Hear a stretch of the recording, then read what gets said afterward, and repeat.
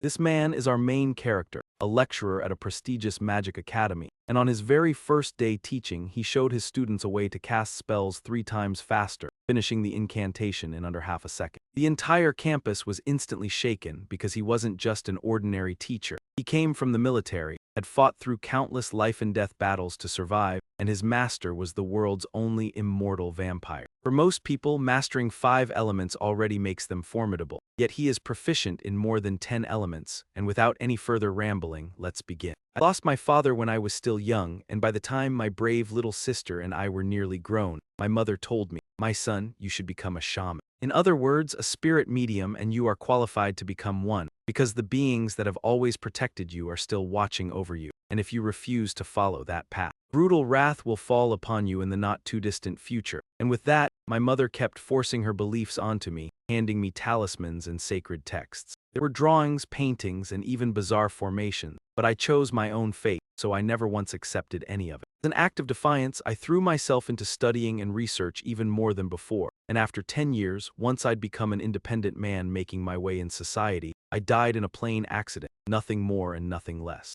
Unbelievable, was this the wrath my mother warned me about? Yet what was even harder to believe was that I had been reborn. I had never believed in an afterlife, but everything my mother said became reality, because people cannot comprehend what they have never experienced for themselves. Unfortunately, I only understood it after I was already dead, so what am I supposed to do now? Cut to a classroom where a young man stands at the lectern and shouts, "Class begins. I'll continue today's lecture on how to activate a magic circle." I'm hiding under the identity of a professor at a magic academy. How did things end up like this? Cut to the imperial capital. Before getting there, I have to catch the train first. A polite ticket inspector stands by the boarding stairs and asks, "Hello, may I check your ticket, sir?" "Thank you, sir, have a pleasant journey," he says as the man calmly boards, thinking, "Car 4, compartment 403, so the 3rd room in the 4th car," and he stops at the door to 403. The moment he steps inside, he sees an older-looking man seated with a newspaper who greets him at once. "A pleasure to meet you." The young man returns the greeting with a courteous nod, and before long the train begins to move, quickly leaving the city behind. 2 men in the same compartment sit in silence, exchanging no further words, until the young man lifts his gaze from his book and looks at the other man. Glancing over the newspaper, he roughly understands the current situation. The Utah Kingdom's civil war has ended, and victory has gone to the princess's faction. In the end, the civil war in Utah has finally come to a close. The man studies him with a probing look and says, "So it really happened. I've always wondered when it would finally end. It feels like it was only yesterday that the prince's side was still desperately trying to replenish its forces. Thankfully, it's all over now. Ah, forgive my rudeness. My name is Luger Chelis Jursat. I have no family name. You must be nobility then." "Yes, more like a house that's fallen out of its prime, so you needn't worry." "Oh, I see. Where are you headed, Lord Jursat?" "I'm on my way to Lin Juno, the Empire's capital. I hear that area is a very famous tourist spot. The nation of Exilian is known as an ideal destination for travelers thanks to its remarkable advances in magical devices. My final stop is Lithever. I've just been admitted to the Empire of Exilian's prestigious academy." "You're so young, surely you must be very talented." Replied shyly, "It's not like that, I only barely met the requirements." "Well, plenty of people can't meet them at all. You should take more pride in yourself." "Thank you for your compliment. Speaking of Utah's civil war, have you heard that rumor that the decisive key to the princess faction's victory isn't a prodigious wizard or high-ranking knights but a disreputable mercenary named Machiavelli? So that's how it is, huh? Come now." Your reaction is rather indifferent, because I think it's nothing more than a fabricated rumor, but it isn't a fabricated rumor. Machiavelli is one of many names I've used while wandering the world in search of a certain object. After that thought, he continued, "This Luger. You'll be teaching at Ryujin A right away." "Yes, I've been assigned to the 2nd-year class, starting with 2nd years, huh? Ah, you're definitely more capable than you let on." Hearing that, Luger looked utterly baffled. Jurzat hurriedly averted his gaze and shook his head, his mouth twitching as he muttered something under his breath. Far away came a tremendous explosion that seemed to shake heaven and earth, and even the once peaceful train was jolted hard by the shockwave. Could the engine have blown up? That seemed unlikely. The locomotive section was supposed to be under extremely tight security, yet somewhere nearby a piercing scream suddenly rang out. That shriek only made Jurzat more certain of his conclusion. This was an ambush, likely the work of a band of thieves targeting merchants or nobles, and if that was true, then one of them was a wizard. "We should hide or get out of here. Wait a moment, just in case, I'll lead the way." Luger scanned left and right, and only after confirming it was safe did he step outside.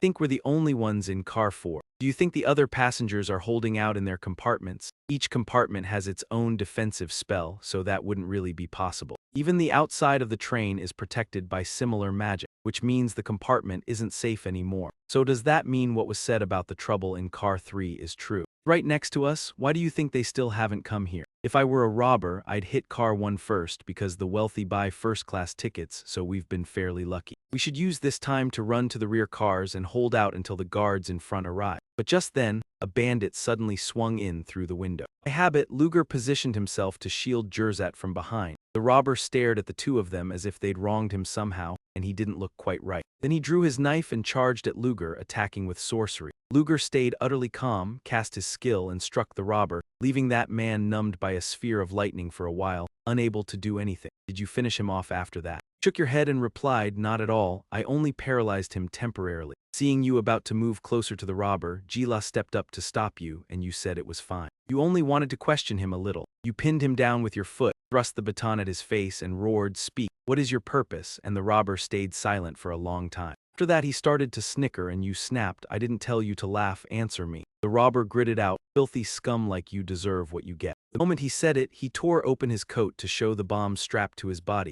and the number on the countdown box had already reached 1 in the final second. What Luger heard was Ji-La's terrified scream right beside his ear, and right after that came an explosion with no small killing power. Its force didn't knock the train off the rails, but the mountains of rock kept shaking without end. No one knew how long had passed within the smoke and dust. Ji-La lay in confusion in the shattered carriage with his hands over his head, and he asked anxiously, Han Luger, are you all right? Are you hurt? But when he looked clearly, the person was nowhere to be seen. The corridor was empty without a single figure, and then he rushed outside to search. In panic, he called out your name, then suddenly noticed the outer mask he was wearing had been torn. Staring at it, he frowned, thinking how much money he had spent on it, only for it to end up like this. When he pulled him out, it turned out to be a burly young man, his face mangled and his tongue severed. Why does every stroke of bad luck keep happening around me? There was no lofty reason behind my use of the alias Machiavelli at all. I simply wanted to borrow the name of a famous figure I remembered from a past life. I once spent a great deal of time wandering from place to place, and after getting tangled in countless incidents, I was forced to change my identity over and over again. Machiavelli was merely one of the identities I had worn before. Back then, far too many things happened, drawing unwanted attention to someone who could not afford to have his identity exposed. But fortunately, the princess slept soundly on the triumph she believed she'd won. So I seized the moment while they weren't paying attention and switched identities. At the time, I was on a magic train bound for Lin Junio, and yet, at that thought he let out another sigh. Why is it that wherever I go, accidents follow? The train had taken a massive blast, yet it still hurtled forward at full speed. He flung the mask away with a trace of regret. Rest in peace, Sir Luger.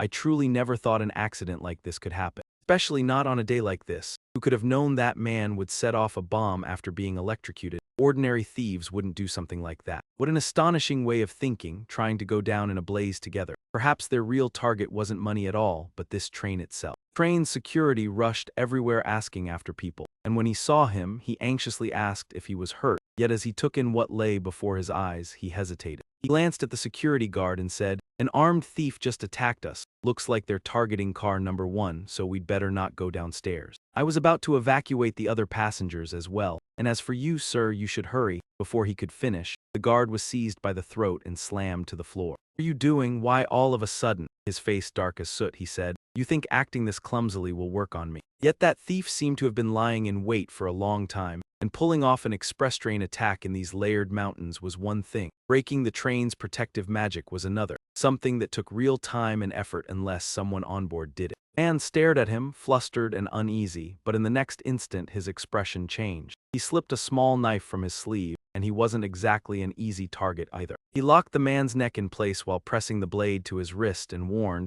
I suggest you don't do anything stupid. You're fast, I'll give you that. Who are you people and what do you want? Keep your mouth shut and move. But after only a few steps, the train lurched again, and that familiar sound made his whole body tense. He shoved the guard ahead without hesitation, and at once, from some hidden corner, someone opened fire and riddled the guard with bullets. They didn't even give him time to send a signal. Had he tipped them off beforehand, Just then, someone kicked the door open and strode in. What the hell? There's still someone alive? We've already sprayed plenty of rounds. How is he still breathing? Who the hell are you to toss around words like life and death so casually? They didn't waste a single word before raising their guns and opening fire. But when he swept his gaze over them, their fingers went to pull the triggers and found the mechanisms locked stiff. Nothing would fire. What now? The guns won't shoot. Wait, that guy couldn't be. A magic circle flared to life in his palm, and only then did the terrorists realize he was a mage. He must have used some kind of spell to ruin our guns. Then he glanced to the side, where a thin current of aura drifted and gathered into a single point, and the spell in his hand vanished, so he can cancel it too. I never thought there'd be a mage on this train, so give it up. While speaking, the terrorists edged several steps closer to him. If you surrender, I'll make your death as painless as possible. He looks fairly strong, but he's probably only a rank 4 mage like me. It has to be it, because otherwise I'd have heard rumors about him already. His eyes grew strangely calm, and the bomb has been active for 10 minutes now. There's still a long stretch of time before the train clears the Arett mountains, and reinforcements will take a while to arrive, so I can't rely on them. In that case, I'll handle it myself. He's jumped down already. Hansen, go check, hurry up. When they looked again, he was already gone. A man named Hansen craned his neck and said, looks like he really did jump down, he must be scared. But before he could finish, Hansen was gone forever. The people below were stunned when they heard, but how is that possible? Did he fly up with magic? Can someone keep pace with a moving train by flying? Shut up and chase him now. Our opponent is a mage, and hauling along too many non-mages will only slow us down. Leave just a few behind while the rest surround Car 1, and under the boss's command, the men opened fire. Up on the roof, he kept moving non-stop to stay out of their line of fire, while the men below, tracking the sound of his footsteps, chased after him at full speed. He's heading for the very last car. Move, grab him now. The door had barely cracked open when an explosion slammed in, snuffing out several of the terrorists in an instant. Trap impossible. In so little time, how could he pull that off? What on earth is this? Compared to the mages he had faced before, this one was different, terrifyingly so. Every motion was brutally practical and unbelievably efficient, more like a hunter than a mage. Might even be a mercenary for all they knew, yet the terrorists caught a loud sound outside. The leader heard it and instantly judged the truth. He decoupled that car and escaped, and I should have realized sooner. He never needed to fight us at all, he thought, charging for the door. When he flung it open, the two cars were already separated by a wide gap. Like that, half went on and half stayed behind. He stared at the silent stretch of train behind them, lost in thought. Damn it, we've lost him. We can't abandon the whole train just because of that man. I've memorized what he looks like, and we'll track him down and eliminate him soon enough. All at once, the boss felt an invisible weight pressing down on his shoulders. What is this overwhelming surge of mana? The hell did it even come from? The old man spun around in a panic and saw that you had been standing there for who knows how long, along with a dazzling golden formation that bound them tight. You looked at them blandly, as if granting them a few seconds to say their last words. How could that man be here? Don't tell me this is another trap. Light sliced through the terrorists, and they scattered like dust before a fierce gale. Their leader reacted fast, drawing his sword to block a few spell strikes. Moments later, fear flooded his face as he shouted to his underlings to run for their lives. But that radiance only grew brighter and brighter. It swallowed the terrorists whole, leaving not a single one behind. No one knew how long it took before the haze drifted thinly through the building, and you stood there, staring at the result of your work. It's over, so you actually survived, didn't you? Why did you wipe us out like this? Don't you feel even a shred of guilt toward us? Our companions offered up their strength to this world of ours. As he tried to continue, you cut him off. Beyond anything I imagined, your madness is far beyond what I ever thought possible. Weren't you the ones who most wanted me dead? How can you even say that? And now you dare beg for sympathy after everything has ended up like this. You still plan to twist words right in front of the people you ruined. And the one you hunted down and tried to kill was me. Yet you still want to pin it on me. Of course you can, right? I was going to run at first. You'd already seen my true face, and I knew that if I ran, you would definitely chase me down, wouldn't you? Whipping you out right now would make my life a whole lot less troublesome. And the so-called boss suddenly had a long icy gash streaking down his body. He stared in shock, unable to understand who had struck in his place as someone walked in from outside.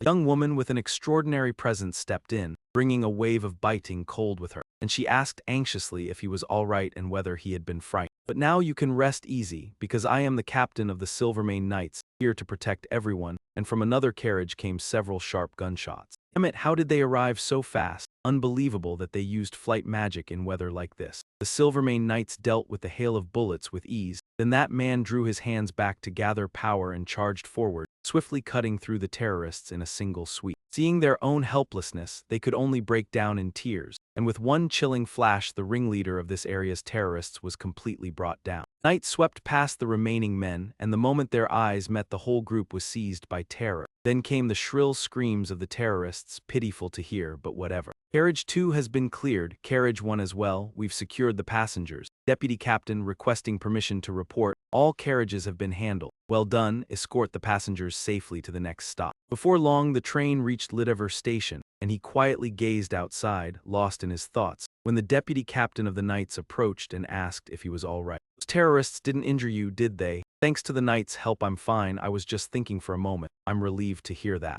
Apologies for the delay, I am Mr. Johnny K. Devon, and as he was about to say something, someone abruptly cut him off. When she turned around, a square-jawed man approached and calmly asked, "Are you the commander of the Night Legion?" "Yes, I'm Vice Captain V. Zonica Devon. I'm Inspector Jem Lutz from the Litover City Police Department. I received word about a train attack in the ARETT mountain range. Yes, we eliminated every terrorist there. We're deeply grateful for what your Knights did, however. There are a few things that weren't mentioned in the report, things that were left out. Such as, the train was taken over far too quickly. Even with witches among them, they slipped into the French-powered locomotive with alarming ease. We suspect someone on this train may have aided the attack. What you're saying makes sense, of course, it's only speculation for now. Once we confirm the suspect's identity, we will dispatch people immediately." She nodded to show she understood, then turned and called to the person inside. "You heard him, didn't you? As long as you're honest, there won't be any trouble." He wore a composed smile, but panic churned inside him. "This is bad, there isn't a single flaw in the Gorek identity. Ticket was purchased through a normal channel, and he boarded the train legally. The problem was that no matter how he looked at it, this face didn't belong to a man over 40. He was certain he'd be hanged. If he was lucky, maybe it would be only torture. Outside were knights and inspectors everywhere, so escaping was impossible. On top of that, this vice captain was the classic type who showed no mercy to criminals. She might be smiling and treating him well right now, but that meant nothing. But the instant he was exposed as a suspect, his thoughts were cut off by the inspector's voice asking if he was all right. "Pardon my rudeness.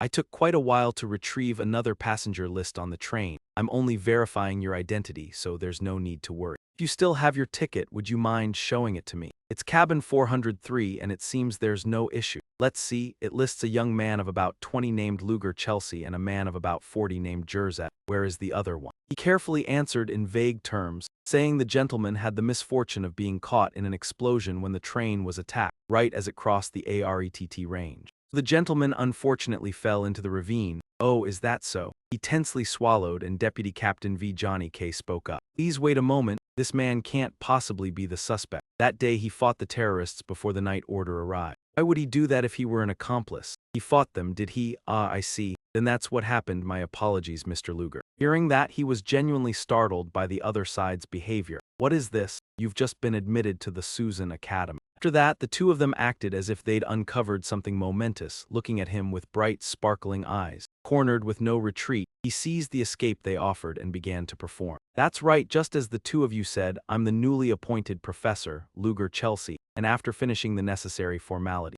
Deputy Captain and the inspector saw him out for a brief word outside, apologizing again for the inconvenience, and Mr. Luger replied with practiced courtesy. "Not at all, I managed to get here smoothly thanks to you both, so why not allow me to escort you to Susan Academy? You are the one who will shape the Empire's future generation. How could I casually let you leave alone?" He roared silently to himself. "Being escorted by you would make me even more uncomfortable. I need to go handle a personal matter, so don't force yourselves on my account. If that is your wish, then so be it. I'll take my leave first, Ms. V. Zonica, though brief. It was an honor to meet you, Mr. Luger, and I hope we meet again." He said goodbye and quickly melted into the crowd, walking with steady confidence while anxiety churned inside him, telling himself, "I did it. I'm going to make it. Sorry about this, Luger, but you saved me, and I'm grateful this world's photography still isn't very advanced. Luger and I are hard to tell apart from a single photo, so once I slip free of that mess I should be fine. Hide while I find a new identity." Yet the thought died the instant it formed when someone's voice called out for Luger. "It really is you? I saw you speaking with the Knights. I'm a staff member from Susan Academy and my name is WIL4. I came to pick you up after hearing about that terrorist incident, and I'm relieved you're unharmed, so please get in and I'll take you to Susan." Seeing there was no way to slip away, he could only shelve his plan in frustration as the carriage rattled along the street. and what stood out was that the academy used an energy-powered steed instead of an ordinary horse to pull it while he sat in silence, lost in thought. Damn it, I never expected they would even send someone specifically to pick me up, and that person clearly wasn't some ordinary employee, setting aside his powerful build. I couldn't sense his presence at all when he came close to me, so at the very least he must have been a knight, and if I try to get out of this with some stupid brute force stunt, he will definitely grow suspicious and keep me under watch. So for now I'll choose the safer option, since it may be better than trying to run, and Gerzat has already been confirmed dead. Right now I can be considered nothing more than a ghost, so even if I'm dragged somewhere, no one will pay attention, and to be honest, it would be better if I had a solid identity, so I should keep playing Luger Chelsea while I wait for the right moment. We've arrived, Sir Luger. This is Susan Academy, and when he looked over the campus, he was utterly stunned because the entire place was Susan's grounds, far larger than I had imagined. I'll take you to the office and you can leave your luggage with me. The man led him down the broad corridor, and as he stepped into the office, he spoke first. I'm Luger Chelsea, and I'm here in response to your summons.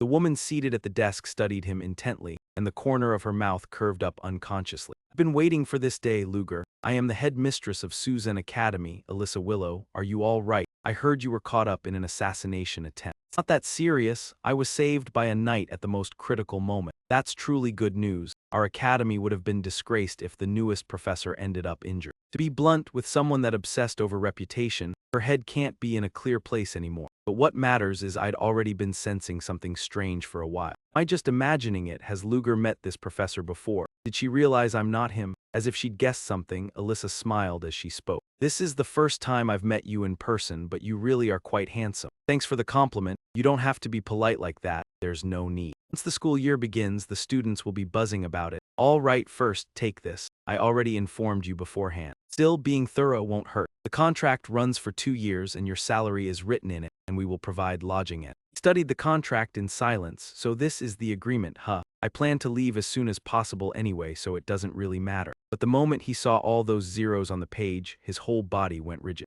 Converted into the continent's common currency, that's 30 million Aiden, about 300,000 US dollars. What do you think? The terms are solid, aren't they? He forced himself to answer, not bad. He said that, but his reason had already detonated inside him. He'd hit the jackpot. Calm down. The Academy's expectations for Susan's professors are also extremely high. I really settled down here in a grand hall packed with geniuses. But I've already committed to the job, and it would look even more suspicious if I came all this way only to refuse the work. I had no choice but to agree. Scamming, lying, and playing with emotions are my specialties, and I've double-checked everything, so let's sign the contract. I have real-world experience, and I'm not asking for any theoretical background. I think I'll make a pretty solid professor. Fine by me. I look forward to working with you, Professor Luger. Likewise, Headmistress Willow. As he shook Willow's hand, he quietly weighed his own situation after 2 years, and that night in some rented house, the new school year would begin in 3 weeks. There's a lot I need to get ready, and it's hard to believe they even rented an entire house for me. So this time I'm an academy professor, and I've been in this world for 27 years now. Born with no abilities and only memories from my previous life, I had to fend for myself because of those awful parents, and I survived one absurd predicament after another. It's unbelievable that I'm now a professor at Susan. It's basically like being a spy. More accurately, I'm being forced to act as one, and I needed a fresh identity anyway. And this Luger identity is perfect for me to impersonate. He was a down-on-his-luck noble from the small kingdom of Guadon, an only child whose parents have both passed away. The letters are nothing but blank pages, so it looks like he wasn't close to anyone, meaning no one will notice I'm not him. This cover is almost too perfect. All that's left is the teaching material and information on Susan. All right, time to scout the area, and only now do I realize I haven't eaten since that bastard on the train. I figure I'll start tomorrow morning. Where did they say the restaurant was again? And early the next day he stopped by a cafe to relax and read the paper. 2 weeks had already passed, time really flies, and I'd more or less finished what I needed to do. And the preparations for the class had gone quite smoothly. In another week the new school year would begin, and all he had to do now was focus on training. Seeing someone arrive, he figured the morning rush was about to start. Lion quickly finished her coffee and got ready to leave, while the newcomer took the seat right behind him and whispered, "I'm glad you're still safe. I was afraid something had happened to you." Hearing that, he nearly choked on his sip of coffee. The cafe was hushed in the early morning. When he didn't move at all, she said, "Why didn't you contact us for those 2 weeks?" The other members were also eager to know how you were doing. He calmly took a sip of tea without answering, then set the cup down and said, "All right. Let me confirm what I checked the other day. The report was accurate. They came looking for someone named Luger Chelsea." The girl went on, "That assassination was only an accident. We didn't think the rebels would strike at that moment. And I also need information about Susan. Didn't you already send it to me? I have to verify whether the information is accurate." Hearing that, the girl said she understood and started searching through the documents. And though his voice stayed steady, inside he'd been ready to spring up for a while. "Right now, I should go along with it so I don't look suspicious, shouldn't I? So has your side already handled everything?" "Of course, before coming here, we assassinated every key figure at the academy. We identified the traitor within the organization. From what I heard, their limbs were torn apart and stuffed into their own throats, then they were tossed out for stray dogs to eat. You really think this suits a pack of traitors?" His gaze flickered with a hint of confusion toward the girl behind him as she kept forcing herself to stay calm. The girl jolted as if she had just realized something. "I'm sorry, I should have verified everything before reporting." "It's fine, but why did you suddenly come to see me? It's been nearly half a month since the Tier 1 group arrived, yet there's still no news, so you chose to act on your own at a critical time like this." Hearing that, the girl panicked and rushed to apologize. "Your suspicious outfit was already irritating enough, and now you want to look even more suspicious. They're being provoked into making moves, there's no doubt about it. This girl is terrified of a man named Luger. Fine then, it's time for the inspection. So how many people have gathered so far?" 31 Tier 2 and 7 Tier 3 have infiltrated successfully, and the other Tier 1s arrived earlier and settled in as planned. Everyone is accounted for." "Understood. Once I'm done checking, you can stand up." "Got it. At the next meeting, you only need to show up at the predesignated location. You want me to go there?" The question hit the girl like another crushing wave of pressure, and he showed no mercy as he added, "Someone as lowly as you is giving me orders." When she stammered in fear, he continued, "I don't want to hear your excuses. I'll decide the meeting place, and I only meet when summoned by someone at my level or higher." "By higher, you mean a higher tier." "That's right, don't bother me with trivialities unless it comes from that person." With that, he turned and strode away, holding himself rigid as he walked. Damn, those guys are more dangerous than I thought. Assassinating the Academy's key figures, and what they did to that traitor was sheer madness. He needed to slip away fast, but that girl suddenly called out to him. "Please, my lord, wait a moment." He stopped in confusion without turning around. When would he contact them? And how was he supposed to do it when he had never thought that far ahead? Did he really have to spell it out to her himself? "Ah no, ma'am, please get back safely," he said, then immediately searched through all the information once he returned, finding that he was a noble who stayed away from home year-round. That man had no relatives at all, advanced to rank 4 faster than anyone, and was professor of Sojin. Damn it, he should have suspected it much sooner. The reason Luger's circumstances were so perfect was simple. From the start, it was a fabricated identity made for this job, because he couldn't infiltrate the academy under his real name, and every letter he sent or received as Luger was nothing but coded signal.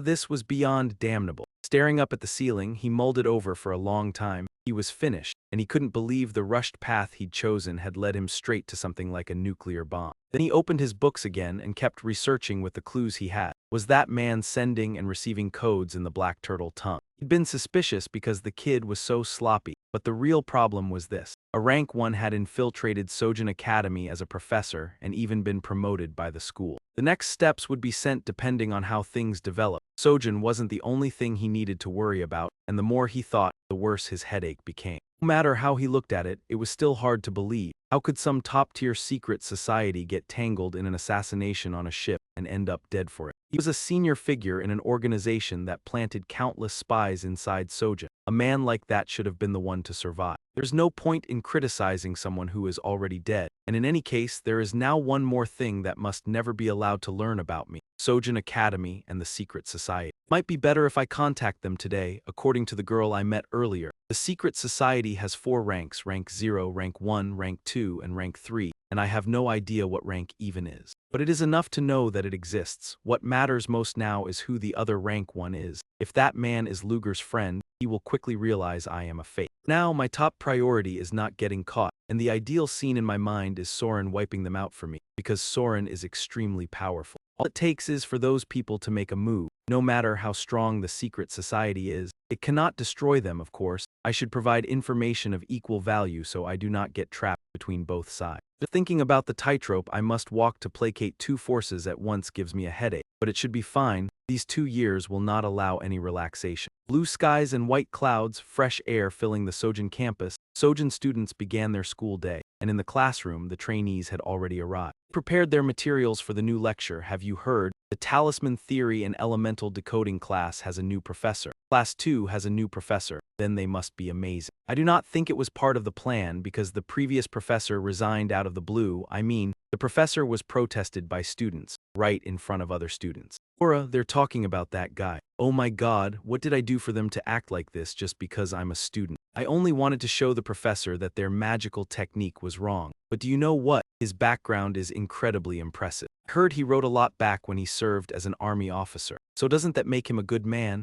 He's really not ordinary, is he? But you know, that man is a Zasu aristocrat. Really? Then earning points should be easy. The girl named Flora listened to the whispers and grew faintly more disappointed. The classroom door suddenly swung open. Luger walked up step by step to the podium. It's a pleasure to meet you all. I'm your new professor, Luger Chalice. His gaze was sharp yet composed as he looked each student in the eye. The students immediately fell silent, instinctively feeling a measure of pressure. He continued, since this is only a trial lesson. I won't start the content right away. I have a few things to note first. I will teach you spells, but the way I teach will be very different. I'll focus on practical uses. I won't be teaching theory alone. And this class isn't only for the second years here. First years may attend as well. Wyatt, I understand your complaints, but I will not lower the difficulty of this course, so don't try to bargain with me. A student raised a hand to speak. May we know why you're allowing first years to join this class, Professor? When she turned back, it was a courteous blonde girl who looked exceptionally talented. You thought he looked vaguely familiar, but you felt nothing as he continued. As an educator, I believe my responsibility is to teach with equal fairness.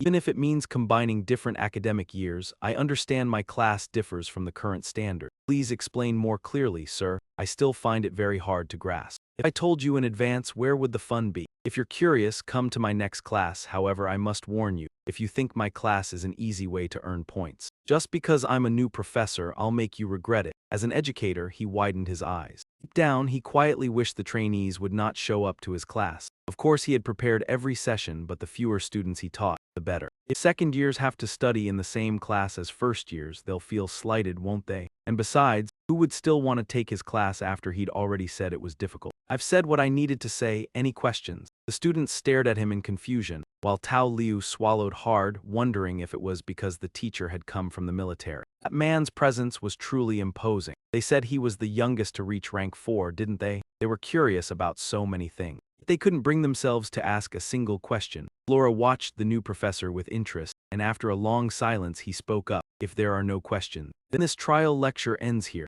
With that, he left in a haze of existential doubt. The weight in his chest temporarily lifted. Who would have thought nobody would ask anything when he had expected a few questions about himself? Well, that works out fine for me, but all the answers I spent time preparing turned out to be pointless. Wait a second, don't tell me they're deliberately ignoring me. Honestly, that wouldn't be surprising. I should probably act friendlier. Maybe I bruised their pride, or am I putting on too much pressure? As he walked on, he noticed several trainees who had just left the classroom, each of them looking at him with uneasy concern. Some even edged a little farther back. Only then did he realize the trainees were lined up on both sides, all staring at him anxiously. It was just my guess, that's all. But it's actually true. You're the new professor, Luger, right? A pink-haired girl stepped up and greeted him politely. It's a pleasure to meet you. I'm Selena. I'm a professor as well. Ah, it's nice to meet you too. What is it? She hesitated before speaking. I was wondering if you've eaten yet. The scene shifted to somewhere on campus. It's a pleasure to meet everyone. I'm Brino, the instructor in charge of the Golem summoning class. I'm Merylda. I teach Charm and Illusion, part of the Curses and Dark Dispelling course. It's an honor to meet you all. I oversee the spellcasting class. I'm Luger Chelsea. He looked them over, assessing. So this is a gathering for the professors to get acquainted with each other. Meanwhile, a young man stood several meters away from the crowd, watching. Feeling that stare fixed on him, Luger turned in curiosity to look at the other person. Yet the man didn't even bother to acknowledge him and simply turned away. Professor Merylda leaned in and whispered, "That's Professor Ziz Benimo. As you can see, he's nobility, unlike commoners like us. Among the new professors, there's one noble, one fallen noble, and 3 commoners. Maybe all of them follow different rules. Every one of them possesses extraordinarily high skill in their own field. In other words, it wouldn't be surprising if even another rank 1 among them had no idea. Coming a little early didn't make things any easier for me. I couldn't even believe my colleague, the arrogant Professor Jai, saying, I can't stand staying here any longer. I was so curious what the newcomer would be like, but who would have thought it was only a fallen noble tagging along with a few commoners? Don't sully me. Go enjoy yourselves without me, and especially with that one. Don't act so high and mighty when you're nothing more than a fallen noble. After that, he turned around and left. No, he's a noble, but how can he look down on us like this?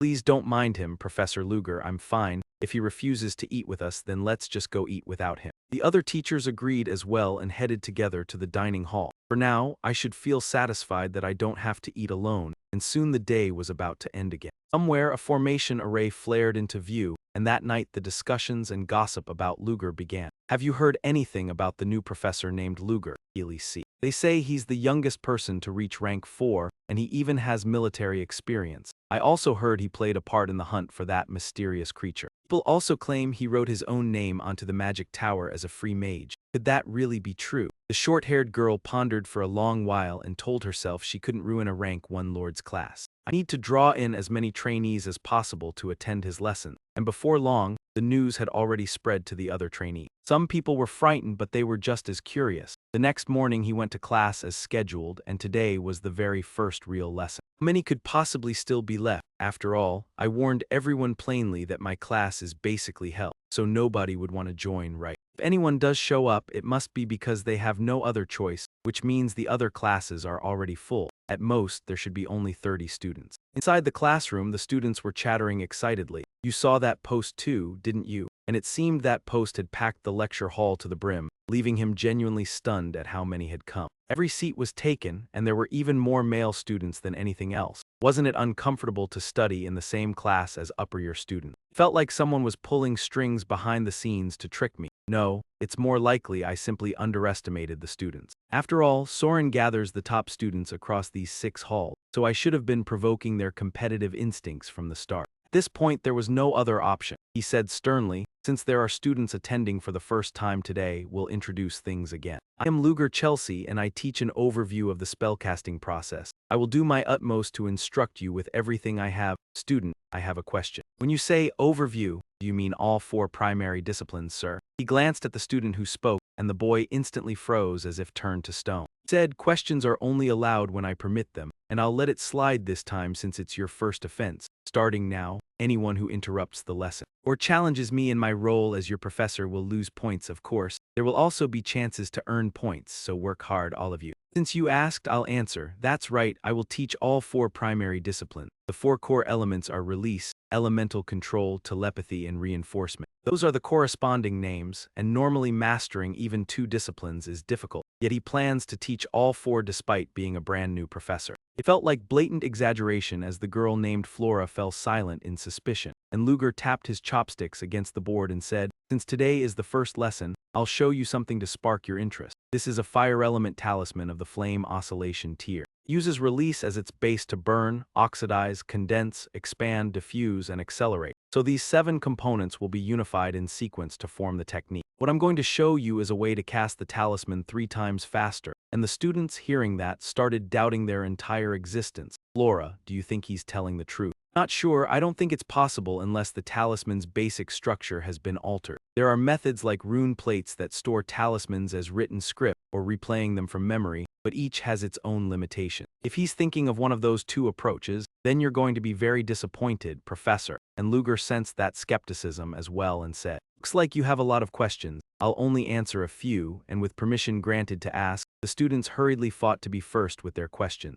My name is Alex Salin, I'm a second-year student. When you say you'll shorten a spell's casting speed, what exactly do you mean? To be precise, I mean it will cast faster. Next question. I'm Dahlia, a first-year student, so you're going to modify the technique. No, if you tamper with it, a completed technique is no longer the same spell. It becomes a different one. What I'm about to show you is how to reduce casting time while keeping the spell exactly as it is. Professor, that's impossible. Hearing a student object, he didn't argue at once, only listened in silence as she spoke. I'm a second-year student, Flora Lumos, professor, and what you're saying can't be done. The others looked at her and whispered among themselves. She finally stepped in, this professor is finished. I've never approved speaking without my permission, but this time I'll hear you out. Why are you so certain it's impossible? Based on every formula that currently exists, the only way to shorten casting time is through reconstruction. You're claiming an achievement no genius has ever reached before, so I can't put my trust in it. Then instead of saying it can't advance. If it doesn't advance, magic is stagnating because we obsess over mastery and history, while science keeps progressing steadily. So steadily it could threaten the standing magic has held for so long.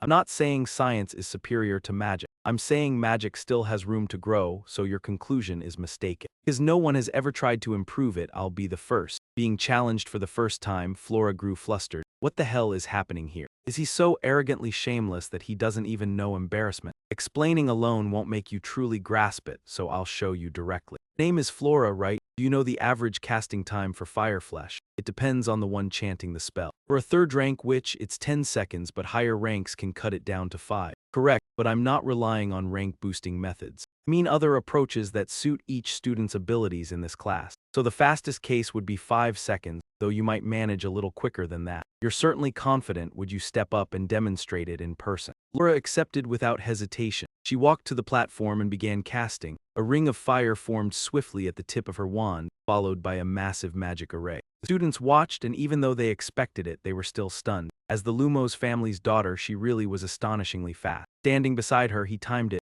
78 seconds for the full incantation, a result that was nearly impossible for 152, and the sequence was flawless. She turned as if it were nothing, but he still criticized it as too slow, leaving Flora frozen. The fastest third-rank record was 4.41 seconds, so this was still too slow. Flora immediately argued back that if she practiced it, she could cast even faster. Even that 4.41 second record is still too slow. The moment he said it, the entire class erupted in murmurs. Everyone watched closely. This is how Fireflash should be used. He started casting. Flora stared intently, wondering what he was doing. This wasn't the Fireflash technique. But in the next instant, the array appeared, and seeing it firsthand left the whole classroom gaping in disbelief. What was happening? The spell completed in a blink, taking less than a single second. Just now, that was definitely not the fire control technique. There was no complete incantation sequence at all. You saw it, didn't you? I'll do it once more for anyone who missed it. He set down his wand, and in the very next instant, Chen-Fa appeared. This time, both Flora and the other students were forced into silence. After all, every one of them looked different now.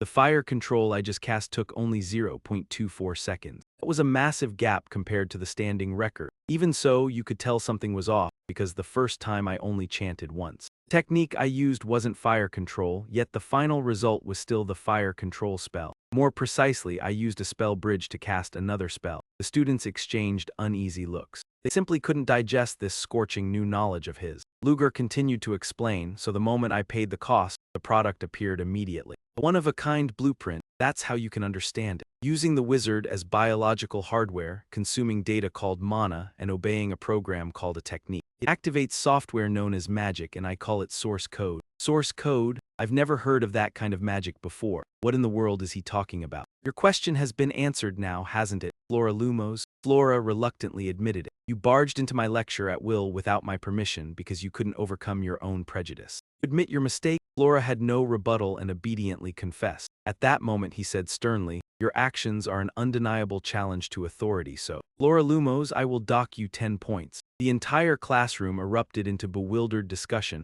never expecting someone so outstanding could still get penalized. Flora, it felt like a humiliation, yet she couldn't deny her own fault either, so all she could do was turn back to her seat in anger. Mixing reprimand with consolation, he continued, still, your fire harnessing technique was executed flawlessly, so I'll give you 10 regular points. I don't dislike capable students. Well done, Flora. She thanked Luigi, yet her fist remained clenched, unwilling to relax. Friends quietly breathed a sigh of relief, as if those penalty points had never happened at all, and her best friend beside her looked at her with worry while Flora answered with a smile. Thanks for worrying, Cheryl, I'm fine. Could he really let it go that quickly? As expected of Flora, yet Cheryl had no idea that even as she said it. Inside, she was still extremely unsettled. Now we'll officially begin the lesson, he said. I'll select a few students who can keep up and teach the origin code. If you want to learn it, then work hard. Under his gaze, the trainees didn't dare slack off, and the classroom fell silent with only his lecture to be heard, while a student up front watched him with open admiration. Because everyone had only been saying strange things about the professor, he had wondered if he'd chosen a terrible class, but it was truly astonishing. He was really at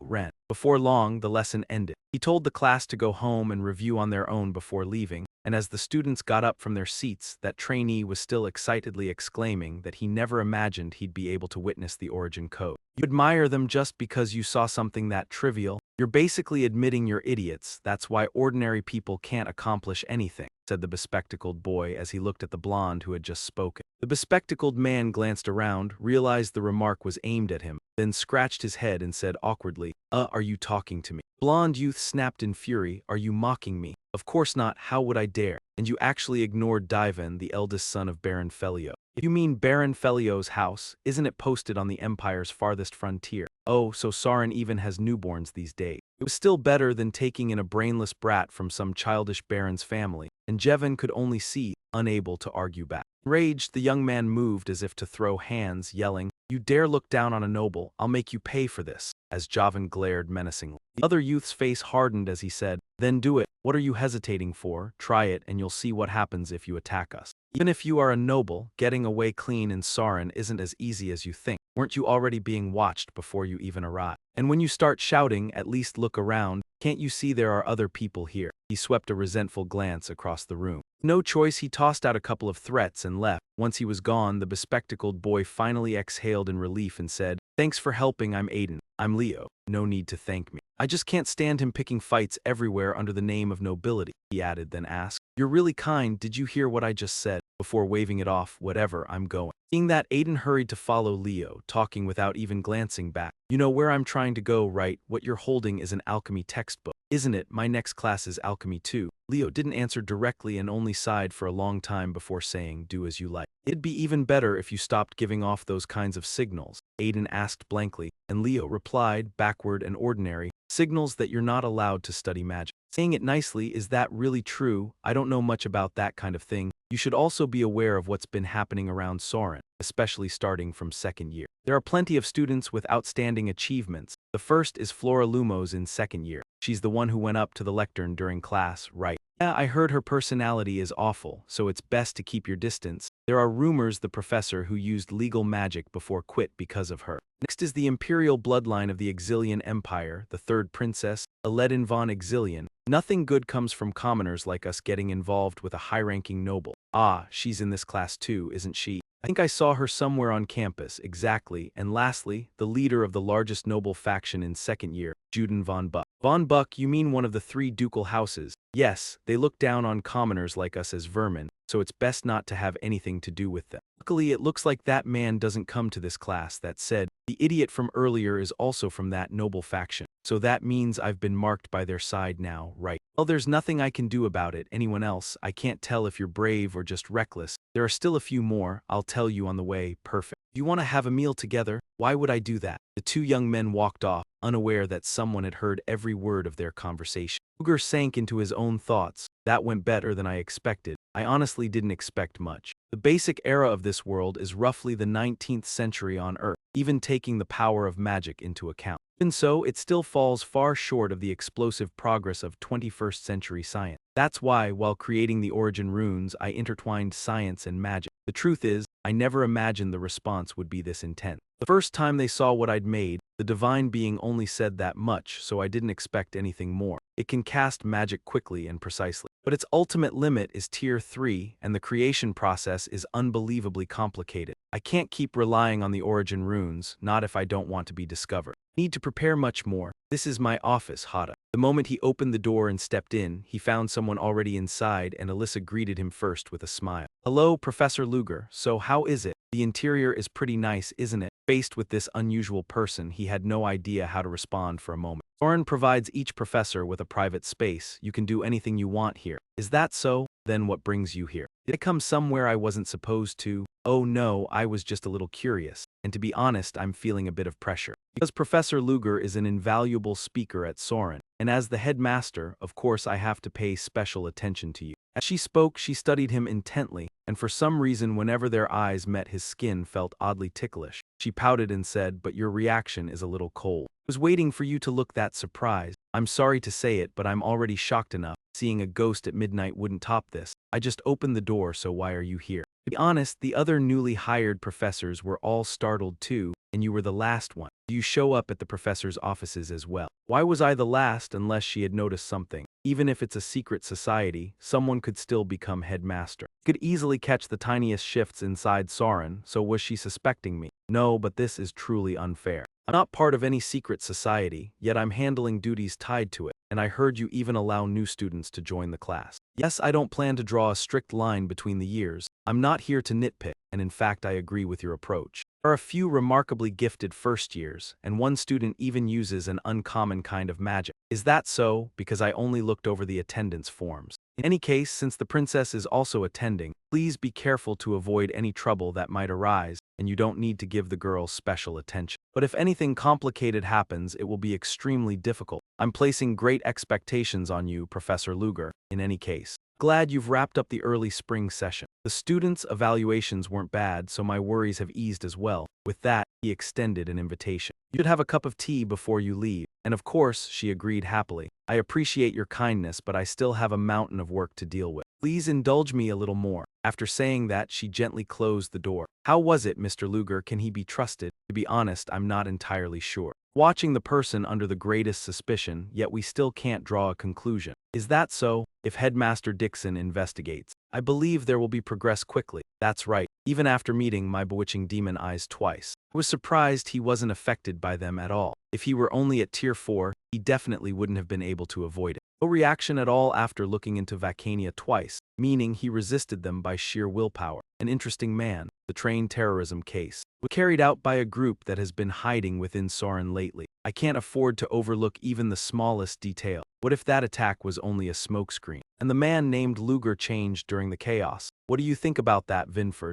I can't say for certain. I believe he's definitely no ordinary man, even if it's only an old man's hunch. You know my judgment of people is reliable. Of course, if we're to place our trust in Professor Luger, we'll need to watch him for a while longer. Meanwhile, Luger had just dealt with an exhausting time bomb, and now he had to meet that monkey in private. No matter how you looked at it, she'd come to interrogate him, but anyway. I haven't done anything for them to catch hold of, so I'll just keep doing what I've been doing. Though now that I think about it, the Lumos family is an extraordinarily influential ducal house. No way her family wouldn't pressure me over what happened before, right? Not a chance. How could she possibly care about that when I even gave her bonus points as a gesture of reconciliation? And besides, just as the headmaster said, there are so many gifted children here, from those newly backed by the Mage Tower to the Princess of the Empire, as he flipped through each dossier. One page suddenly caught his eye, so this is the boy with the abnormal magic. But why does this child look so familiar? He'd remember later. Either way, I can't let my guard down. By the way she's watching me, it's clear she still doesn't fully trust me. Would it be better if I threw in with the secret society instead? The girl earlier called me Lord Daiyi, so there's no way Miss A didn't recognize Luger when he boarded the ship. Which means she calmly accepted that Luger's appearance had changed, and if Luger truly specializes in disguise and deception. No, of course not. I know perfectly well what will happen to me if I'm caught, and there's no guarantee they'd save me even after I've served the organization. Right now, the only option is to play my role as a professor well. Knock at the door outside abruptly cut off his thoughts. Hello, Professor Luger, I'm here to deliver this item, a patrol certificate. Yes, because today is Professor Luger's shift, and now that I think about it, it was mentioned in the contract as well. And in any case, I've already put it into your hands. I'll take my leave now, and he sat in silence staring at the paper in his hand, thinking nothing would happen in the training area, right? Did you say? Repeat that so I can hear it again. I said there's no reason for me to leave at all, because this place is open for everyone to use. If you feel uncomfortable, why don't you leave on your own? Are you talking back to me, a commoner like you? Soren doesn't rank trainees by status or bloodline. Don't you know that? Are you blindly trusting that nonsense just because it makes you feel good? Commoners really are stupid, aren't they, Lady Diana? Those lowly wretches are only trying to claw their way up. I told you. And with that they all burst into mocking laughter at the girl. Is it? No matter what I say, these people have no intention of listening. You heard it. A commoner should kneel down and beg for forgiveness. When she saw the short-haired, blue-haired girl turn away and ignore her, the young lady grew even more irritated. That commoner ran off, Lady Dynamo. In the end, she had no choice but to do that. It was an utterly pointless step. How could a commoner dare to disregard me? Trash like you. How dare you do that? She snapped, then swung her wand to unleash a spell as a magic circle formed and countless bolts of lightning shot out. This sudden outburst left the two people following her too late to stop it, and the short-haired girl was caught off guard by the attack and couldn't resist in time. Bolts of lightning struck first, bursting into blinding blue-white light before the short-haired girl. When the glare faded and she was unharmed, the young lady flew into a rage. Who was it? Who dares interfere? A measured voice answered her. What do you think you're doing here? I can't believe you had the nerve to fight without permission in a training ground meant solely for honing a wizard's skills. Oh, this doesn't even count as a fight. I never imagined something this serious would happen the moment the term had barely begun. So Soren means nothing to you, does it? None of the students below dared talk back, though some were startled and others plainly resentful. Drifted down gently, yet still scolded them. I would have let it slide if it were just a petty squabble, but any way I look at it, this is one-sided violence. Why would you do that, teacher? This is clearly about defending each noble class's authority. He repeated, authority, every student of Soren is equal. It doesn't matter how exalted your bloodline is, so I cannot overlook this. Follow me to the office at once. Seeing her status counted for less than nothing, the young lady seethed, damn it, wretched, fallen, low-born nobles. The instant the words slipped out, she stiffened in panic. The lackeys who always trailed her turned fearful as well, while the short-haired girl he had saved stared at him in confusion. Luger fell silent for a long moment. With furious voice, he glared past her at the students behind and said, "What did you just say?" In a few clipped words, a powerful presence flared from him, choking the young lady as if she couldn't breathe, and he advanced step by step, ordering her to repeat it once more. Faced with that terrifying presence, even standing was difficult, let alone speaking, and he slowly said to the young lady before him, "Did you just call me a fallen noble?" Other students hurried to summon additional teachers for help, and when Professor Selina saw the tension rising, she stepped in to intervene as Luger lifted his hand. He set it on the young lady's shoulder and gave a few light pats, the suffocating pressure immediately easing, while Selina stiffened and looked at him, just as you said. The willful young lady, Dynamo, stared at the professor in confusion as he spoke evenly. Just as you said, I truly am a fallen noble. This is Soren, and I am a professor at Soren, and what you said just now was an outright provocation of a professor's authority. Was I wrong, though, and you are still a student, and adjusting to a completely different environment is very hard for you, so I will let this matter go. Consider it a warning for your careless words, but you will, of course, receive proper punishment for what you did to your classmate. Now then, Ling, are you injured? Girl named Ling replied that she was fine, which finally put him at ease. I'll leave the rest to you, Professor Selina. And after that, he turned around and walked away. Ling felt her heart pounding hard. Did he remember that she had been in his class, when she had only been a commoner among 80 people back then? Someone a professor would never notice, and thinking of Luger, she unconsciously murmured his words, in Soren, everyone is equal. My first impression of him was simply that he was a terrifying professor, but I felt I could trust him and follow Professor Luger, so I'll do my absolute best. Went outside to the bench and let out a long sigh, and for some reason his mind suddenly filled with countless voices, like a whole hive of bees buzzing in his head, as he pulled a vial of medicine from inside his clothes. He tapped out a few pills and swallowed them in a hurry. Thank goodness he had them with him, or he would have been in serious trouble, so why the hell did it flare up right now? It almost exposed that ugly side of himself, and he could feel the headache symptoms he'd had since his first year at the training center. Still, he'd managed to endure it until he ran into that argument, and halfway through the symptoms worsened, so he'd meant to leave quickly. Why the hell did that girl have to shout those words at that exact moment, when he couldn't just pretend nothing happened and act like he hadn't heard? He thought what he said deserved a round of applause, yet his expression had been unbearably unpleasant, and he wondered if he hadn't looked scary back then. The vial he'd just taken was the last one, and he would probably be fine for about 5 days, though situations requiring mana could arise during those 5 days. He borrowed from the infirmary, he'd have to leave a record which was far too risky, so he needed to contact that guy as soon as possible. The next morning, a werewolf, what did you just say? That's right, a werewolf. The trainees who visited the children yesterday saw a shadowy figure wandering across the rooftops in the middle of the night mist. I understand the ghost rumors in the city district, but there are people in Soren as well, and of course those kids have probably seen other things. Still, you can't rule out that it's real, because something strange has happened inside Soren Academy too. There are even 7 ghost stories about Soren, did you know? That kind of thing too? Yes, haven't you ever heard of it? Professor Selina seems to know a lot about ghost tales, and when she heard him say that, she blushed and hurried to explain. It's not that I always investigate carefully whenever I hear ghost stories inside Soren. I just wanted something relaxed to talk about with the trainee. Usually pick topics that are easy to chat about, so I looked into a few of those stories a little. It's not because I'm deeply fascinated by them. And it's certainly not because I like them or feel drawn to them. Yes, I understand, so please calm down. Merylda eased the moment and then brought up Professor Luger. I heard you unveiled an incredibly gripping subject in your very first lesson, a world-shaking magic that can shorten incantation time. What was it called again? The origin code. The 3 of them drew the attention of many nearby teachers who wanted to listen in. Yes, that one, right, is it true? He nodded to confirm. So it really exists. I can't believe a spell like that is real. The teachers who were eating even set their spoons down and turned to watch. Seeing everyone so eager, he felt a brief flicker of confusion, and Merida explained that it was because they were all fascinated by Professor Luger's magic. The rumors have already spread far and wide, but is it really fine to perform that earth-shaking spell here? Yes, if it is truly that astonishing. You could even secure a patent from the Court of Magical Law, yet I do not genuinely care about such things, and it is better if you ignore those patents, because without anyone backing you, all you can do is lie still and wait to be robbed and beat. And of course you have no idea what will happen if the Mage Tower reaches you first. But the problem is that all the professors are staring at me with blazing eyes.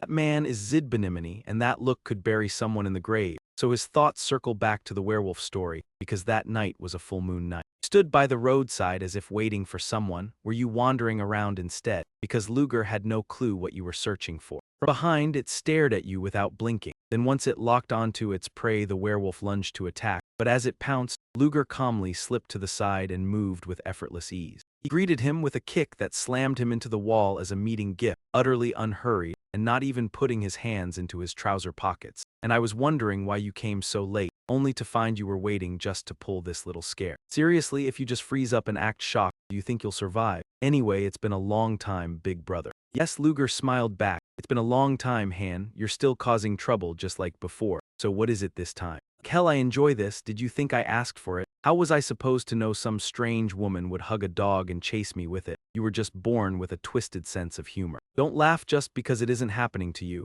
Right now, I honestly feel like I've been cursed. Han is someone with an extremely unusual trait. Whenever he gets bitten by any kind of animal, he absorbs its genes and then, whether he wants to or not, he turns into that animal. So you brought that medicine, right? Luger pulled out a syringe and said it was right here. Thanks, I can't go around looking like this. Han's huge, muscle-packed body began to change. Without you, I'd be stuck suffering for days again, just like the first time we met. I was tasked with eliminating Jupiter. Then a gigantic crow showed up and completely threw me off. Thank God it got settled, otherwise I'd be dead. By the way, is it Rudiger Chelsea? Thinking back, that seems like the name written on the letter, right? A private tutor for Theon. When did you come up with that identity? And why did we meet in Lithberg when the plan was the imperial capital? What happened? That night, Luger told Han everything. The quiet street rang with his booming laughter. You're unbelievable. If it were me, I'd have been arrested immediately. How the hell did you manage to save yourself in that situation? If I wanted to live, I had no other choice. And that you Zyge guy belongs to some anonymous secret society, right? Yes, it's called the First Order. You know anything about it? I definitely have it in my memory. Not long ago, a few strangers showed up in the underworld, calling themselves some kind of order, some sort of order. It has to be them, so what's that group called? Dark Dawn, that's the name. You only made it out by pure luck. Wouldn't a single misstep be enough to get you arrested? Exactly, so I need to be prepared. By the way, did you bring the suitcase I asked you for? Here, you still haven't opened it, have you? I'd have to be crazy to open your case. Even if I wanted to, I couldn't. Come to think of it, Sheridan is waiting for me too.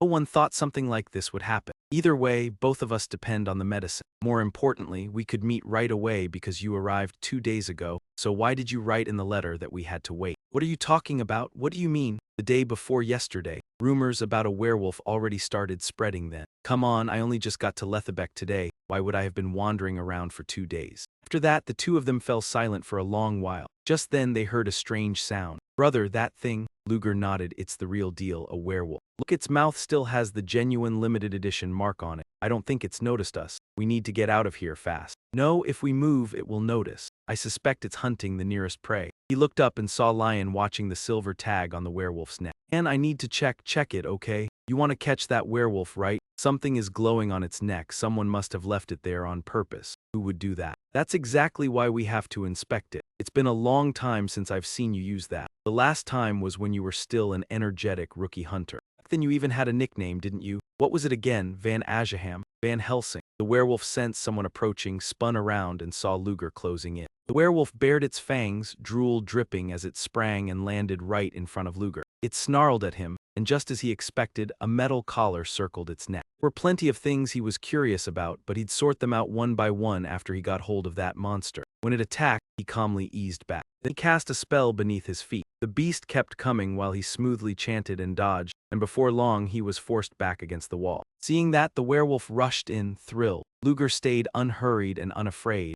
a faint curve forming at the corner of his mouth as the arrays he'd laid began to trigger. Trapped by the formation, the werewolf could only unleash a single deafening roar. A moment later it toppled over unconscious, its head buzzing with harsh, distorted noise. Hand peeked from hiding, utterly stunned. Why did it suddenly start acting like that? Did you misjudge something? I set up a resonant ultrasonic field around here. Ordinary people can't hear it, but it must be torment for it. No need to waste an overpriced silver bullet. Now let's see what this thing is really made of. And at that moment, some distant sound drifted in again. Faintly, it sounded like a crowd was rushing this way. Police, damn it, why now of all times? The werewolf, sprawled on the ground, suddenly sprang up and bolted. When he looked up, it had already leapt onto the rooftop, and Luger fired his chain, the hook biting into the wall. Yanked the chain taut and vaulted up, spotting the werewolf fleeing ahead. He wouldn't let it live, while the patrol followed the noise and began searching. Over there, someone's on that roof. Grab every suspicious person around here. And meanwhile Luger was still driving himself hard in pursuit, even with it sprinting on all fours. Even so, it couldn't shake the two-legged youth right behind it. The werewolf stretched out and launched into a massive bound, then landed on the roof of a train. Thought it had gotten away, but no, when it turned back he was already right behind it. I only meant to defeat you, that's all, and the two faced each other atop the train roof, locked in a tense stare, as he raised the weapon that fit his hand and said, "But you left me no other choice," and the werewolf lunged to attack again. He casually tossed something like a special edition hidden weapon. The werewolf, brimming with ferocity, didn't think twice and simply dodged aside, ignoring it as it charged forward. Special editions tend to play by special rules. The dart suddenly curved and swung back around, slicing lightly from behind and forcing the beast to shift from attacking to evading. Sharp senses.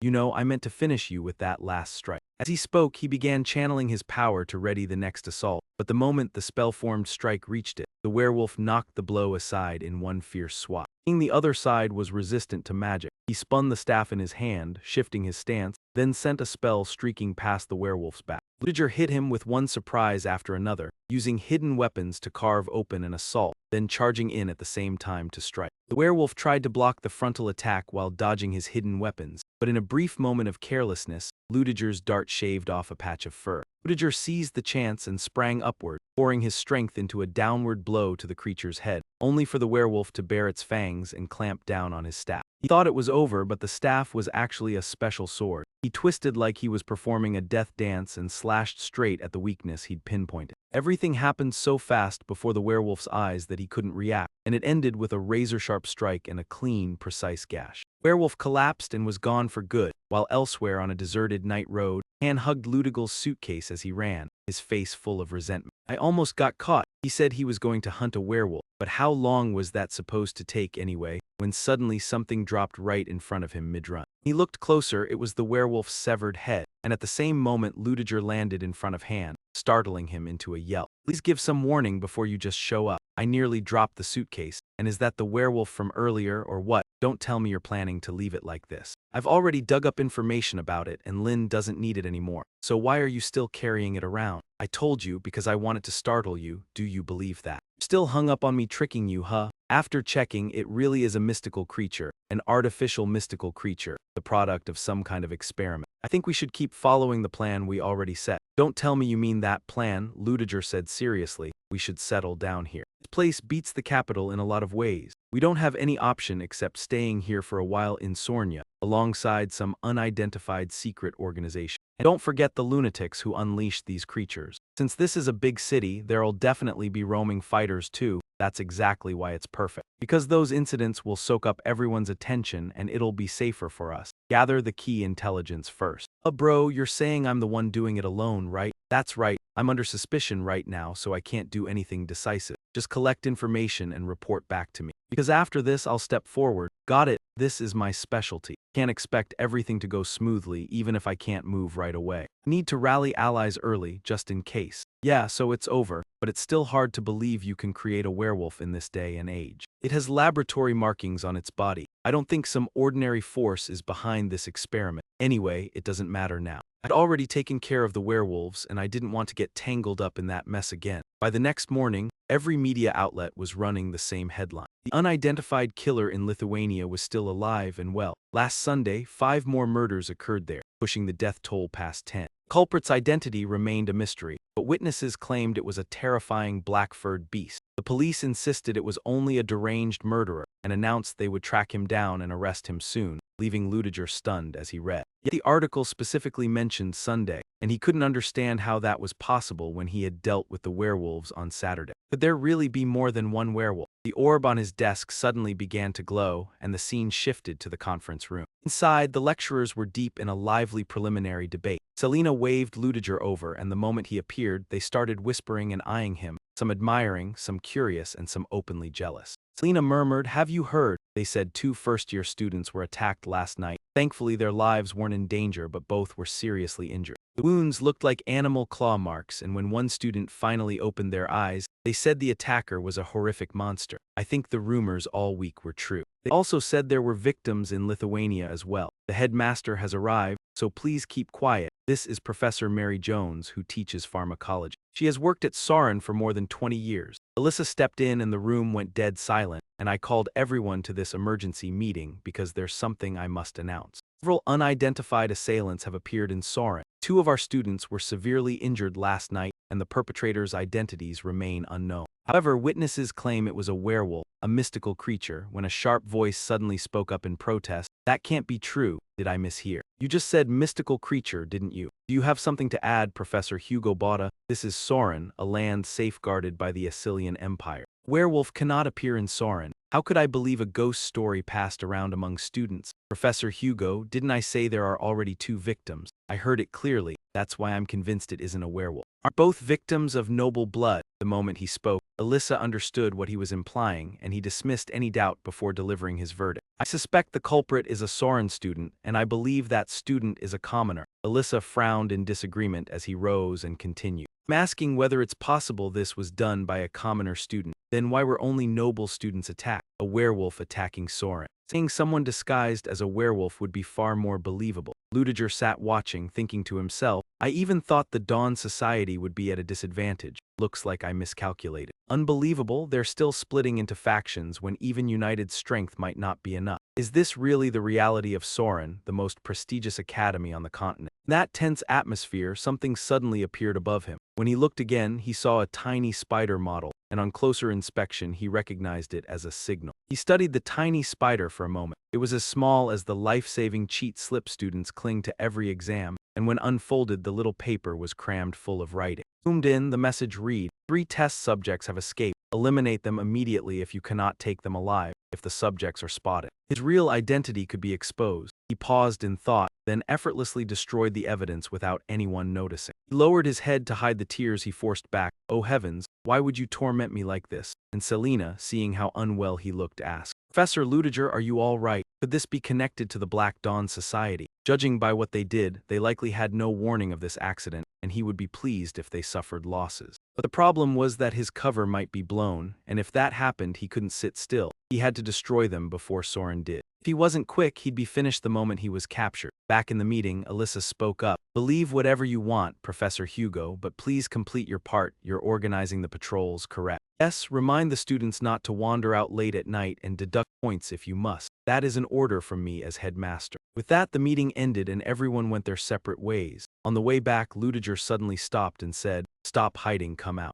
Anna swallowed hard and stepped timidly out from behind the tree, and only then did he see clearly that it was a short-haired young girl who looked painfully meek. This was clearly the girl who approached him at the start, yet who would have guessed she would show up here as a student, and he pressed her again on why she was following him. He told her to move first and follow him, asked if she liked coffee, and after they reached a cafe and sat facing each other, he finally had the chance to ask the girl's name. That was when he learned her name was Sedna Rachin, and since she had a surname, she probably was not enrolled as an ordinary civilian student. So he said fine and asked what her real name actually was. She answered timidly that it was her real name, and when he questioned whether it was a fake identity, he said all right and assumed she must be following him because she had something to say. When he told her to speak, she grew uneasy and kept scanning around. So he added that he had already cast a soundproofing spell and they would be fine unless someone stepped into this area. First, he ordered her to change how she addressed him, telling her not to call him first order anymore and asking if she really planned to say that in front of other people. He said it was an order, then returned to the main issue and asked how things stood now regarding the recent werewolf incidents within their affiliated organization. She said a top-secret experiment had been carried out by Archmage He at Sam Sud Academy, and that Sam Sud Academy was a group of scientists driven out of society for their unethical experiment.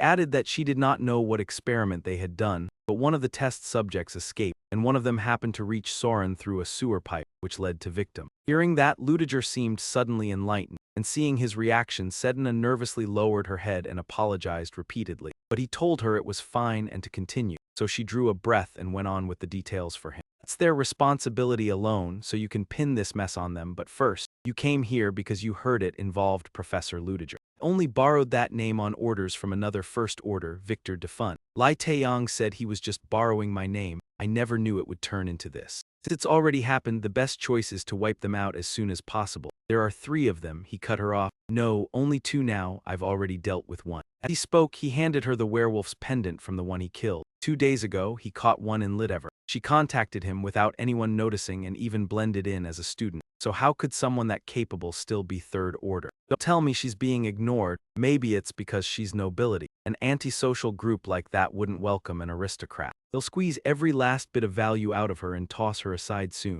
I just spotted a rift in Soren. Never thought I'd see a rift in the Black Dawn Society too. Maybe this accident is a chance to get more out of Sedna. You said they're hiding in the water pipes, so I'll widen the search there first. Soren doesn't know about this, right? Yes, that's correct, but we don't know how many days, he nodded. I understand, I'll handle your matter. Sedna Rachan, if there's a chance, let's meet again, Ava. This time you explained it better than when we first met. Much clearer, and next time I'll require you to do it like that. After that, he left, leaving Sedna standing there in silence. Where he couldn't see, the girl bit her lip to hold back her feelings. Thank you, and at the same time outside the cafe. A student had already noticed the 2 of them, and he even knew what they were talking about. He'd even used magic as well. What kind of conversation would make him resort to magic? Anyway, what the hell were those 2 saying? The next day in the lecture hall, Laura couldn't get yesterday's scene out of her head. The spellwork she saw through the window was so distinctive in color that she knew it was a soundproofing spell. Ordinary people couldn't possibly discern the color or even the scent of magical power. But why could she, and what had they discussed? Lecturer Lang snapped his book shut to end the lesson, and he didn't forget to remind the students. Don't fall for bizarre rumors and don't stay out too late. If you get caught, you'll receive demerits. Then the room erupted again with chatter about the werewolf news, and someone asked, didn't you hear the announcement at the end of class?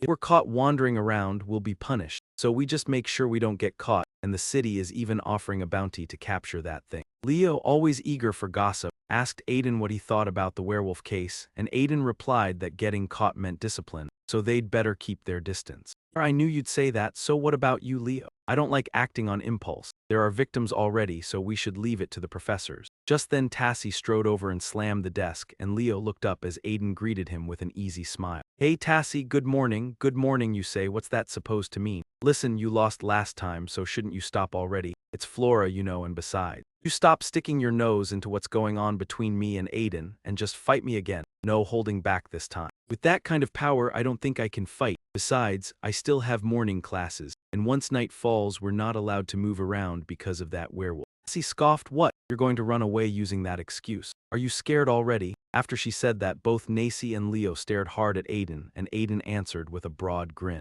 Yeah, sure, let's say that's true. Tassie snapped angrily. If we can't duel, then we'll settle it another way. Werewolves, whoever catches a werewolf first wins, how about it? Aiden was about to refuse, but Leo quickly accepted the bet. Fine, don't get scared and bolt, and you too, don't cry if you lose, got it? After she left, Aiden said, Leo, why would you say something that ridiculous? I was just going along with what she said. In any case, the professors will deal with that werewolf. I think Tassie is dead serious, unless she's an idiot. Otherwise, why would she do something that stupid all by herself? Honestly, if it were Tassie, she might actually do it. After talking it over for a while, the 2 young men suddenly felt uneasy. They sprang to their feet in a rush and hurried to look for Tassie through the window. When did she get all the way over there? That's the path back to the dorms, isn't it? God, I knew Tassie had some sense. But Tassie changed direction, and the steadfast look in her eyes only confirmed her determination to catch a werewolf. Seeing that, Aiden and Leo grew even more flustered and afraid. Oh no, the leopard has started moving. That night, Ludiger began his demon hunting run. Today, so many people came looking for me. Thinking back to my earlier conversation with Hugo, It was on the condition that he would help restore my family's honor. Want me to look after the noble cadets? I only said we should be a bit more flexible. That condition isn't bad at all. Who would have guessed he'd end up a disgraced noble? He must be worried. In truth, he wanted to prove to me that clinging to the Ministry of Justice is a huge advantage.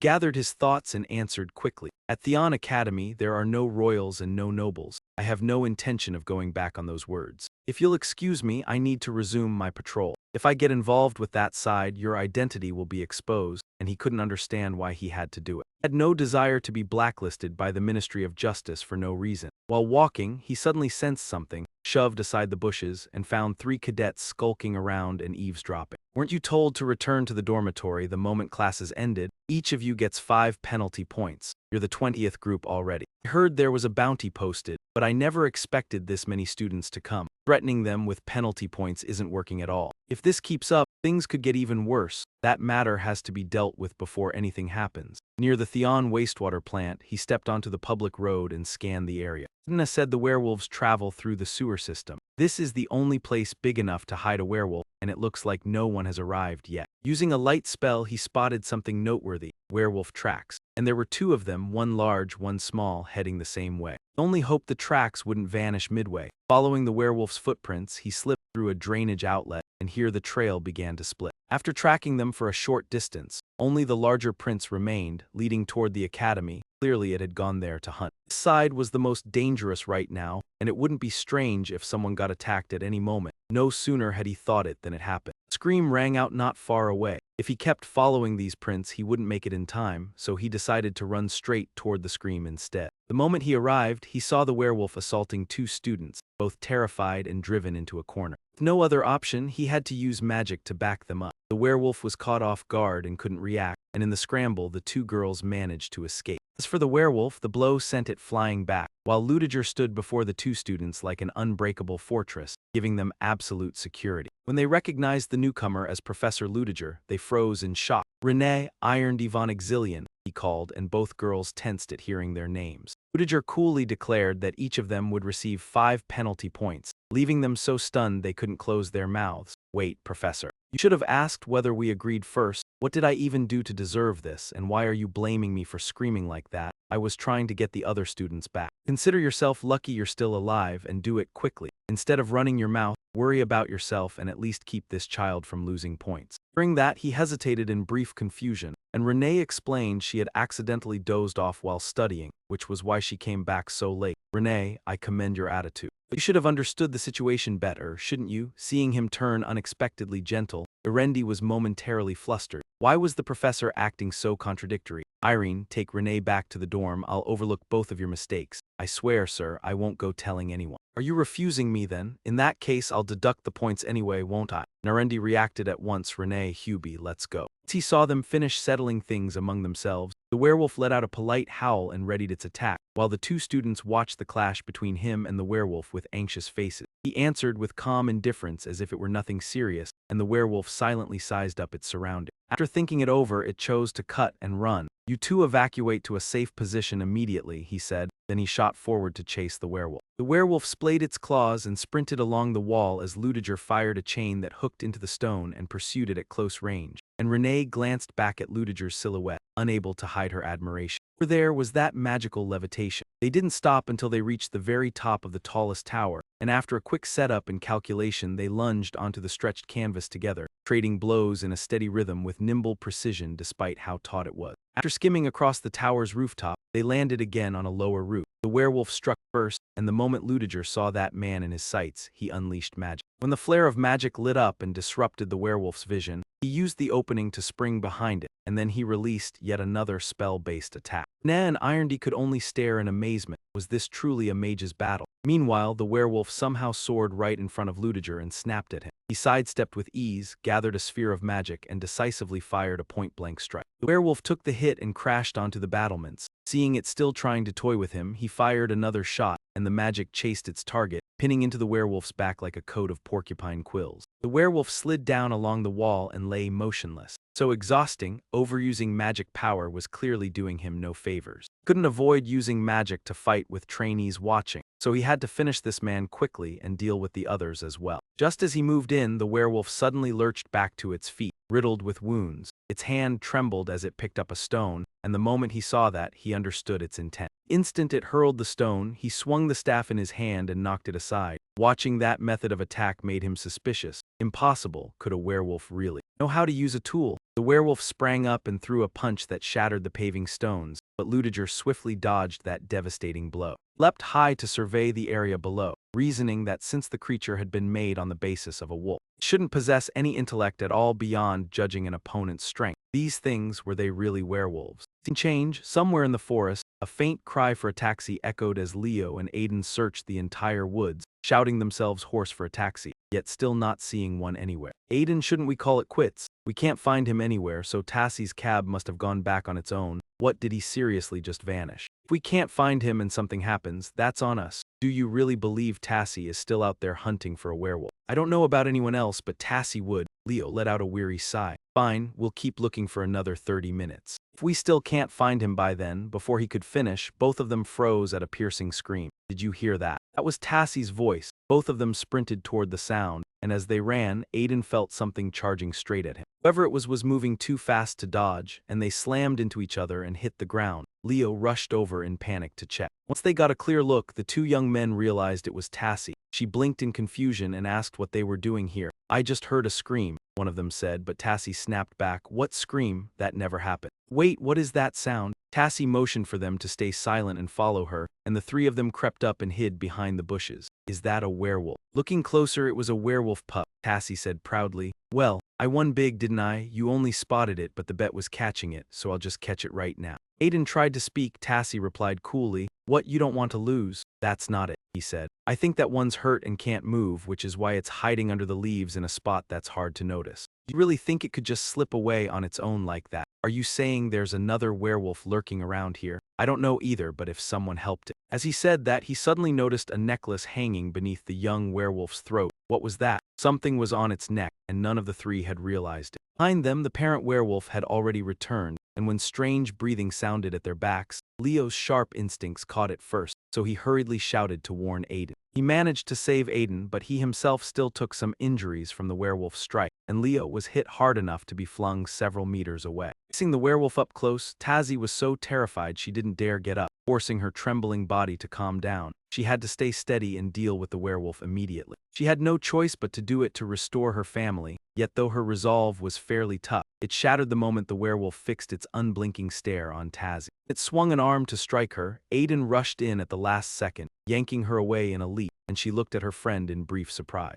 Leo, wounded and slumped against a tree, was just as anxious, and Aiden calmly asked, Tashi, are you okay? Tashi snapped back, why did you help me? What do you mean, why? If my friend is in danger, how could I just stand there and do nothing? When he turned back to the werewolf, its massive body had already sprung right in front of them. Aiden rose steadily and stepped in to shield Tashi, saying, don't worry, I think it's gone mad only because it believes its child is in danger. And then he spoke to the werewolf. Right, aren't I? We're not wrong, are we? Both Tassie and Leo thought Aiden was wasting his time, because how could a werewolf possibly understand what he was saying? Yet Aiden barely cared and kept soothing the werewolf, assuring him they meant him no harm. The werewolf truly understood him. It stopped bristling, turned its head to look for the wolf pup, then padded over to a small shrub and stared at its frail child. I think it went mad because of its cub, so it really understood you. But how can we be sure it won't fly into another rage? Yo, Tassie, I know what I'm saying sounds hard to believe, but please trust me this once. With that, he moved closer to the werewolf, advancing step by step while continuously calming him. That baby is very weak, isn't it? The effect may be limited, but it will still help it grow a little stronger. The werewolf silently reached out and took the medicine. Instant the werewolf was about to touch the vial, two glowing light barriers appeared from nowhere and pierced straight through his body. The brief calm shattered into chaos as those fierce beams multiplied from 2 into 3 amid the werewolf's roar. Those beams looped behind him like cords as if binding him in place. Ludiger stepped out and called the three students by name, his stern voice demanding an explanation. What are you doing here? Leo and Tassie looked as though they'd seen a ghost, stammering for ages without managing a single coherent excuse, as he moved in front of them and ordered them to back away. But Aiden stepped forward to shield the werewolf. Professor, please wait a moment. I think that werewolf understands human speech, so I'm asking you to reconsider killing it. What nonsense are you spouting? It's not nonsense at all, maybe that werewolf. He fixed Aiden with a hard, icy stare. Faced with his terrifying gaze and crushing pressure, Aiden fell silent in shock. He decisively shoved Aiden behind him,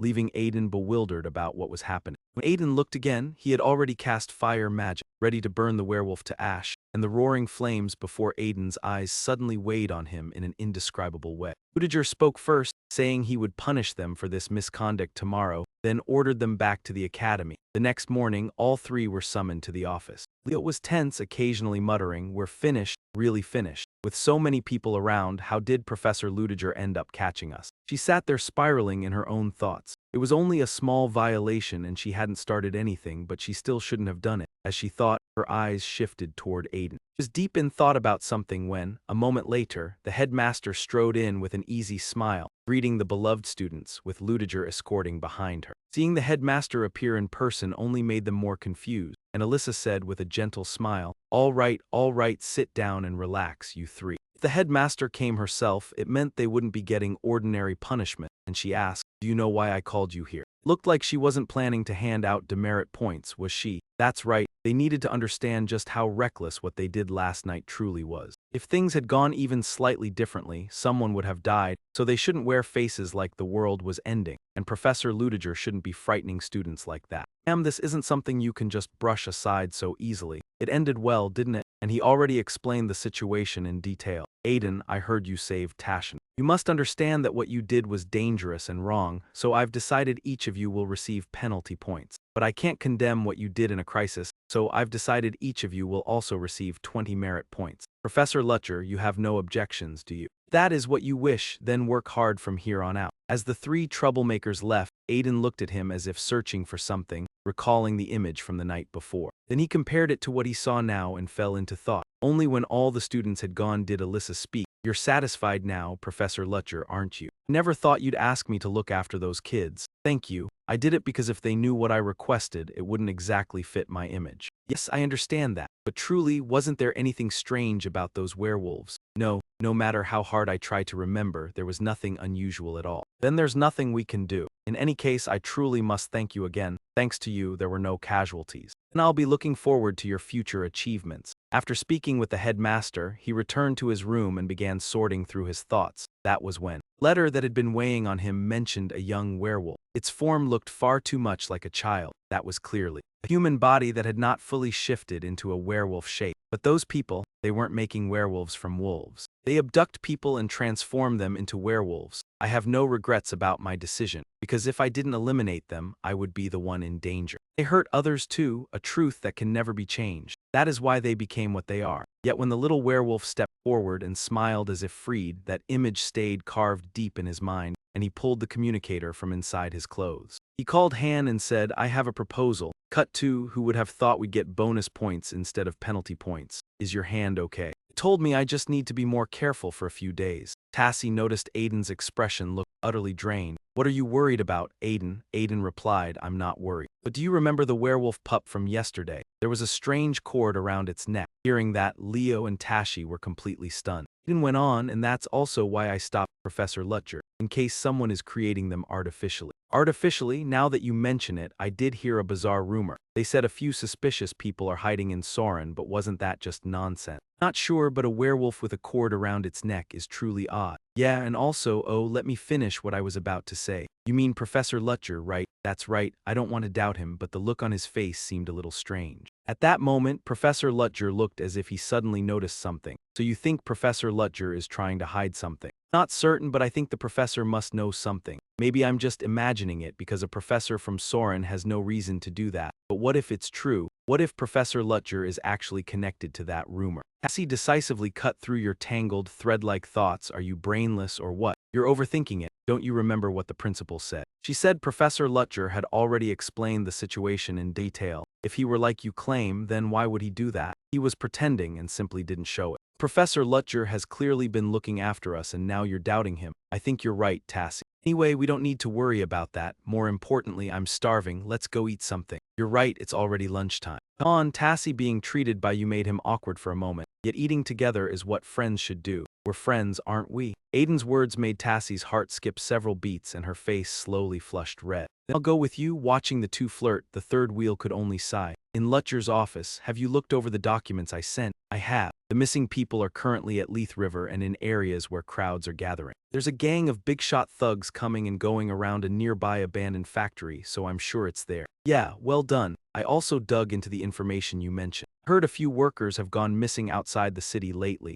Was there a family of 3 among them? There was. It's the only case where the entire family vanished. So that's how it is, I understand. I'll head there soon. That very night after everyone had fallen asleep. This is driving me crazy. How much longer do we have to stand here? I'm not sure, maybe about 2 days. How did those bastards manage to get away? But if they've already escaped, what happens next? That child doesn't have enough medicine. Dragged the kid out to up the dosage, but he screamed and sobbed and made a huge scene. And the problem was that no one realized his parents would go berserk if they saw that. His parents, even after turning into werewolves, they still cared about their child. Yeah, that's why they smashed the city gate and escaped. It's like they already hired some trustworthy brat to deal with it. So that means the little punk is still here making us work this hard, right? Exactly, and if I'd been there back then, mid-sentence, a sound suddenly rang out, and in the darkness it kept drawing closer and closer. 2 men nodded at each other in silent signal, hands ready at the guns on their hips, before either of them could even make out what that sound was. From nowhere they were hit twice and collapsed on the spot without so much as a shout. Luger stepped out at a steady pace, dressed in specialized gear. His face was fully covered, making him hard to recognize, and as he listened to their conversation, his gaze turned even colder. He'd had an appointment with Han. Was he finally here? Just look at what he's wearing, seems like he came fully prepared. Are you alone? Luger said that, and when I asked if he was coming, Han hesitated for a moment. Figure I can take down 1 or 2 at most, so forget it. I'll handle it alone. How many are there? About 40. They're getting ready to leave, so if you delay for only 3 days, then everything will be pointless. How strong are they in a fight? Treat it like every one of them is armed. 3 of them have powered exosuits and 2 are mages. You can get in through the sewer pipe. Please be careful. And my family already asked about it, so how old is the kid again? You mean that child? 7 years old, just a little kid, and he walked inside carrying his fury, his back looming like a reaper ready to pat each man's head in turn. Darkness swallowed his outline, leaving only the screams, low and high, sharp and ringing, to echo out. And after the chaotic racket faded, the place grew somewhat quieter, with guns and weapons and their owners strewn dead in heaps behind his footsteps.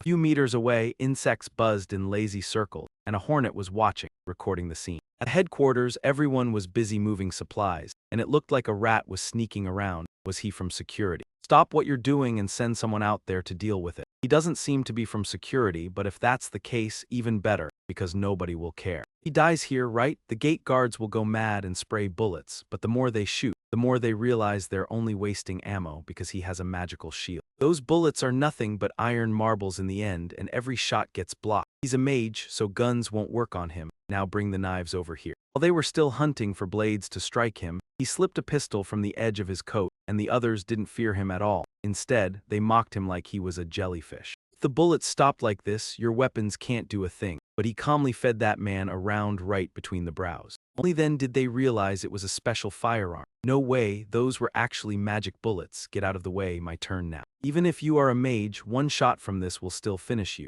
And as he spoke, a man in protective gear lugging a large high-voltage power tank stepped out to attack. He kept firing while laughing slyly, saying, "How does it taste?" But no matter how much he shot, Luger just stood there without moving an inch. Watching the current get completely absorbed by him with magic, he realized it was metal element magic plus alchemy. Damn it, even a high-power energy source won't work against metal element magic. And in the next second, the energy canister on his back was shattered by a single spell shot from Luger, and he panicked and flailed as the energy enclosure broke apart. The high-voltage power burst outward, and the man who had been carrying that energy tank stood there getting shocked, his mouth rigid as he could only scream in agony. With that strike, I have taken down 20 men already, haven't I? And then he noticed the faint buzzing that had been trailing him and didn't even bother to look back. He drew his gun and precisely shot down the bee behind him. I knew someone was spying. That man has been watching me through an insect. Using insects for surveillance, with those so-called insect brothers hiding behind the scenes, it looks like they are waiting for me inside, don't they? Should I deal with these insects first? He stomped the ground and activated his mana, and the mana spread rapidly around him like an electromagnetic wave. Bees buzzing over the field all lost their Bluetooth link at once and dropped to the ground, and the instant they hit the dirt, their handler stopped receiving any data or images because every signal from the insects had been cut off. Right before the signal died, I felt a tremor. Was that a spell sound coming from a magic ward, and did he fuse the metal element with wind?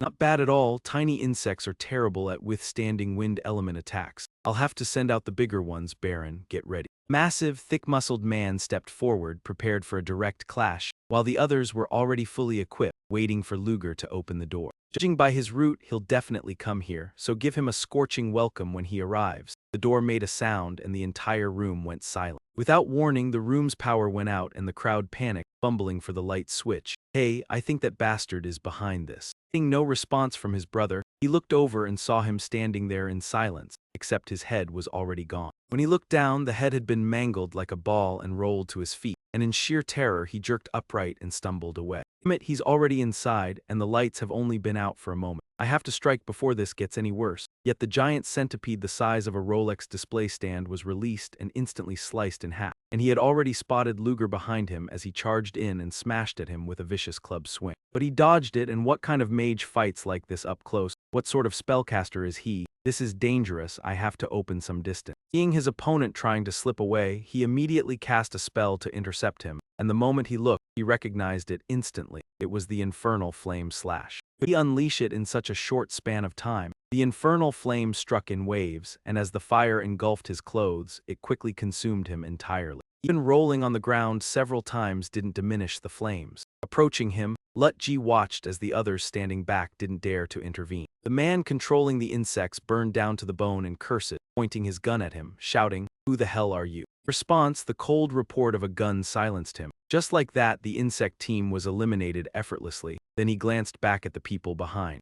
Terrified, they swallowed hard and gripped their shields, their legs trembling as they stepped back. With sharp reflexes, he dodged to one side, narrowly avoiding an attack. Yet, it was an insect leg from a headless body. From that body sprouted a massive insect leg. The twisted creature rose grotesquely, a mouth forming on its palm, grinning cruelly, painfully so. Surprised, he hadn't expected such a sudden attack. Someone had eliminated Brino before he could even appear. In this insect form, even decapitated, he remained unharmed. My body has evolved beyond human limits. His body swelled grotesquely, like a scum-covered pot of pig feed, tearing apart his human features and evolving into a colossal, monstrous creature. The enormous insect leg jabbed into the floor. He didn't care about his brother's essence, but he would tear him to pieces, 100 fragments, to pay for this. Everyone, run now. This monster barely cares about the people nearby and rushes straight into the attack. Do you really not care about your own subordinates at all? If you're that worried about them, then just stand there and do nothing. He fired a few shots, but the bullets flew off because that man's hide was far too hard. Ammunition meant no more to him than stainless steel stingers. He dodged every strike, fought to keep his distance, then tried to counter with firebursts. His body was massive, yet he moved with shocking agility. He leapt to evade the technique and opened his jaws to snap at him. How could he dodge with a frame that huge? The monster forced him into a corner, its pincers tightening fast as they clamped him down. He kept using firebursts, struggling to break free from those crushing claws.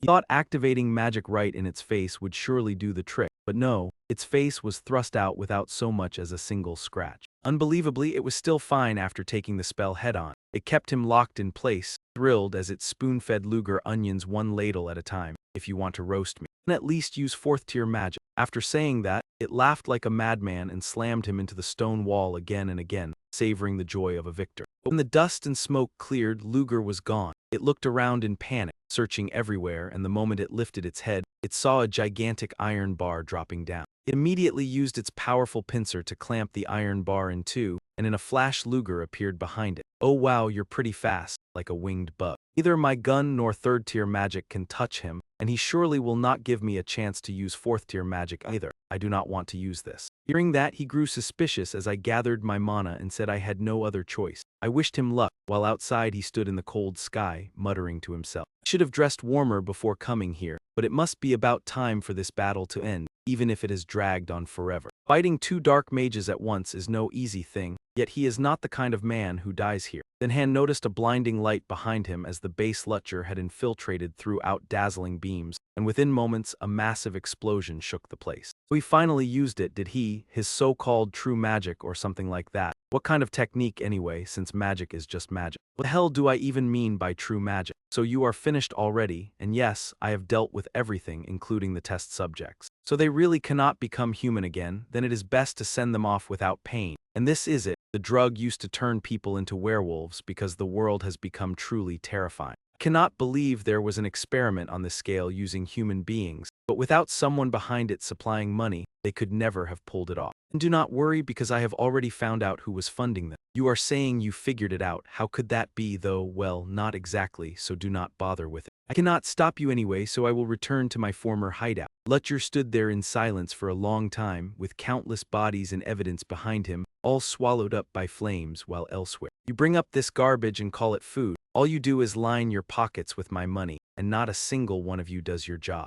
You're all worthless trash, a pack of brainless parasites. No matter which one it is, none of you can handle your work properly. I poured in that much money and they still couldn't even manage the test subject correctly. I don't know who did it, but at least the subject was dealt with, and the experiment's results will be in my hands soon enough. And its final objective will be ready for me to use. Besides becoming younger, once I take that drug, I'll become stronger and more flawless as well. All the youth I squandered clawing my way to this position will. Then, in the blink of an eye, Lutcher appeared right behind him. In a low, steady voice, he clearly called the man's name, Ben Forikson, and the man turned with a vicious glare at the stranger. He didn't bother explaining and lunged straight in, grabbing the old man by the throat and slamming him to the floor. What the hell is this? Where are the guards? Call all you want, they won't come. I've soundproofed this entire room. Ben Forikson, I'm going to ask you one thing. A 7-year-old boy is forced to survive. In that brutal reality, he and his parents had to become monsters. The child smiled at the person about to dispose of him, smiling as if he were grateful for it, with the feeling of someone who has no choice but to let the flames consume him alive. What do you think that person feels? Under his interrogation, the man looked unnervingly calm. So you're the one who took care of those test subjects. There must be some misunderstanding. Let go of me and talk this through. Are you panicking because you destroyed a few of those subjects? Stop worrying about it. What does it matter if a few of those brats get dealt with? We're giving them a chance to add some value to their useless lives. This opportunity even contributes to humanity's progress. Aren't they making a noble sacrifice? Exactly. Anyway, it doesn't matter anymore. That answer is enough. After saying that, he drove a blood-filled syringe into the man's neck, and the crimson liquid was pumped straight into his body. He watched coldly as the man convulsed on the floor, his reply so complete that there wasn't even any anger left in him. Damn you, what did you do to me? I read the report in the laboratory, and I have to admit it was fascinating. A drug that can turn a person into a werewolf with only a tiny dose. And suddenly I'm curious, what happens if I use an entire vial? The man clutched his throat, gagging and wheezing as his scrawny frame abruptly swelled larger, his teeth spreading wider while claws and fur burst forth. Just a few seconds, he became a malformed abomination rather than a werewolf. He could understand that man's feelings, terror rising from the deepest part of his soul. So you should understand the pain you've inflicted on others. With such a loud crash in the house, the soldiers and servants hurried over to see what was happening. What was that? It came from Lord Benford's room. The moment they anxiously shoved the door open, what greeted their eyes was a massive, grotesque, fur-covered monster. A monster? Where did this thing come from? Kill it first. If you can't use magic, then go find Lord Benford, hurry. Those who could wield magic concentrated their firepower to burn the enormous monster alive, and it thrashed desperately as the flames engulfed it. It roared in a hoarse, unbearable tongue, and at the same time, in a cramped room off a deserted alley, someone said, "What is this? Take as much as you want and use it for your work. Afterward, hide it well. It took a great deal of effort to find this shelter, so why not take a look around? Save it for next time since I'll be coming back anyway. When that time comes, I'll use a different identity, one better suited to this underworld. Alright then, get some rest. Goodbye, hands-on." Ugur returned to the academy alone, walking at an unhurried pace as he absorbed the calm night, and when he saw smoke rising in the distance, he tightened his fist as if hardening his resolve. The purpose in his heart grew sharper and sharper, and by the next day, reporters had gathered downstairs, scrambling to take photos and chase the breaking story. By the time security arrived, there was no sign of Rickson at all. Only the monster remained, so the rumor that Rickson had violated a forbidden spell was probably true. Keep spreading it, and what about the monster? I heard the mage security squad dealt with it, and they said it took more than an hour to finally kill that savage beast, while a white-haired man led the security team to the scene. The people nearby quickly stepped aside to clear a path when they saw them, and the Night Knights were there as well, with their leader being the Lord Protector. The Knights' captain, Terina Longhong, I never thought the National Security Bureau would involve itself in this. Was it really that serious? Yeah. This is major news. We should report that the Night Corps is cooperating with the National Security Bureau to investigate the incident. And a long, white-haired girl drifted up to the guards and tersely ordered, "Open the gate." But they replied they had orders to let no one in. Long tilted his head and glared as he repeated, "Open the gate," and the terrified sentry didn't dare argue and opened it, after which she led her subordinates into the estate to search, where an inspector had been waiting for a long time and said, "Captain Terina, it's an honor to meet you." "I'm Inspector Teborin," he added, and she answered, "All right, you've done well. Starting now, the Security Bureau will take over the investigation of this case. You should hand over every file and all the evidence you've collected, then withdraw completely." And without asking anything else, the inspector immediately complied with the order. The security team pulled out at once, leaving only the Security Bureau to take over. And only when she was sure no one else remained inside did the brown-haired girl behind her finally relax. "That tension was unreal," she muttered, but the bespectacled man behind her sized Enya up and said, "How undignified," and she shot back, "Come on, we don't need to keep up appearances where nobody can see. Even when no one is watching, everything must stay exactly the same," he insisted. "You should conduct yourself properly as a member of the Night Corps," and she snapped, "Oh, stop it, Lloyd. As long as the media doesn't witness improper behavior, that's enough. Don't forget why we came," he said, then looked ahead and added, "So this is the monster, is it? Well, that's something." People said Benford wasn't only involved in forbidden arts but also in occult techniques, so when we heard he was eliminated by a monster, he continued, this clearly wasn't just an ordinary case. The monster showed up and Vixen was eliminated, and that's what the witnesses testify. This monster's remains make sense enough. One glance tells you it was burned down to the marrow, leaving us no way to identify the body. And let's check the room. Tarana paused before a framed picture on the wall. Why is there a tiny patch of wall that wasn't scorched? She nudged the frame and a hidden door swung open at once. So there's a secret room, but it's completely empty. Given the size and placement, this is the perfect spot to hide a safe. Ben Forexon is known as a tycoon with a filthy, shadowy side. So it's no surprise he kept plenty of secrets. Exactly, he would stash documents where only he knew there had to be a safe here until last night. You can still see the marks where the safe sat, and it was only moved recently. A billionaire's mystery, that monster's appearance, and a missing safe.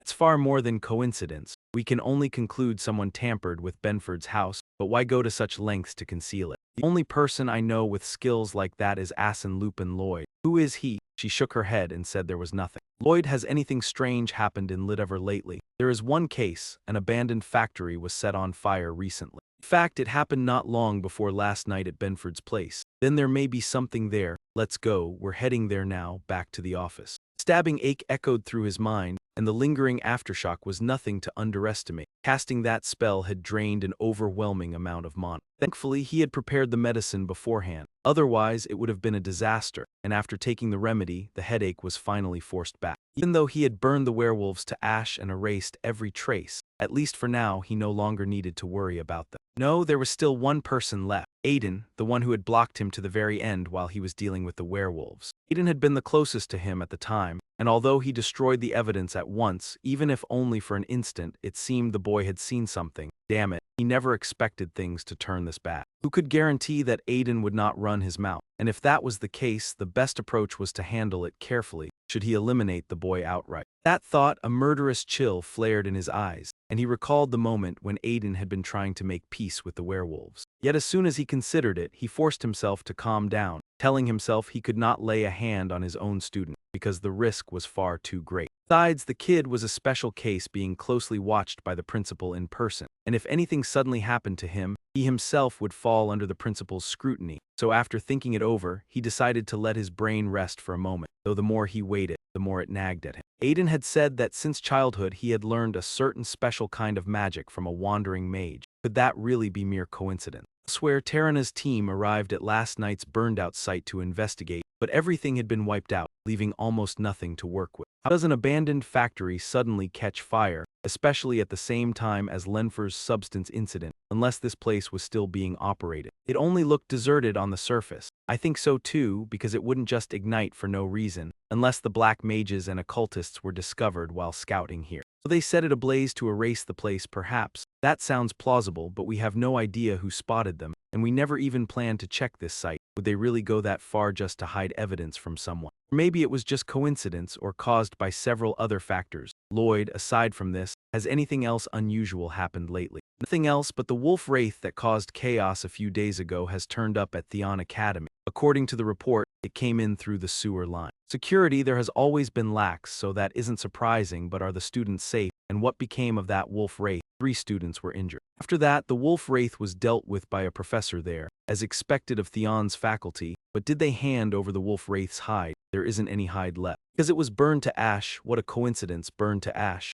Are you trying to confirm something, and do we need to go to Theon? No, we need to focus on collecting evidence first. Both a factory and a wolf wraith were reduced to ashes, and while it's a stretch to claim the 2 incidents are linked on that alone, I won't rule it out. Any threat to the kingdom must be uprooted completely. The night patrol exists for that very reason, so Professor Lutcher brought down that werewolf. He came from the military, and he even took part in the campaign to wipe out occult sorcerers. I knew from the start he was no ordinary man. Renee scanned the room for an empty seat, but every spot was taken. She had no idea where to sit, and even though there was space in the middle, it looked like they had no intention of making room. After that incident, everyone kept their distance from her. She looked around again and luckily found an open place, and the moment she glanced at the person beside it, she recognized it was Led. The friendly princess smiled and waved in greeting, asking, "Hi, how are you doing?" Renee timidly sat next to Led, and people gasped. She actually dared to sit beside the princess. She was acting familiar, too, since when were they that close? Seeing Ale walking at Led's side made her think of the night they ran into the werewolf. Would Professor Lutcher be all right?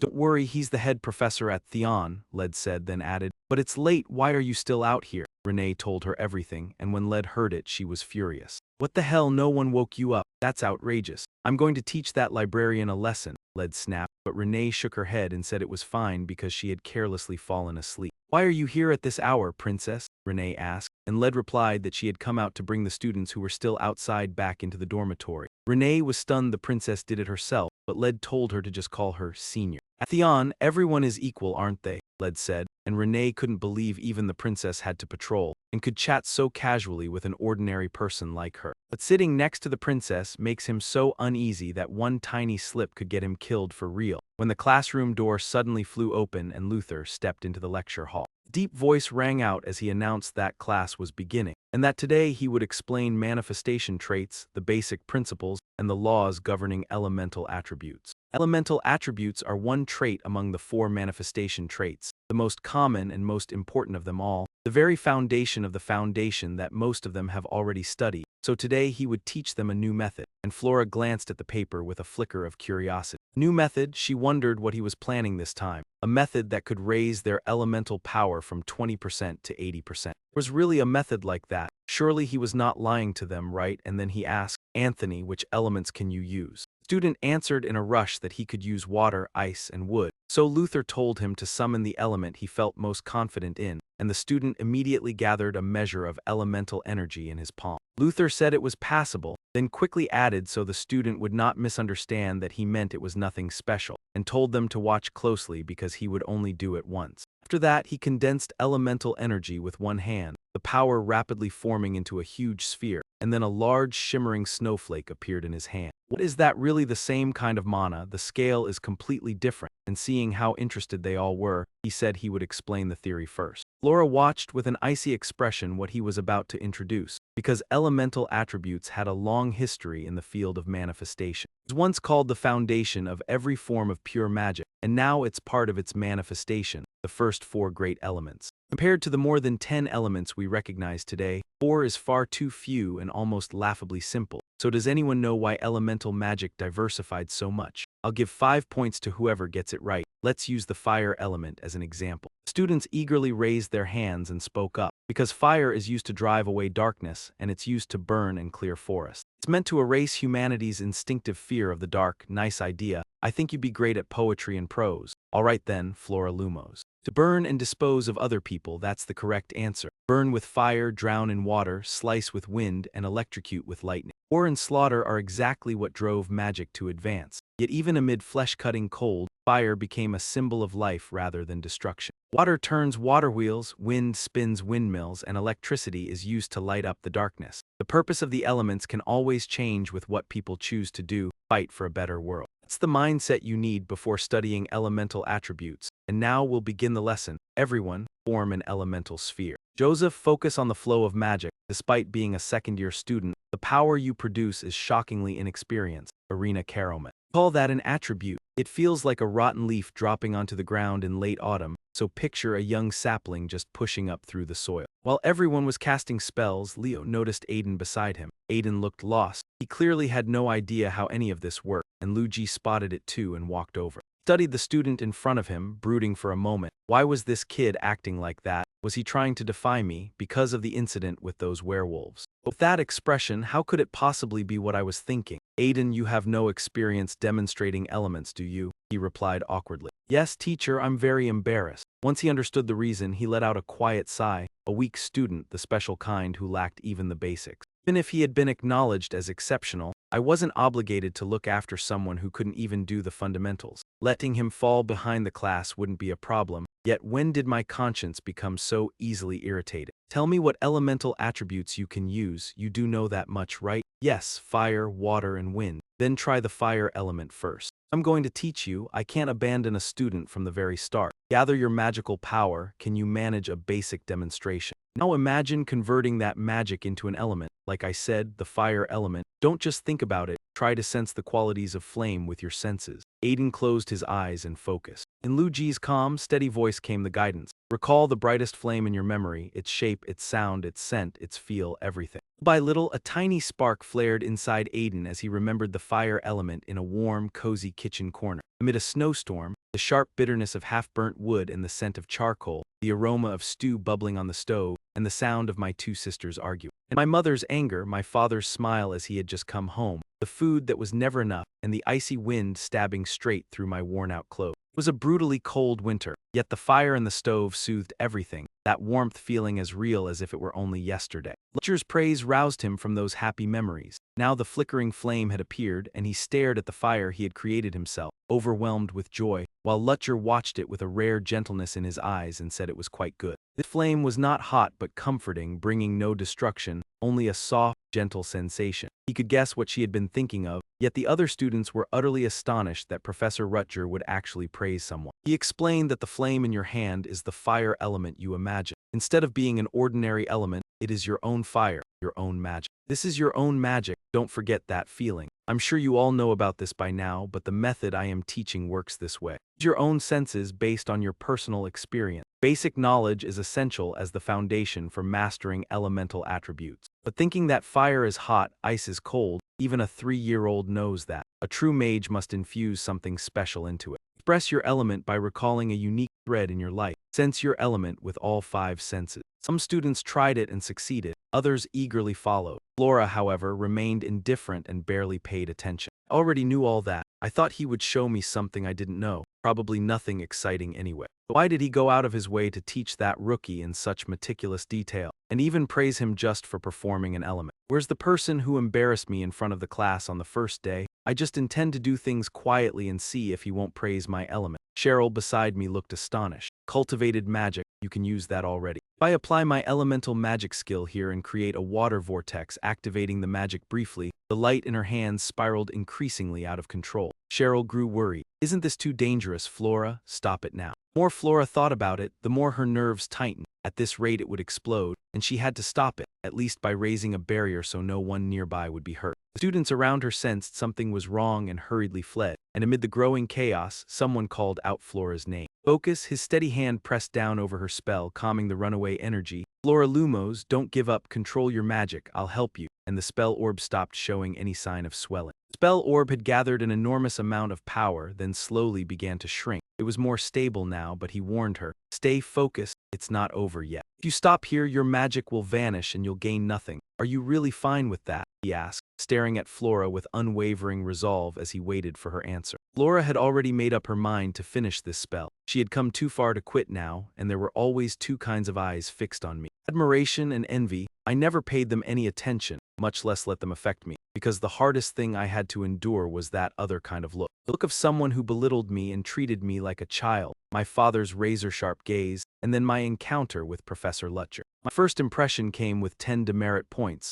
Along with the first taste of defeat I ever felt that day, born from that humiliation. It also dragged up the childhood memories I wanted to bury. I turned away so I didn't see his face, but I knew that man was looking down on me the same way my father did. House Lumos never forgets an enemy, and one day I will defeat the professor. I swear, I promise, I guarantee. My resolve is exactly that. But right now, with your help, her magic has returned to normal, and if we push just a little more. In the end, the two of them finished the high-difficulty combined spell for Flora. She stared at what she held, bursting with excitement, while Luger showed not a hint of joy. Met her gaze and said, "So you've done something very naive, Flora Lumos. I don't care if you try a new kind of magic and fail." "Everyone fails," he continued, "but endangering other students is another matter, especially with how inexperienced you are at blending two elements. And you even mixed fire and ice. It's incredibly hard to make two opposing elements harmonize." "That's true, but I still succeeded." He admitted she had deliberately wanted to add a third element, yet when she fused fire and ice, the outcome had been flawless. Hearing that, he fell silent for a long moment as if weighing something, and then two elemental energies appeared in his hand. With one hand alone, he merged the two elements. The light in his palm flickered into a beautiful, shimmering color. "You should understand the difference, shouldn't you?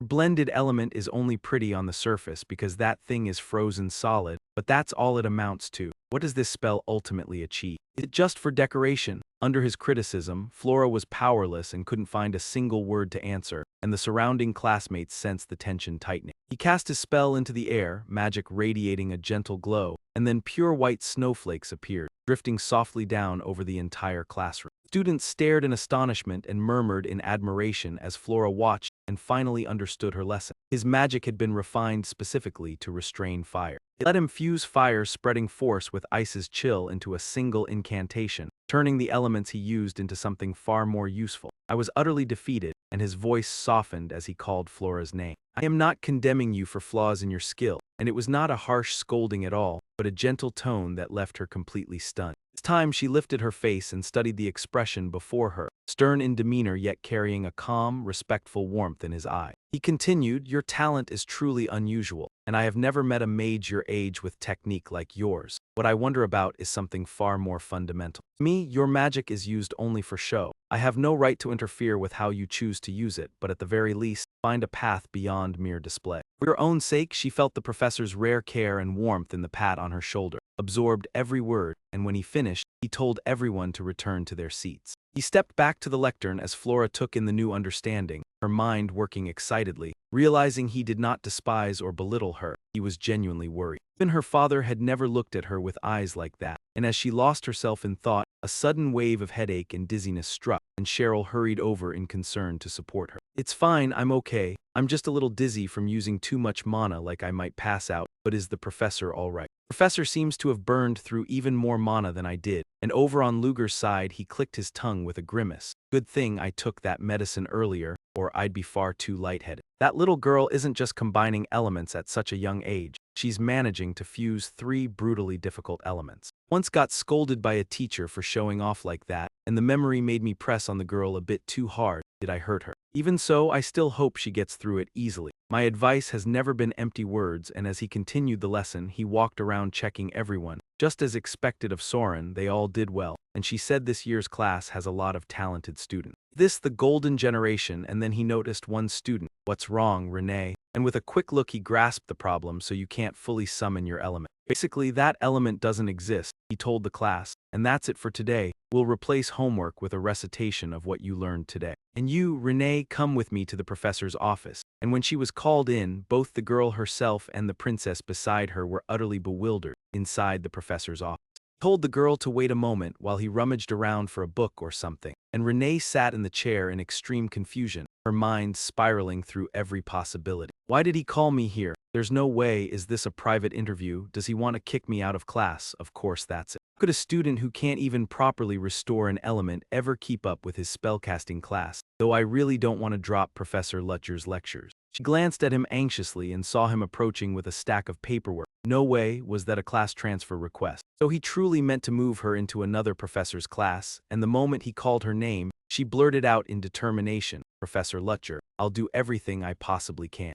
I'll do whatever you ask, so please don't tell me to quit your class." And he looked a little confused as he handed her a worn old book. What the hell are you talking about? Ah, so it isn't a transfer request, and I've been saying nothing but strange things this whole time. Hurry and take it. My hands going numb, and he told her that from now on she should read and study from that book. A path she had never known would be written inside it. Non-attribute magic research. Where did you get this book? And he replied indifferently, just by chance. That's the result of her entire life's research. I can't believe there's someone besides me who has non-attribute magic. So where is she now? She's no longer in this world, and at that, she was startled to notice Lutcher's expression. His usually stern, fierce face now carried a fleeting sadness and quiet contemplation. Then his eyes grew deep and complicated. So I really can't learn magic of any other attribute. Then it can't be helped as far as I know. That's correct. Are you disappointed? Yes, at the very least I want to be able to control a single element. Renee, what do you think of people who can only control one element? The girl hesitated and admitted she was untalented, but he shook his head in denial, saying no, anyone who can command even a single element possesses boundless potential with that element alone. Their magic can even interfere with nature itself, and that is how they display supreme mastery over their chosen element. Just heard my explanation, didn't you? Yes, but what about attribute-less magic, sir? Literally speaking, it has no attribute at all, and as he sipped his tea, he replied that it was still unclear whether attribute-less magic truly matched its name. Yet there was a time when the 10th element, the attribute-less one, was lumped in as an earth element. That was only in the past. Now that science has advanced, there are different lines of research, so don't worry, because both the world and magic are constantly changing. Anything could happen, so start reading that book today.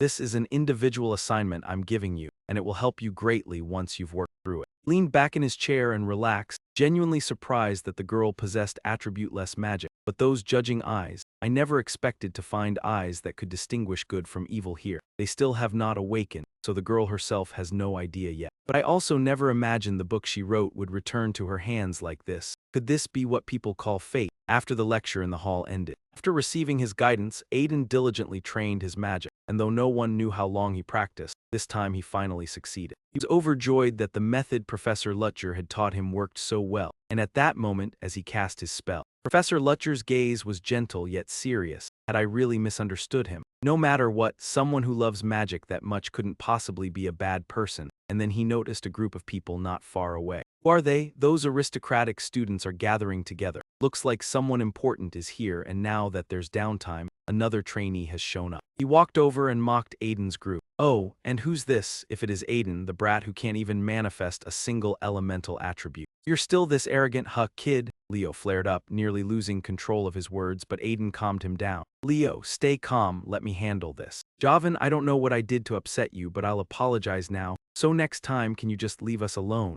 Jia Yun said with a slight lift of his chin. Leave you alone, sure, but on one condition, Neil. Hearing that, Tassie burned with rage. Hey, don't be ridiculous. A noble like you doesn't feel ashamed. And why is a washed-up noble like you sticking your nose into this? What an ill-bred wretch. Aiden called him out sternly by his full name. Javan Felio, mock me all you want, but lay a hand on my friends and I won't let it go. And what can you do to me? Want to play? He pulled off a glove and threw it at Aiden. Fine, I challenge you to a magic duel, and Aiden accepted. Leo and Tassie were deeply worried, but Aiden showed no fear. If I win, you'll apologize to Leo and Tassie, assuming you can beat me at all. You'd better be ready to kneel before me. At that moment, Luger appeared. What are you two doing? The instant he arrived, his expression tightened with discomfort. Butcher felt just as irritated inside. It was you again, was it? And you were not the protagonist here, so explain what happened, Jia Yun cutting in first. This was a lawful duel. She issued a formal challenge, the opponent accepted, and now a first-year student was going to fight a magic match. It seemed a bit off, but was there any rule that forbade first-years from doing this? And then he wondered what was wrong with that kid as he noticed the murmuring crowd behind him. Quickly realized the issue. Was he planning to speak up for that kid, and why was he staring at him so intently? I will not pursue responsibility for an accident that has not happened. Go back to the dormitory, Professor Chris stepped out to say, and added, just leave them alone, Professor Lutcher.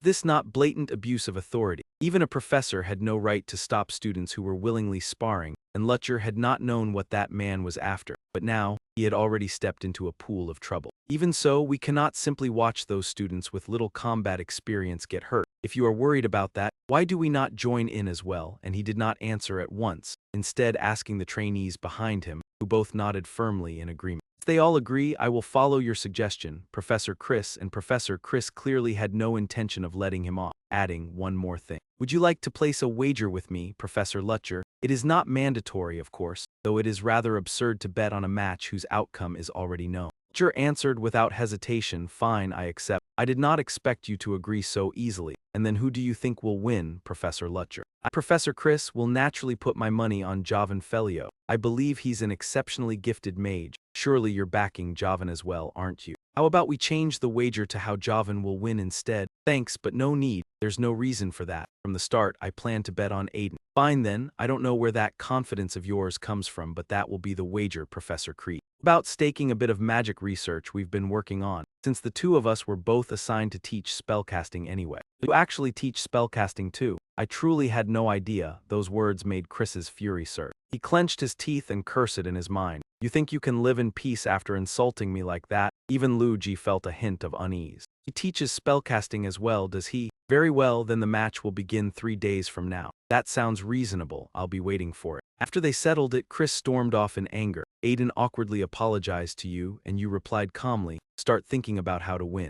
Jovan and you started from completely different places, but it's far too early to say you're certain to lose, because in any duel, unexpected variables always exist. So what variable could help me win this match? Why even ask, brother? You already have it. You just need to use it at the critical moment. Aiden told himself that if he used it, he might be able to seize victory. But as he remembered what happened before, that image suddenly swept through his mind. Professor, I want to win through my own genuine strength, so please teach me. Professor Lutcher, remember this well, Aiden. When I teach you this, it's best that you don't flaunt it or act recklessly, or you'll get dragged into a lot of trouble and dangerous situations. Above all, this is my main source of income. You wouldn't want me starving to death on the roadside, would you, Aiden? Yes, sir, I'll remember, though that doesn't mean you must never use it. When you truly feel it's necessary, use it without any hesitation. Life is long and there will come a day when you have to choose. When that moment arrives, Aiden, follow what your heart tells you to do. Recalling his teacher's words, his gaze grew even more resolute, and Lutcher looked briefly surprised by that reaction. Yet deep down he had been fed up for ages. What nonsense was that just now? I agreed because I trusted your magic, and now what? Saying you only want to win with your own strength. So magic isn't your strength too? Fine then. This is a perfect chance to test the brat's mettle. I accept. I'll teach you how to seize the upper hand in a duel between wizards. It may feel as brutal as torture to you, and there's no guarantee you'll win. But Aiden answered firmly that he would do his absolute best. Good, then we'll go straight into training right now, sir. It's a bit sudden, but I understand. Let's get the victory celebration ready in advance. I'm really looking forward to what you lot can show over the next 3 days. The training dragged on until evening, and Aiden stumbled back to his room utterly exhausted. He felt like he was dying. Training was far harsher than he'd ever imagined, and he couldn't believe he still had to keep doing it for 2 more days. Why was the professor so certain he would win, anyway? Hardly anyone knew about his special magic, so maybe the teacher had already learned something. The moment that thought crossed his mind, the main system gave out from sheer fatigue and shut down without warning, and Aiden collapsed into sleep just like that, dead to the world. Thus ended the first day of training. Elsewhere, Lutcher Chilisi personally offered to mentor that mediocre nobody. Of course it would come to this. Even if he tried to look composed, he had to be desperate for a win. Know why I summoned you here, right, Felio? Yes, sir.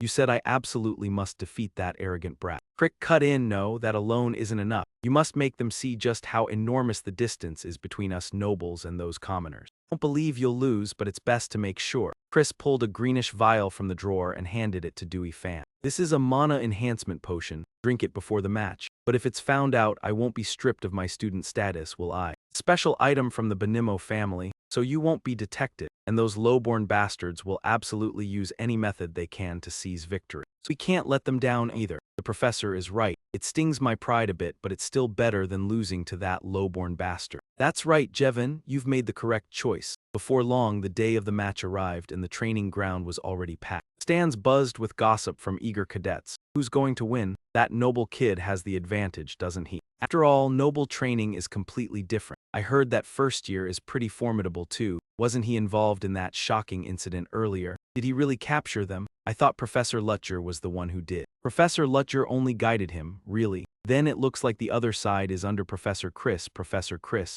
who is that? Isn't he the one responsible for teaching first years? Yes, and those two get compared all the time since they both teach spellcasting. Every whispered word reached Chris clearly. Lecture starting today, I will put an end to your arrogance, and I'll make you suffer a humiliating defeat in front of everyone. More figures arrived. The headmaster and other instructors came to watch the match. Greetings, Professor Chris Benimo, headmaster. What brings you here today? I heard something rather interesting was happening, so I brought him along as well. Professor Lutcher, it's been a long time. Bowed politely and replied, yes, thanks to you, then added, I heard you've made a wager. So which professor bet on him to win? I put my money on Aiden, so did Professor Chris bet on Javan instead. I'm really looking forward to this. In any case, the student's safety comes first, so you needn't worry about that at all. Defensive magic is wrapped around their bodies like a shield and will block any attacks. Oh, the two opponents are right on time. The first to step out is Aiden in sturdy enchanted armor, and the friends up in the stands cheer loudly for Wu. Crush that arrogant brat's smug face.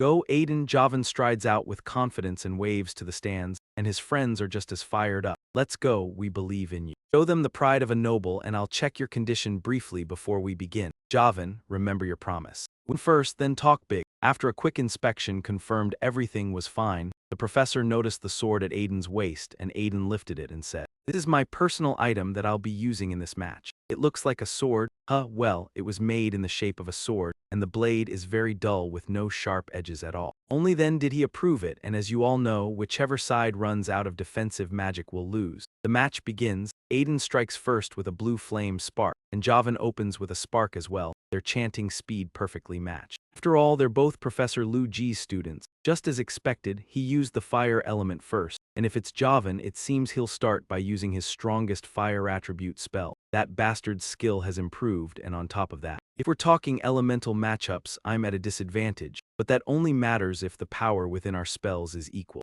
Javan's overwhelming power completely turned Aiden's strike back on him. He darted aside to evade, but the moment that blow passed, Aiden was hit again by another slash. This is the gap between you and me, you lowly commoner. Aiden refused to yield and quickly summoned a massive formation array. The two elements collided and exploded. Damn it, Aiden was being steadily overwhelmed, and if this kept up he would lose, and in that case, use what I learned from Professor Lutcher. Javan threw back his head and laughed, replying, have you given up? You pathetic bastard, it's over, wait a second. Chris was laughing when he suddenly froze. As he looked at Aiden, unease rose in him, because Aiden was using a special kind of spell incantation. No way, that's teleportation magic. How could he use a technique from wartime mages? Did Lutcher teach him that during those 3 days? No, more importantly, an utterly ordinary commoner couldn't possibly master teleportation in just 3 days. Javan began to panic. What the hell just happened? The foundation of magic is focus, and moving like this makes it hard to concentrate and chant. No, don't let yourself get rattled. I've already finished casting the spell. With this, I can shatter his concentration. Aiden ran while forcing himself to keep his focus steady. At the same time, he kept dodging Javan's attacks, and little by little the outer armor was cracking apart as Javan's technique started to weaken. Aiden's sword tip closed in to a set distance. He suddenly launched a head-on strike. Javan never saw it coming and took the blow straight to the center of his forehead. When he hit the ground and lifted his head, he saw Aiden standing over him with a blade pointed at him. Now it's my turn, right? Javan trembled as he tried to stall for time. But Aiden flatly refused to let that happen. The match ended. The referee declared Aiden the winner, and Leo and Tassie cheered wildly. We're incredible, Aiden. This is what relentless training earns. While Aiden's supporters erupted in joy, those backing Javan looked crushed, spitting that wretch Javan is disgracing noble honor, and they never expected anything from him in the first place. Little by little, the stands behind Javan filled with venomous taunts and harsh condemnation, and Javan sat on the ground shaking, unable to believe what had just happened. In denial, he turned to blame at once. That's right, that commoner must have cheated. Otherwise, how could he use magic while still moving? Cornered and desperate, he unleashed a spell with a scream, trying to send Aiden to the altar. What is he doing? Javan has gone mad. Aiden, get out of the way. The attack came flying toward him. His master's warning echoed again. Life is long, and there will surely come a moment when you must choose. When that moment arrives, no matter who comes, follow what your heart tells you. He charged forward and used his wooden sword to split that fierce fire attack in two. He braced himself and forced the blazing blast apart, saving the referee's life. While the people in the stands stared in stunned silence, what just happened? That kid actually cut the spell in two. This child is stubborn about such matters, but there's no doubt he used it at the most critical moment. Chris watched in utter shock. Anti-magic, a rare technique capable of nullifying spells. How on earth did that brat manage to use it instantly? After using the teleportation spell, Javan held his wand trembling. Aiden stomped forward furiously and charged straight at Jevan, decisively delivering a punch. He collapsed weakly to the ground in front of the entire hall. Jevan, I had thought at the very least he would admit his own defeat. I never imagined he would fall so pathetically. Ha ha, the look of his defeat is just ugly beyond belief. You think so, Froden? I don't know. From the start, I never had any interest in those male students anyway. Still, I should keep an eye on that commoner Aiden. He might even surpass some of the noble kids, that's enough. Let's go, Henry. Before leaving, Ferdin glanced back at Lutcher. Lutcher observed the match without a hint of emotion, then departed with a jumble of thoughts in his mind. Chris, having lost badly, turned to Lutcher. Did you know the student could use anti-magic? I don't understand why you're so upset. You have the responsibility to guide the first years. Have you checked all the students' backgrounds? After all, anti-magic played a significant role in his victory. So our wager is that specialized research paper, right? Yes. Do you want anything? Not at all. I want nothing, least of all your paper, because in the end that's just stealing someone else's work. Using another person's achievements as a stake isn't my style. With that, he turned and left, abandoning a seething Chris behind, unable to believe the man had said, "Not my style," to his face. To Chris Benimo of all people, what a damned, despicable hypocrite. On the way back to the office, Sedna was waiting for him in the corridor and said, "Congratulations, sir, you won the bet. With a result like that, Soren will keep an eye on you from now on. Are you really fine with it?" "I'm fine. If anything, it's a good thing instead." "Why is that? What do you mean, sir?" "Right now, the principal is suspicious of me, and she has long been aware that we exist, so even if I am a professor, I still can't easily escape her list of suspects." "That can't be. You came here under the identity of a professor precisely to avoid suspicion. But after this incident, I've already made a name for myself with the principal. The situation has shifted, and she can't overturn her impression of me overnight. But Sedna, you need to cooperate with me more as well. It would be far too conspicuous if I kept meeting a student who has nothing to do with me. But for a professor to meet an outstanding student is only natural, so you must work hard and show them the image of a model student." Sedna clenched her fists and told herself this was the first mission he had personally entrusted to her, and she answered, "Understood, I will do my best even if it costs me my life." With a sigh, he said, "No, don't die." Yet the more he spoke, the more resolute she became, declaring, "I won't die even if I have to give my life," and he muttered, "Fine, whatever, this girl." Somehow things have only grown more complicated, and what happened just now convinced them that we're on the headmaster's side. It also sent word to the Black Dawn Council that I don't act on impulse, but we can't keep dragging on like this forever. I should build an organization of my own. Yet before I could take the first step, the communication orb on his desk suddenly began to glow. "As you instructed, I've already checked the nearby areas. What should we do to make sure we keep our foothold? Can't tell what's happening in that shadowy alley either, but it seems it's finally time for us to use our strength, and you really did size up the situation fast." "You're right, now we'll rely on our strength. The timing couldn't be better, we're going there immediately."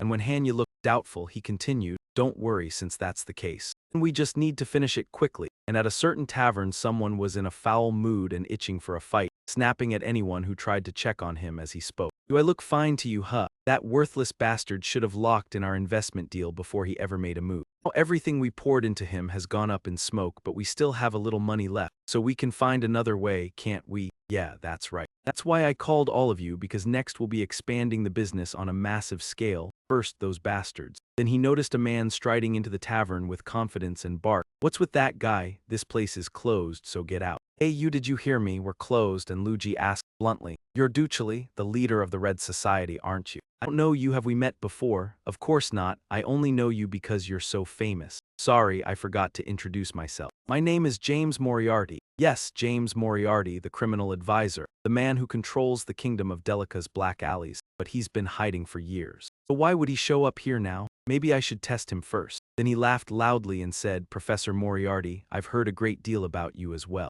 "I'm delighted to hear that, but Professor, I can't tell whether what you're saying is actually true. Are you suspecting I'm an imposter? Honestly, why would you suddenly appear in a place like this? The reason you gave is fair enough. I think you shouldn't be pointing that gun." "Oh my, was I right? Unfortunately, it won't be of any use." Duceri signaled his underlings to shoot Lutcher in the shoulder, and one man understood, raised his gun and pulled the trigger. But the moment he did, every gun malfunctioned at once. "It turned out you used a formation to lock down all their guns, which is why I warned you earlier. Silent Sands, since when did he cast it?" The corner of his mouth lifted slightly as a loud sound came from the door, and a towering werewolf snarled as it stepped inside. Seeing the demon wolf, The whole crowd went limp with fear and couldn't even stand, and it walked up to him before taking position behind him like his strongest bodyguard. So you were actually raising dire wolves. Then those dire wolves last time were this guy's doing too. Before Lutcher stepped into this tavern, he had already made arrangements with Han. Looks like you came here expecting me to explain the situation in more detail, huh? First, that pitch-dark alley where we're lying in wait seems to be divided among 4 dark gangs. The largest of them is that pack of thugs called the Crimson Society. Everything they do is dirty work, and they basically control that entire alley. If that's the case, then our target is the Crimson Society. That's right, if we take care of them first, things will be much easier later. But the dark gangs have a huge number of men, so there's no way we can crush them quickly. Why don't we start with the easiest group? No need, that would be a waste of time.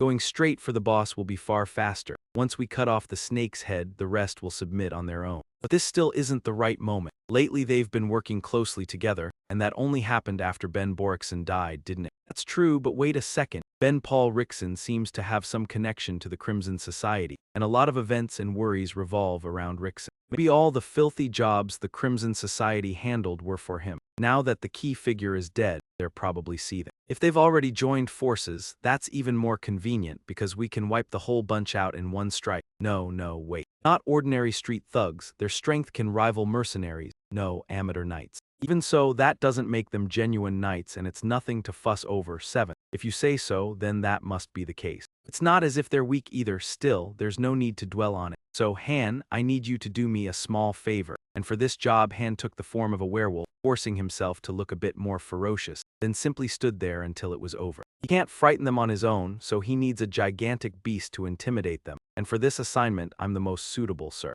I already told you if an actual fight starts, I'll be the first to bolt. Fine, as long as you make them scared. This man, I don't know whether he's an imposter or not, but we can't afford to hold back. I knew he had concealment magic, yet I never expected a wolf panther at his side, and I understand now, so you truly are Moriarty. My apologies for failing to recognize you. It seems I've confirmed your identity, so now let's get straight to the real reason I'm here today. I intend to start a new business in this city. A business, you say? What kind of business do you plan to run? We'd be happy to help you, thank you, and I also have a few words I want to say to all of you. I have no patience for filthy games and deceit like this. From today onward, the Crimson Society will disappear forever, and at those words he went rigid for a split second. He commanded his underlings to attack immediately and told Luther not to let him get away, and then he brought his cane down hard into the man's ribs. The lackeys drew their knives and tried to rush in, but the wolfish man only muttered in a daze, "Why aren't these guys running?" Then added, "What are you planning to do? Get ready, we're splitting up." He stamped his staff against the floor, and with that single tap, the ground was instantly smothered by a bizarre black shadow, sending the crowd into sheer terror. The darkness kept spreading wider and wider, crawling into every corner as the room's light was slowly sealed away. While everyone panicked in confusion,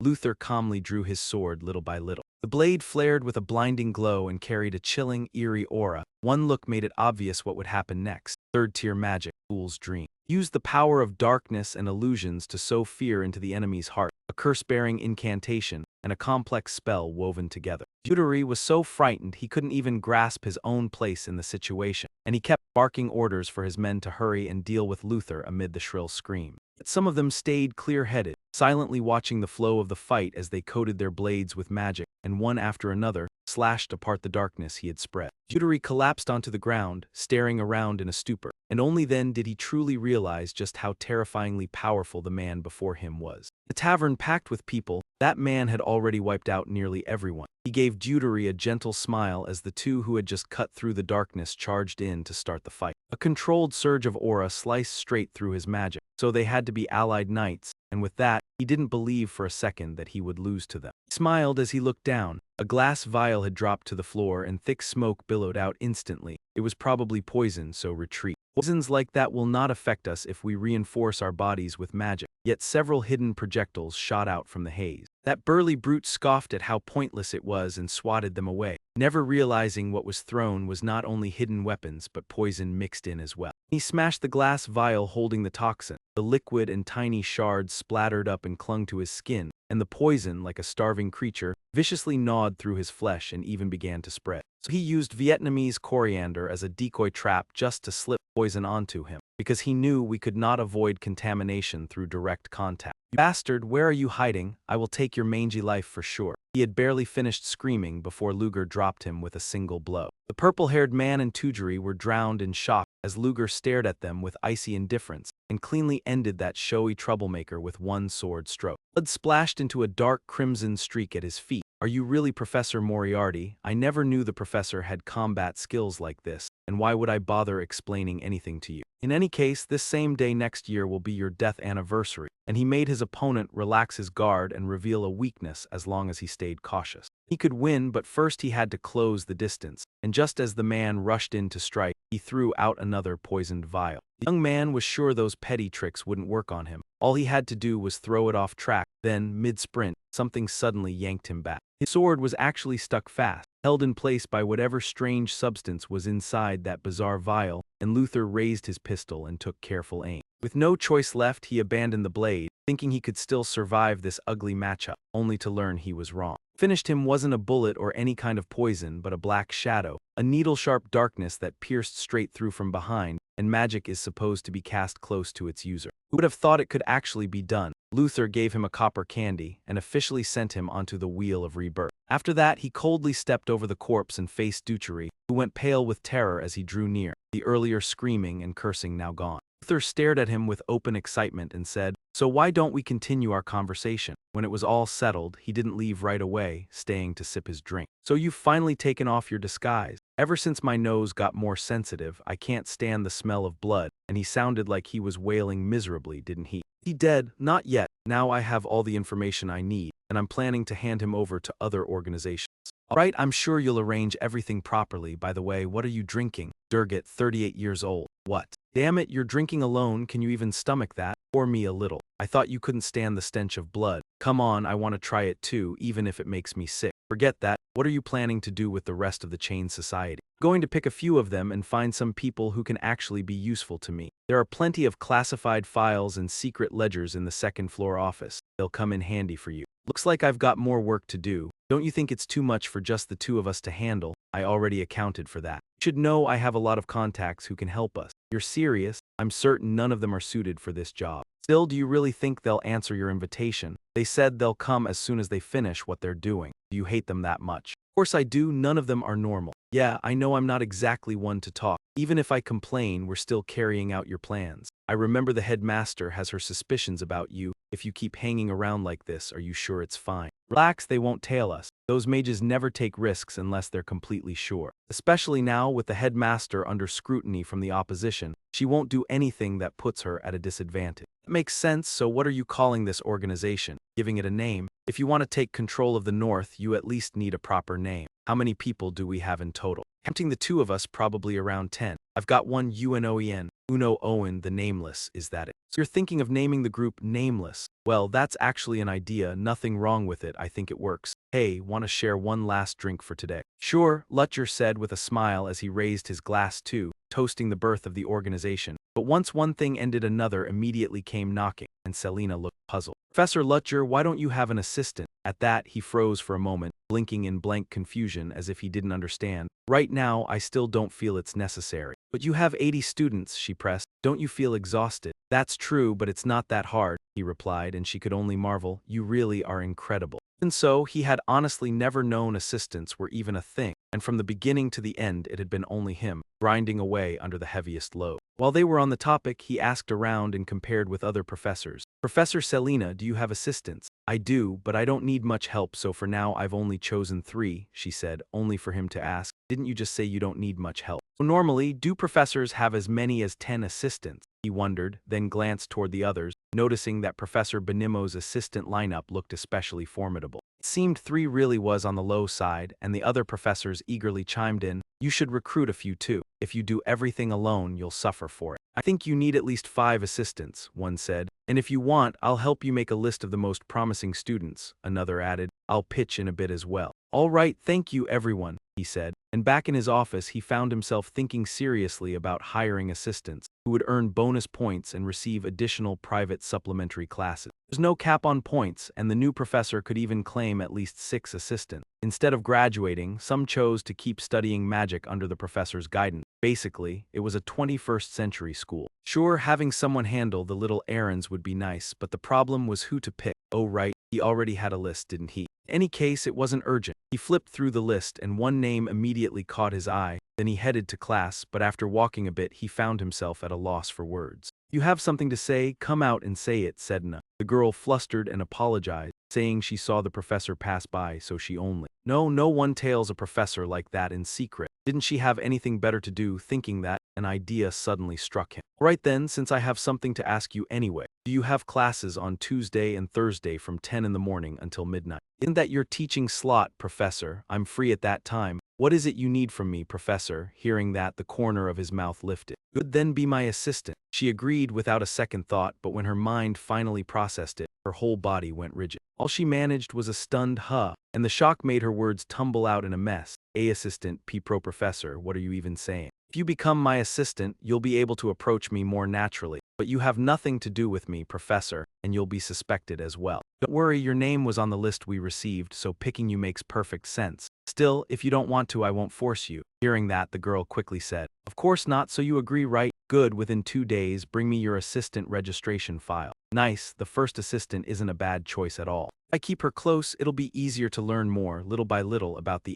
Dawnlight Guild, won't it? Within the next 2 days, I'll have a loyal errand runner. An hour later, Sedna had completed the assistant application. She looked at him with bright, eager eyes. Seeing that pace, he briefly doubted his own existence. The girl handled it even faster than he'd expected. He never imagined she'd finish in just 1 hour. By now, the trainees had all arrived, but today the classroom was especially noisy. L&D said it seems some strange rumor is spreading. They say Professor Rutger is looking for an assistant. Wow, that sounds really enticing. What's even more interesting is that, until now, he still hasn't chosen a single assistant. Everyone claims he doesn't even know professors are supposed to have one. That can't be, he's Professor Rutger. And the hottest rumor of all is that, the Universal Wish Stone. People say it's being concealed in Theon. Are rumors like that actually real? Of course, there are still plenty of secrets that haven't been discovered yet. And this place is the magical center of Theon. It might be a little exaggerated, but an ancient artifact like that could truly exist. I see, I understand now. Overhearing the two girls chatting, Flora curled her lip and said, How childish, an all-purpose boundary stone. Yeah, right. If something like that really existed, the higher-ups would have confirmed it already. And by the way, that superhero-looking guy is hiring an assistant.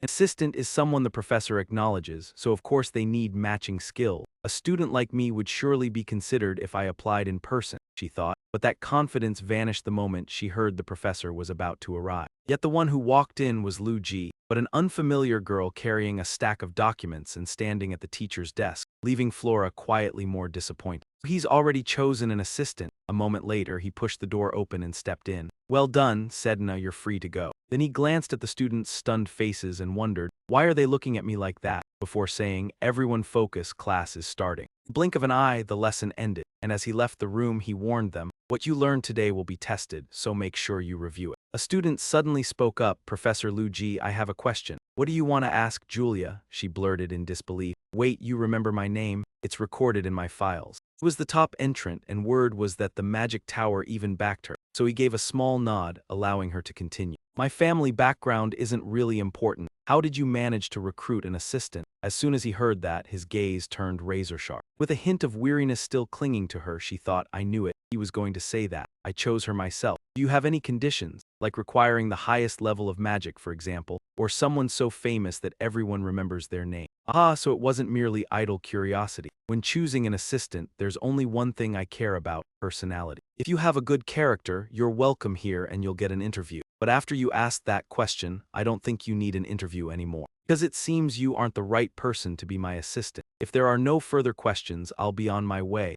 Midterm exams are coming up. Prepare properly. With that, he quickly left the classroom. The moment he stepped outside, he noticed her. Have you been waiting here this whole time? Next time, don't wait out in the corridor like this. For me in the assistant's office. Miss Li Zai, as if she wanted to say something, swallowed the words back down. It's nothing, sir. Wishing you a smooth and productive day, Professor. He nodded in reply. You too? Oh, right, these are the assignments the students turned in today. Keep them safe until the end of today. From behind, another student called out to him. Turned out to be Flora, a girl he couldn't possibly fail to recognize. What is it, Flora Lumos? I heard you just hired an assistant. That's right, do you want to be an assistant too? She stiffened and stammered. Of course not, sir. How could I possibly do that? Then what did you come to see me about? She tilted her head left and right in embarrassment for a while before speaking. I wanted to thank you, sir. Last time it was because of your help that I was able to return safely. Besides, I think my advice wasn't wrong. I only did what a professor should do. As long as you seriously consider my advice, that's enough. Then you went straight back. That day, I must have used more mana than you. Secretly, I was thinking we were on the verge of running out.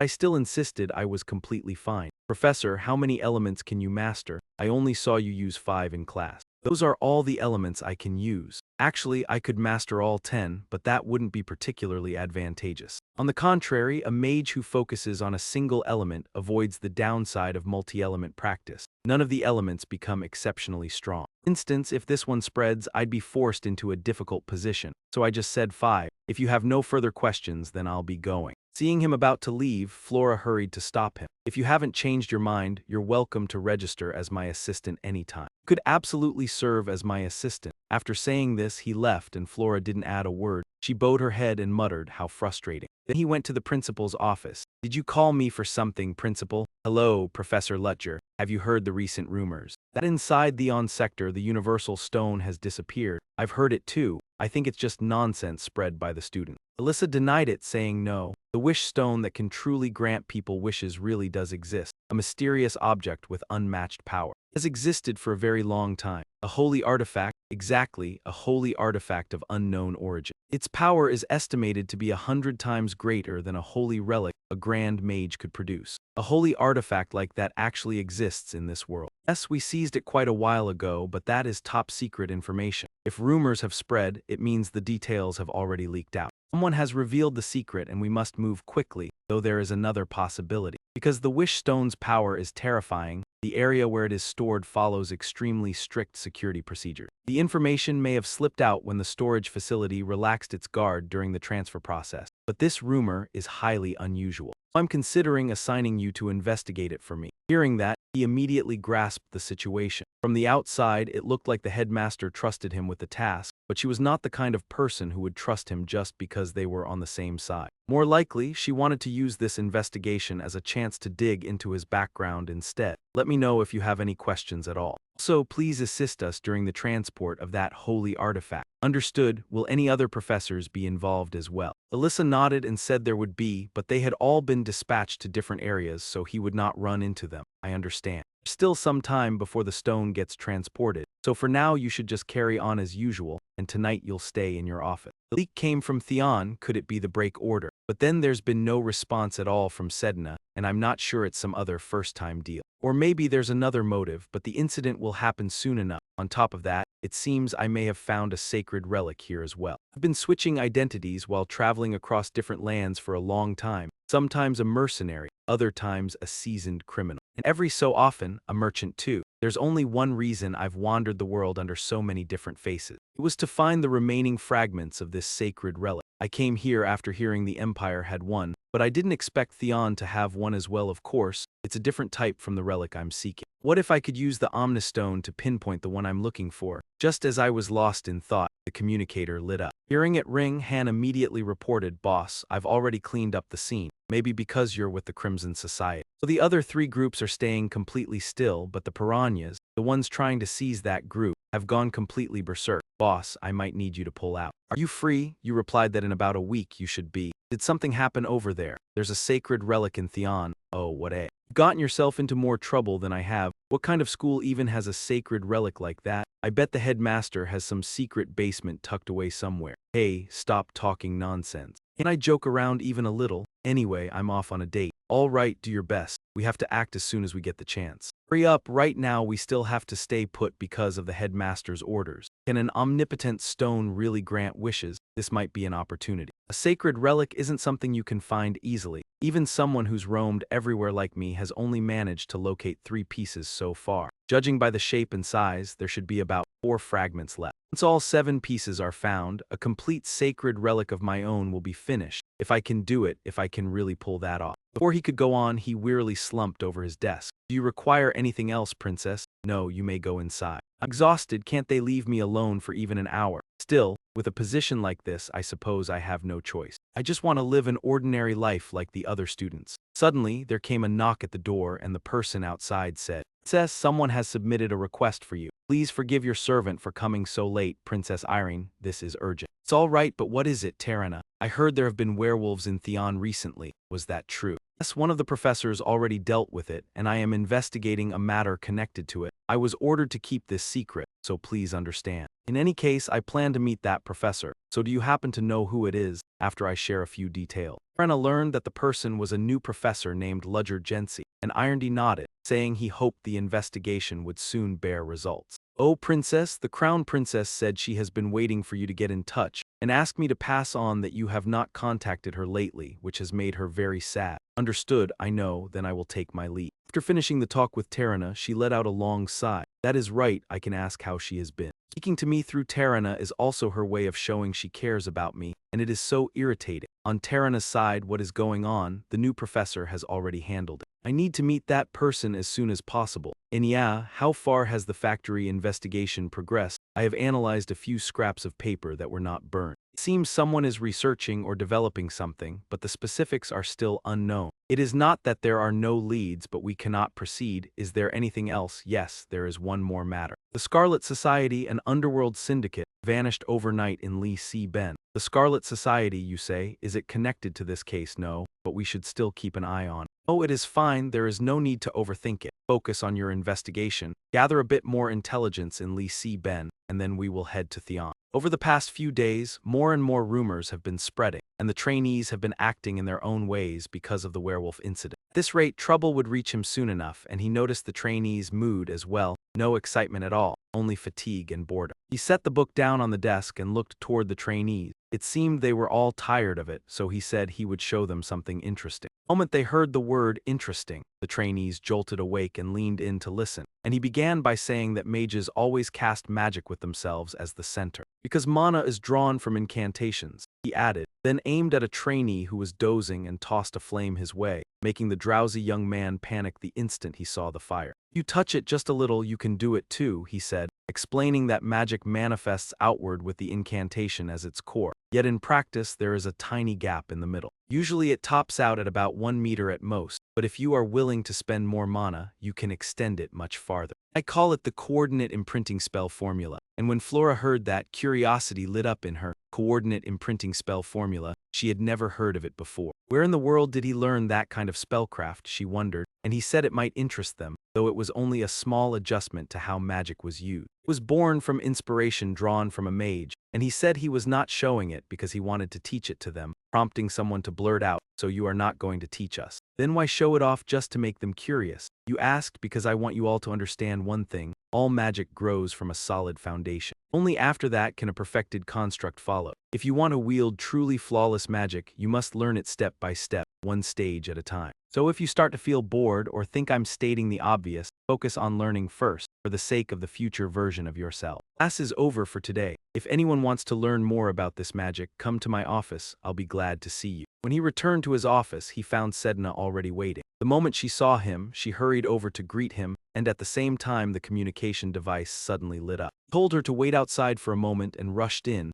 not forgetting to raise the soundproof barrier with care. It had to be about time for his next contact. The voice on the other end heard him and spoke in a rush. "Professor Luger, it's an emergency. The all-purpose stone has been stolen. I underestimated your enemy. What happened? They knew about the storage chamber for the stone and they struck before we could do anything. No matter how far the rumors spread, I thought we'd be fine as long as we acted quickly, yet in the end we still made a mistake like this. We're chasing them now. But if they resort to using the stone, the situation will become far more serious. How long do you think our golden window will last? I believe until midnight tonight." Understood. Lissa asked if you had anything else to ask, and he replied that it would be better for her to get moving than sit there answering more questions, then said, "All right. In that case, I'm leaving it to you." After that, the two of them ended the call, and he removed the soundproof barrier with a sigh, thinking he knew this would happen. But who would have thought it would come this soon? What the hell are those people thinking when he still hasn't completely erased the Prime Minister's suspicion? At this rate, he'll end up being seen as one of them and something feels off. Was this situation really the top priority? And as he reconsidered it, he called Sedna into the room. The girl timidly pushed the door open and stepped inside, and he said it looked like a subordinate had acted on their own, while Sedna nodded honestly and told him to let her explain from the beginning.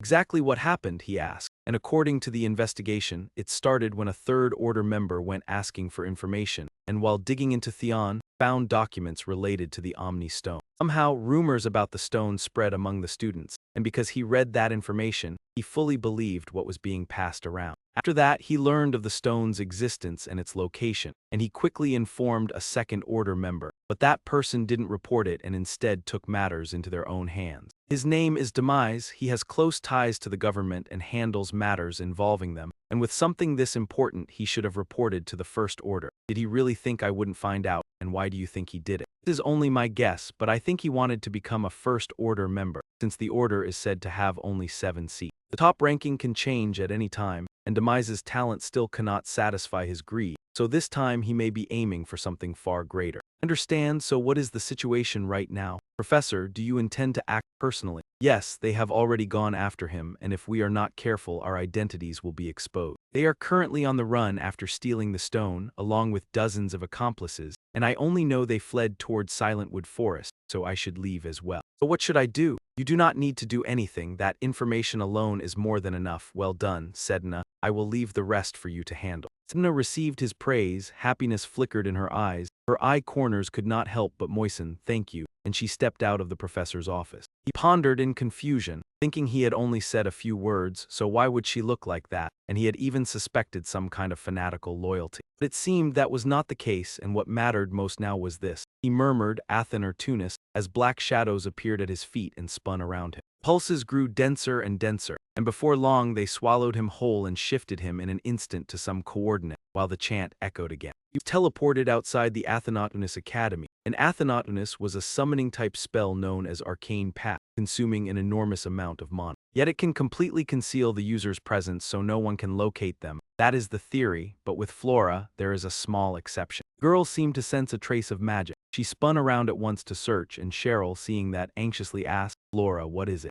Feels like someone just passed by, but I can't see anyone. Still, I'm sure I caught the scent of magic. Invisible magic, I need to check. Seeing Flora dash off somewhere, Cheryl hurried after her. Somewhere ahead, damn it, they actually ran into the silent forest. Even if it's dangerous, shouldn't we call for more people? How can a forest like this still exist? It's been destroyed so many times. But no matter what they do, it grows back at an insanely fast rate and drives anyone who enters mad, blocking the way. And right now it's our best option. Deep in the dense woodland, moonlight slipped through the thick canopy. The stone thieves were inside, and someone was already showing signs of mental collapse. Calm down, do you want to go insane like that guy? Lord Demise, what do we do? We're surrounded and we can't stay here long. Shut your mouth, I've got a plan. After he said it, the people following him only grew more doubtful and uneasy, turning the stone in his hand over and over. They stared until their eyes nearly fell out. Damn it. It really was the all-purpose stone, yet it was completely useless. The power coming off it was real, but why? Why wasn't it reacting at all? Suddenly, a sound came from nearby and the group snapped to attention at once. Was that all there was?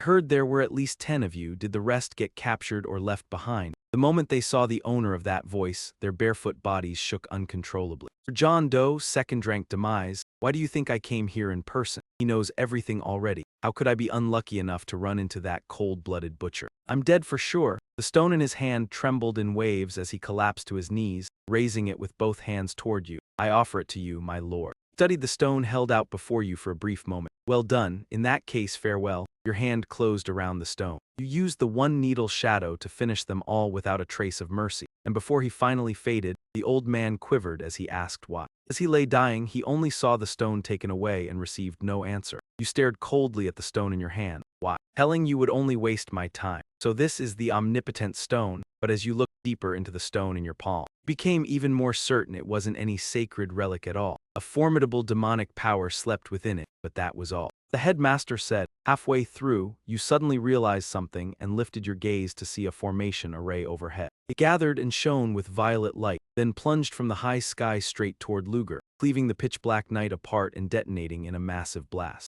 Blast shook the silent forest, leaving a huge crater where the strike landed, and the only thing still intact was the stone, completely unscathed. Then someone leapt down into the crater, and a soft, faintly eerie voice rang out, "Good heavens, I hit it that hard, yet there isn't even a single scratch." It was over. She picked up the stone and smiled cryptically as magical petals swirled around her, and the one who had arrived was none other than Headmaster Alyssa, holding a counterfeit omniversal stone. Just a little more seasoning on this bait, the big rat will take the hook, and Professor Lu Ji, you'll regret showing up here. As she spoke, she glanced toward a certain direction, where Lu Ji was coughing while using the arcane path technique, and it was bad, before that spell could come crashing down. Immediately cast a high-speed movement spell to relocate, and he escaped in time just before the light slammed down. His body-enhancing mantra is also comparable to arcane power, which is likely why he survived. This world has no instantaneous teleportation, but by binding coordinates with his spell formula and leveraging the uniqueness of this magic, he can accomplish anything. It was a rank 6 professor,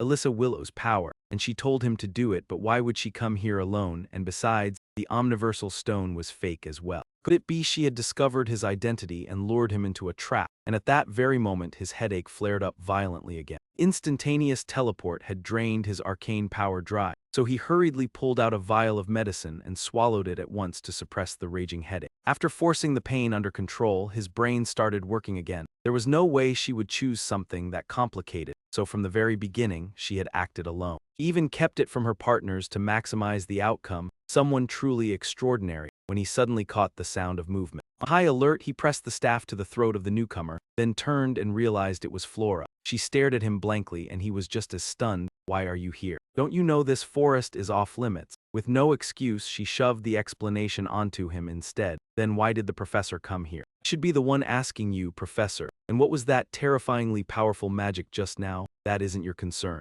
This forest is extremely dangerous for students. Go back now, I'm not that fragile." It seemed she hadn't run into anything suspicious. Had she found a route that slipped past the gate guards to enter the forest? How could she tell him she came because she caught a wonderfully sweet scent? She never expected Professor Lutger to be here. And even more surprising, the voice sounded as if about to cry, calling out for Flora Cheryl. She fell to her knees, trembling and sobbing. "I'm so scared, where have you been? Follow me, I'll lead you both outside." Flora remained silent, seemingly lost in thought. She had seen him from afar before. What troubled her was that he seemed to be shaking and had taken some kind of medicine. She wondered, what did he just take, and is something wrong with him? The principal, standing outside, looked slightly surprised to see him. "Oh, who are these two students?" he explained. "These two students got lost in the Silent Forest, so I'm leading them out." "Silent Forest? How are there students here?" Flora stepped forward to take responsibility. "It's my fault, Principal. I went into the Silent Forest on my own and Cheryl followed me. Professor Lutger found us shortly afterward." Alyssa responded sharply, "I see, understood." She smiled and asked him, "How should I handle them?" "Students have the right to make mistakes. It's fine to let it pass. But what to do now? The situation is urgent, so I must deal with it first." "The magic just now was yours, Principal. If so, everything would have been resolved already." "No worries. I will take responsibility for bringing these two students back to the academy." "What about that Lutger Chansey? After this incident, I can hardly suspect him. His reaction was completely normal, that's a relief, but no one else seems more suspicious than him, however. Why must we spread rumors ourselves? We do it to lure the mice into the trap." "Ah, I see now, that makes sense." After walking a short distance, she suddenly stopped and stepped into the room where the real stone was kept. The real stone was safely here, and thankfully nothing had happened to it. "This stone is so dangerous it once completely destroyed an entire kingdom. We have confirmed everything, and I do not want to stay here any longer," as the door had just shut. Not long after, a hazy shadow appeared and Lu Ji miraculously emerged inside. "I did not believe it at first, but this time it is a bit too big. Good thing I left a tracker on the fake stone, because the headmaster really did come back to check the real stone. The real stone's magical energy is clearly far stronger, strong enough to pull me in, yet still not enough to satisfy my true desire. I know that because I can see your limit. However, I also know you can show me where the remaining relic fragments are." With that thought, he began absorbing the stone's power as the magical energy grew more and more violent, trying to bore all the way through my body. "But listen, if you push any deeper, even with my will holding you back, you will shatter into pieces." The stone burst into a fierce light, then softened the moment he finished speaking. as if it understood, and Lu Ji lifted it and demanded, "Tell me where the other fragments are." After a long while, he reached a conclusion. As expected, it could not clearly describe the exact location of each fragment, but even so, one fragment is very close to here. What is going on? I mentioned the other day is finished, so set the appointment for tomorrow night. That works, the deadline is coming up anyway, but why do you sound so miserable? Did something happen? Ji answered wearily, "Nothing. We found the relic's location, even if it is only one, but I did push myself a bit too hard," and Han clicked his tongue in sympathy. "A lot has been happening lately, but only one thing feels a bit pointless. Well, two, to be exact. One of them we already knew, and the other one is. It's located right in Lishi Burn. Judging by what I saw through the sacred relic, it's probably at the auction house. The Kun auction house, the only one around here. I heard a major event is coming up there, likely an auctioned item. You can check the auction list, can't you?" "Yeah, that's easy enough. I'll see you tomorrow night, all right." "Yeah, good work." The next day, "What are you doing outside my door?" Flora awkwardly stepped back. "Aren't you inside? Do you need something?" What should I even say? Should I ask about the special magic he used last time or bring up the potion? Why can't I bring myself to ask for some reason? "You've got nothing to say, I'm going in." Hearing that, she hurriedly stopped him, and Luger sighed, saying, "If it's not necessary, then." Suddenly, a water orb shot to his face, cutting off what he was about to say. Right after that came ice on one side and fire on the other. "What do you think of my coordinate magic?" "That's unexpected. I didn't think a student could pull off that spell. Because I'm a genius and the only one, I should get some kind of reward, shouldn't I?" "Well then how about this, the top score, what do you say?" 0 points wouldn't match the effort I put in. I want something equal to that highest score." As if he caught the implication in her words, he opened the door and told her to come in. Flora stepped into her idol's room, looking slightly dazed. "This is my first time in here, isn't it? The laboratory is over here." At his words, she looked briefly surprised. "A laboratory?" And then the two of them stepped into his private lab. He stared at the writing on the board with intense curiosity. "What is he researching?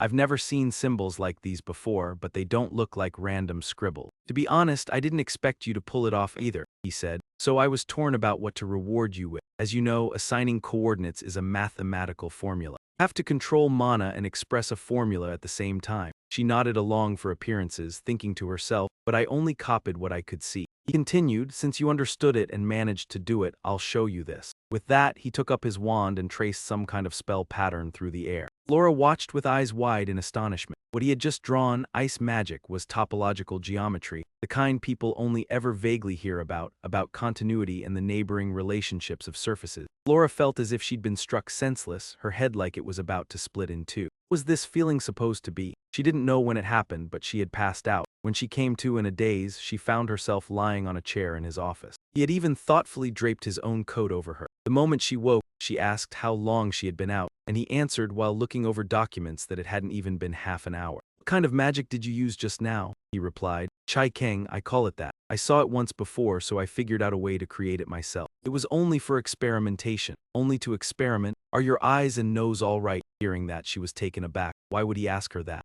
Only then did he turn back and give her a razor-sharp look. "You can sense every fluctuation of magic, can't you, when you saw my formula? Your pupils widened and your fingers trembled, so you must have perceived it in a way ordinary people never could. You were probably stunned because you'd never encountered this kind of magic before. Yet aren't you curious, Professor, about her ability?" "No. I have no interest in any special talent, but I can't say the same for other mages. You'd better not let yourself get caught, and it's late now, so hurry home." Leaving the office, she wondered how he could stay so calm after learning what she could do. Had he met someone with that gift before, and only then did she remember. Still haven't been properly rewarded. That night he went to the rendezvous with Han, and honestly, no matter how many times I see it, I never get used to your stylish look. "You made it and you're just going to stand there." "Yeah, same as always. Where did you get this car from? It's the flashiest one here, and if you need it, you take it, right?" Fletcher didn't argue, and he had a point. "Then let's go," because this time the destination was an extremely upscale place, with a red carpet stretching from outside straight in. It was needlessly noisy and gaudy, but it's famous, and isn't that still better than dirty and reeking? "What floor is the meeting on?" "The fourth." As the two headed for the stairs to go up, two guards stopped them and said only those with permission could reach the fourth floor. Han produced a business card and said, "But we can get in." After checking it over, they politely stepped aside for Han and Lutcher. The atmosphere on the fourth floor really was different, and I've heard a lot of underground groups like to meet here. That's why this place has an unwritten rule: no fighting on the fourth floor, which is why there aren't any security guards here. There has to be a reason we were invited here. Maybe they want to see whether we'll obey that rule. Well, we're here now, so let's go in. Moriarty, I'm sure you wouldn't lie in a place like this, would you? I've heard you vanished after the uprising failed in the Delica Kingdom. What kind of wind blew you here? Are you trying to repeat what you already failed at once before? Of course not, so stop throwing out baseless claims. I've never had that thought. You expect me to believe you're harmless when you wiped out the Red Society the moment you arrived. I only deal with the filth that's right in front of me. Enough private chatter. What do you want? You must have your own agenda if you accepted our invitation, so speak quickly. I'm trying to lay the groundwork here. Groundwork? Are you planning to create a second Red Society or what? Everyone else stayed silent and listened to him, and he sighed before saying, of course not. Now I understand why the air is so tense. First, I'll clear up this misunderstanding. What misunderstanding? Before that, I want to talk in private. The silver-haired man known as Tian hadn't even had time to object when the girl beside him spoke up. It's fine, old Tian. You noticed it already, Moriarty. People often look down on me because I'm a child. My life isn't so miserable that I'd stoop to despising a child. And don't worry, I have no intention of founding a second guild, though I do intend to start a new business venture, and I have a proposal. If you come work under my command, I'll make sure you earn a great deal of money. Hand behind him was so furious he was speechless. Who negotiates like this? How is that any different from the Red Society at all? You'll end up crushing us and forcing us to obey every order you give, won't you? No, because this is only an offer. If I wanted to do that, I would have done it already, and besides, even if you refuse, I'll still hand over part of the Red Society's business to you. Even if we refuse, I don't understand. What do you actually want? As you know, my current position isn't suited to stirring up chaos, and fighting would be pointless. All I need is secure authority. You don't have to trust me. Refusing costs you nothing, but I very much want to hear your answer. After he finished speaking, the entire room fell into an awkward silence until Binion broke it. Hey, you should at least tell us what that business is. Lady Black Rose snapped. Why are you deciding this on your own? If it's dangerous, I can't agree to it. You understand that. I promise you won't face any danger. Do you know how nobles like to entertain themselves? Opera and music, right? Don't tell me we have to do that kind of thing. Oh, I want you to do something more refined. Tell stories through theater and music and dance as well. Just from looking, I can't be sure, but you've got vision, do it. I look forward to working with you, Guildmaster Pinion. Interesting, Moriarty. What is it you truly want? I want change. Before the factory and the forge were built here, this place was nothing but wasteland. Only a leaden gray sky and a bleak tomorrow. Yet if people want to live, they have to keep looking up at the sky, don't they? So I intend to turn this gloomy land into somewhere truly vibrant. Also provide a business model suited to other groups as well. Go on, read it through first. Later that night, everyone at the table listened closely to Lutcher's plan, praising him without end, and even Han kept bringing it up after he returned. The idea you just had was incredible.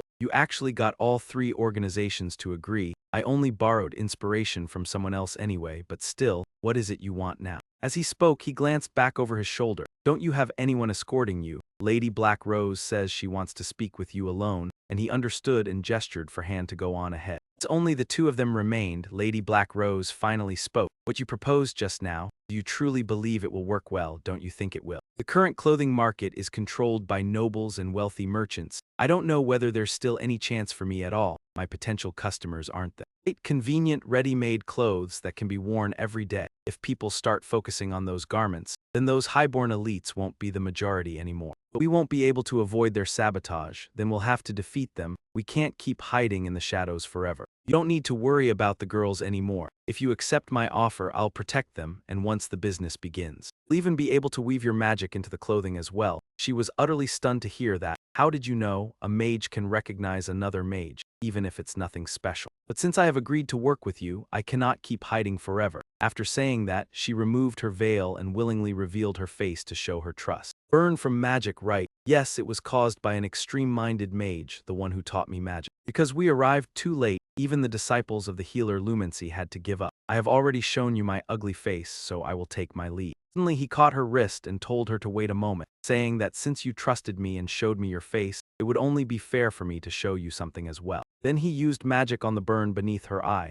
and with a single touch, the scar she had carried for so many years vanished with ease. He said gently, take another look at your face. Staring into a small mirror, she was too stunned to believe it was real, and magic truly is a pity. Having to cover her face just because of that scar, she fell silent for a long time. I still feel more at ease with my face covered, she said, and he shrugged, then so be it. I will follow your orders for now. Today's meeting was very productive, when a sudden voice called out Violetta before she could even turn around. Luckily, Luther yanked her back and she narrowly escaped death. When she looked again, it was an arrow, fired with such force that it was buried deep in the wall. "Are you all right?" She scrambled to her feet and thanked him. "An ambush. Who did it?" "I have a few suspects, but I doubt it is only one or two people." Gang of swaggering thugs edged toward James Moriarty. "Someone as important as you without an escort is exactly the kind of chance I've been waiting for. So you're the Crimson Society's leftovers. Don't you even know why your organization collapsed?" "I know it perfectly well, which is why I came fully prepared." Only then did he notice a familiar scent drifting in the air. "Poison gas, Violetta, don't use magic. Keep it tightly under control. You understand all too well." "Wait, that voice, so it really was you. You even managed to take down two key people at once. What a twist. But violence isn't my style. Are you planning to fight them? Because we can't run anymore, so tell me, my lady, can you dance?" "Good enough that you don't need to admire anyone else, so leave your back to me." That night, in a deserted alley, Violetta and Lutcher worked in tandem to deal with the Crimson Society remnants. "Damn it, they're still too strong for us even without using magic. Even so, they look like they're about to run out of steam, so hold them a little longer. I'm exhausted. Could it be because I never work out? It seems you'd better think about endurance training once this is over." His mind kicked into 5G speed calculations, yet he still couldn't locate the archer. Was he hiding himself behind that sudden strike? He used a rare dispersing perfume, one capable of masking his own killing intent. "Looks like one of them is a seasoned professional." He called out Violetta as if to warn her, and before she could react, he hoisted her onto his shoulder and bolted. Seeing that, the Crimson Society immediately stretched their long legs and chased after Violetta in confusion. "What were you doing?" They had a professional assassin hiding among their ranks, and if this fight dragged on, we would be at a disadvantage. An assassin. People behind them gripped their knives and stayed close, moving fast with the practiced rhythm of seasoned killers. "Those men, do you know who they are?" "I heard there's a group of assassins from the southern desert, the kind willing to erase anyone for money." The southern desert. Just as I suspected, it was a Kansapa assassin. Careful not to bite your tongue. Hearing him say that, the elders hurriedly tried to tell her that something was about to happen. Fired a grappling line and used it to move across terrain with sharp rises and drops. Yet even on the harder route, the assassins pursued with relentless fervor. One of the two assassins launched hidden projectiles, and the pair instantly sprang backward to evade. He followed up at once, and Violetta snapped open her umbrella to block the strike. In the blink of an eye, the umbrella began to corrode at a frightening pace. She wondered what they had smeared on those blades, and her special umbrella simply melted away. It was a rare poison used by Kansapa assassins. Basically, nothing can withstand it. Then what are we supposed to do? Either we wait until their supply runs out, or we manage to escape this place. The second option sounds much better. Fine, then. Hold on tight. Before he even finished, he swept Violetta up and shot forward like a bullet. After racing across several rooftops, he dropped into a narrow alley. The assassins chased them there, then halted. They exchanged a signal with a glance, and the two split up to continue the pursuit. In the middle of the hunt, Violetta's voice suddenly rang out, sharp with irritation. "You're really leaving me here? Looks like I misjudged you, you coward." "She's alone. Did that guy actually run away?" "Impossible. There's no way he abandoned her here and fled. This reeks of a trap. That woman is definitely the bait, and he must be hiding somewhere close by." "Is it here?" He made his call and hurled concealed projectiles in one direction, yet where he never expected, the man suddenly appeared and struck him with a sword. Unwilling to accept it, he tried to figure out Lutcher's movement, only to hear it was merely magic, though he had indeed used a few elements of diffusion incense, and with that said, he decisively drew his blade. It's faint now, but there's still a trace of diffusion incense at a level that won't disrupt mana, and I rooted a bit of sound through it. Violetta screamed, telling him to hold on because something was above him. He followed her warning and saw an assassin lunging in, snapping out a grappling hook. He tilted his head and dodged the hook, but it snagged the sword in his hand. The assassin yanked the weapon away, raised a dagger high, and shouted. It's over. Lutcher didn't panic, staying eerily calm instead, and in a blink he read the man's movements clearly, so he was still hiding another weapon. In the same blink he was neatly dealt with and left sprawled on his side, gasping out curses. Your judgment is sharp, but you slipped at the most critical moment, and soon a boastful crowd came searching while yelling.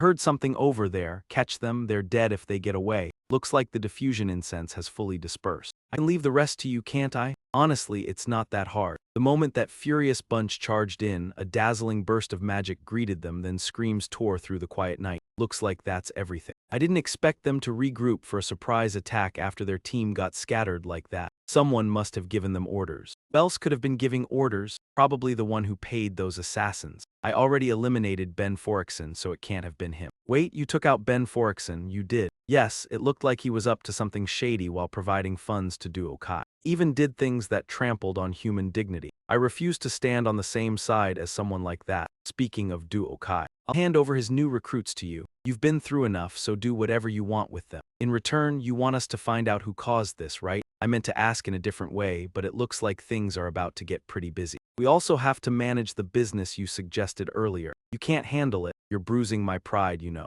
Handle both perfectly. I'll work even harder than you expect. That's a good answer. Then take care of yourself. With that, he left, satisfied. Hey, assistant, get over here. Who said I'm your assistant? This woman. If you call me, I'll come, all right. Fine, fine, now move aside. He stepped in and cut off their bickering. Why are you two so loud? The girl was tormenting Han, Sheridan Ian Fitzhan, who weakly pleaded, brother, please stop her. He replied with indifference, though he seemed pleased. Stop picking on Han and look at this. As the little girl sprang off Han, skipped over and chirped, sir, were you winding the cable while dragging someone else too? I told you it only works for one person. Now the clamp hook is completely loose. But I had my reasons. Give me about 10 minutes to fix it. Please wait a moment, sir. Why is this little rascal so nasty to me? Hearing that, Luger thought it's because you like her, but he changed his words and said, she's older than you, so just put up with it. At first I thought she was just a kid. Was it in the kingdom of Delica's mind that you met her for the first time? Yes, back then, she'd been captured and forced to work there as a slave. That really count as being captured? When you two went into the mine, it was the kind of once-in-a-lifetime encounter, seeing a young girl bent over, tinkering away with a pile of explosives. If those had gone off, we'd have been finished, right? If that thing exploded a kilometer underground, even the night captain would have been dead.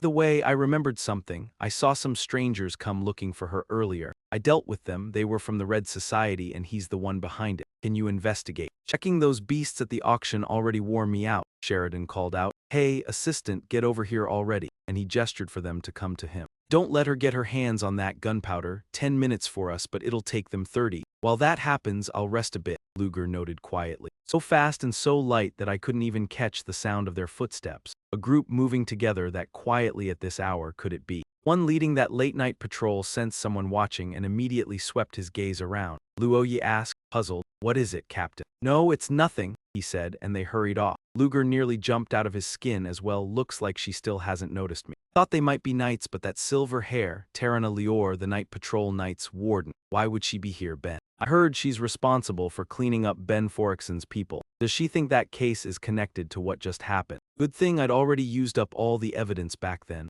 I don't want anything to do with that freak ever again, and not long after, Sheridan stepped out, practically bursting with excitement. All right, gentlemen, it's finished. It took a bit longer because I wanted to be sure every part was in perfect shape. Oh, it's smaller and slimmer now. Give it a try. You just fired a test shot. This support gear has been improved by a huge margin, and it's stronger too. I doubled its power, so now you can use it for 2 people. I also added a few new functions. Make a fist and move your wrist, and when he followed the instruction, a short blade immediately appeared at his wrist. I added that after remembering what you told me earlier, and if you relax, it'll retract. Do you see the tiny hole on the left side? You can fire needles through that opening to paralyze an opponent. Oh, thanks, I really like it. You've got a good eye, unlike that cowardly man who kept ranting about how dangerous it was. That's more like what I'd expect from a professor at the Theon Academy. It's a bit off the truth, but whatever. By the way, those elegant clothes actually suit you. One look and anyone can tell you're a gentleman, almost like a noble, really. If that's how you see it, then thank you. Either way, I'll put it to good use.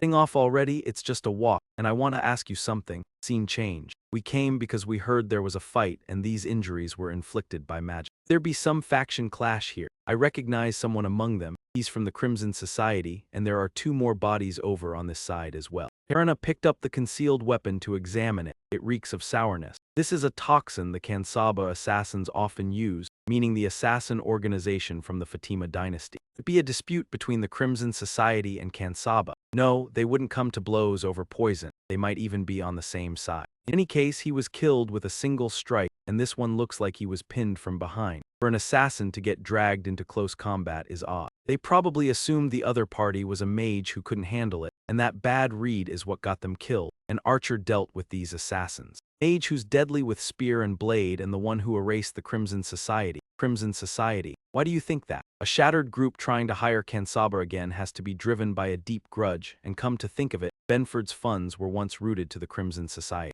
Someone had Benford and the Red Society members eliminated. A factory was burned to the ground, and a Theon professor reduced a werewolf to ash. We're finished here, let's go. I've already gotten hold of the key lades, but we're still nowhere near a conclusion if we keep going like this. He said uneasily, it's not over yet. There's still one place that has clues. We can go there and take a look. Fine, it's decided then. The next day, hello, Professor Lutcher. I heard you're not going to work today. That's right, I don't have any classes today. What brings you here? Heh, someone's here to see you. I was passing by anyway, so I stopped in. Who's looking for me? Selina answered, an agent from the National Security Bureau. He nodded, all right, I'll go over. I saw him and politely greeted him first. Are you Professor Lutcher Chen Shi? Yes, that's me. Please have a seat. Lei nodded and thanked him. Let me introduce myself. I'm Lei with the National Security Bureau. Would you like some tea? That won't be necessary. I don't eat or drink while I'm working. Understood, then what did you come here for? Dealt with the werewolf that appeared on the campus last time, didn't you? Yes, I did. Is there a problem? I only want to hear the details of the incident. Just tell it naturally like you're talking with friends. Lutcher nodded in agreement. Is Tarana the one who's supposed to be here? I thought I'd be meeting her. As long as it isn't her, this won't be difficult. Then I'll start. After a fairly long conversation, Lei shook Lutcher's hand and said, thank you for making time for me. You work for the nation. It is an honor for me. Nice to meet you. Likewise, wait until the other party leaves. He stared at the hand he had just shaken thoughtfully. Guardian, he has arrived. Did you find any clues? No, nothing at all. Even brought the search warrant. Nothing useful was found. What about you? Did you follow my instructions exactly as you instructed, sir? Does that mean he is someone who was trained to be meticulous? Even though he wore gloves when I shook his hand, I felt that. After pausing for a moment, Lu Cheng removed his glove and tossed it aside. As for Loi, if we were to evaluate, his hand resembled that of an ordinary mage, never having been involved in violence. Really? You're not mistaken? Of course not. Tarana pondered, hands like an ordinary mage. This is beyond my expectations. I had thought we would at least uncover another clue. This case has reached a dead end. Without any leads, we must halt the investigation. And yeah, stay here and report back if anything suspicious arises. As for them, we cannot meet with them. That is the condition. The friendly principal approached to greet Tarina. How long has it been? Over there is Principal Alyssa Willow. Do they know each other? What wind blew you here? At least greet your friend properly.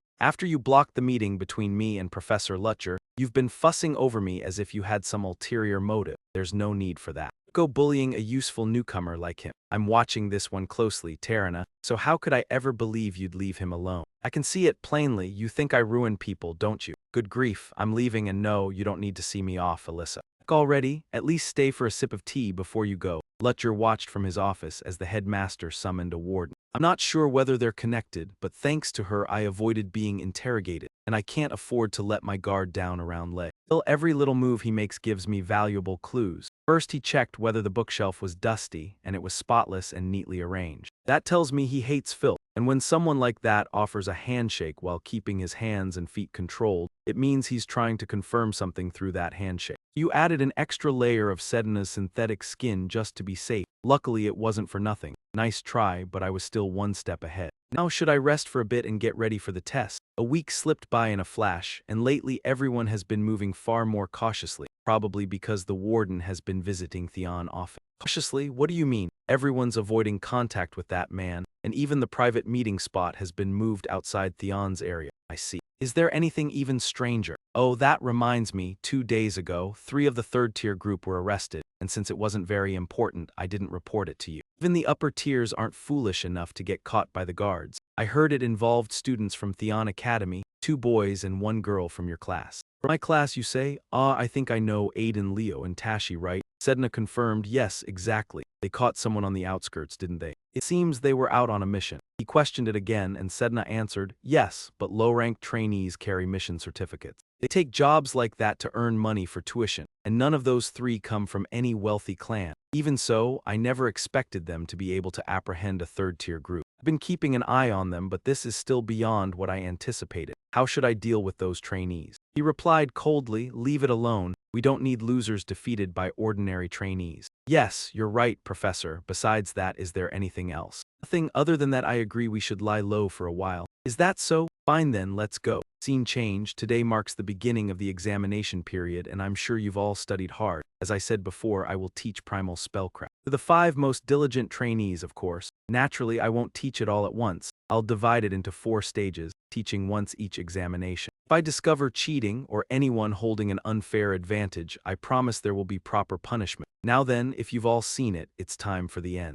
The test begins right now, and it feels just like when students sit their graduation exams. Time flies, and now the test is over. You all did very well. The trainee clutched his head in frustration. I knew it would be hard the moment the professor said we could open the materials, so hard that even staring at the book was useless. After finishing the test, René gathered all his courage and stepped down from the platform. Professor Lutcher, René, do you have a question about the test? Oh, sir, I finished reading the book you gave me last time, so I wanted to return it to you. He replied gently, there's no need to return it. You'll need it later. And this copy suits you perfectly. I think doing so is a way of honoring its previous owner, so don't give it back, keep it. Because I believe you'll take very good care of this book. Iretti walked over and called to René. What's wrong? You're walking so fast. René shook his head and said it was nothing. She beamed and changed the subject. It's fine. How did the test go? Was it not as hard as I thought? At the mention of the test, Iretti's face went pale. He drifted aside with a smile that wasn't quite a smile. I guess you weren't in a good state of mind during the exam. That happens all the time.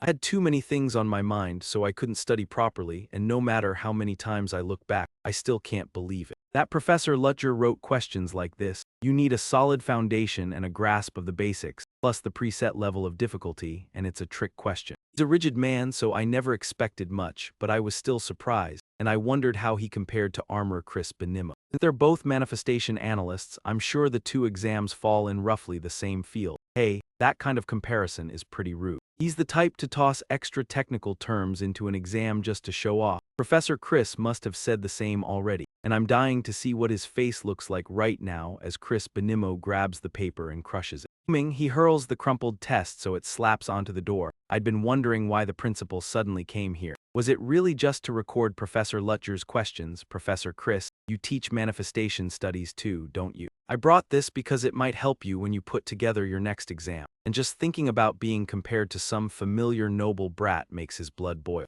Just you wait, Lutcher Chelsea. I'll make you pay for this humiliation. Scene change. René wanders around looking for somewhere to eat lunch because she's already prepared for the other exam. Taking a short lunch break should be fine, right? Senior Arendi was so shaken by the exam that she went straight home, and I hope she feels better. Unluckily, while she's searching for lunch, she runs into a pack of ill-mannered trainees. The moment they see her, they start up with their mocking tone. Well, who's this? Isn't this that lofty, oh-so-proud commoner? And she gathers her courage to say it. Please step aside for me. What did you say? I can't hear anything at all. Are you behaving like this because I rejected you last time, sir? You're being terribly petty. Aren't you ashamed when you're a noble? And when she hits his sore spot, he flies into a rage. You damn commoner bitch. Still don't even know your own place, do you? With that, he roughly yanked her by the hand and then rudely hurled her to the ground in front of the other noble students. And you still dare raise your head? This is exactly why we need to educate the lower class. Right then, Freuden appeared and stepped in. What do you think you're doing? The group recognized him and immediately panicked, and René was no less terrified when she saw him. Why was Freuden so furious?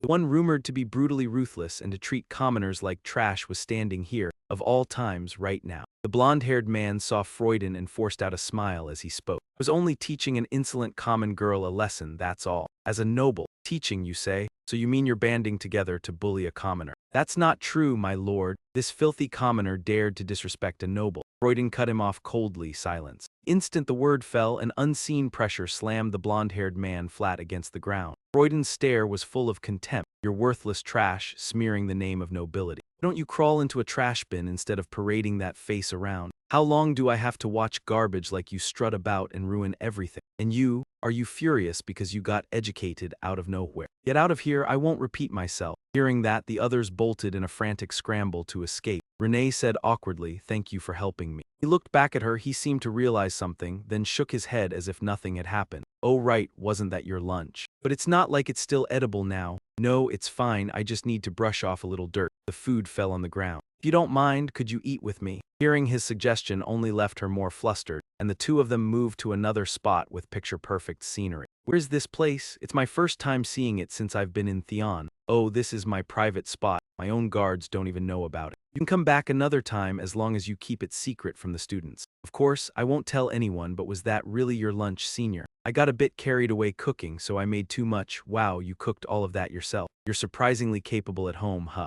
René took one bite and was instantly won over, her eyes steady as she kept praising it. My goodness, it's so delicious. I'm glad it suits your taste, but slow down a little. They said he was extremely ruthless and despised ordinary people, but he isn't like that at all. I guess that's exactly why I shouldn't just believe rumors. Scene change. Ah, Professor Lutcher, are you finished with your exams? Yes. On my way to grade them now. This time you're in charge of a practical test, right? Yes. When it comes to spirit studies, hands-on work is more effective. Would you like to come and watch? He was going to refuse, but when he met those bright eyes full of expectation, he ended up swallowing the words. Figured she looked nervous, since it was her first time handling the exam, so he said, "Then I'll come." "That's wonderful, come with me right away, just as you mentioned before. In today's test, you will form pacts with spirits, using your magic power to reach out, make contact, and become friends with them. I'll demonstrate first," Professor Selena said as she began her spell, and the spirits answered her call, flitting in to hover at her side. She gently touched a spirit nuzzling through her hair. "Hello." The students immediately lit up with excitement. Was this the power of a spiritology professor?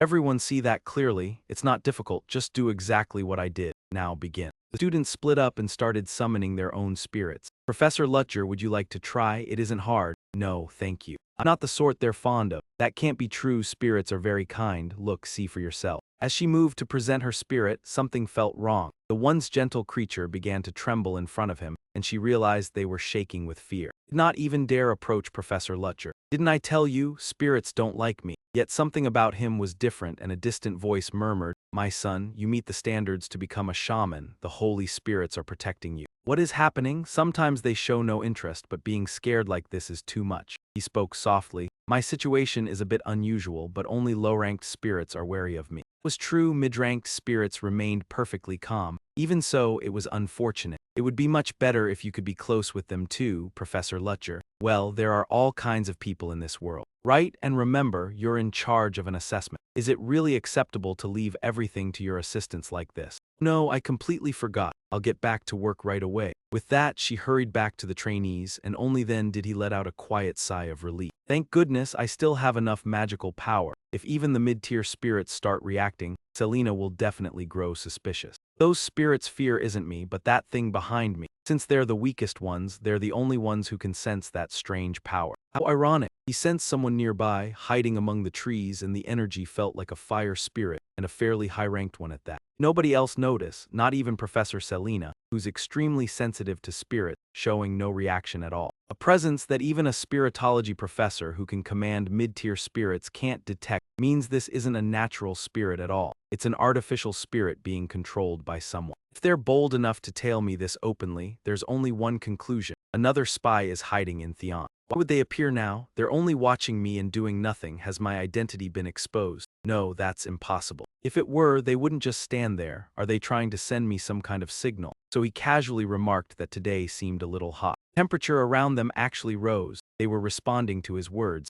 So he split off from Selena and the trainees and led them deeper into the forest. "What if I move somewhere with no one around? What will you do then?" "Even if they do nothing, at least I will know what I am up against. I do not want to miss this chance." And after walking a bit, he noticed a fiery imprint beneath his feet. When he looked down, it was a line of words written in flame. "Tonight after class at this place." So he followed it, and when night fell, he stood on the exact spot and waited. "My goodness, you came early, did you?" The moment he saw the red blaze before him, he knew at once the true body was not here. He had a feeling this would happen, but still. "Let's get straight to it. What do you want?" "Wow, right to the point, huh? You are always this cold, but I called you here because I need your help, and I am planning to spark unrest in Theon. You know I specialize in destruction, yet those mages keep snuffing out the fires I whip up. Are you saying you want my help just to play with flame?" "Unrest, huh? It sounds like they are plotting a terrorist attack. And playing with fire, why would I want to do that? However, it is not only my subordinates. Even the second tier has disappeared, unlike those first-tier lackeys.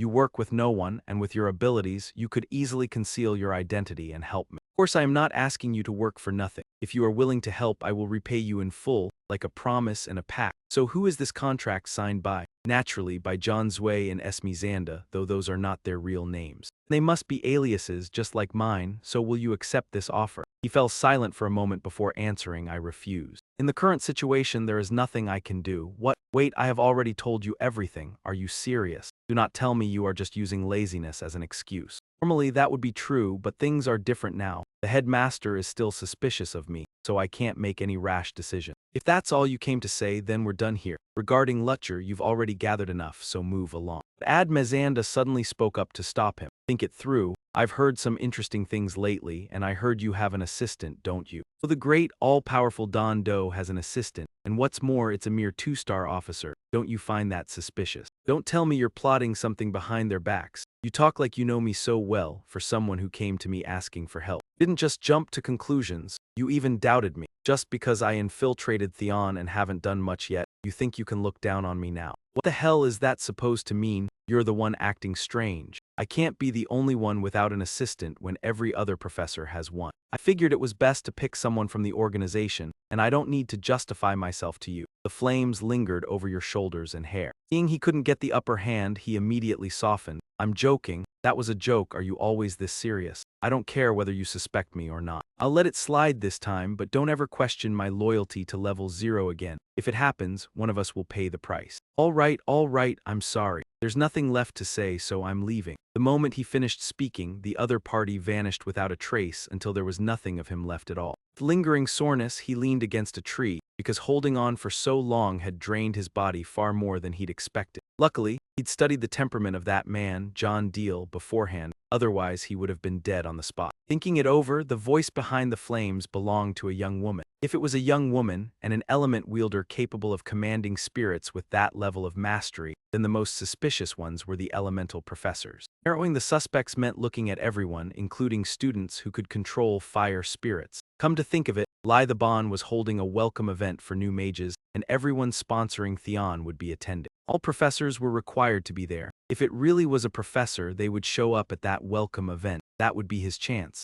At this moment by the window ledge, a faint, flickering glimmer could be seen watching toward Lutcher. Because he was so devoted to his work, he'd thought something was off. It seemed he'd worried for nothing. That man didn't tremble at his fire at all. Maybe he was even stronger than he'd imagined. What a pointless struggle. And besides, there was still that event to deal with. Damn it, then again it makes sense. The main character was never going to be him, but someone else. Scene change, he never thought he'd get to eat with his seniors again. Didn't seem to mean any harm. Ever since he was little, he'd been able to tell when someone held malice and bad intentions toward him. The people he couldn't sense any malice from were Senior Erendi and Senior Broden, along with Professor Lutcher. No, not exactly. Professor Lutcher had no goodwill toward him at all. All that remained was grief and crushing guilt, but why? While she was lost in thought, a young man came over to chat. Hey, you're Renee, right? A first-year student. I'm a friend of Braden Henry Presto. Nice to meet you. You were just with Braden, weren't you? How do you know? I have my own way. Also wondered what Braden had been up to lately, and from what she observed, he didn't seem to have any ill intentions toward her.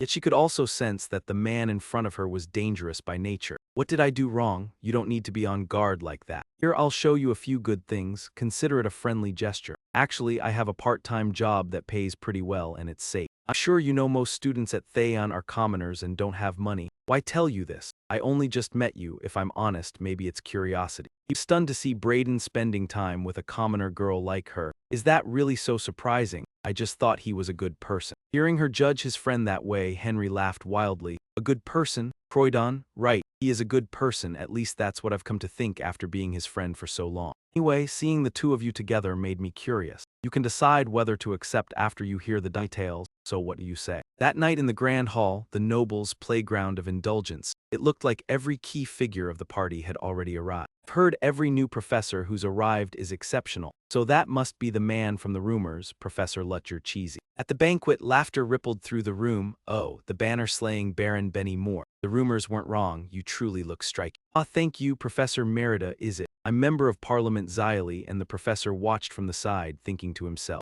Everyone was busy courting sponsors. I should stay a moment to gauge the situation, then go find FM Jiangjia, when a middle-aged man approached. Hello, Professor Lutcher, I'm Baron Decker, and Lutcher narrowed his eyes, apologizing as his razor-sharp gaze spoke. I'm not in the mood to talk right now, and the man immediately lifted his hands, saying, Ah, I understand, sorry to have bothered you. Turning that Baron down so bluntly would keep the buzzing pests off his ears for a while. Now to find Admezan quickly. All at once, Lutcher caught a voice. Sorry, we don't even know each other, and he thought, that voice is, while a man stepped closer to the girl and said, do you have to keep refusing? And the pink-haired girl replied shyly, Ah, no, as Professor Selena seemed to be dodging someone trying to strike up a conversation. Lutcher hurried over to block him. Stop, Professor Selena already has an appointment with me, and the man frowned at once and demanded, who are you? Before he could finish, someone beside him whispered something that left the man blurting out in shock. That man spoke with great conviction. He's the newly transferred professor. Ah, so what, does he really not know who I am? Luger thought to himself as the arrogant man barked. Hey, you, I'm the director of Luke Corporation. Evan Luke, surely you're not stupid enough to have never heard of the Luke Corporation, right? Now that you get it, get lost. Meng's eyes suddenly dropped downward. A trembling hand was clutching at his shirt while the other side pointed at Luger and snapped. Didn't I say we already have an appointment? Hey, are you messing with me? Think I'll leave just because of a professor like you? Who do you think I am? Seeing that this man refused to listen, Judy G tightened her grip on his hand and said coldly, then let me make it crystal clear for you. Do you really think I'd walk away just because some nobody director is standing here yapping? Evan trembled and blurted, let me go. Do you want to get fired? He thought to himself. Where is my leverage here? Luger frowned and said angrily, go ahead and try. Seeing this, the man beside them hurried to stop it. Enough, stop. Start trouble at the banquet. Evan clutched his arm, shaking as he screamed. A washed-up noble, the other man said. Young master, please calm down and don't draw attention. Suddenly, a sharp sound rang out as Evan slapped that man and roared, I told you to call me director. The man could only hold his face and say, I'm sorry, director. He continued in a raised voice. You're telling me to calm down after that dog humiliated me. Luger, or whatever your name is, I'll make sure someone fires you. Meng knitted his brows in irritation, thinking, this has gone way further than I expected. I only wanted to use Professor Selina's situation as an excuse to get out of here. Evan kept shouting, I don't even know what lying is, when a voice suddenly rang out. Oh, what's going on here? Alyssa said with a smile as she walked over. The moment he saw someone arrive, he spun around and yelled, Principal, perfect timing. This is how your people train professors. That washed-up noble actually dared to use violence on me. If you still want the company's sponsorship, then fire him immediately. Alyssa replied with a laugh. I was wondering who you were, so you're Chairman Luke's son, aren't you? He asked in shock. What? Alyssa's gaze slid over, sharp with danger. Isn't the Luke company owned by Chairman Kyoto? So why is a director spouting nonsense in public, right in front of everyone? Have you discussed this with your father? Seeing that, Evan said smugly, my father always supports me, I'm his son. Oh really? Alyssa mocked. Chairman, do you think so as well? Then she turned back and smiled at the man behind her. Seeing his father standing right there, Evan cried out in fear, what? Man hurriedly said, I'm truly sorry, Principal Alyssa. Please forgive my useless son. The principal smiled back. No, it was a bit of a lesson, wasn't it? Thank you for letting it go, Alyssa said, still smiling. But ending it like this feels a little too easy, doesn't it? So how about this instead? Theodore heard her, his expression changed at once. Principal Alyssa, you mean, Alyssa said calmly before everyone, you two will fight a match. Luger felt a surge of anger and thought, damn, she clearly had it under control already. So why now? No, this isn't necessarily bad. If things end like this, that man would certainly not accept it. President Theo would be awkward too. Yes, a single match would settle everything. Thinking this, he picked up his weapon and said, I accept. Alyssa spoke as well, Evan, since you cannot use magic, you have the right to have someone fight on your behalf. Fine. Evan smiled and, trying not to laugh, glanced at his bodyguard and said, I heard that, that is exactly what I wanted. That assistant, I will give him a chance to punish Evan, he thought, silently, the opportunity has arrived. Assistant is a talented mage. Moments later, he turned pale and said, impossible, the winner is Luger Chelsea. Those around the arena began to murmur. The company's bodyguard isn't ordinary at all, so the rumors that he uses special magical techniques were true, President Theodore said in astonishment. Quite surprising. All of Theon's professors have reached such monstrous levels. Alyssa laughed joyfully, ahaha, of course not. It's just that Professor Luger is a bit exceptional. Anyway, President, you have no more complaints about this outcome, right? President spoke, so I've let it slip, haven't I? I really am getting old. Well, this was a fair match, I must accept it. Don't worry about my foolish son, I will discipline him properly. Alyssa replied cheerfully, as expected of President Theo. It's good that we share the same view. President stepped closer and said, by the way, there are a few things I'd like to ask of you. Before he could continue, Alyssa responded, Number Theodore, helpless, I haven't even said anything yet. Alyssa kept smiling as she said, you want me to introduce Professor Luger to you, don't you? I'm sorry, but please do not contact our professor. Hearing that, the chairman replied, if you say so, then fine. Shortly after, Luger walked out with a weary look. At last, it's over, let's focus on the main objective. Selina ran over and called out, Professor Luger. Min stepped forward and asked, "Ah, Professor Selina, are you all right now?" Selina smiled. "Yes, I received an apology from the chairman earlier. Thank you for helping me. Where are you planning to go now?" Luger answered, "I'm not sure either. I don't really have any specific plans." Selina said, "I'm going to meet the spirit professors. Would you like to come with me?" Mention of the spirit professors caught Luger off guard. "Spirit professors, the chance has come." Professor Suzuna, Selina led Luger to a banquet table where 4 other professors were seated. One professor asked curiously, "Professor Selina,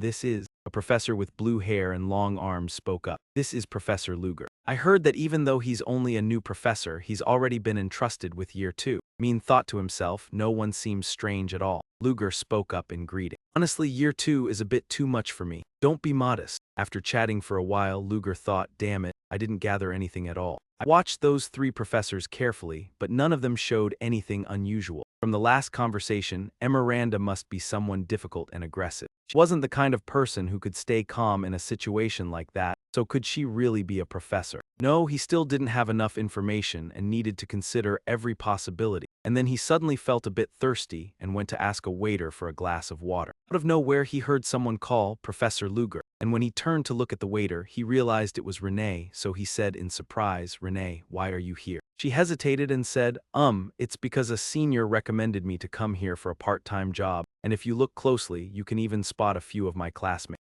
Luger studied the girl with a suspicious look, then sighed and said, "All right, don't work yourself too hard and make sure you go home before it gets too late." And she replied, "Yes, Professor, thank you, I'll be going now." Selina walked up to Luger and said, "Professor Luger, there you are," then added, "Oh, isn't that Renee?" And he asked, "Professor Selina, you know Renee too?" And she answered, "Yes, I've met her before." "A coincidence, my assistant is working part-time here as well," Selina said, and Luger, growing curious, asked, "You mean your teaching assistant?" And Selina pointed. "That girl over there, even though she's only a first-year student, she's extremely gifted in spirit studies, Joanna Lovitz." And Luger looked at her and thought to himself, "Come to think of it, I completely overlooked the students, and because she was a high-level spirit, I mistakenly assumed she was a professor." The student turned away, her icy gaze fixed coldly on the girl, and he wondered where she was going as he watched her in silence. Where is she headed? The girl simply returned the tray to where it belonged, and seeing that, he thought it was nothing more than putting the tray back. He turned away, figuring he was just being overly sensitive. He was afraid he might miss even the ordinary things that should catch his eye, and a nearby discussion drew Luger's attention. Weren't those men talking about doing business or something? One man said they had brought an enormous amount of cloth, probably trying to get into the textile trade, but what on earth were those lowlifes thinking? From their conversation, Luger guessed that Violetta was moving faster than he had expected, even though she tried to hide it, and by now she was surely growing discouraged. Still, there was hope for her while the others kept talking on, and it was laughable. How could they dare approach the royal family without even knowing their place?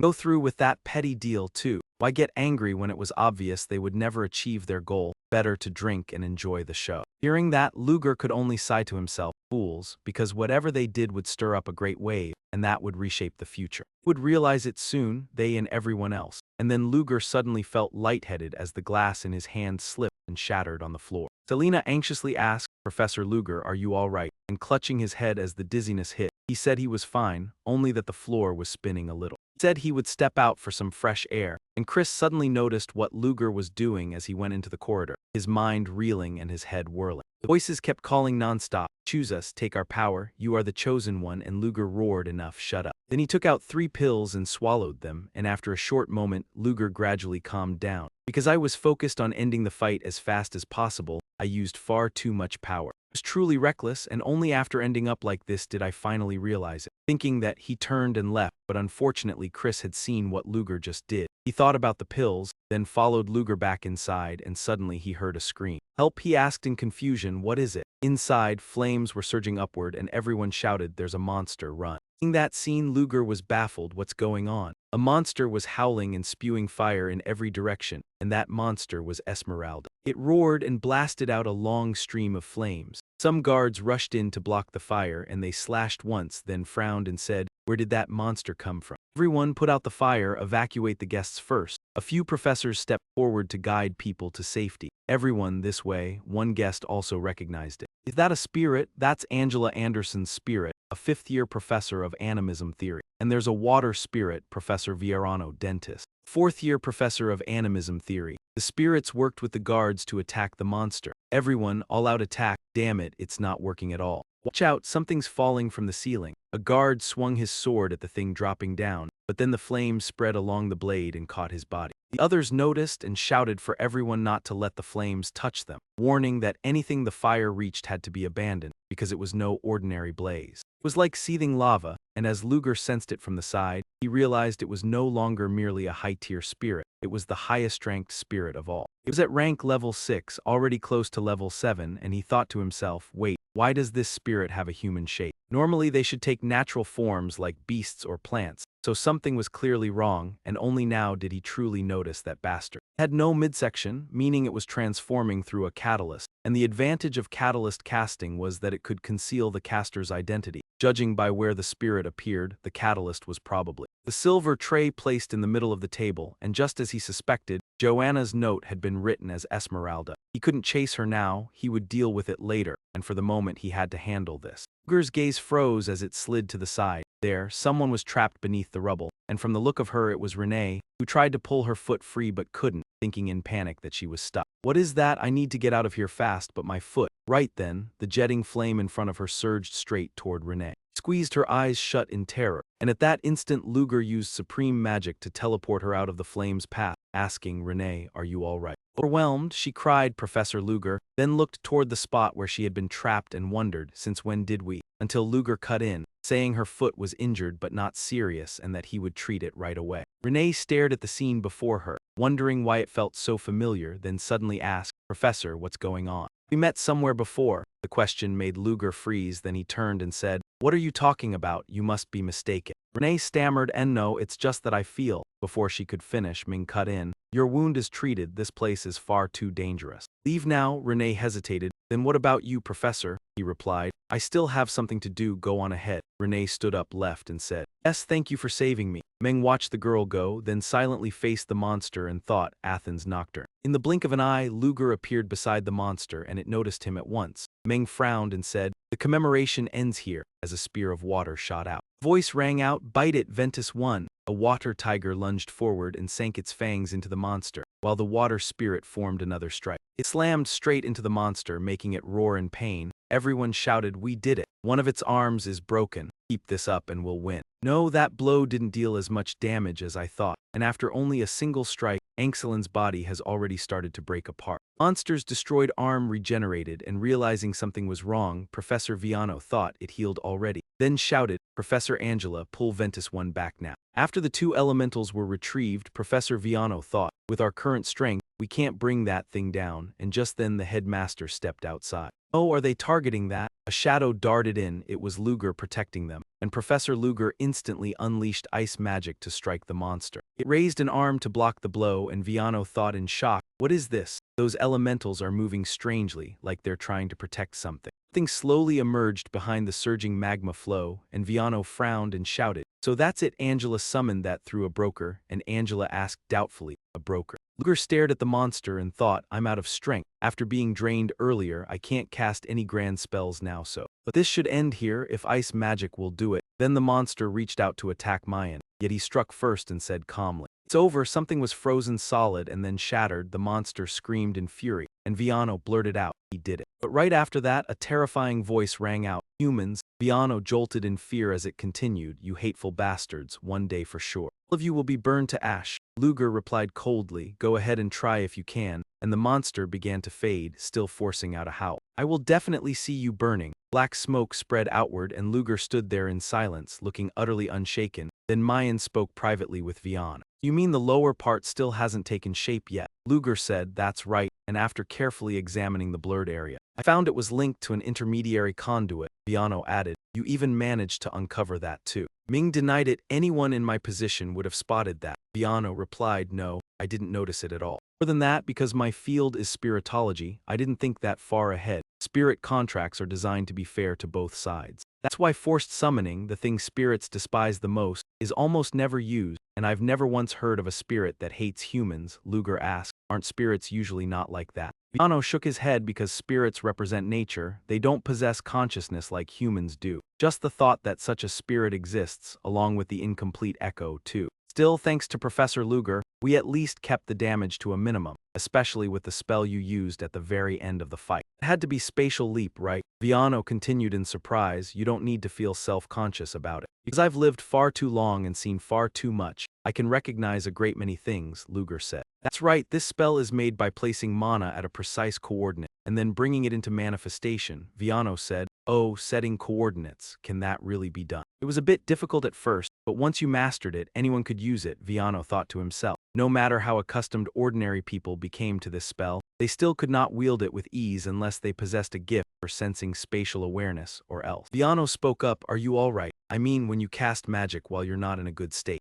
Have you experienced anything unusual, like hearing strange sounds? Professor Viano's words made Luger panic. This is only my concern, but sometimes some people develop a stronger perception than others, and the world calls them geniuses. Yet the truth is a little different. If a genius is someone who breaks through part of a given barrier to display their talent, then those people have no barrier at all. Luger asked curiously, isn't that a good thing? Viano said. It sounds like a blessing, sure. It is. People don't realize that the barrier holding them back is also a solid wall shielding them from what's outside. That's why I'm asking you, Luger, have you ever heard any strange sounds in any particular circumstance? Hearing that, men said, what you're suggesting is incredibly fascinating, but unfortunately it has nothing to do with me, Viano asked. Really? Luger replied, yes, but it's still pretty interesting. Do you have anything else to add? Sadly, that's all I ever heard when I was young, Luger said, tales from a spirit's youth. For a human with a lifespan nothing like a spirit's, that's practically a legend. Viano laughed. Ha ha ha, maybe it really is.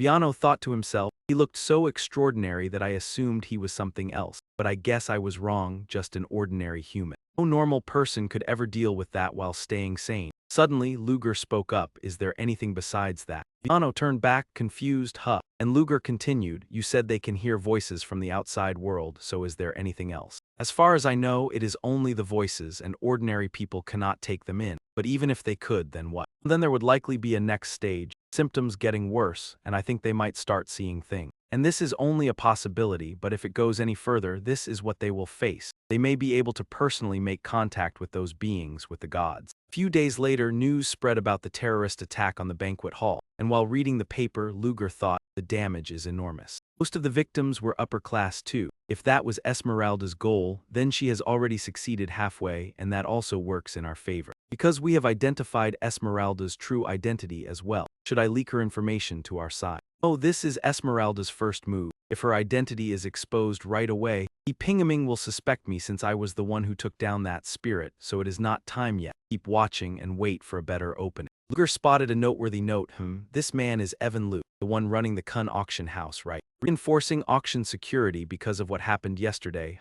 This is getting a bit more annoying. Then a sudden call yanked Luger from his thoughts. Hey, do you think you can summon someone this early in the morning? Luger answered calmly. Ah, you're here. Violetta said, come on, you said you were curious about the changes in the slums, didn't you? And soon the two arrived at a fairly busy street. Violetta told Luger, all right, take a look. This is the street that was just renovated, and Luger couldn't help but marvel. Wow, it looks a lot cleaner and more orderly, Violetta said. We used about 80% of the funds to widen the paths, just like you suggested. Before long, this area will be crowded with craftsmen, and the other groups are starting to cooperate with your proposal as well. Kirkus is working on a musical to replace the circus act. Jan and Marcella are preparing the magazine you mentioned, and they're getting ready to collect short stories from unknown writers. Even though we had the kids spread the word, I'm not sure it's working. Luger said, even if it fails, that's fine. Just make sure they do the promotion properly. Any business, an initial investment is always unavoidable. Violetta sighed, sure, but so far not many people want to invest in us. The two kept walking as Violetta introduced, and this is the newly opened tailor shop. They plan to start with simple clothing designs that are easy to sell, then gradually bring in more upscale and better-known style. Luger suddenly remarked, you seem pretty confident, and Violetta replied, of course, I've always dreamed of this moment. All right, Luger said, looks like we've seen every improvement. Now let's go meet the others. But Violetta, caught off guard, didn't understand and asked again. Who, what do you mean? She pressed, and Luger answered, the people we'll be working with, as he and Violetta headed toward a guy flirting with a young woman. He was saying, oh my muse, if only you'd give me the chance to be by your side tonight. And the girl blushed, murmuring, oh really, me? When Luger spoke up. That's him, Luger said, but then a hand seized the man's arm. Excuse me, miss, but I'll have to take him now. We already scheduled an appointment. The girl smiled and said, of course, while the man protested, but it's not even time yet. And Luger replied, I figured you'd be late if I left you alone, as he introduced the blond man as Alex, one of Owen's men. Come on, boss, who do you take me for? Alex said, then added, oh, and may I have the name of the beautiful lady beside you? And Violetta eyed him with open disgust. Is he seriously working with us? She asked, and Luger confirmed. He is. He may act like an idiot, but he's got the skills for the job. Violetta looked at him and wondered if he might be more than he seemed, when Alex cut in. Anyway, forget that. So what kind of treasure and what kind of women are you chasing, boss? He asked, and with that look in his eyes, he officially erased every last bit of goodwill Violetta still had for him. She whispered, are you sure we can trust him? Alex immediately sidled up and rattled on, sorry for the late introduction. I'm Alex, a nobleman from the far southern part of the kingdom of Fatima. May the two of us both have good fortune. Violetta startled, a nobleman? Luger told her, be careful, he's a professional con artist. The more Violetta looked at Alex, the more she despised him. Had he just impersonated someone right in front of her? Alex asked in confusion, so why did you call me here? Luger said he would explain everything in more detail after they returned to the hideout. Alex rubbed his chin, curiosity flickering as he said, your hideout. You mean that place where those people are? He wondered. What if I end up disappointed by how ordinary it is? Hearing that, Luger didn't know what to say. Suddenly he spoke up, you don't need to worry about that. At one house, Han ran out to open the door, but he looked as if all the life had been drained from him. Han said, boss, you're back already. Luger asked, how did the investigation go? You look exhausted. Han replied, I'm fine, it's just that I can't stand this stuff. Just then, a voice called from inside. Han, where are you? Oh, there you are, boss, long time no see. This girl was Balaluna Fitana, also a member of Owen. Before he could say anything else, Fitana dragged Han inside and said, well then, Han, where was I again? Violetta frowned. Is she a spirit? As you can see, that's Balaluna, she's a spirit. She's in charge of producing medicines as well as gunpowder. Balaluna was yanking Han over to test something on him, saying, it'll only sting a little. Han could only stand there, powerless before her strength, and Alex asked, wait a second, aren't elves just artificial creations? To which Luger replied, that's merely a stereotype people pin on elves, and saying that is no different from every other race looking at you and deciding you're a con man. Alex laughed and said, leader, I'm curious what you truly think of me, when a voice rang out at that moment, so everyone's already here. Luger returned the greeting, oh, looks like the two of you made it, as the two men stepped forward, both members, Owen, Afa and Phantos. Now that we're all here, let's go inside and talk, Luger said from the central seat. All right, Alex is done introducing himself. Now it's your turn, I'm Phantos. Thanks. Alex was left speechless by Phantos' introduction and Leon snapped, what the hell was that really all you were going to say? A young man chuckled and said, Phantos usually doesn't talk much, so I hope everyone understands, then added, my name is Afa and I don't have a family name. And asked with curiosity, you don't look like anything special, so how did you end up knowing the leader? And Afa replied, you mean Lord Luger? Well, if I have to say. Maybe he's my father. The words made Violetta panic as she whipped around. What? And Luger said, to put it simply, he isn't my real son. It's pretty hard to explain, Afa said. When I was born, I didn't know much about this world, and Han asked in confusion, what do you mean? As the young man kept talking. Reason I consider your leader as a father figure is because he has taught me so much. I could introduce Phantos myself, but before that, you take off your hat? Phantos removed his hat, revealing a pair of animal ears. Everyone was shocked, saying, he's a beastman, Alpha responded. Yes, among beastmen, he has the most developed physique. He's quite diligent in tasks that require his strength. Tasks like whale hunting, aren't beastmen usually afraid of water? Luger spoke up. That's not correct. Phantos' strength and skills can lead his people. Even so, I was defeated by him. That's why I chose to work under him, Luger continued. Anyway, Phantos will serve us as a combat agent. In terms of power within the guild, he would be the second strongest. Everyone murmured at this, and finally Violetta, surprised, said me. Luger looked at her and said, yes, I hope you can continue working with us. Violetta replied, wait, I was only here to guide you. I've been busy enough. If you mean with business matters, isn't everything already prepared? Violetta hesitated. Well, not saying I don't intend to join, but I'm still unsure if I should.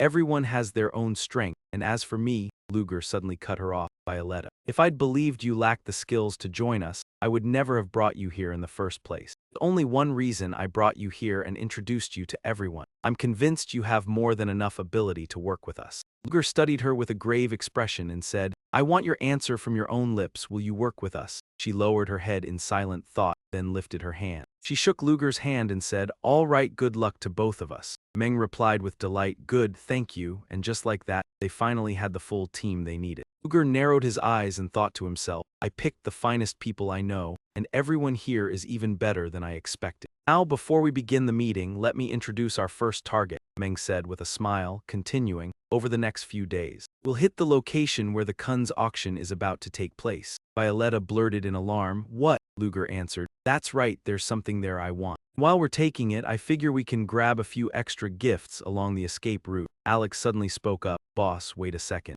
Let me get this straight first. If I remember correctly, no one has successfully raided the Kun's auction in the last 20 years. Hundreds have tried, but not a single one has made it. And with everything that's happened lately, security has been tightened to the point that no one gets in and no one gets out. They even spread rumors about a treasure that lets them monitor the warehouse zone anytime, anywhere, so if you're that confident. I'm sure you already have a plan, don't you? Of course, Luger said with a laugh. Hand, bring it in. Everyone, please pay attention. This is the building blueprint I managed to obtain. Men set the sheet on the table and said, this is our target, somewhere over there. A burst of chatter rose up. As Luger walked, he turned to look. Professor Selina and Joanna Lovis. He couldn't help wondering, who were they talking to? Selina noticed him approaching. Greeted him. Ah, Professor Luger. He returned the courtesy warmly. Long time no see, Professor Selina. Long time no see. It's been quite a while since the accident at the party, hasn't it? The man who had been speaking with Selina and Joanna had blonde hair and a gaunt, hollow-cheeked face. When he saw Luger arrive, he asked to excuse himself and left. Please forgive me. Luger watched the man go, then asked, were you two discussing something important? Selina replied. He's just a little worried about what happened at the party. Hearing that, Luger didn't press further. He turned to her and said, I'm sorry I didn't ask sooner.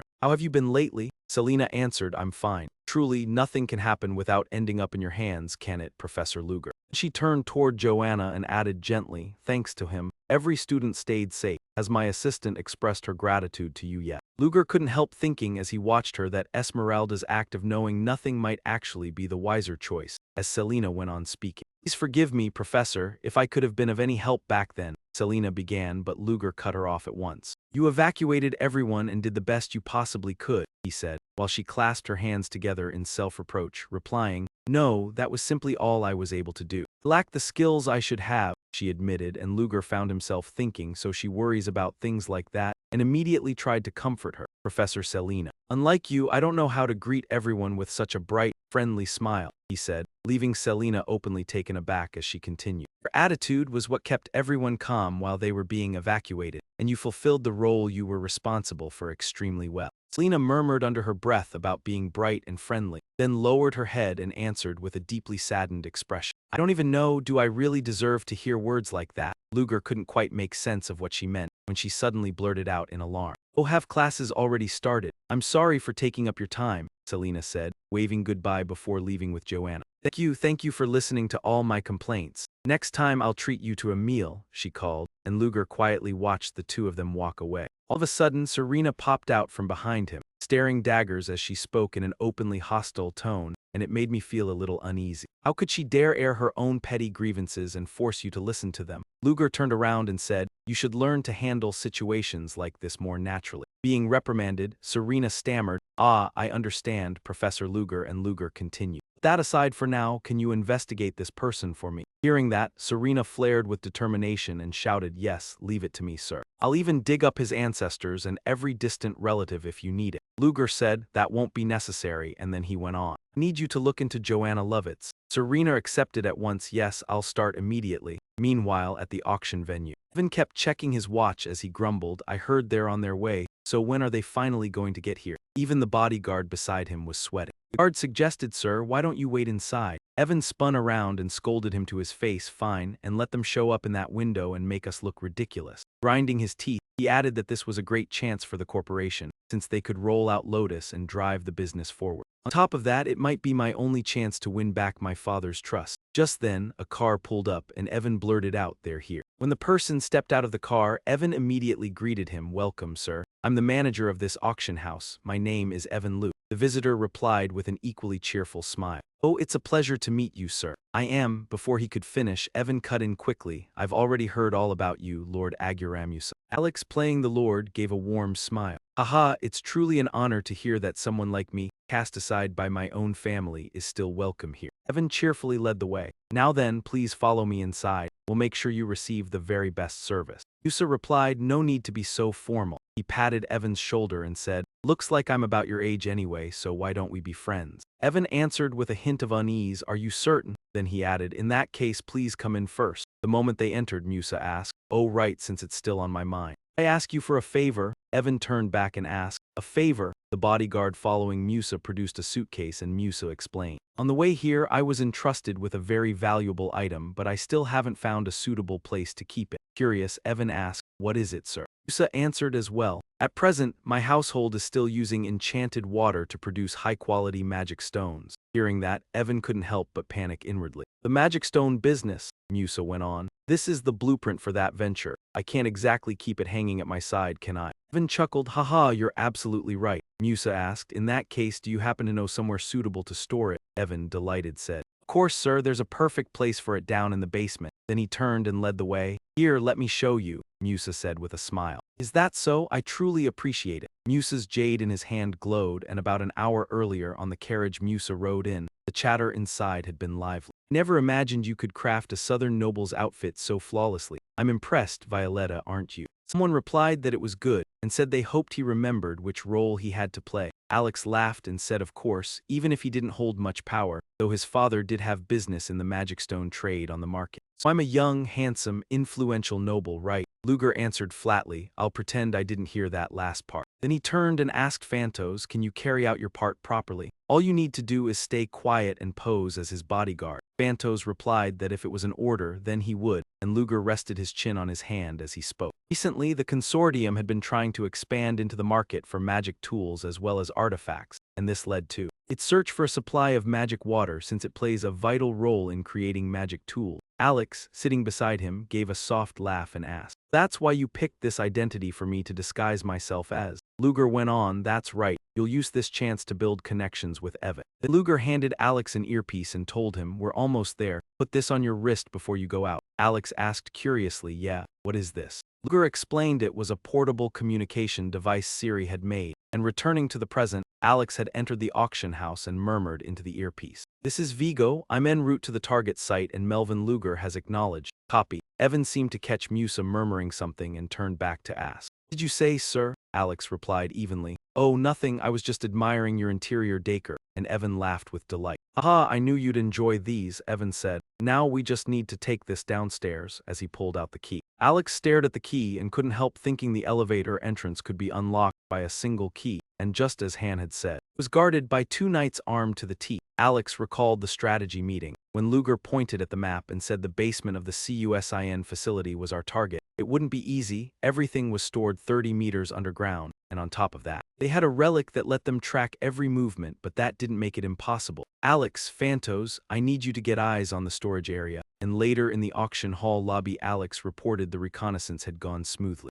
"Leader, given the current situation, I'm confident we'll succeed," and Luger answered, "Is that so? Good," as Alex pressed on. "Should we keep following the plan?" Luger replied, "Proceed, but only if you remember everything we discussed," and Alex grinned at that. "You always have to needle me." "Don't worry about it," Luger said. "All right, I trust you, finish it fast and come back," and Alex immediately complied. "Understood, I'll say a quick goodbye and get out of here," when a voice suddenly rang out, "Honestly, why would the leader want me to stay here?" Alex heard that voice, he couldn't help thinking, HMPH, why does it sound so familiar? The moment he saw who it belonged to, he jolted in shock. Alex immediately reported back, "Boss, something's wrong." Luger asked, "What is it?" Alex stammered, She's here." Not understanding who Alex meant, Luger said, "Who are you talking about? Explain." Only then did Alex answer, "Enya Joiners, my ex-girlfriend." Hearing that, Luger was also surprised, thinking, Enya Joiners. "Why is someone from the government here?" Luger immediately ordered Vigo to get out the moment he had a chance. Nothing good would come of being spotted by her,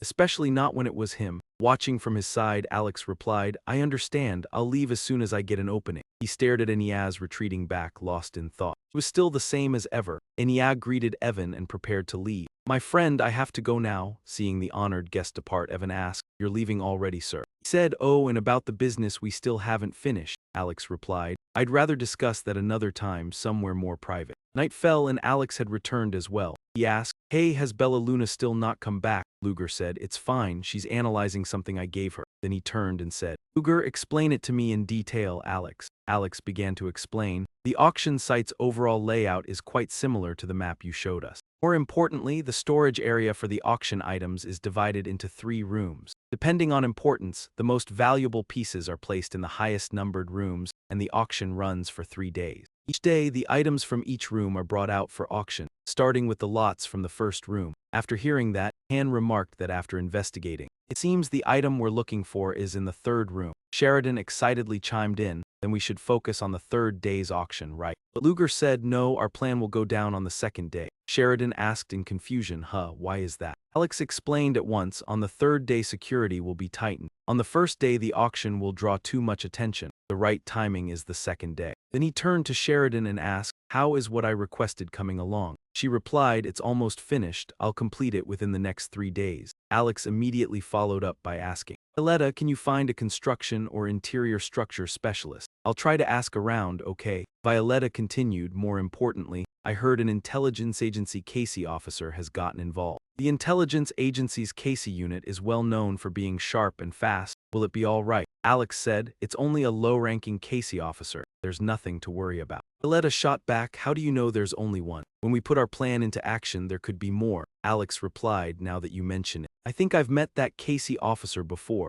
Violetta raised another concern. What if you run into him during the operation? Alex scratched his head and sighed. Crossed paths once a long time ago. Don't worry, I'll carry out the role I've been assigned flawlessly. Luger also soothed Violetta, there won't be any problems. The information we gathered today is enough. When she heard Luger speak up, she stopped pressing questions. Fine, if you say so, she said as Luger rubbed his chin in thought. It's only a hypothesis for now. The plan stays exactly the same. Back in the present, at the train station, the sound of footsteps rang out. A green-haired girl stepped off the train, brimming with excitement. I'm here, Lee breathed with a weary sigh, then turned to call to the people following behind her. Look, assistant, it's about to rain. Stop dragging your feet and get over here, she said. And the detective's assistant, Betty, snapped back with an angry shout. Hey, don't just run ahead by yourself like that. I've got a ton of luggage, she protested while hauling the heavy bags, grumbling. Why did you pack so much useless stuff? The green-haired girl shot back, useless? You mean the things that give me endless inspiration? And suddenly the stack of documents burst out and scattered everywhere as Betty cried out in despair. Ah, what the hell is this?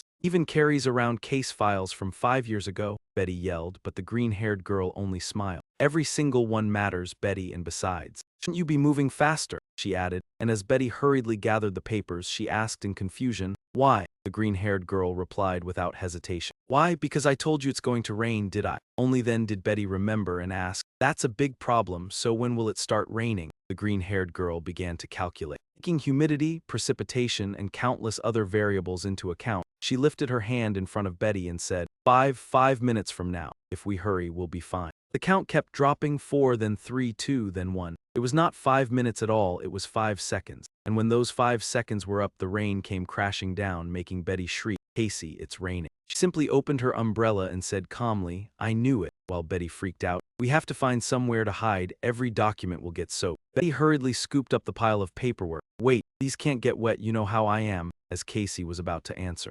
Mid-sentence, Betty brushed a sheet and blurted, ah, and at the same time Casey raised a barrier around the two of them to keep the rain off, then asked brightly, did that catch you off guard? Betty could only sigh. Honestly, Casey, if you were going to do that, why didn't you do it right from the start? Casey was the one who held the title of Emerald Water, and she was a private detective. As Betty followed along, she asked, but Casey, why do we have to go to Luther Bell? Casey replied, I heard strange things have been happening in the city lately. Suspicious groups on the move and werewolf attacks. Hearing that, Betty glanced around. The appearance of spellcasters isn't unusual, is it? Casey gave a sinister smile. They aren't ordinary spellcasters, and Betty frowned in surprise. What do you mean, not ordinary? Casey continued. And besides, the last trail points this way, Casey said, and Betty answered blankly. There you go, skipping the important details again. The last trace of Iker James Moriarty. Betty said, didn't James Moriarty die when he fought you? Casey shook her head. Betty, you still believe that absurd rumor. Is it true that the rumor about the two of them fighting by the waterfall near the cliff and falling together in the final episode is real? Before she could finish, Casey said, ah, that part is correct, Casey said seriously. Betty, exasperated, asked, are you joking with me, Casey? she continued. The crucial difference in the rumors is that he didn't die. My intuition tells me so, Casey added. Betty sighed. Intuition again? What about your superlative deductive abilities? Casey interrupted her. It's not just intuition, I have evidence too. Betty raised an eyebrow. Really? Evidence? What evidence? The newspapers and the data I brought with me, Casey replied. Casey continued. 5 years ago in the kingdom of Durumang, an unusual number of sorcerers attacked the population. That night became known as the Night of Blood Cleansing. That same night, a furious giant beast, the monster of Givadin, appeared. The man who hunted that beast was none other than Abraham Van Helsing. However, he abandoned his fame and was never seen again. Betty asked, what exactly are you trying to say? Casey explained. 4 years ago in the kingdom of Fatali within the Lian Empire, in a land ruined by the nobles' exploitation, a mysterious thief with a dark shadow appeared, Aaron Lupin. He operated for about a year, stealing countless treasures before vanishing. He was never seen again. 3 years ago in the kingdom of Delica, an evil man tried to start a war. James Moriarty. He also suddenly disappeared, never to be seen. And recently, when the Civil War broke out in the kingdom of Utah, the victor was Machiavelli, who vanished at the end of the conflict. He finally understood and said, Casey, that can't be possible. Are you saying all those people are the same person? Casey nodded in confirmation. Based on my deductions, it looks that way. Then she glanced around the city and flashed a defiant smile, saying the last place that person was predicted to head for is this very city. Lishibao, Betty, still confused, asked, why would someone that capable hide their identity and wander the world? Of course I don't know. She gazed into the distance and said, either way, that person once threw the empire into chaos. If they're still alive, we can't just let this stand. After that, she turned and walked off. Let's go, I've found a good place for us to stay. Where is it? Casey said, the Cuss auction house. At that moment, Evan was also at the auction house welcoming an honored guest. He bowed and greeted her. Thank you for coming, Princess Ezen Divan Ixlian. I am Evan Luke, the person in charge of the auction. The princess replied coolly. Ah, pleased to meet you. I'm a bit tired right now, could you take me to my resting quarters? Hearing that, Evan was thrilled. Yes, I will escort you to the royal suite. The princess said softly, thank you. She looked around and couldn't help thinking, wow, how much money do these things cost? If I sold just one of these, I wonder how many ordinary families I could help. Luger spoke into the radio transmitter to make contact. Nameless, respond. He spoke into the earpiece. Owen's plan begins right now. Alex adjusted his collar and said excitedly, perfect, at last it's starting. I honestly thought I would die of boredom waiting since yesterday, but he quickly melted into the crowd and ran through the plan in his head. First, I'll meet Violetta downstairs. Right as he was thinking, he spotted a familiar figure, yeah, and he instantly ducked away. Alex panicked. Why of all places would she show up here and he asked? No choice, he contacted Violetta Weigold and told her, I'll take a moment to loosen my shoelaces and then come down. Violetta immediately thought, things have already started veering off course. She carried her wineglass into the crowd, thinking that if it had come to this, she'd have to handle it herself. A few hours earlier, both Alex and Violetta had received orders, and the plan's first target was to find the elevator door key.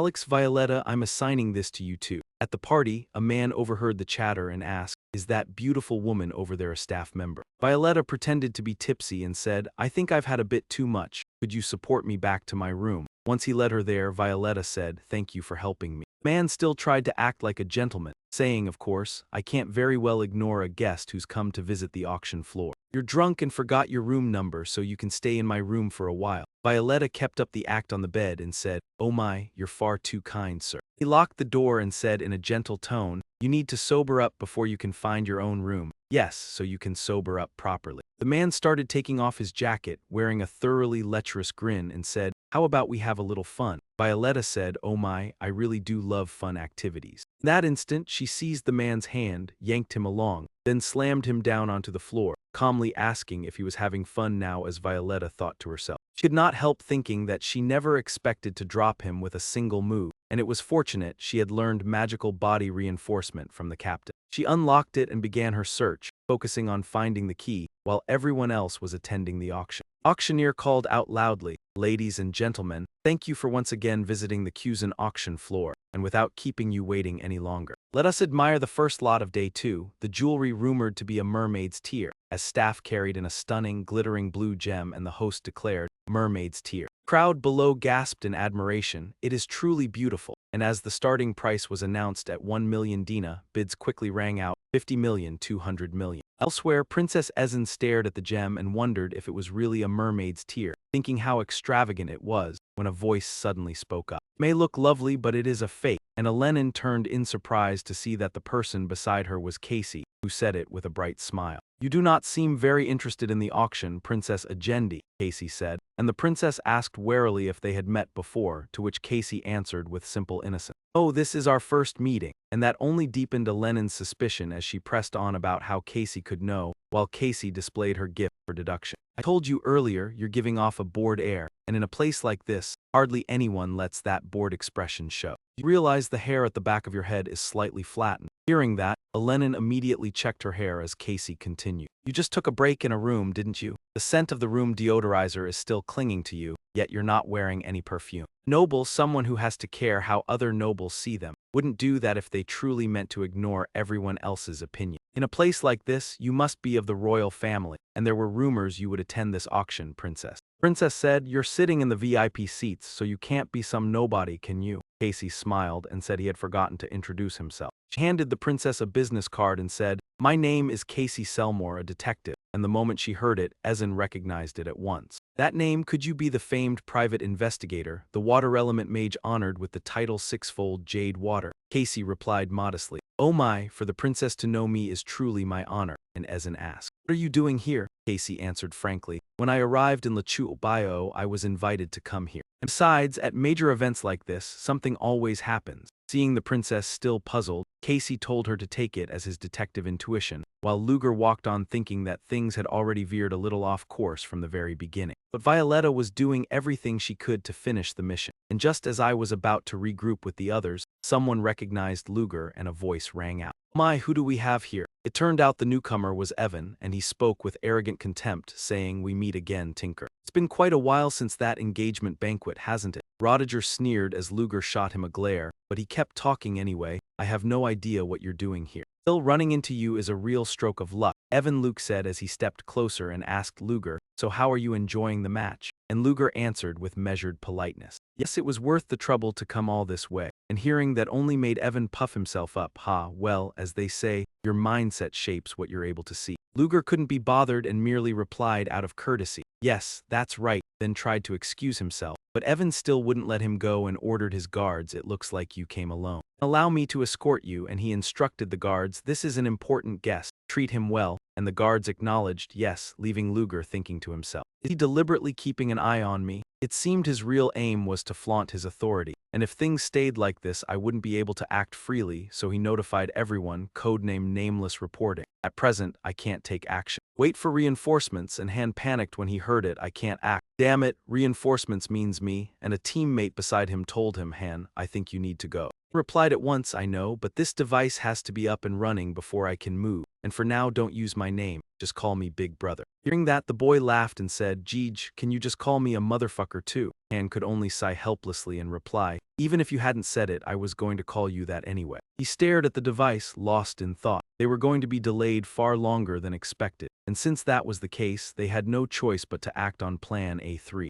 Asked, "Why is it flashing red and we've caught the signal, yet it still won't connect?" The two of them murmured as they discussed it, and then, "Jeej, the red light, good." At least they wouldn't need to go any deeper inside, but suddenly someone strode over and shouted, "Hey, you, what are you doing over there? Get over here right now." Han was terrified. Damn it, they'd been caught in the act, and he hadn't even considered they might patrol this alley. And turned back and snapped, Hey, do something." The patrolman stepped up, shone his light on them and said, "What's this, just a kid?" Then he demanded, "What are you doing here?" But before he could finish, he was stabbed cleanly once. The man screamed in agony and collapsed, leaving Han thoroughly stunned. Took down a big, burly guy like that in a single blow. Who was he? With that thought, Han immediately asked, "Are you a knight?" The boy said, "A knight? Oh, you mean those superhuman types who graduate from the military academy and get appointed as official knights, people far stronger than ordinary folks." And realized he was rambling and cut him off. "Forget it, you did great," then told him, "Drag him back and hide him somewhere in that trash pile." The young man agreed, "All right, that sounds good." But then a shout rang out, "Hey, Zeka, where are you?" And swore inwardly, "Damn it, is there another one too?"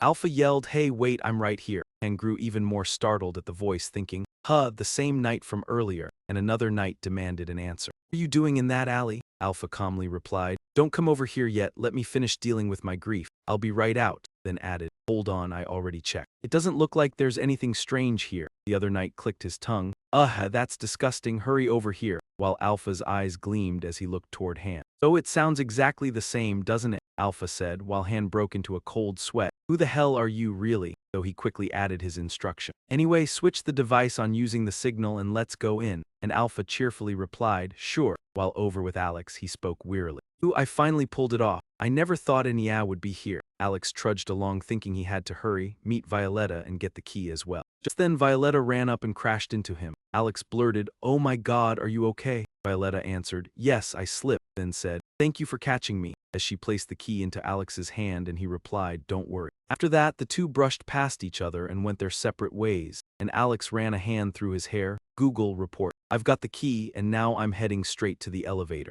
Santos heard it and accepted the order. Melvin report. I'll wait at the elevator. Then, while invisible, he watched Alex pass before appearing and saying, I'm here. Alex jolted in surprise. What the hell? You nearly scared me to death. Is that how the beast folk cleverly conceal their aura signature? Yet Santos didn't bother with his question at all. He only said, split up, and Alex replied, you're really rigid, I already have it, so move fast. Alex eyed the soldiers exactly as he had expected. With an auction underway, the number of guards had increased, and he immediately checked in. This is Hugo and Melvin. We've reached the gate. On the other end, Sheridan was ready to take orders. This is Willis, I'm starting now. Sheridan slipped into the crowd and used a device on her leg to vent smoke. People panicked. What is this? Steam, cough, cough. What's happening? It's a terrorist attack. From a corner, Sheridan said, this works far better than expected, Belluna's special pepper haze. Someone tried to calm them. Everyone please stay calm and get to shelter and ask the guards for assistance too. We still don't have enough people here. Someone called for soldiers. Need to look at this. The soldier also realized something was wrong.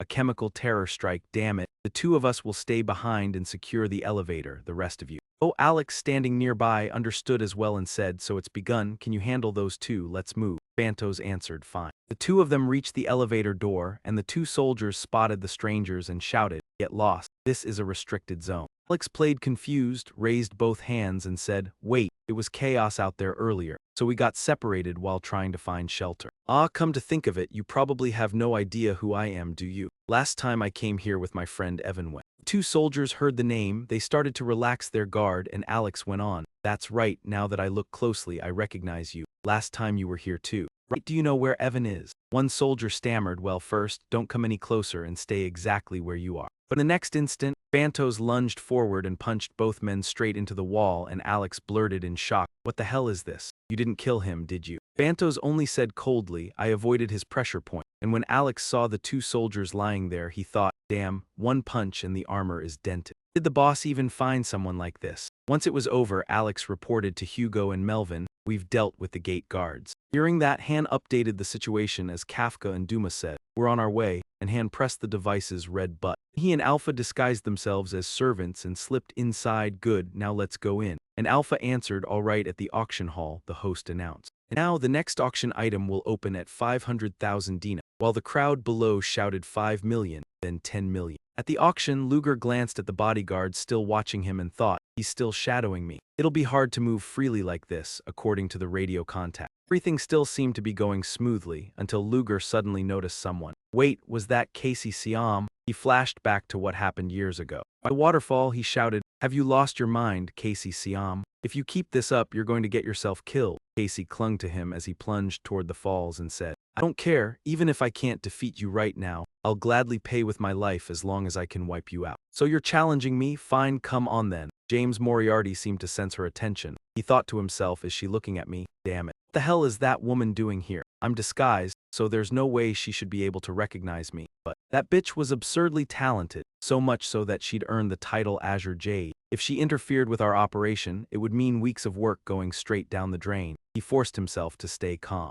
No way she knew the plan in advance, right? No, if she really knew, there's no way she'd be this composed. Luger grew even more certain. She doesn't know what's happening. All I can do is hope the lackeys handle this quickly, cleanly, and quietly. Over at the building's surveillance post, one man yawned and said, this is so damn boring. Who'd be crazy enough to try robbing the army? The person beside him warned, hey, stay focused. The man still said, why are you so worried? Just look at the incredible artifacts we've got. We've even got live feeds from every artifact vault right here. The other man joined in with a laugh. True enough. What a shame such an intriguing artifact is only used for security. Suddenly, the monitor began to fill with static. Someone noticed and asked, huh, what's that? The other shot back, what is it? Just then, the feed from Security Room 2 crackled, but the man beside them said, looks fine to me. Hearing that, the other man muttered that his eyes were probably acting up from staring at the same thing nonstop. But the gray-haired man spotted the problem too, and he shouted, "Hey, what was that? You startled me." "What's wrong?" the gray-haired man said. "An intruder. Did he get in by carving a hole through the wall?" "But this place is underground." Evan, rattled by the news, barked, "What? Say that again." The guard repeated it. "Why, yes, there's a report of an intruder from security room 2. Evan roared. "Then what about the gate sentries?" The guard replied. Intruder dug his way in. Before he could finish, Evan stormed off and ordered, "Impossible. Call the sentries right now, all of them." Soon the guards below were assembling. The commander said, "Good, looks like everyone's here. According to the report, an intruder tunneled down to get in. A few of you check the sewer lines around here. The rest split into 2 teams, the transport unit and the ambush unit, and come with me into the storage vault." The guards answered, "Yes, sir," and the supervisor also reported to Evan that the guards were heading down by elevator. Evan tensed, cursing inward. "Damn it, do you even know how much that item's location is worth? You think I'll sit still and let you take it from me?" He spoke aloud at once. "You all know the procedure, don't you? The key priority here is to move the items from storage 3 to a safer location, while the ambush team heads to storage 2 to capture the thieves."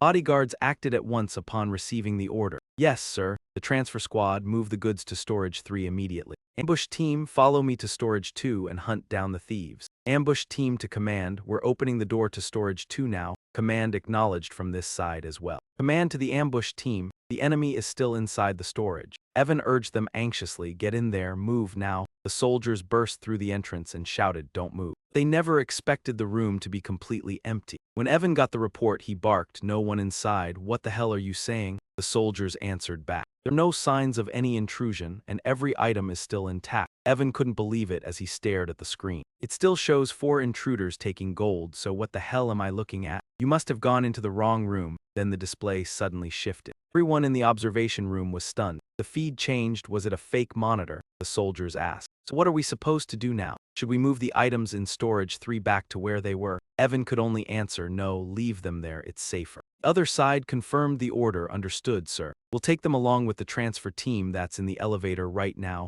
and Evan ground his teeth in fury. "Damn it, the footage is fake," meaning someone played a forged clip right in the middle of the venue, and the bodyguard beside him fell into thought. Could someone have swapped the artifacts recording with a video of themselves? But for what purpose? And what would they gain from only replacing the clip? As if the truth suddenly clicked, he shouted, "Sir, it's a trap. Vault 2 is nothing but a decoy." Evan heard that and snapped. "What?" Bodyguard said, "They've been targeting Vault 3 from the start. They plan to intercept the items we're moving according to procedure." At that moment, the ambush team also made contact. "Commander, do you read me? This is the ambush unit." The commander replied, loud and clear, "What's going on?" The ambush unit stammered, "The elevator to the surface, it's broken." Evan got the news. His face went pale as he cried, "What?" The ambush team continued, "Without the elevator, there's no way for us to get out of here. We need your help," the commander suggested. "We don't have any internal forces that can support them. Should we ask the police?" Evan shut it down at once. "No, if this leaks, the auction will be completely ruined. So what are we supposed to do?" Evan shouted helplessly, I don't know." After that, all he could do was bite his nails while the bodyguard beside him tried to salvage the situation. "We'll try to stop them."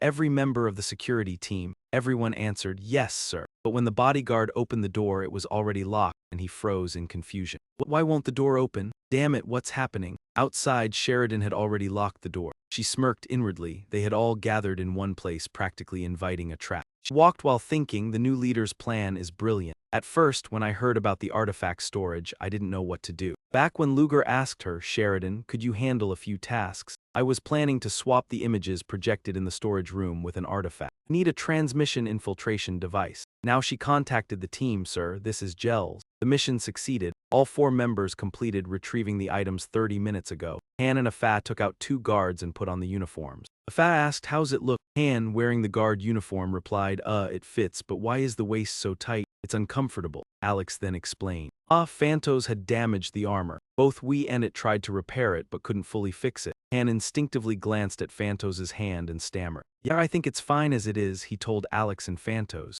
"We'll wait here and meet you both later." Alex cheerfully replied, "All right, see you on the lower floor." Once Alex and Phantos went down to the basement, Alex exhaled lightly. "Phew, lucky we didn't run into any guards immediately." Before proceeding, Phantos stopped Alex. "Wait, let me check the guard position." Phantos then used a spirit to scout while Alex watched from the side, thinking, See, so he can use a spirit for things like this. After a moment, Phantos said there are 8 guards in total, scattered around. Luckily, 2 of them are close together nearby. Just like that, the 2 guards were knocked out cold and Alex was buzzing with excitement. He never expected them to be wandering around the storage depot, but with that many of them, it was a stroke of luck to take them down so easily, and Alex and Phantos stripped the guards' uniforms to wear. But Phantos was too tall, so the clothes didn't fit and left him visibly irritated, and Alex told him, "Bear with it, there aren't many guys around here built like you." After that, Alex gave a reminder, "Get ready, it'll start soon." And before long all 4 had blended in among the soldiers as the captain began issuing orders to the transport unit.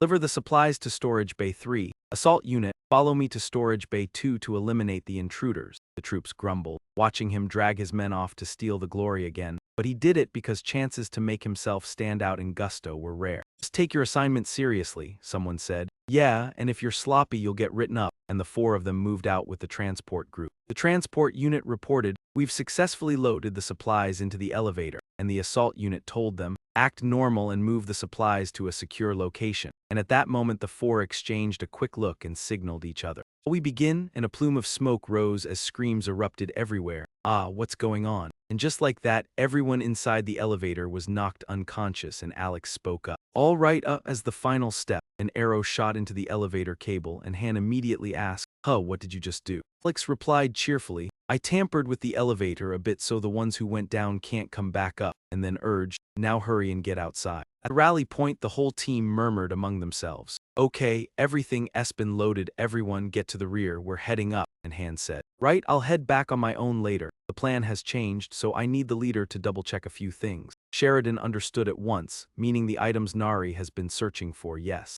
Answered as well, "That's right. I've learned the genuine item is still in the auction room, but I can't tell it apart from the fake. If this one is counterfeit, we'll have to search all over again." Sheridan replied, "Really? Well, with Nari going along, you'll be fine." After that, everyone went back to work. Sheridan asked Alex whether he'd packed everything up. Violetta was back now. "Hurry up, move, get going." Han looked at his teammates and thought to himself, "Now that I think about it, every one of them fought extremely well, and it wasn't as if they lacked any ability at all, yet all I could do was gather information." The more he thought, the more frightened he became. "Oh no, am I going to lose my place?" His gaze turned adrift, and Han immediately slapped himself to pull his mind back together. "What the hell are you thinking, Han? If that were really the case, the leader would have kicked you out long ago. Just focus on delivering the holy relic fragment safely." Then he contacted Luger. Leader, maybe you're not in the right position to talk, so listen to me. The others have already escaped safely. I'll go get what you mentioned and bring it to you." The device doesn't seem to have enough power to keep the call going. I'll wait for you in the main hall." After receiving the update,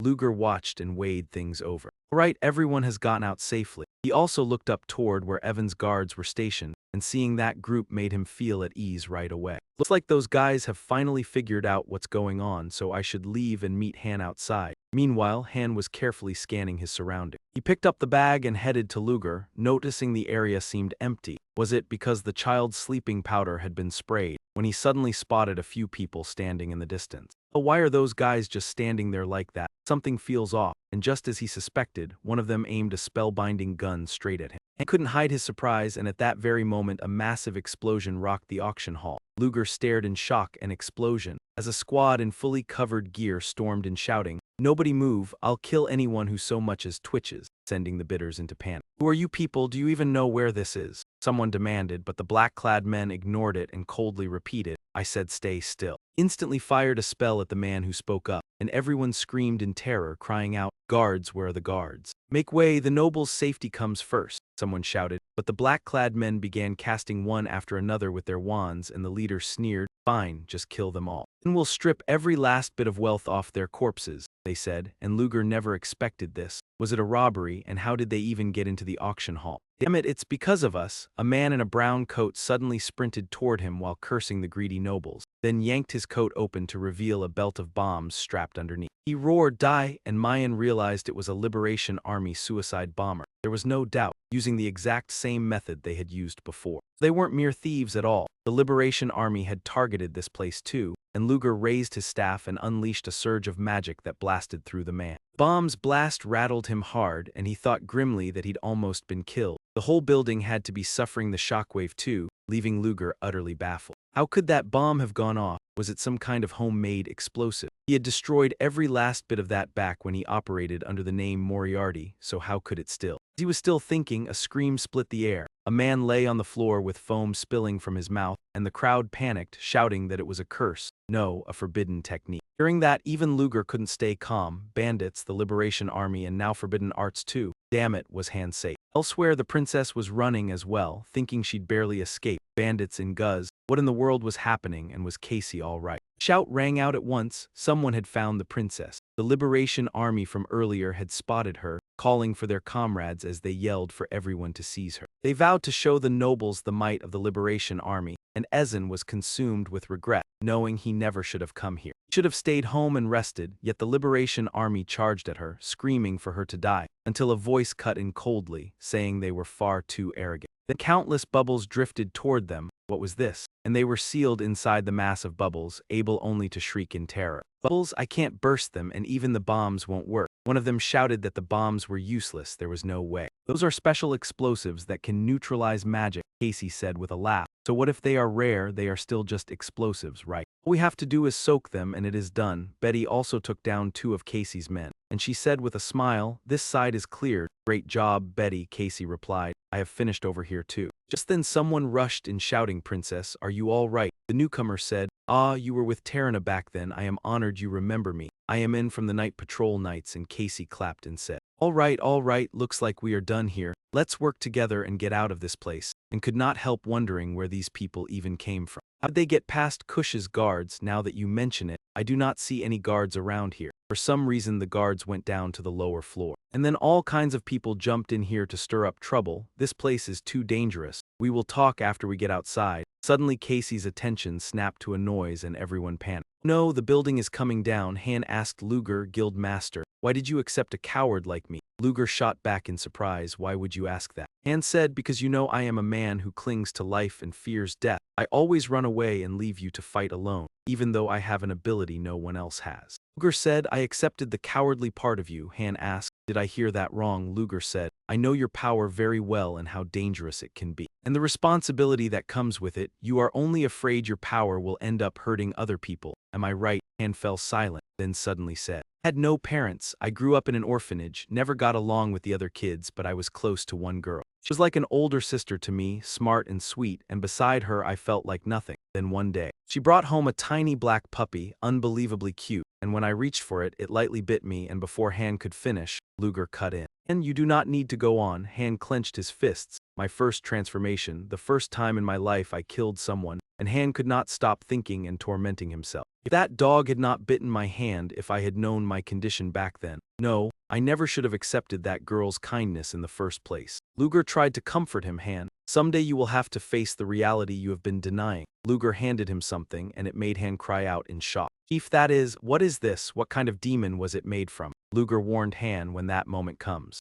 Han will have no choice but to abandon everything and flee. I will not blame you, but if you choose to fight instead of running, use this knife as your last resort. I will honor your decision. Han opened his eyes and silently wondered what had just happened. A man spoke up, today must be our lucky day. Whoever it is, those people have already thrown the guards into chaos. Let your guard down at the auction, and that is how you ended up like this, the brown blonde-haired man warned, then urged, hurry up and take it. This building just shook a moment ago. I figured the others already knew a bit about what was happening, so they did not look worried at all and instead spoke calmly. In such a rush, wait a second. Han pulled the item from his clothes and sneered, you stupid bastard, do you really think you can hide a sacred relic in a bag like this? At once, Han grabbed the old man by the leg as the man strained to say, give it to me, I have to give it to the guild master. The blue-haired man raised the bag and jeered, oh, you are still alive. So that vow worked exactly as planned, and as he spoke, he slammed a heavy blow into Han's gut, making Han clutch his stomach in agony. And went on, you cannot even move, yet you still dare tell me to hand this to you. And with a choked gasp he trembled in pain while the other man laughed. So you have been forcing it down with sheer willpower all this time. Excellent. Either way, you will not live much longer. I will show mercy and let you die slowly, so if you can, struggle to survive. I tried to reach out and thought, no, my body feels so heavy. That is not something you bastards get to take. If if I were not here right now. This sacred relic would not be taken so easily and I might end up cast aside. Han forced himself upright. From the start, I was just a coward who could not help the guild master. It is all because I am weak, and even at death I am nothing but a burden to him. Han struggled to his feet, then suddenly froze. This is, he stared at the dagger and said, the one the guild master gave me, and he drew it. That is right, if this is the end. Then this will be the last time. Let me burn up everything I have. And with that thought, he drove the blade hard into his own hand as Han's body began to change rapidly. Bert burst out and shredded his shirt as Han screamed. The man on the other side turned and sneered. Stubborn bastard, he's still alive. Han roared, ah, and the old man stared at him in terror. Then he blurted in panic, what is that? Han grabbed him and Casey jerked his head up in alarm. Bantos looked up as well and Luger sensed something. He glanced back and said, Han, we're in the car, what are you staring at? Alex asked. The place we just left, the Kunsa auction house. What's there? He asked. I can clearly feel the presence of prey, but it's dangerous. Its scent and aura are extraordinary. I've only run into beasts like this a few times. No, it might be even stronger than the monsters I've faced, Alex thought to himself, if it came from the auction house. Then it's the guild master, Alex said. Luger, I have a question. Last time you said Phantos has the second strongest combat ability among us, right? Then who's the strongest? You, Luger replied. No, I left myself out of the ranking, and Alex said in surprise, so that means I'm first. Luger answered, you're third. Even if your scores at the Knight Academy were high, you still haven't reached that level. And Alex stared, stunned. Then who's in first place? Luger fell silent, then said, Han. A scream rang out, what is this chaos? My auction stock, my auction house. Evan clutched his head and groaned, we're finished. So this is the end. An employee came over to comfort him. Sir, you made it out safely, and the guests were evacuated at the same time, so. Only then did Evan suddenly remember and blurt out, wait, where is the princess? Startled, he added, yes, we still haven't heard anything. What if something has happened to her? Go find her now. Evan hadn't even finished when a thunderous explosion rang out. What the hell is it this time? A pack of monsters was screaming. Massive foot shot out from the rooftop and crushed the building to rubble. Someone screamed, by heaven and earth, what is that thing? A beast with eyes blazing blood red stepped into view. A monster emerged in the night and the townspeople could only cower in fear. A man trembled as he said, that is the very monster. Really has come back, the monster that once terrorized Duramang 5 years ago. The beast lurched forward, then slammed its foot down hard. It let out a deafening roar and Evan, shaking with fear, screamed. Seeing its foot drawing close, someone cried out in panic, save me. A flash of light sliced through and severed one of its toes, and a man on horseback shouted, the Clockwork Guild will hold the line here. Everyone, evacuate at once. The leader of the Clockwork Guild spoke up, saying he had heard the auction house was attacked by this monster, and ordered everyone to listen no matter what happened. He declared civilian safety came first, and told them to focus on bringing the beast down as its massive hand lunged forward, forcing them to scatter in a hurried dodge. Yuan Jiang, captain of the Clockwork Squad, cursed and unleashed a burst of flame from his sword, making the old man stare in shock with eyes wide. A streak of light shot in, and he quickly urged his horse aside to evade as the strike shattered the ground into fragments, while the beast pressed its assault. The Clockwork members cried out in panic, but Yuan Jiang silently warned not to rush and to wait for the right opening, stunned by that uncanny speed. It was huge yet still fast, a danger beyond reason. Where did it even come from when the monster smashed every building nearby, and if this continued, everyone would die? Casey pointed toward a passage and shouted for everyone to follow and trust her, and they all jumped down, landing safely inside a water bubble, as she asked if everyone was all right. Princess answered yes and said it was thanks to her, but the group suddenly froze in terror when the gigantic monster loomed before them, stammering that it was the Jiven beast. Nya asked Casey if this was the creature that nearly wiped out Durumang 5 years ago, saying she thought it was dead, and Casey replied with certainty that she had seen its corpse displayed in the Durumang Museum. Yet she admitted it did not look entirely the same, because its limbs were built differently from anything human, and she wondered aloud if it might be a different species.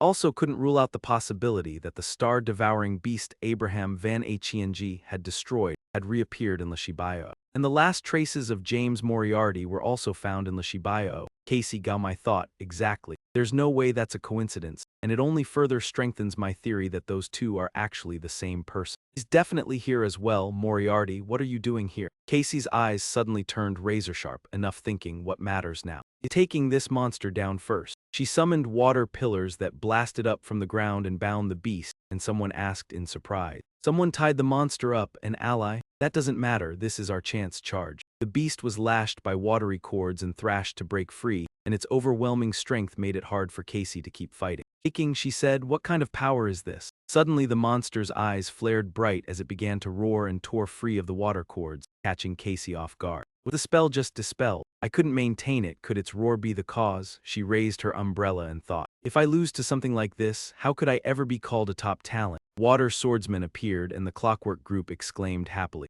Unit of knights made of water. Perfect. We can turn the tables now. Full assault. The monster let out another roar as Luger stepped out from within. He silently thought, a strange source of mana, black magic, and those bite marks from a beast. Han, you really did resort to that, didn't you? Watching Han's monstrous form being attacked, Luger whispered, you must be in terrible pain, 8 Nictonus Venom Hex. I can't restrain you like this. I'll be back, hold on just a little longer, he urged, but Han roared in agony as the beastly heads were knocked down. Perfect, our assault is working, don't stop, Casey thought coolly as the eyes in that skull flashed again just like before. Going to shatter my magic, I need to brace myself, she told herself. Yet when the monster bellowed, Casey stared at her water knights in shock and blurted, they're still intact. The ground suddenly began to tremble. An earthquake, what the hell is this? And the princess screamed, look, something is coming up. It is, Casey shrieked in panic, then thought, a swarm of rats. No way, so it can command other beasts as well. But why did it have to be rats? Bin is terrified of rats, she thought, and raised her umbrella to form a wall of water.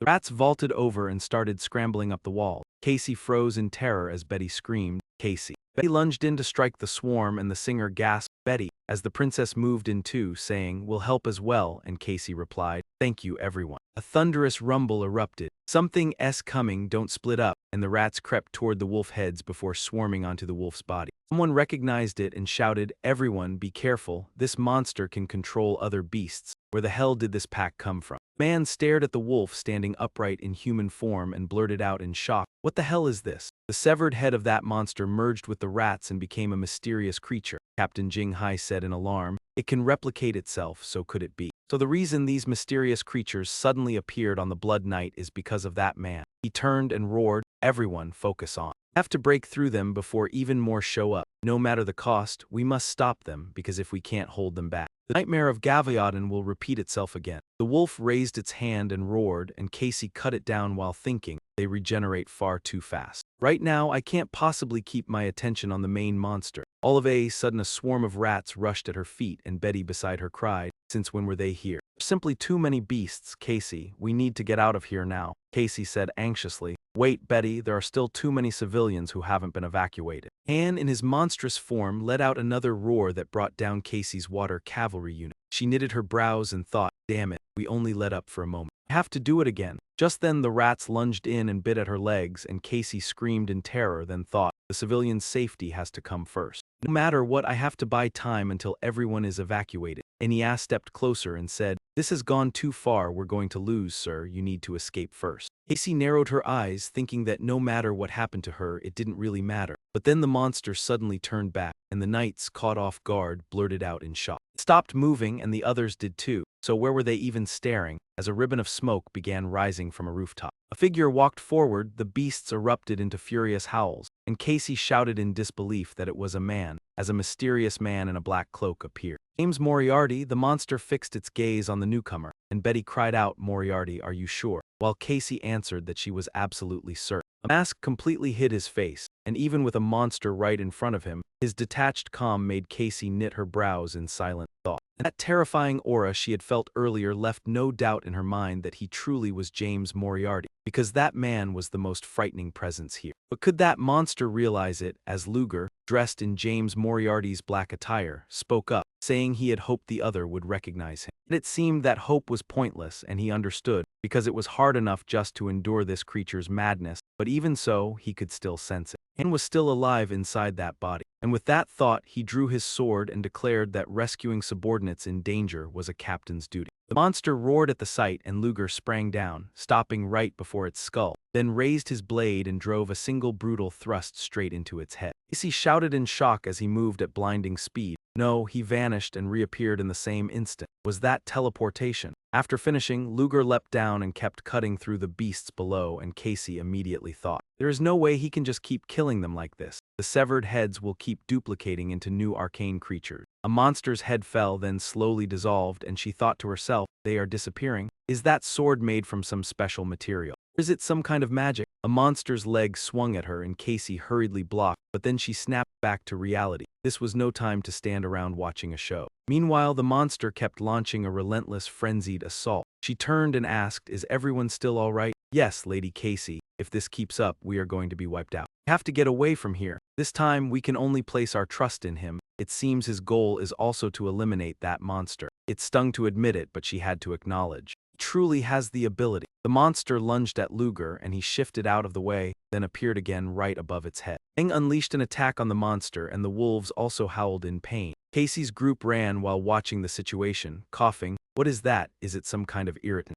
Does it work on the monster?" The creature had clearly weakened somewhat, and Luger said, "So you abandoned the injured heads because of the irritant and replaced them with new ones. You are even smarter than the original. But I am sure you have also noticed that you have been steadily growing weaker with each replacement." Suddenly, the monster's body began to glow, and Luger cast a spell. He said, "You should not let yourself be distracted." Sharp spikes pierced straight through the monster's palms, so you duplicated them. Luger reached for his gun. Drawing his guns, Luger fired both barrels at all the wolves charging toward him. He thought to himself, there are really too many of them. However, this ends now. Smoke drifted around as Luger stood before the monster and said, "No one is protecting you anymore. This is the end." At that moment, the monster's hand moved. The wooden beam restraining it began to crack. The monster broke free from its chains and let out a roar. Seeing this, Luger said, "You plan to fight to the bitter end. Stop struggling and get out of there. That body isn't yours." He then aimed his gun at the monster. He fired a shot. The monster screamed in pain, its mouth wide open in front of Luger. Someone leaped onto its head and injected a vial of blue medicine into it. Its eyes lit up. The monster continued to howl in agony before vanishing. The person who had jumped down said, "You arrived just in time. Now let's head back." The smoke gradually dissipated. A voice called out, "There's no sound from that monster anymore. Is it dead? Damn, the dust is overwhelming. Can't see a thing." The group of knights looked around and asked, "Should we check?"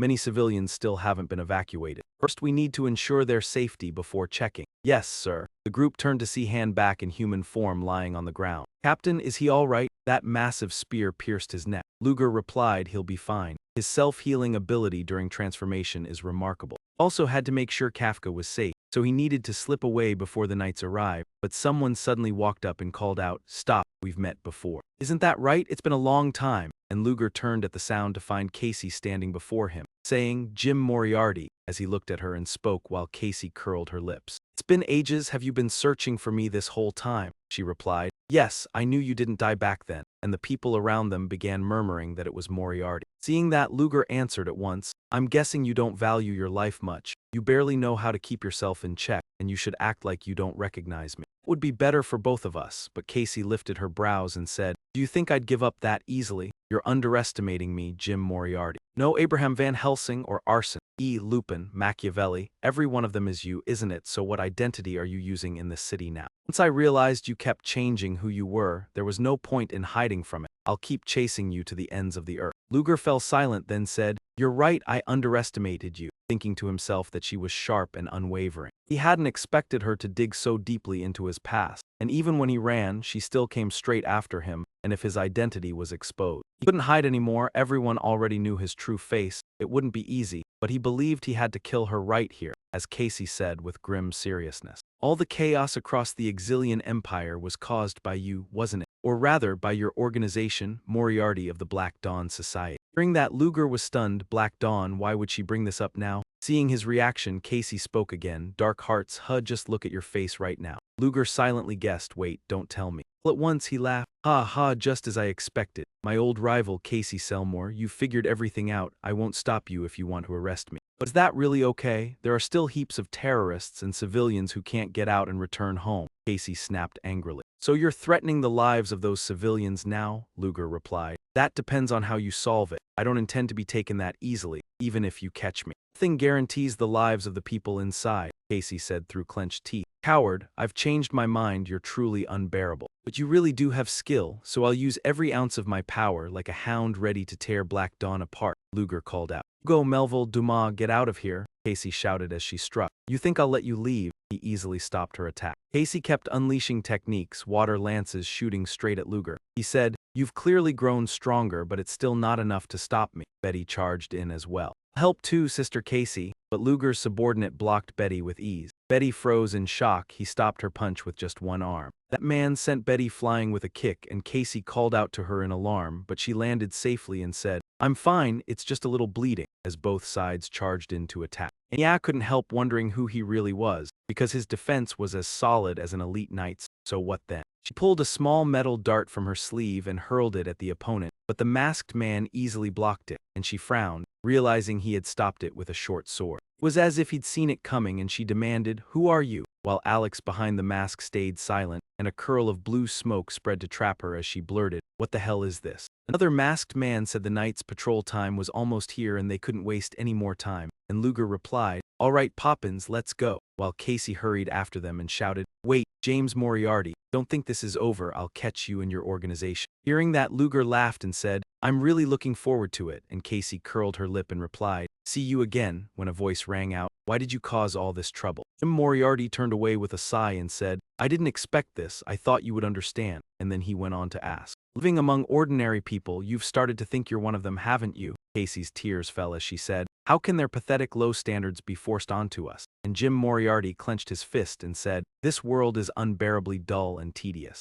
and the ones who live in it are just as mediocre." And he stood amid the bodies strewn everywhere and said, "I can't breathe and I'm furious out of my mind." The child lay at his feet with blood pouring from his mouth and wounds all over, and Casey asked, "Is that why you killed that child too, just to provoke me?" Jim Moriarty, his expression icy and menacing, said to her, "So it's wrong, is it? You should know that," and even as she fumed, he kept talking. "Deep down, you can hear a voice just like mine." Casey lowered her head in sorrow, her tone heavy with disappointment. "You know, I was hoping you weren't a bad man. I was hoping all of this could be settled with words. It was only a small misunderstanding, but it seems I'm the one who misunderstood everything," her eyes blazing as she added, "If that's the path you've chosen, then I'll arrest you right here, James Moriarty." And as the scene returned to the present, the military side announced, "Detective. Emergency assessment is complete." She looked to the soldier and said, "Ah, well done." But he extended a hand and replied, "No, we should be thanking you. If you hadn't been here, we'd have had a much harder time," he continued. "And we also recovered the terrorists' bombs as you requested." Casey answered, "Thank you.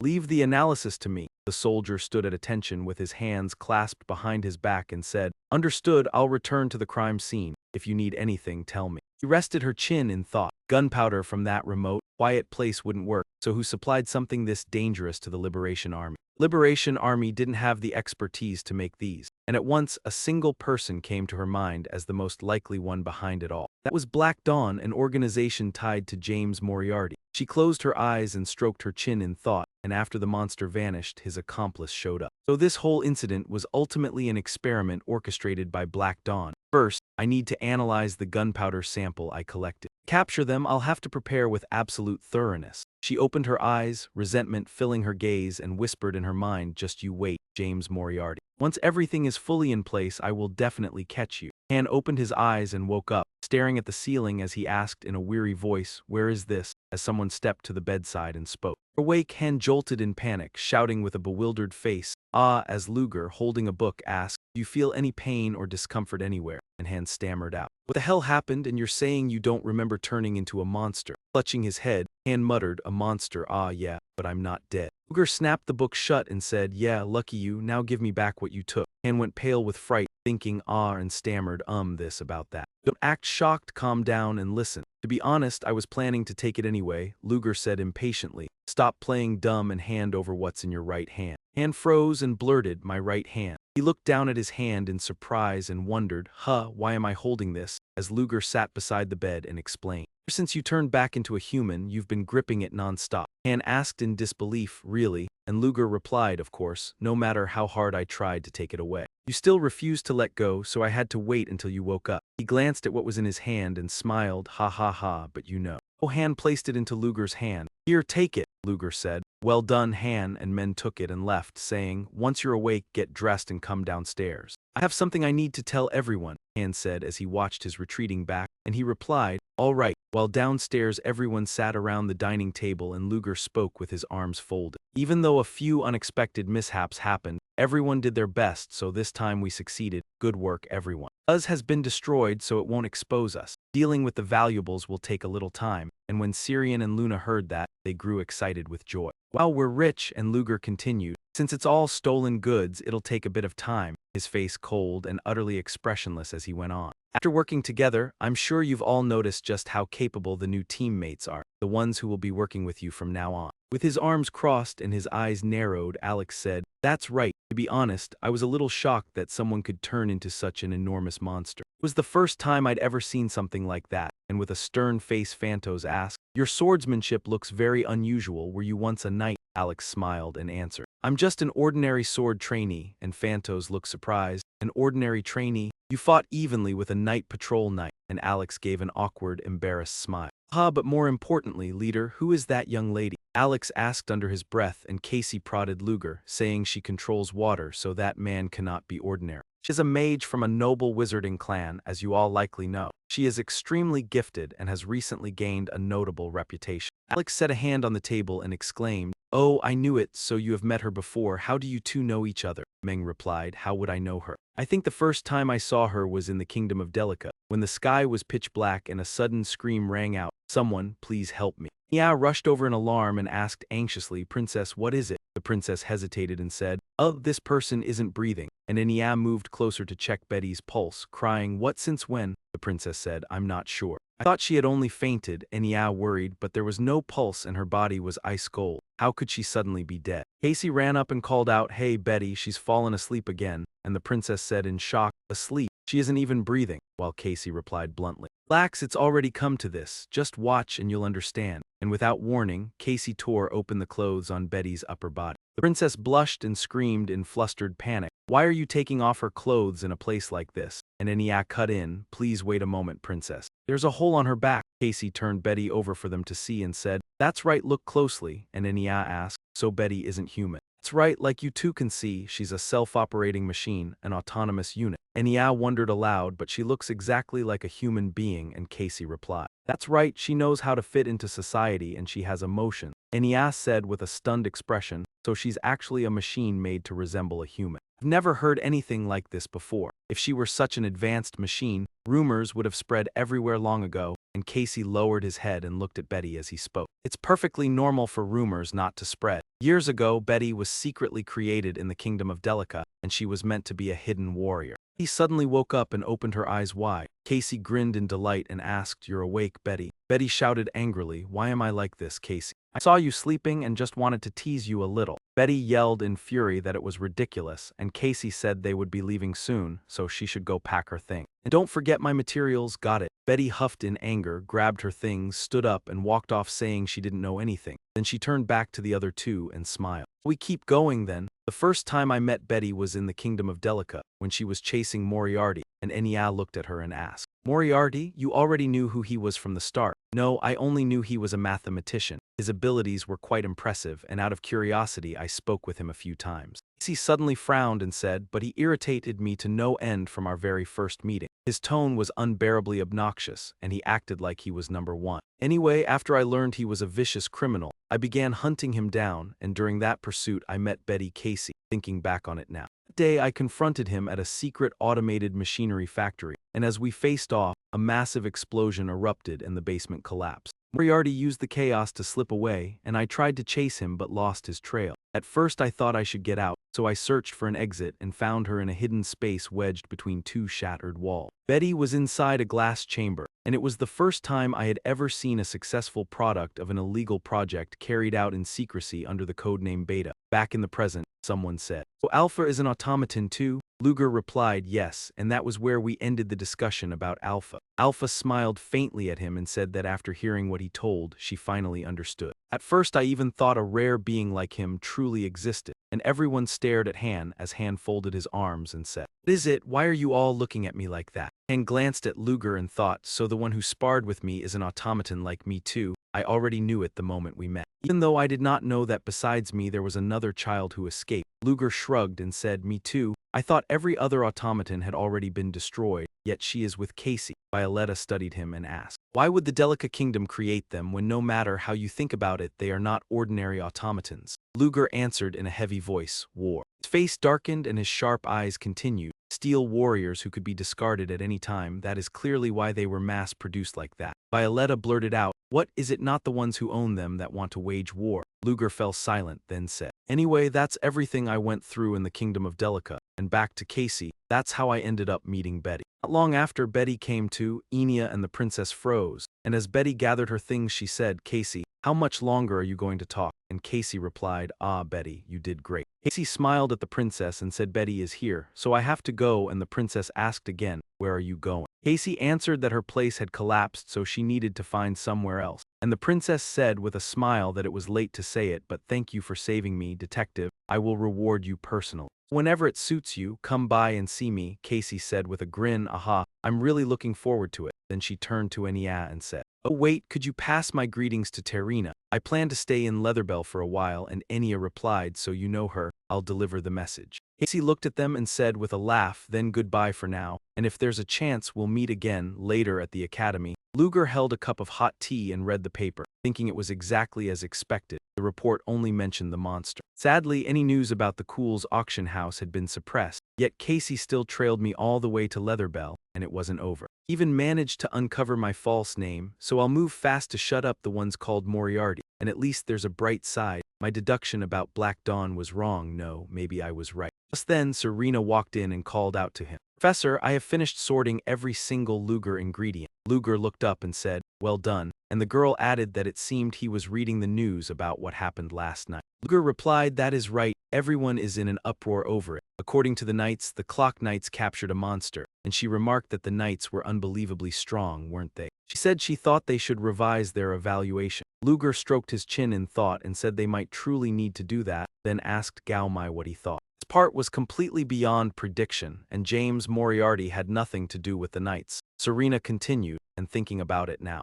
They began taking action because of this incident. Luger asked, "They, the Holy Paladins of Bredis." Luger suddenly fell silent, and the city-state of Bredis was an island separated from the mainland. It was also the headquarters of the Radiant Church, which worshipped a spurious god of light, and they had always hunted heretics and mystical creatures to carry out purification rites with the aim of saving humanity. The so-called heretics they condemned as guilty were non-human races, because of their twisted decline and the shifts in doctrine. This organization had become far less prominent now. Luger said with displeasure, "Those meddlesome church knights have done nothing for 12 years. And the moment they got a single lead, they immediately shoved their hands into it." Serena asked seriously, "But this still feels somewhat suspicious. 5 years ago on Blood Night, they did not care at all, so why are they suddenly moving now?" Mayan explained. "Maybe it's because the Holy Kingdom's succession has already been finalized." Serena stared in surprise that he had gathered so much succession. "Amazing, I couldn't even pick up a single rumor," Serena said as Luger lowered his head to hide his eyes. "It's only a hypothesis," he added. "Anyway, how did the matter I asked you to handle go?" Serena jolted. "Oh right, Joanna Lovis was admitted directly into second year and Lovis is an alias," Serena said. "Second year," he thought to himself, "I see. That's how she hid her identity," Serena continued. "Yes, and I also found out she comes from the kingdom of Durume. And it seems she's a survivor of the Lawton Great Fire," Serena said. "The Lawton Great Fire," he echoed. "That happened over 10 years ago. She survived that incident. The cause of the blaze remains a mystery." If recalling something, Luger wondered, could it be? Serena reported. "How many survivors were there in total? Including the second-year Joanna Lovitz, there are 3. One is Counselor Peer, and we have absolutely no information on the third." Hearing that, Luger said, "Understood, you did well. Class time is almost here. Let's get ready." "Yes," Serena replied. In the classroom, Luger spoke solemnly. "Before we begin today's lesson, I will announce the exam results. You may check the rankings on the notice board after class." Meng glanced at the sheet with the standings and continued, "So from now on, I will only announce the top 5. I'm sure you've already guessed who took first," he said. "Flora Lumos with a perfect 100 and Julia Blumat is tied for first," she said with a smile.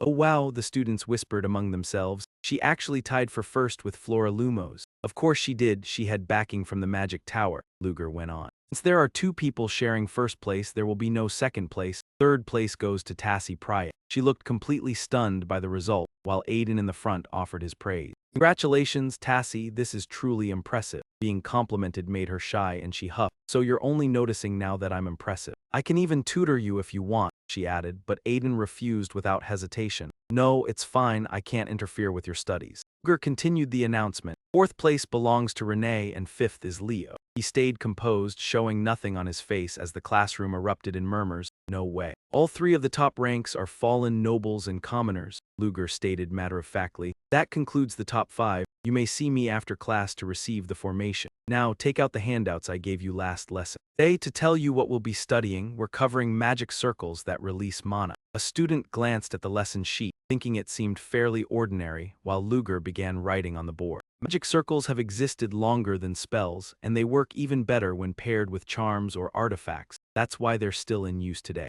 Also, most magic circles have remained circular up to now because of tradition, a belief that the shape shields the user from external influences. However, today's magic circle will be a little different. Lumos stared at what he was drawing in shock, thinking, "What the hell is that?" Luger pointed at the board and said, "Take a look at this," and the class buzzed. "That's a magic circle." Every gaze in the classroom snapped toward the one who had spoken, then fixed unblinking on Lumos as she muttered irritably, "Why are they staring at me?" He kept treating her like some kind of leader just because of what happened last term. Lumos sighed, thinking that she was curious what it was too. The professor probably would not lie about something like this, and if he were truly an idiot, she would have been disappointed a long time ago. Luger cast magic onto the drawing on the board and said, "Since you seem unwilling to believe this is a magic circle, I will let you witness it for yourselves," and a circle of flame appeared on the diagram. The students exclaimed in shock that it was working, and some even wondered how he could do it. Luger explained that he understood why they could not believe it, a magic circle that did not even have a circle. It was never easy to keep mana circulating, because a curve helps mana move smoothly, but once the lines become sharp and angular, the mana flow will spill out of the structure. Yet as you have seen, his magic circle still functioned perfectly,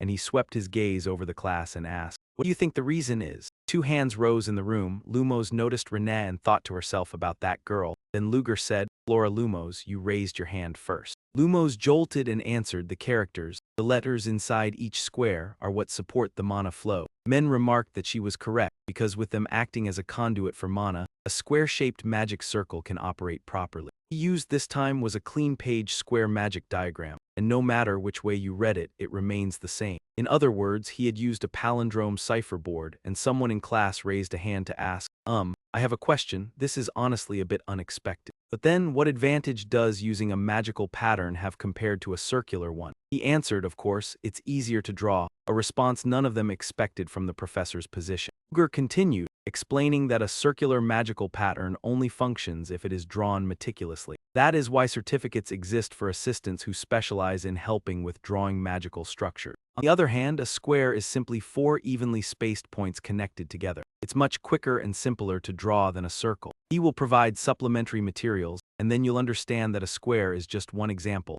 Magical structures can appear in many forms. Luger's tone grew serious as he said, "Take in this knowledge and create a magical pattern of your own. This is the second test. He will wait to see your ideas." After class in the professor's office, a voice rang out, "Leo, is that you? Are you the one behind that shoulder? Hold out your hand." Looking at his palm, Leo saw a green light. Curiously, he asked, "What is this?" Luger explained, "It's one of the 4 methods for calculating the primal code." He called it the structure. Of course, it's only a part and has no real effect on its own. Leo thought for a moment and said, "So I need to maintain a top 5 position and keep up in the remaining courses as well." "Exactly, keep it up. Leave the professor's circle." Leo kept staring at his hand, pondering. "Only a portion. It's probably designed so the primal code isn't exposed externally. With just this part, no one could reverse the algorithm or analyze it. Yet it's being taught to a student with no personal connection. What kind of person is he really?" As he was thinking, Leo suddenly heard a commotion. He thought, "It must be those nobles and Yona Orvali from my class. That's her name, right? What are they doing?" One of them said, "Have you heard? You should know your place and handle it appropriately."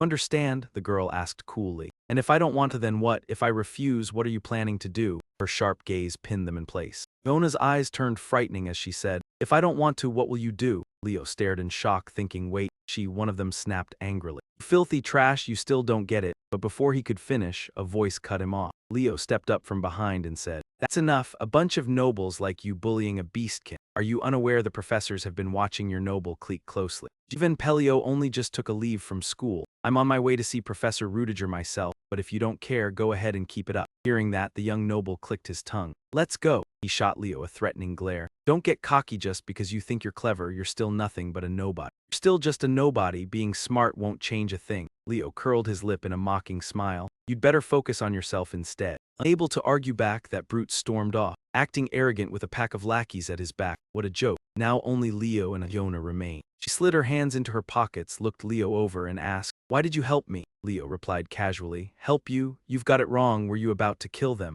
Hearing that, she immediately said, "I was only going to teach them a lesson." Leo flicked a dismissive hand and said with contempt, "With that much killing intent, fine, whatever. You should be glad they were too stupid for." Before he could finish, her voice cut in. "Aren't you afraid of me?" Leo glanced at her and answered, "Why would I be? Only idiots are scared. And what would I even be afraid of? You're a beastkin, yet you're studying at the academy. Even though it clashes with what you are, that means you want to understand humans and the world." Iona asked in surprise how he knew, and Leo answered honestly. "I once heard about the life of the beast folk by Quinasanda," Leo asked, confused. "By Kai, what?" And Leo explained that by Quinasanda is a saying in our tribe. "Your language, it probably means a brave little warrior." Leo blurted, shocked. "What did you say?" Then snapped, "Don't you dare call me little, I'm warning you." Iona said in surprise, "You're really accepting just one word like that? Spiritual strength matters far more than height, and you've already proven your strength." Leo listened in silence, then shook his head in frustration. "Just call me Leo," and Iona stared. "What?" As Leo replied, "That's my name. And I didn't do it because I wanted to be called some warrior either." Then a voice called out from nowhere, "Ah, Leo, there you are," and both Leo and Iona turned to Aiden. Waved with a grin, saying he was riding with Tassie to pick up the work and had heard Leo left. Aiden saw them standing together, laughing and looking incredibly close. "Oh, you two were talking. What's your name?" "Iona Orvali," she replied coolly, but Aiden stayed upbeat. "Really? Nice to meet you," he went on. "Going to lunch? Do you want to come along?" At that, Tassie said irritably, "Hold on, Aiden, we're not friends," and Iona Orvali agreed. "Sure," and that left both Leo and Tassie at a loss. In the classroom, Renee couldn't sit still, thinking, "I'm a bit disappointed it was so easy. I thought it would be much harder." Closed her eyes and thought, "I still haven't even asked the question I wanted to ask," when Arendi suddenly came from nowhere and asked Renee if she wanted to have lunch together. Startled, the girl blurted out, "Ah, senior, I'm sorry, I already have plans today." And Irene replied with a smile, "Oh, do you? All right then, have fun," Irene said, and Renee, flustered, answered, "I'm sorry, let's eat together tomorrow." And she exhaled in relief, smiling to herself, "Thank goodness she understands. I was worried she'd be upset." Renee thought as she walked beneath the lush green canopy, "She's really easygoing, probably because she's a princess. That girl already made lunch plans with someone else. Who is it?" The princess thought from behind a tree, "Who dares to lure my innocent Renee away? I need to see what he looks like." "Who's there?" A voice suddenly rang out as someone stepped closer and said, "What are you doing here?" And the princess, embarrassed, asked, "You are, if I didn't hear wrong. You have a lunch date here with Renee, and this lawn and these flower beds are your work, right?" Royden Ganbach, the cold young man, said, "Is there a problem?" She turned to look at him and thought, so this man's hobby is tending flowers, and Brydon answered without hesitation, "If you have time to meddle in how I spend mine, why don't you go find yourself a hobby?" And they locked eyes with open hostility. Renee hurried to step in and break the strange tension. Anyway, why did you come here?" And the princess replied with a hesitant smile, "Well, I saw you go too deep into the woods, so I was a little worried." Groydon sighed. "What a flimsy excuse. That's why you have no friends," and Arendi glared at him, annoyed. "Well, what do you mean by that?" Renee muttered as she called to Ung and Irondy, while Irondy scowled. "Do you really have no friends?" And Renee hurriedly denied, "Me too. What are you talking about?" "It's just that I realized I've never seen you go out with anyone," Brydon said smugly. "Your Highness Princess Renee has no friends. How pathetic." Irondy clenched both fists in anger as Renee said sadly, "Oh no, how could that be? Your status makes you hard to approach, but you're a wonderful person." Roydon explained that besides her status, there was another reason. Grand Princess Eileen von Exilian and the weight of her position, leaving Renee puzzled, the Grand Princess. Roydon continued, "Do you know about the succession struggle in the Kingdom of Utah? Even children have to fight each other for the seat of family head. But Grand Princess Eleanor is different. She's the ideal leader, so her place is impossible to overthrow. Of course, the third princess's lineage is incredibly alluring to the nobles, but why does everyone keep their distance from her? The answer is very simple. The Grand Princess chose to forgive and take in all her younger siblings, those the Lei clan had been forced to renounce." Irondy lowered his head, thinking quietly. "That's not it, she merely needs plaything," Roydon said as he looked at her. "Whatever the reason, as long as she still accepts her sibling. No one will dare risk getting close to the third princess and provoking her, while the third princess understands nothing and keeps wandering everywhere. He even volunteered and threw himself into every club, and no one knew how those people felt having to deal with that boy." Hearing it, the princess could only grit her teeth in irritation. Renee kept asking, "Is the Grand Princess always that remarkable?" And Brydon replied coolly, "No, there was a time when no one supported her either. There were plenty of schemes to get rid of her, but every one of them vanished without leaving a trace." Renee pressed on, "They disappeared. I don't know the details of what happened after that, but among the nobles there's a rumor. Beware the grand princess's shadow. After the conversation, they began to eat, and the princess said cheerfully, "Thanks for all this food. The family chef you hired is truly amazing." And Renee hesitated before speaking. "Senior, did you really see the monster from the Black Abyss?" Irony affirmed. "Yes, I still can't believe I'm alive. Thankfully, I'm fine." With sparkling eyes, the princess thought to herself, "Yes, this is exactly the academy life I've always longed for, chatting with friends and worrying about one another like this." That monster is truly dead, isn't it? The question startled her into lifting her head, and she recalled Casey once saying, "Ah, there's one more thing. Claim that this was handled only by the knights can't be exposed yet. If they find out who actually killed it, they'll only worry even more. Sometimes it's better to live at ease than to learn a brutal truth." And back in the present, Erendi said with a smile. Of course, Lesto Bell's proud knights handled everything, and when Renee heard that, she let out a relieved breath. Luckily, Erendi suddenly remembered something. She said, "I just recalled it. Didn't you meet Professor Rudiger at that auction that day?" Renee blinked in surprise. Professor Rudiger. Princess searched her memory. She had only seen him from far away, but she thought it was him. How unexpected him. It was surprising because he never seemed like the type who liked jewelry. Roydon wondered to himself, "Rudiger Chelsea, it feels like I've seen that man somewhere before," when a voice came from inside the room. "This is utterly improper." Went and moved up the Magic Festival schedule without giving us any notice. "What do you think the Magic Festival is, exactly?" Old man Hugo snapped, raising his voice. "This is an immensely significant historic holiday. Even with so many participants, it is also a chance for everyone to demonstrate their Theo index. Put plainly, it is an event of tremendous importance to Theo's honor. Even if you are a magistrate, you are clearly abusing your authority." And Alyssa looked at him with icy eyes and thought, what was so wrong with moving up the Magic Festival schedule anyway? They were only picking a fight with whatever excuse they could scrape together. After that thought, she smiled, brought her hands together, and said, "I apologize for not informing everyone in advance. However, I didn't have the time to discuss it with all of you, so I had no other choice." Alyssa continued calmly, "With everything that's happened recently, the atmosphere has been extremely tense, hasn't it? The second examination is also approaching, so I believe holding the festival right after the exam will be best." Hugo started to speak, but someone cut him off. "Professor Hugo, do you have any other solution?" He faltered and stammered, And when Hugo still couldn't answer, the woman continued, "If you don't have one, then you're opposing this decision without offering any alternative, are you?" Hugo clenched his teeth and stayed silent, as Chris Bemo stepped up beside him and whispered into his ear, "Deputy Justice, what are you going to do now?" After a round of discussion, Hugo finally said, "If that's what you want, Justice, then there's nothing more I can do. Either way, the schedule has already been pushed forward. However, would it be acceptable if I suggested the festival's program?" Alyssa replied without emotion, "Go ahead." Hugo continued, "Since the plan has been changed anyway, what do you think about an entirely new event, something that has never happened before? A little freshness to the opening ceremony of the Magic Festival." Elsewhere in his own study, Luger sat at his desk, focused on the document in his hand, and as he read he thought to himself, "They moved the Magic Festival up, with all the recent chaos. It's a good idea to ease the tension in the air. I already expected this after what happened in the banquet hall.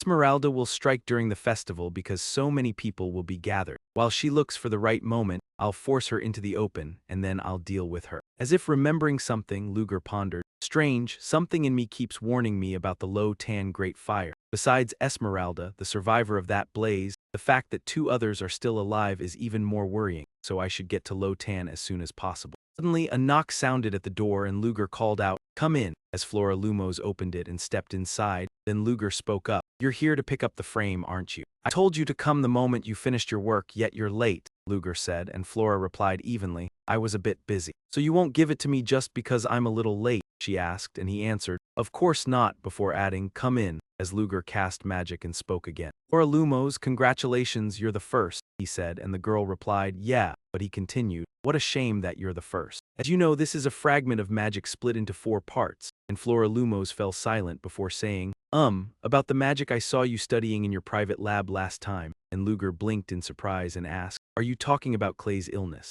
"Not that," she said, "I mean the cube drawing on the board," and he replied, "So you secretly got a look at it," while Flora said irritably, "Yeah, how could I ignore something drawn so plainly on the board?" And Luger answered calmly, "It's basic manners to pretend you didn't see anything," and Flora Lumos sighed and asked, "Anyway, what is it?" "Right, I can tell you about it," Luger replied. A torn tesseract, that's what I call it, and as Flora echoed, tesseract, Luger went on to explain, in other words, what was it again? Oh right, a hypercube, but the more he spoke, the more confused Flora became, and she asked, what kind of magic is that? While he pondered for a moment and said, I'm not entirely sure. Studies indicate that mana can disrupt time across 0 to 4 dimensions. I discovered that as well, but I can't tell any student about it. This magic is meant to explore uncharted areas. Hearing that, Uluolalumosi turned her face away and said, it's all right, sir, if you don't want to tell me. You don't have to, besides, I already have what I wanted, she said. I'm leaving. Oh right, how is your body? Luigi frowned. What are you talking about? Uluola looked at him and said, that question was unnecessary, just pretend you never heard it. Then she turned and left, leaving Luigi sitting at the table completely lost. In the kingdom of Dulumang at Luotan village station.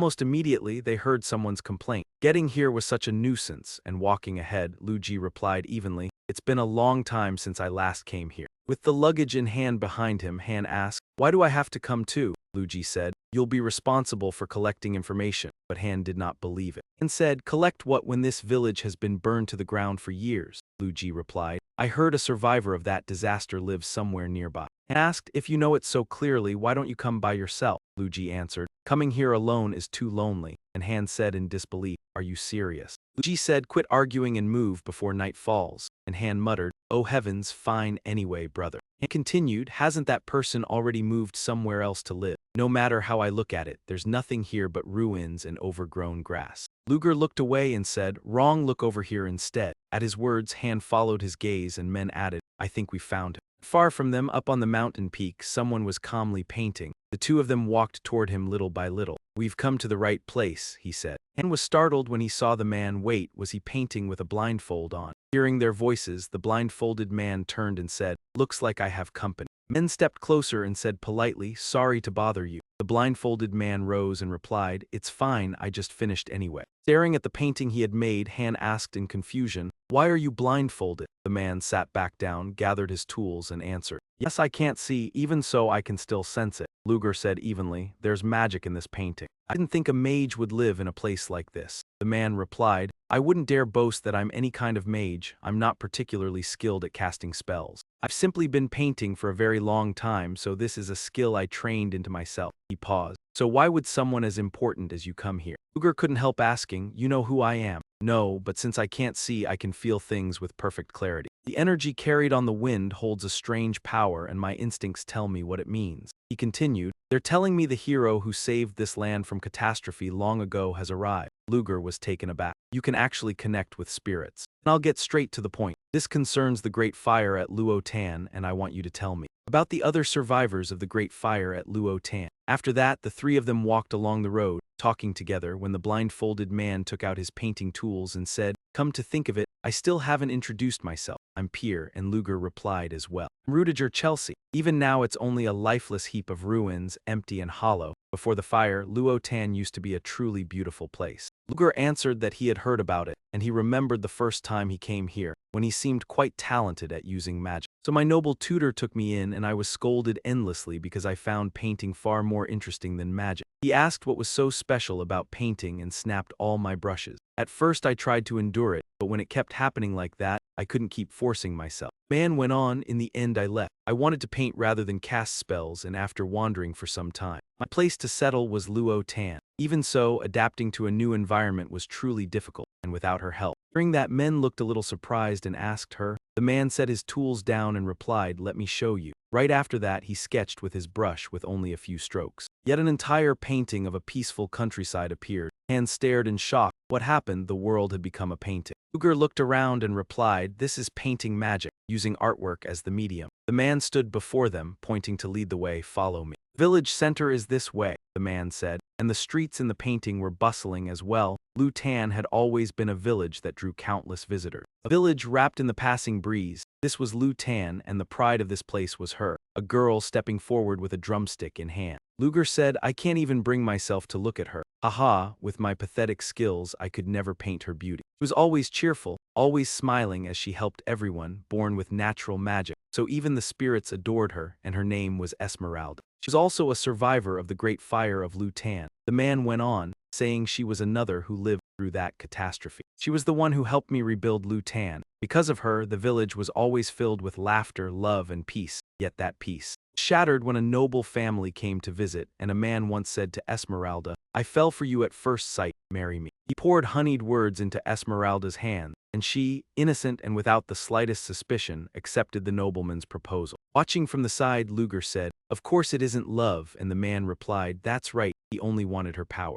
Intimate bond with the spirits, yet she was far too kind and naive, and so she was deceived by that obvious lie. Of course, the villagers were all worried after hearing about her forced marriage, because they didn't want her to live unhappily just for the sake of some nobleman. Nobody dared do anything naturally. After all, the people they were facing were nobles, and men said this with an expression as cold as ice. Back then, for common folk in the kingdom of Durumang, confronting a noble meant a brutal punishment, and they could even be branded with treason. So they just sat there and watched her get married. The man replied no, instead they resisted, and it began with a single person. After that, everyone united to stop her from marrying, and that was the beginning of a savage tragedy. As the man relived the memories and screams rang out. Torches were lit everywhere. Esmeralda Miranda, don't believe him. He's a master deceiver who tricks people into their deaths, and the vicious soldiers blocked them, issuing threats. "You filthy rabble, how dare you insult him without even knowing who he is?" And the villagers answered with unwavering resolve that even if he was a nobleman, he still couldn't take her away. "Stay away from Esmeralda, get out of the village right now." And seeing this, Esmeralda couldn't help but feel utterly bewildered. Noble standing nearby gave a sneer. "This is no fun at all, you lowly scum. You dare oppose me, kill every last one of them." The moment he said it, a tragic scene unfolded as blood sprayed everywhere and the crazed soldiers butchered the villagers,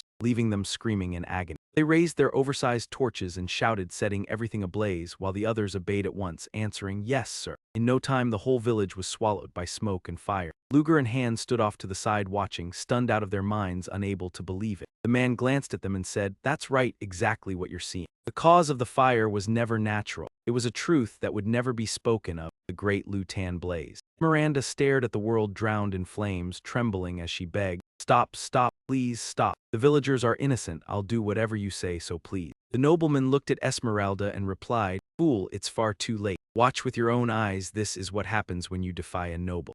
Ed Miranda collapsed onto the ground, staring at the heartbreaking scene before her as she cried out in agony, "Ah, no, no." Seeing her suffering, the nobleman said, "Are you finished? If you'd done this from the start, it would have been easier. The stench of burning filth is making me sick. Take this woman away once it's done." His order, the armed soldiers answered, "Yes." Ed Miranda despaired, thinking, why is this happening? Just yesterday, the village had been overflowing with laughter. Yet after only one day, everything was nothing but ruins. How could this be? A soldier walked up and said, "Take this woman away." Suddenly, a small flame flared up from beneath the ground and they panicked at the sight. "What is that? A fire spirit? HMPH, it's only low tier." The next instant, he was scorched by that flame and screamed in torment, "Ah!" The other soldiers recoiled in confusion and fear. "What is this? What are you doing?" Ed Miranda lifted his head, eyes bloodshot, and screamed, "I will burn you all. The flames rage on. I will take every one of you down." All the soldiers could see were flames engulfing everything. Ed Miranda rose, and above his head appeared a massive fireball. "Will incinerate everything you possess." The flames twisted and morphed into a ferocious monster. He left the rest to Qiua to handle. "Burn everything?" Esmeralda smiled, seething with hatred. Back in reality, the three of them sat beside the fire and the man continued speaking. "And that's how she burned all the soldiers and left the village. That was when I lost these eyes." Men sat beside and comforting him. "Even losing your sight, you survived, and that's what matters. Honestly, if not for that child, I would have died." Luger looked puzzled and asked, "That child? Go back to that moment in your memory." He slumped forward, exhaling weakly. "Thank you, it's because of you that I survived." The child in the long dress replied calmly, "No need for thanks. I was only doing what was right. The only person I saved was you. The others," the man said, heartbroken, "impossible. You are the painter who arrived in the village, right? I remember you because you looked a bit foolish." He spoke up. "Ah, that's right, you know of me," the child answered. "Burns are severe, but a painter losing their eyes isn't the end of the world, is it? Just survive, and I'm grateful." Hearing this, the child nodded. "Thank you, but I don't think I could ever be like that." The man couldn't hide his confusion. "Why?" the child replied icily. "Because that noble killed everyone in the village. Just because we offended him, I will never forgive him." That was all he remembered from that fateful night, and with that, the little girl left. I meant to ask the girl's name, but I couldn't bring myself to speak. After that, I couldn't leave this village, even though the only thing left here was nightmares. This was the first place where people accepted me, and I became bound to it. Maybe it was also the instinct to protect it. Time kept passing, and I learned to channel magic into the brush. After I lost my eyes, I was still able to paint and wield magic. That is where my story ends. Meng Ning immediately said, "Thank you." What if I were a bad person and you still told the whole story in such detail? He answered. Of course I was very cautious. However, empathy, pity and anger within my world, I can feel those emotions from you. If you were a bad person, those feelings would be very hard to reveal. I trusted you and told you everything, Beer said with grateful sincerity. Is that so? Your past was truly painful. Thank you for trusting me. Beer replied, I'm the one who should be thanking you. I've never told this story to anyone else. Because of that pain, I've been running from it all this time. Last, I feel a little better. I know it's somewhat rude, but I truly hope you can help that girl and that child escape this pain. They were probably somewhere in this world, still tormented by pain, and after spending a night together talking heart to heart with Pierre Luger, Han began the journey back. On the road, I couldn't help but think that if you looked at it that way, the Durumang Kingdom's reaction was obvious. They had suppressed the truth of the Great Lotan Fire from spreading across the realm, but they could never keep it from their own people, especially not for long. Worse, it only intensified class tensions, becoming the fuse for the public's long-stored rage. Rather than mere incompetence, this was the reason the Durumang Kingdom collapsed after the Bloody Night incident. Now I understood why most of the nobles had to flee overseas, and Han behind me suddenly spoke up. Brother, in the end we still didn't learn anything worthwhile, did we? So this trip was pointless, right? While Luger answered just as coldly. Not exactly. We learned the truth behind the Great Lotan Fire, Han, and I need to dig deeper into that noble mentioned in the story. It said so it was a Durumang noble, blonde, around 30, huh? Nothing distinctive at all, and Meng replied. All the Durumang nobles have already escaped to the Ixalian Empire, so start investigating from there first. And after saying that, he sank back into careful thought. That man seemed closer to us than we'd thought. When Cherry spoke up, Flora, why are you looking at me like that? Don't tell me you want to use that thing on me. Cherry said it while shrinking back in worry, and seeing that, Flora didn't deny it and only asked, why not, don't you like it? Cherry said awkwardly, it's not that, I just don't have the nerve to use it yet. And Flora let out a soft breath of relief. Well, if you don't like it, you can just tell me. All at once, a girl's furious voice rang through the room. You jerk, you said I was the only one you loved. Calm down, okay? Oh, you see why I didn't want to use this, right? The princess said as she watched. So someone has already used it. All right, then we should try it too. With that, she picked up a sheet of paper. Each of us hold one end of the strip and pour mana into it. Paper began to glow, leaving both the princess and Renee wide-eyed. Then Irondy seemed to realize something. Someone below murmured, interesting, I can't believe we can see each other's memories through the transfer of mana.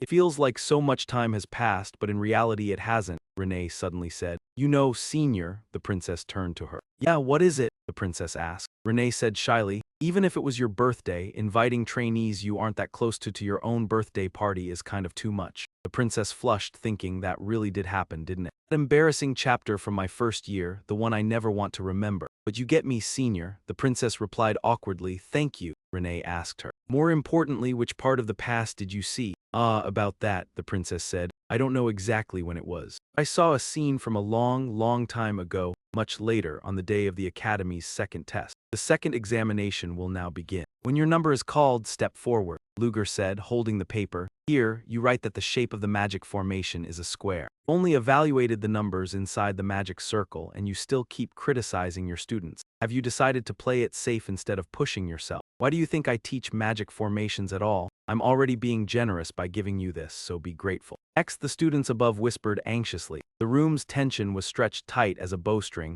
and this hardly looked like test 2 anymore. It's more like we're being hauled into a blind house, Luger said. Next, number 13. Oh, that one's mine, Leo muttered in frustration, and someone snapped back. What do you mean, oh, what's with all that, oh? Hurry up and get up there, Luger said as he studied the test.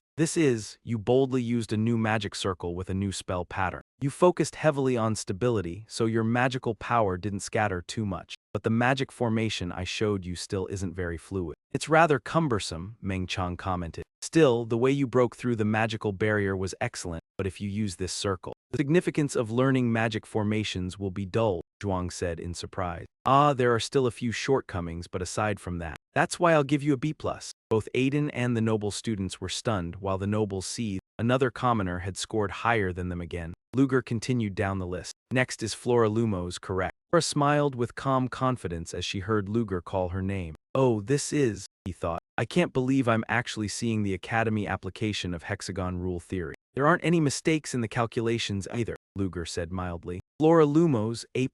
She lifted her chest proudly and Mime smiled in satisfaction under the admiring looks from the students above while Luger added, you used a polygon. Top of that, the technique used here is perfect. Next. That's all next, keep going like this until the very last person. So you're the last one, huh? Renee, let me see the magical projection you created. Renee said calmly, Professor, I didn't bring the slip of paper with the magic circle on me, and the classroom erupted in hushed chatter. What did she just say? She didn't bring a magic diagram. That was Professor Ludiger's assignment. Was she really claiming she didn't care? Renee felt a pang of worry as Ludiger stared at the girl in silence. He spoke, so what do you plan to do now? If I say you have no magic diagram to show me, would I be wrong? Renee answered without fear. No, I made a magic diagram, but writing it on theory paper feels too broad in meaning. Would it be all right if I perform it right here? Ludiger was a little taken aback by the suggestion, yet he didn't object. Very well, show me. Yes, Professor, Renee thought quietly. At first, she had been a bit dishonest about the concept behind that technique, but like many attribute-less mana books, she had grasped it to some extent.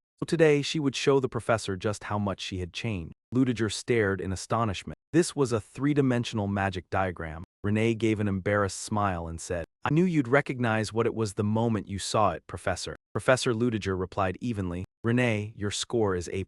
No, unfortunately, that's the highest grade I'm allowed to give. Renee blinked in surprise. What? Ludiger explained. Magic diagram is flawless. Well done. How did you come up with something like this? Forget how the idea was formed. The fact that you could make something like this take shape in the short time you just had is practically impossible. Renee hesitated. About that. Girl explained, at first I meant to develop it by shaping the magic circle I'd been imagining with my magical power. But then a sudden idea came to me. My mana fused with this technique so naturally, and then I reached the point where I couldn't control my own mana anymore. But instructor Landmanen Luger cut her off, saying, all right, that's enough. Then he raised a hand to rub his chin as he thought in silence. There had never been a case where magic could shift however it pleased without the user controlling it. So had the girl really succeeded on pure instinct? The book I handed her may have awakened her talent, and as Luger studied the magic circle, he said, in any case, this magical formation is excellent. Renee replied happily, thank you very much. And when she returned to her place, he watched her and thought, a natural flow of magic even until now.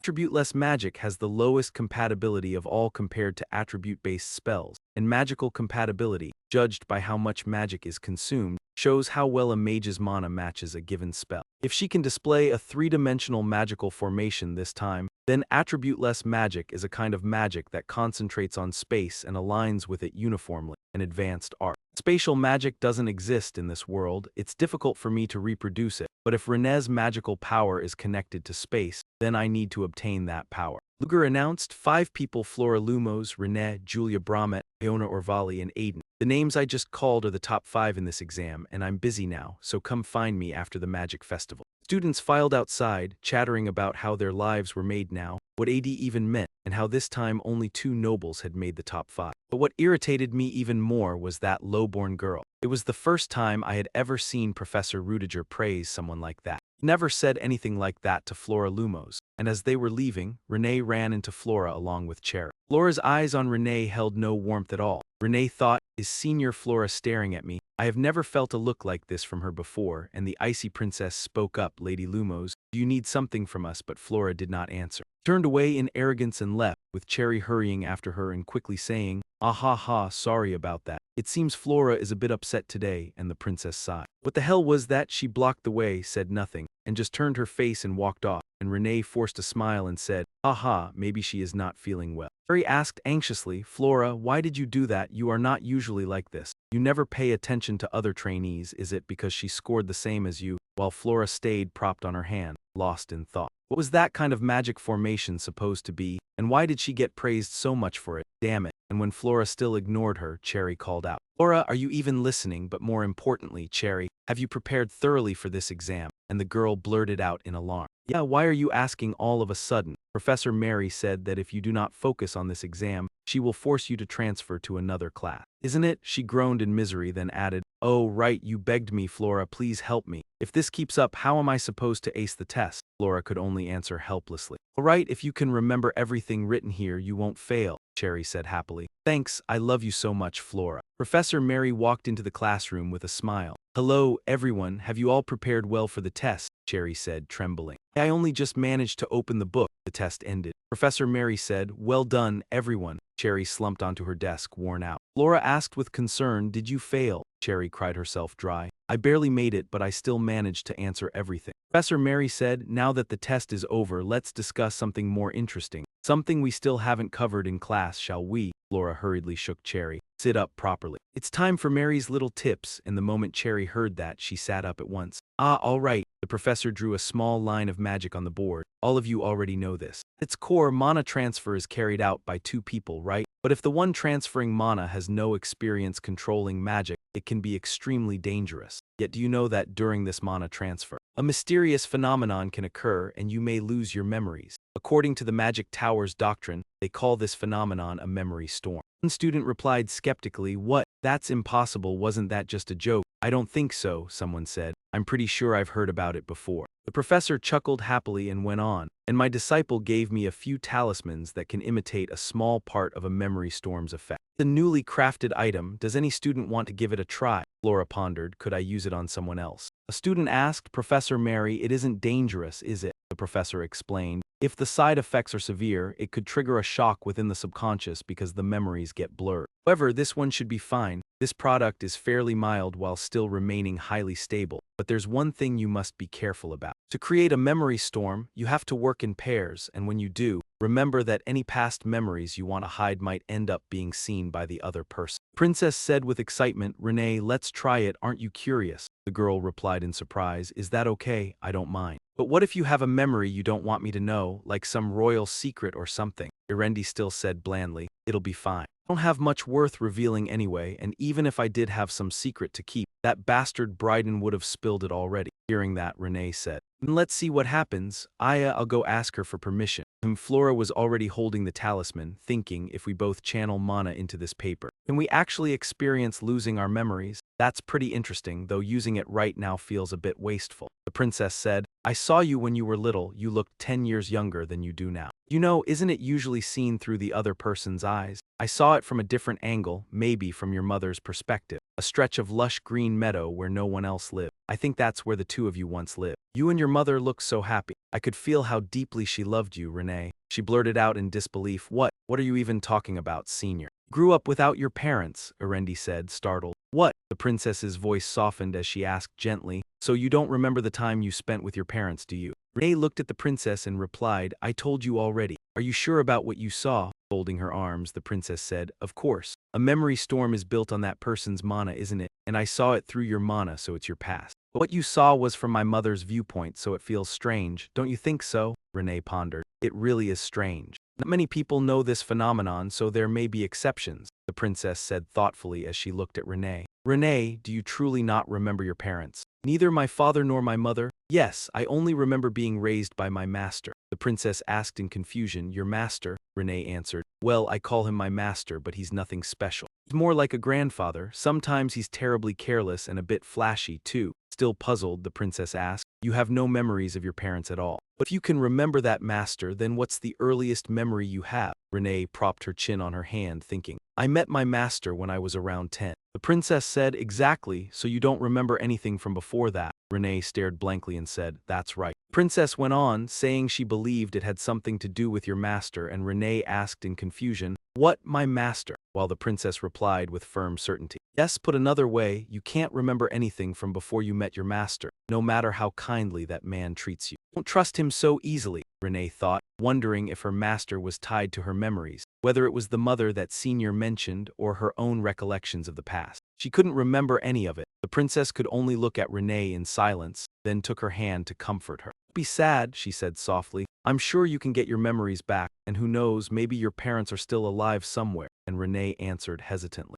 "You really think so?" "Of course, and I'll help you recover your memories too," the princess said, while thinking sadly that if possible, she truly wanted to help Renee regain her memories. because Renee was the first sincere friend she had ever had in Soren. Boydan walked over to where the princess and Renee were sitting and spoke. "You're here again, third princess, don't recall inviting you." And Bryden looked over to ask, "Renee, is something wrong?" "You look pretty serious," Bryden added. Renee began to reply, it's just," but the princess suddenly cut in, "That's between us, stay out of it." Henry strolled up with a cheerful grin and teased, "What, the third princess and Renee? Now that's an unusual pairing." And the princess, guarded and cold, demanded, "What are you doing here, Henry Presto?" Henry answered with a mocking laugh, "Haha, don't glare at me like that." And the princess replied with disgust, "No way, do you still think I'm the one behind those rumors?" The topic of your freshman year birthday party invitation came up. The princess furiously snapped at him to be quiet, then turned to Renee and demanded how that man even knew her name. "Don't tell me he hurt you," the princess said, while Henry rubbed his face and chuckled under his breath. "Princess, it genuinely pains me to hear you say that." The princess held Renee close and shot him a suspicious look, and Renee hesitated before saying it wasn't like that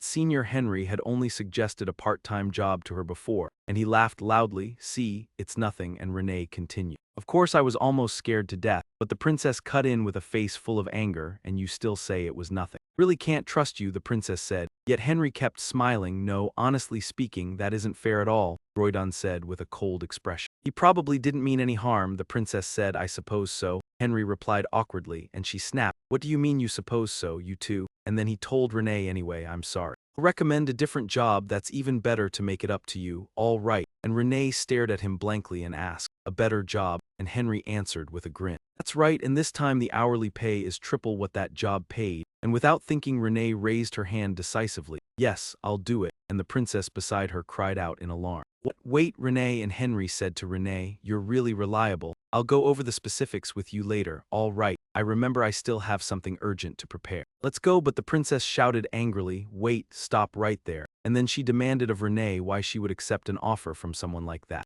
Renee scratched her head and said, "What a strange question. Of course I need money. The pay is 3 times higher." The princess pressed on, "But isn't Soren's scholarship enough?" Brydon stood outside with a frosty expression, arms crossed. "A wealthy princess like you probably has no idea. Most people in the finance division are backed by nobles, and commoners obviously don't get those benefits. So there's nothing to do but bow under the pressure of money. Thanks to the current principal's efforts, things have improved, but there's still a long road ahead." The princess froze, not knowing what to say, then spoke up. "I didn't expect that you actually know the detail. Didn't you say you had no interest in commoners' problems?" He turned his face away and said, "Think whatever you want. I'm only saying what I know. I'm leaving. Thanks to someone, I've wasted my short break now." The princess frowned in anger. "What are you talking about? There's still plenty of time for lunch." "Where are you rushing off to?" Brydon turned and muttered, "What a nuisance. I got a proposal from Kia, Miss Warner, a maidservant from the House of Lumos." "She's waiting for you," Brydon answered with a shrug. "Lumos again, this has to be the work of the council heads," Henry laughed. "They say that during the festival, the leaders encouraged both sides to pay Soren a visit. It looks like they want to cement their alliance through marriage as soon as possible. If you don't like it, you can reject her like every other time." Brydon shot him a glance and replied, "You're saying that as if you want this marriage to happen. What exactly are you plotting?" Henry leaned in close and whispered to Brydon, "What are you thinking? Didn't I say I'd always support you? That's a servant's duty." Brydon glanced at the young man and said, "I know." At the dining table, Brydon and Flora sat across from each other. He said, "Usually I don't see you around, but here you are this time." She replied, "I didn't want to come. They tricked me into it." Brydon cut a piece of meat and said, "Lately, I've been hearing a lot about the name Luger Chelsea." Flora paused, looked at him and asked, "What about that? Aren't you in that professor's class? I thought you might know something." She said, "I don't know anything." "Why are you asking all of a sudden?" Brydon replied coldly, "I'm just curious and wanted to know who that is." Flora said bluntly, "Enough, decide what excuse you'll use to leave." Brydon responded, "You don't need to worry about that. I'll interrupt this conversation as usual. The reason is, let's see, just say the food today isn't good." He stood up and said, "Then I'll go ahead." Flora turned her face and sighed, "Do whatever you want." Then she turned and said, "Wait, I want to ask you something. What's going on? I've heard recently that dried mullet is very healthy. Do you know where to find it?" Brydon was silent, looking puzzled. "The professors will compete in magic during the Palak Magic Festival. Hugo Borutak came up with this idea. He intends to raise his status among the nobles by winning, huh?" The group now looked at the text in their hands, contemplating. "There's too much to worry about. I can't waste time on this. No, I don't need to win. Right, isn't it? I can hold back at the start and then lose should be fine. Besides, ever since the incident at the banquet hall, the Black Dawn Society still hasn't made any moves." Selena also reported that nothing has happened. Luger's gaze turned razor-sharp. "What are you plotting, Admirana?" Just then, the glowing orb lit up and Luger spoke. His Han, did you learn anything more? Jia Han replied, yes, I finally tracked it down. Only one clan meets all the conditions. 2 hours later in front of the estate. Luger knocked on the door. Is anyone there? His eyes swept the surroundings as he thought to himself. There wasn't even a mailbox and the area around the place was kept meticulously. I'm certain that person lives here. There's no other choice, I'll have to check for myself. Just as he was about to open the door, someone suddenly rushed in and attacked. Luger jerked back in surprise and said, what is this? The man in front cast a spell. He thought magic. May immediately conjured a barrier to protect him. Then he sprang forward in a hurry to strike back. With a heavy crash, Luger said calmly, don't act recklessly. Do you want everyone outside to find out? The attacker hesitated.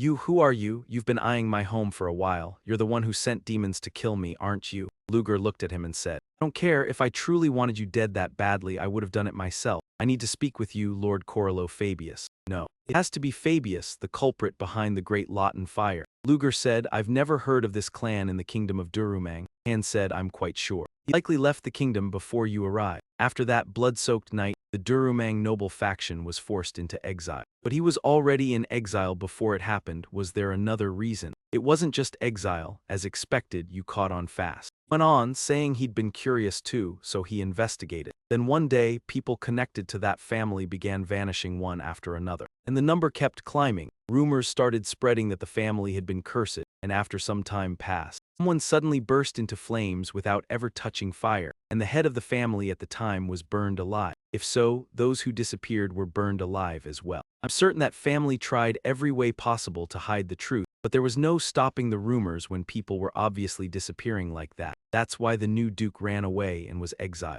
How many are still alive now? Han answered, only one person, even after being driven into exile. Esmeralda's revenge still hasn't ended. Luger said, Han, who is the last survivor? His name is Crollo Fabius, and men asked, where is he living? Want to meet him before it's too late. Han said in surprise, what? You really don't know? Luger replied, no what? That man is living in Sauron right now. Back in the present, Luger slammed his hand on the table and said, you probably don't know what this is. This was a black identification badge emblem placed on top of the badge table, reserved only for Fabius's covert military units. Fabius was stunned. Was this man planning to help him? Only now did it click. Somehow the man looked familiar. He was the one who had defeated the monster in the banquet hall, and Lu Cheng spoke with a sharp, cutting gaze. Better answer my question honestly. Lu Cheng said it, thinking to himself that he'd gotten this card back when he was serving with the secret special operations team. Luckily, he'd kept it as a safeguard. He'd wondered what he should do if the man failed to recognize it, but the man spotted it at once. It seemed the clan was still well known despite being forced into exile. The man apparently didn't realize it was useless now, but it was good enough to make him talk, and Lu Cheng continued. I'm investigating a recent case, and I noticed you're being hunted by someone terrifying. Fabius flinched and blurted out, that's right, it's a demon. Fire demon is trying to take me down. I thought Sauron would be safe, but he screamed in pain and terror, yet I was completely wrong. I'll be burned to death by the fire demon's hands, just like everyone else. Lu Cheng inferred that this man was the reason Esmeralda attacked the banquet hall. She planning to kill him slowly instead of finishing him off right away. Lu Cheng asked, do you know anything about the thing you call that demon? Its name, its physical traits, anything. Fabius stammered a name. I can't really remember, and Lu Cheng snapped in anger. What? Then thought, damn it, should I just let him die already? Seeing your reaction, that man blurted out, wait, I remember something else. She was pretty with black hair and looked about 20. About 20, though she did seem a bit more mature, nothing like a teenage girl. Still, it wouldn't be strange if mages and knights looked younger than their real age. Luger pressed on, do you have anything else? Panicking, that man stammered, let's see, anything else? Ah, here. This is the letter that demon sent me. Fabius produced the letter, and men thought to himself, a letter from Ed Milana.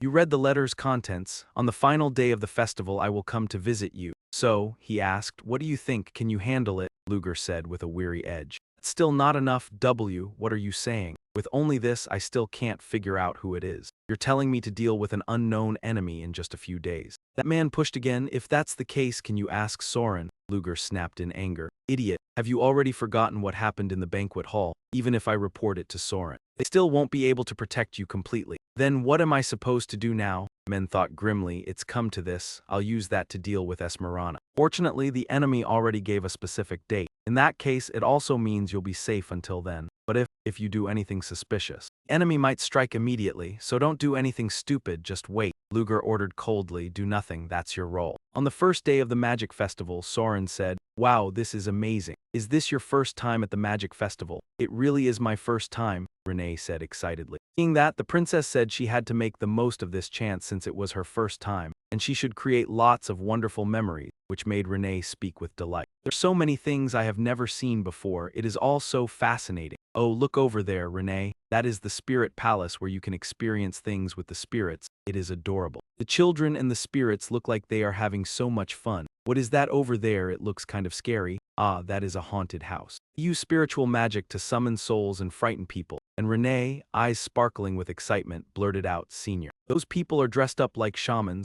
and the princess replied that they were graduates, leaving Renee stunned as she asked if studying in Soren was really that intense. Princess asked in surprise, and Renee said she did not know because Soren had a classification system, then added that was true and wondered why they could not enjoy the festival, when Arandi suddenly glanced over and spoke. Oh, is that not Professor Luger? Professor Luger, really? Yes, that is him, and he is walking together with Professor Selina. They say the professors take turns patrolling in pairs during the festival, so it must be their shift today. And Selina asked, Professor Luger, do you see that? Shop sells love potions, how wonderful, I am so curious, Luger thought to himself, and there is still plenty of time before the final day of the festival. But I have no idea when Esmeralda will appear, so I need to devise a way to deal with it now, even if it means using Fabius. She suddenly shows up before the scheduled date. It'll be a bit hard to deal with quietly, Professor Luger, Professor Luger. Selina called out but didn't see you respond, so she poked your face and said, what are you thinking about that you won't answer me? Ah, sorry, lately there's been a lot on my mind.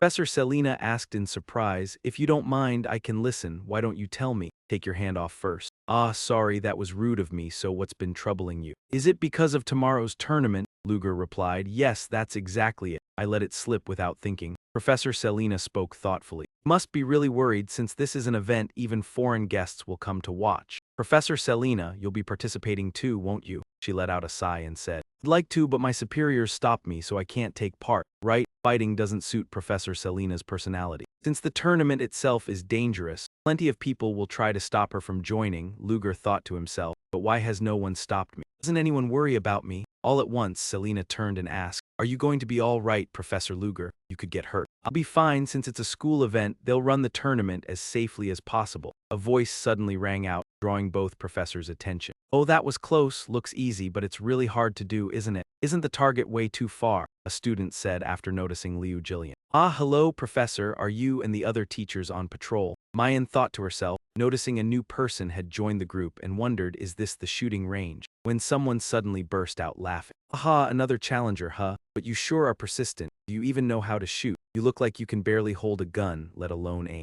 No, that student snapped angrily, Uncle, take back what you just said now. Professor Luger has served in the military.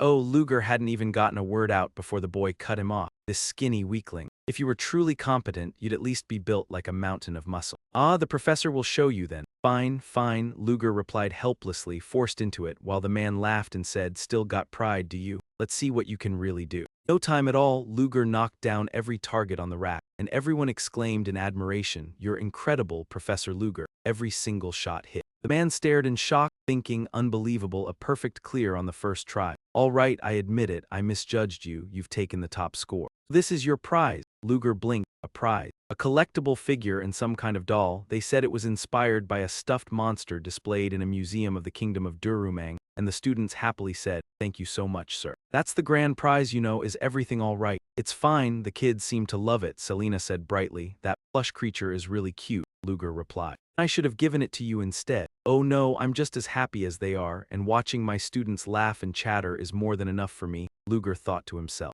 He watched the students laughing and chatting, then said, is that so? Then we should keep patrolling, while elsewhere in some part of the magic festival. Stop working and enjoy the festival, a girl screamed inwardly. Not knowing what to do, why would he give such a bizarre order? It had to be. To test her, Serena thought irritably. Yes, if she wanted to improve, she had to work even when she did not want to, and Serena's fighting spirit flared. So this is what rank 1 is like. Seeing her, someone called out, Miss, try this again, it's delicious. So she said, then give me one. And Professor Serena took the candy, saying, oh, this is really good, as Luger asked. Have you been enjoying the festival to the fullest? The professor answered shyly, enjoying it. I have no idea what you're even talking about. Make sure you keep it secret from the other professors. I do not plan to mention it either. I'm sure everyone is enjoying the festival the same way you are. That's so, today really flew by and I feel a bit sad. There are still 4 days left, Luger said as he turned, and Serena replied, that's true. You also have the tournament tomorrow. Should we end the patrol here? It's fine, I think it's almost time. And suddenly someone sprinted right past them. Luger narrowed his eyes in shock, thinking, Fabius, what is that man doing here at this hour? Then he immediately chased after him and said, Serena, I need to deal with something for a moment. Professor Luger, he thought as he ran, what the hell is this man doing here? And in a deserted alley, a man was pressing down on a woman. Fabius snarled in hatred, die, and as he spoke, he clamped his hands around the girl's throat, you she-devil, when something was suddenly hurled into him and he raged like a madman. Who do you think you are to dare? Luger said coolly. So you ignored my warning, didn't you, Crollo Fabius? I'm quite certain you did everything I told you not to, he said, and the man stammered in panic. That was, as Fabius roared, trying to justify his wrongdoing, I meant to keep my head down from the start, but this demon kept watching me non-stop and even threatened my life, but look at this, I've caught her. And Luger jolted with the thought that he had actually captured her. Seriously, Ming thought as he kept his eyes on the girl, yet someone as harmless as Fabius should never have been able to catch her. And Fabius asked, well, what do you think? Ming stepped closer and said, we need to talk in more detail, but first, before he could finish, Selena's trembling voice came from behind. Professor Luger, she said in fear. What is all this? Luger exclaimed in surprise. Selena, oh, and before he could explain, she fainted, Selena, as he rushed forward to catch her.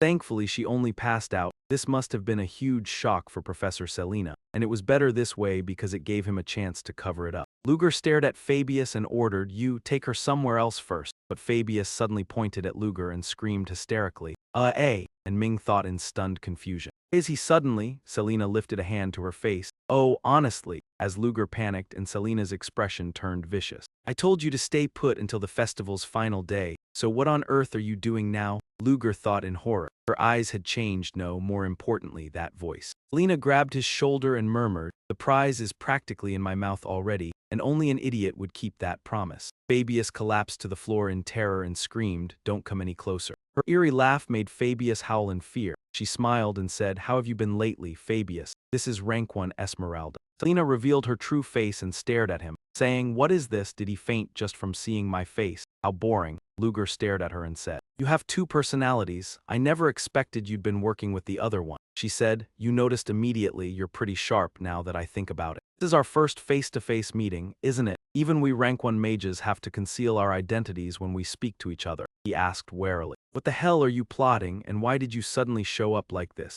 Selena's second personality replied leisurely. Fine, since you've seen me, there's nothing left to hide. I'll kill this man and end my revenge plan right here. You're not planning to wake him up, are you, or are you? He didn't answer and instead asked, so your 2 personalities don't share the same memory. She didn't answer, only asked, what do you think? Could poor Selena really keep her true identity properly hidden? That girl is pure and lovable because she knows nothing at all. Yes, just like I was in the past before I ever met that man, Luger thought to himself. Right now she's completely off guard and I could take her down with a sudden strike. But if I kill her here, then the other option, Professor Selena, will vanish as well. I have to choose right now. Wait, what is that energy source? And through the scanning module it's looking this way. But still remember what happened in the banquet hall, Luger worried. Damn it, I have to get out of here right now. But then she suddenly said, it's time for me to go. I can't kill this man for nothing. And then she stepped close to him, touched his cheek and said, take good care of Selena, all right, looks like you value her quite a lot. After that, that woman disappeared, and as Luger caught Selena, he thought her original energy state had returned. Yet even after seeing it with his own eyes, he still couldn't believe it. Then he pressed a gem to send a signal, saying, Professor Selena, it's me. Come to my location right now, hurry. And he kept the 2 women together in the same place. As for him, he sat on a nearby wooden crate and thought, this is bad. She was that close and I didn't even notice. And Joanna Low-Vite is the girl who once saved Pierre. Just like Esmeralda, she joined the Black Dawn Society to lay out a plan for revenge. And of course, Professor Selena was also among the suspects. I already checked thoroughly and found not the slightest trace of Esmeralda's magic. So Professor Selina is no longer suspicious, yet he still sat there lost in thought. But even if she learned the whole truth, could she really bring herself to kill Professor Selina just because she shared a body with that woman? Selina deserved to die too, even though she knew nothing. Just then, a voice rang out, "Professor Luger, did you call for me?" He lifted his head to look at him, momentarily at a loss for words, then said, "You really went all out, didn't you? Well done." The girl hurriedly spoke up, "I'm sorry, Professor." Luger replied calmly, "There's nothing to apologize for. Come here and deal with these two." Not long after, Selina slowly opened her eyes. "You're awake." Selina jolted upright and asked, "Professor Luger, where am I?" He lied. "Lately you've seemed under a lot of pressure. You fainted while you were out on patrol, so I brought you to the infirmary." Selina, feeling embarrassed, thought to herself, "Yet how could you dare pass out right in front of him?" Seeing her react like that, Luger also thought quietly, she doesn't remember anything from before she fainted. What a relief. He stood and said, "Since you're awake, I'll be going. Stay here and get some proper rest." She spoke with a hint of reluctance. "Ah, Professor Luger. Thank you, I only did what I should," he replied. She continued, "Not just for helping me when I passed out. You also gave me advice and helped me enjoy this festival. And I'm grateful you stayed with me too, even though you didn't seem to like it much. Sorry for causing you trouble." Luger looked at her and said, "Professor Selina, if I truly found you that bothersome, I would have said so from the start. I've kept quiet until now because I don't dislike it either. Thanks to you, I had a wonderful day today, so you don't need to worry so much." After saying that, he turned and walked away. She called after him, "Master Luger, next year we'll attend the festival together as well, right?" Selina smiled and declared it, while Luger remained silent for a moment before replying, "Of course, this event happens every year." She immediately said happily, "Then let's enjoy next year's festival together. Promise me." He responded heavily, "Yes, I promise." Someone opened the door and said, "This is Luger Chansey's office, huh? Seems there's no anti-intrusion magic. Security is really lax." Then he approached the desk and said, "I've found it. The magic pills." He laughed, saying, "I never expected Luger Chelsea's power to lack magical strength." Second day of the magical festival at the sorcery arena. Many in the arena were chatting, pointing out, "Look, there's even Sorcerer Kuma and Sinma from the magic tower. High-ranking nobles have come too." The chatter grew lively. "I can't believe I have a chance to see them in person. That person over there is the headmistress, right?" Headmistress greets Ara, honored guest. An elderly man smiled and replied, "Headmistress Alyssa, it's been a while, hasn't it?" He glanced aside and said, "An old friend, long time no see." This elderly man is the Duke of the Catatusan family, or the Botch Catatusan of the three clans. The Duke of the Lumos family of the three clans, Lumos, replied with an annoyed expression. "Who is your friend?" Then Headmistress Alyssa asked warmly, "It's been quite a long time since we last met, hasn't it? You're here to see your daughter, yes?" Adon Lumos said, "I don't necessarily have to answer that question." And Haibai sighed, "Come on, my friend, why do you get so prickly the moment anyone brings up your daughter? And call yourself a father?" Cadden Lumos snapped, annoyed, "Mind your own business," while the surrounding crowd murmured, "Oh wow, look at this guy, he doesn't have an ounce of humor. Better than pretending to be friendly with that Catatusan fox." Headmistress Alyssa laughed, "You two are as inseparable as ever." "Why don't I see Duke Ganba?" Haibai asked in surprise. "I thought he'd be here all 3 days." And Alyssa replied, "You mean David. We probably arrived early, that's all. We haven't seen him here either." When a burst of laughter suddenly rang out. "Ho ho ho, well, who do we have here? Hard to believe it." Professor Hugo strode out, laughing loudly. "The kingdom's pillars have gathered at last. The instructors' tournament event will definitely live up to everyone's expectation. I poured a great deal of effort into it." Yet the mood instantly turned a little stiff as Headmistress Alyssa looked at Cadden Lumos with open disgust. Cadden Lumos closed his eyes and let out a long sigh, and Haibai asked flatly, "Oh,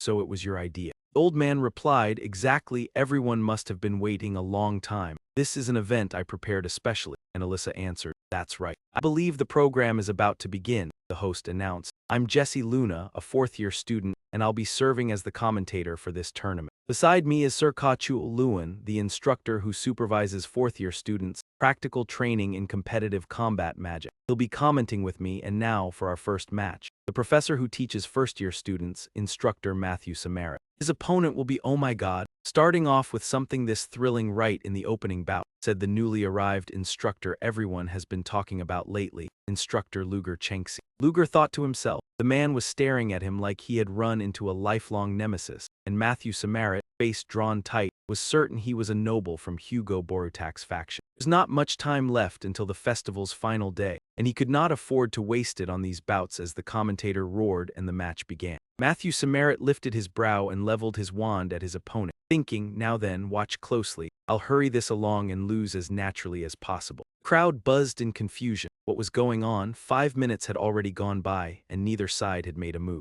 Matthew Samarit, sweating with anger, thought his opponent was a troublesome one. Luger Chelsea was clearly luring him to strike first so he could counter at once. Luger fumed inwardly. What is this man playing at? Attack already. The opening is right there in plain sight, so why are you hesitating? With no other option, Matthew Samarit launched the first move and muttered under his breath, "Fine, instead of waiting for you to act, I'll show you exactly how I'll put you in your place." Luger Chelsea's gaze turned razor-sharp as he sprang in and returned the blow, and the commentator exclaimed in surprise, "Oh, he blocked that attack with a white wall. How could anyone be that good? I did not even see the spell take shape," and Matthew Samarit gaped, thinking, damn it, he stopped it as easily as breathing. Luger, expression icy, thought, "Do not tell me that was your full strength. If I lose to a move that flimsy, it will expose that I am throwing it," while Matthew Samarit, newly alarmed, realized the man's complexion looked even worse now. Surely there was no spell stronger than that. Luger lifted his wand and flames burst forth, sweeping toward his opponent. Men thought it was downright discourteous to be beaten this easily as Matthew Samarit kept pressing his attacks, already certain he would lose the next match. Commentator said excitedly, "We have our victor, and the one advancing to the final is Professor Luger Chansey." In the arena, Matthew Samarit had gone down, and Luger seethed to himself, "No, seriously, why is that old man so weak? I cannot even lose on purpose." The commentator announced the final would begin in 15 minutes, and only then did his expression ease as he thought, "Fine, I have used up far too much mana. This body consumed magic with every breath." He had believed it would last for a while, had he miscalculated as Luger opened the door. He moved to the table, thinking that if this continued he would run out of mana, and then, as if realizing something, men stared in surprise. Luger looked into the cabinet and froze when the potion bottle was missing, though he was sure he had left it there, and he glanced down at the floor and noticed something. Those footprints meant a thief, and he scanned the room and thought that everything else was still in place, but damn it, there was no time to brew another potion. He had to return to the arena first, and at the arena the commentator raised his voice, "Ladies and gentlemen, the final you have all been waiting for. Let me introduce the fighters once more. The second year's practical combat magic professor, also Marquis Borutak, Professor Debian Borutak, and his opponent." Commentator announced, "The unrivaled, undefeated legend Professor Luger Chengxi." Meng thought to himself that if it was Borutak, he was probably from the same bloodline as Hugo Borutak. The commentator declared that the match would begin, and Meng coolly told himself he had no intention of winning, but with things like this, he would have to finish it as quickly as possible. The opponent curled his lips into a sinister smile and said, "Oh, wait, I've heard plenty about you, Professor Luger Chengxi, and I think this has something to do with you. So hold on a moment, no need to rush, right?" the man said with confidence. "I already know your secret," Luger thought anxiously, "my vial. So he was the one who broke into the office, but how did he know about my condition? It looks like someone saw me taking the medicine. All my enemies are nobles, so I know who it is now." With a cold, contemptuous expression, Luger said, "Now I understand why every one of my opponents keeps wasting time for nothing. An instructor, yet you stoop to petty tricks." Debian replied with a vicious look. "Only an idiot would pass up a chance like this. You should have hidden that vial properly." Luger snapped in fury, "Surrender and hand it back to me right now. After that, I'll pretend this never happened." The man laughed shamelessly. "You still don't get what's going on, you're hilarious." Luger Chengxi's face darkened with fury. "I'm not joking, so do as I say, this is your last chance. Get through carefully while I am still giving you that chance," the commentator said. "Oh, this is a battle of minds." At last they moved, and Tian spoke with smug satisfaction. "All you do is show off. You think I am scared," the commentator went on. "Looks like today I will have to take extra special care of you. Professor Debian has already put up a 4th-tier defensive spell, the Luger Magic Shield." Luger thought fast. He had prepared memory resonance in advance for that shield. It is a defense-focused spell that can block every magical strike, but while casting it, the user cannot launch any attacks. "No way, I am wasting time on this." Debian flicked his wand and struck at Luger, and Luger thought, he is attacking while keeping the magic shield up. Debian laughed, "Haha, not bad, your reflexes are sharp. So the rumors that you served in the military were true," the commentator said. "Here it is, Professor Debian's signature skill, Borutak Grand Slanga," men thought. "A single incantation that can cast magic on its owner's behalf." A snake coiled around his neck and struck through the leaves at Luger. Luger thought, "Athenoctonus drains far too much mana, so it is hard to counterattack." Damn it, at this rate, Luger unleashed a coordinate-locking spell, and a blaze shot straight for Debian's back, but the man's snake intercepted it. Debian laughed, "I know every spell you use. You think I cannot handle this? That is not just an attack spell." Man went on, "How does it feel when none of your spells can so much as touch me?" Luger fumed to himself, damn it, I really have to resort to mana. Luger clutched his head as the audience burst into discussion. What is going on with Professor Luger? From the start, all he has done is defend. Why is he not using offensive spells like before? Mistress Alyssa, her face tight with worry, said, something about Professor Luger is off. I think we should pause the match for a moment. Old Hugo, looking sinister, replied with calm composure. What do you mean by that? This is the final. This is a balanced battle and that is unavoidable. Headmistress Alyssa fell silent, thinking Professor Luger. Just look at you, you used to be so arrogant and now you cannot do a thing. Haha, that is the limit of men. Men gripped his head in agony as Debian mocked him with a laugh. What is this, attack more already? Oh, are you out of mana? Aha. Luger, losing control, said this is bad. Debian, confused, said, why can't I hear you saying anything? What is that? A vortex formed and behind Luger a black hole appeared. A terrifying voice thundered, enough, that's enough. He roared, silence, all of you. A massive beam of light washed over the entire arena. The commentator cried out in shock, ah, what on earth is happening? Ah, it's too bright, I can't see anything. Debian thought to himself, light magic. It's not even the element you use, so what is going on? Trembling, he stared at the huge black hole ahead as Debian thought, what is that thing? Furious sounds kept pouring out of that black hole as Luger clutched his head and shouted, I told you already, you should surrender while I can still forgive you. His gaze turned vicious as black miasma kept pouring from the pit, and Debian screamed in terror, don't come over here. Malevolent miasma writhed like arms reaching out of hell to seize that man, and a piercing shriek spread through the air, don't come here, stop. Luger still covered his face and said, if we keep raising the pressure on that mage, he won't be able to hold out much longer, his icy stare issuing a warning. All the choices right now are in your hands, and the crowd in the stands spoke up in curiosity. Oh, there it is, as the female commentator quickly yelled out. Everyone look, the sudden burst of light has disappeared and the final verdict has been decided. The one still standing in the arena is Luger Chenshi. It is Professor Luger Chenshi, but what exactly happened within that dazzling glare? And why is teacher Debian Borutak in such poor condition? The man collapsed, eyes rolled back from fear, while Luger gripped the vial tightly in his hand. Hugo leapt up in fury and roared, hurry, call the medical team. He rushed over with the medics, shouting non-stop, Debian, while Luger stood in the corner drinking his potion and paid them no attention. In the infirmary, a scream rang out, what is happening? Why is Debian still in this unstable state? As Guji pointed at Debian on the bed and shouted. The medic said, we still have it. Before the other man could finish, the old man kept yelling, finding out is exactly what you doctors are meant to do, and the medical staff tried to explain. No abnormalities have been confirmed. We'll have to run a more thorough examination. And while that was happening, Luger walked in and said it was simply a momentary mental shock and would recover on its own with time. Then Hugo spoke the instant he saw him enter. How do you even have the nerve to show up here? Even if it was a sparring match, there should still be limits, Meng said bluntly. Are you talking about my responsibility right now? Someone standing beside Hugo hurriedly advised, Vice Principal, let's observe the situation first. Go to the infirmary and see if there's any special recovery medicine. The old man answered after calming down, all right, thank you, sir. Before leaving, that man turned back to glance at Luger, and right after that, he shouted again, in any case, I will absolutely hold you accountable for what happened this time. Even in a match, don't think injuring an opponent from our school makes you impressive. When a voice suddenly rang out, oh my, if something unexpected happens during a duel, what else can anyone do? Principal Alyssa appeared and said cheerfully. Clearly told me that yourself. Hugo stammered, when did I ever say that? Did I? I heard it clearly too.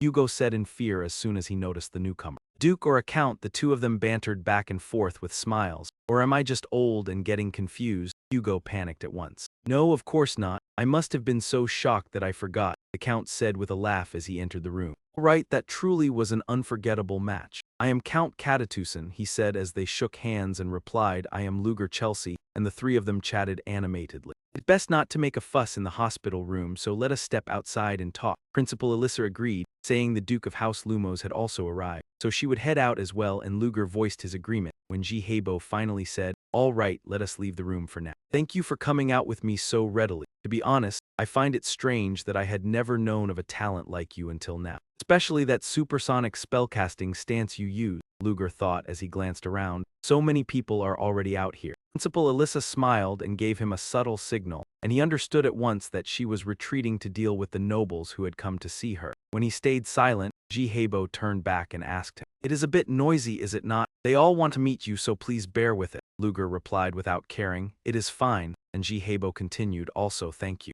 Working with the principal to hold back that unruly crowd for me. Jihebo was surprised by his intelligence and said, you noticed that, did you? As expected, your perception is sharp, Jihebo exclaimed. I nearly forgot I have other matters to attend to. I deliberately called you out here and I feel quite guilty about it. To make up for it, if you ever need help later, come to me anytime. Luger met his gaze and said seriously, thank you, I look forward to our next meeting. Watching Jihebo walk away, Luger thought, he can say such an obvious lie with a straight face. He approached me for his own benefit. Still, in the brief moment I saw through his intent, he judged it would not be easy to gain anything from me, so he chose to withdraw on his own. Aren't those the three ducal clans propping up the Zillion Empire, putting on a show of closeness, as if every gesture has been carefully calculated to read the other side's mind? In any case, what needed doing here was already finished, and it was time to regroup with Sheridan and Han Ying. While walking, he kept thinking, and the moment he stepped out the door, he ran into someone he knew. Luger called out, Flora Lumos, what brings you here?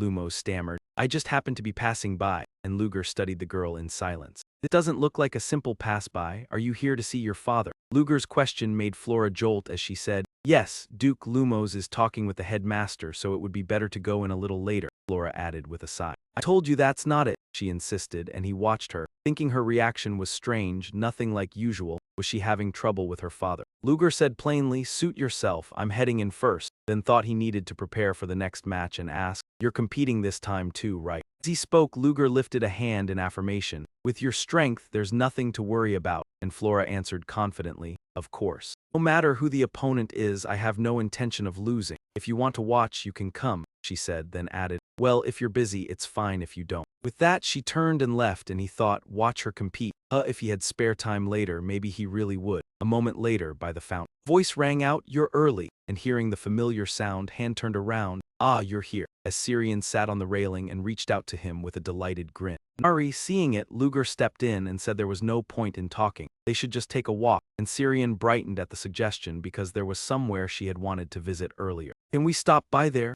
Mayan, noticing how excited she was, replied that he already had a general idea of the place and they could head there, and Han chimed in as well. Not yet, brother, didn't you call us because something urgent came up? Han asked, but Luger answered that outside the festival period, ordinary people could not easily get in through the forest. Syrian burst out excitedly, shouting Ayaher, and on the stage a man laughed and said, it's a pleasure to meet you all, I'm Brune. Introduced himself as the professor teaching Golem studies to Terran's first-year students, and thanked everyone for coming to today's Golem launch event, then invited them to look closely at the brand-new model. This DT-300 was developed at Terran, and Han immediately asked what it was supposed to be, wondering if they had only brought an iron block, but Luger replied that it clearly was not the end of the demonstration. On the stage, the professor explained that everyone must find it strange, but the true appearance of this new Golem model had not been revealed yet. Once a mana crystal, the new Golem's energy source, was fitted, it could shift into this form, and the moment it was attached the Golem seemed to come alive, sprouting arms and legs as it rose to stand. Sheridan stared intently and said it was a specialized configuration for transporting or smashing heavy objects in place of a power engine, making it ideal for places like mines. And Professor Bruno went on to add that before transforming it could roll along to move more easily.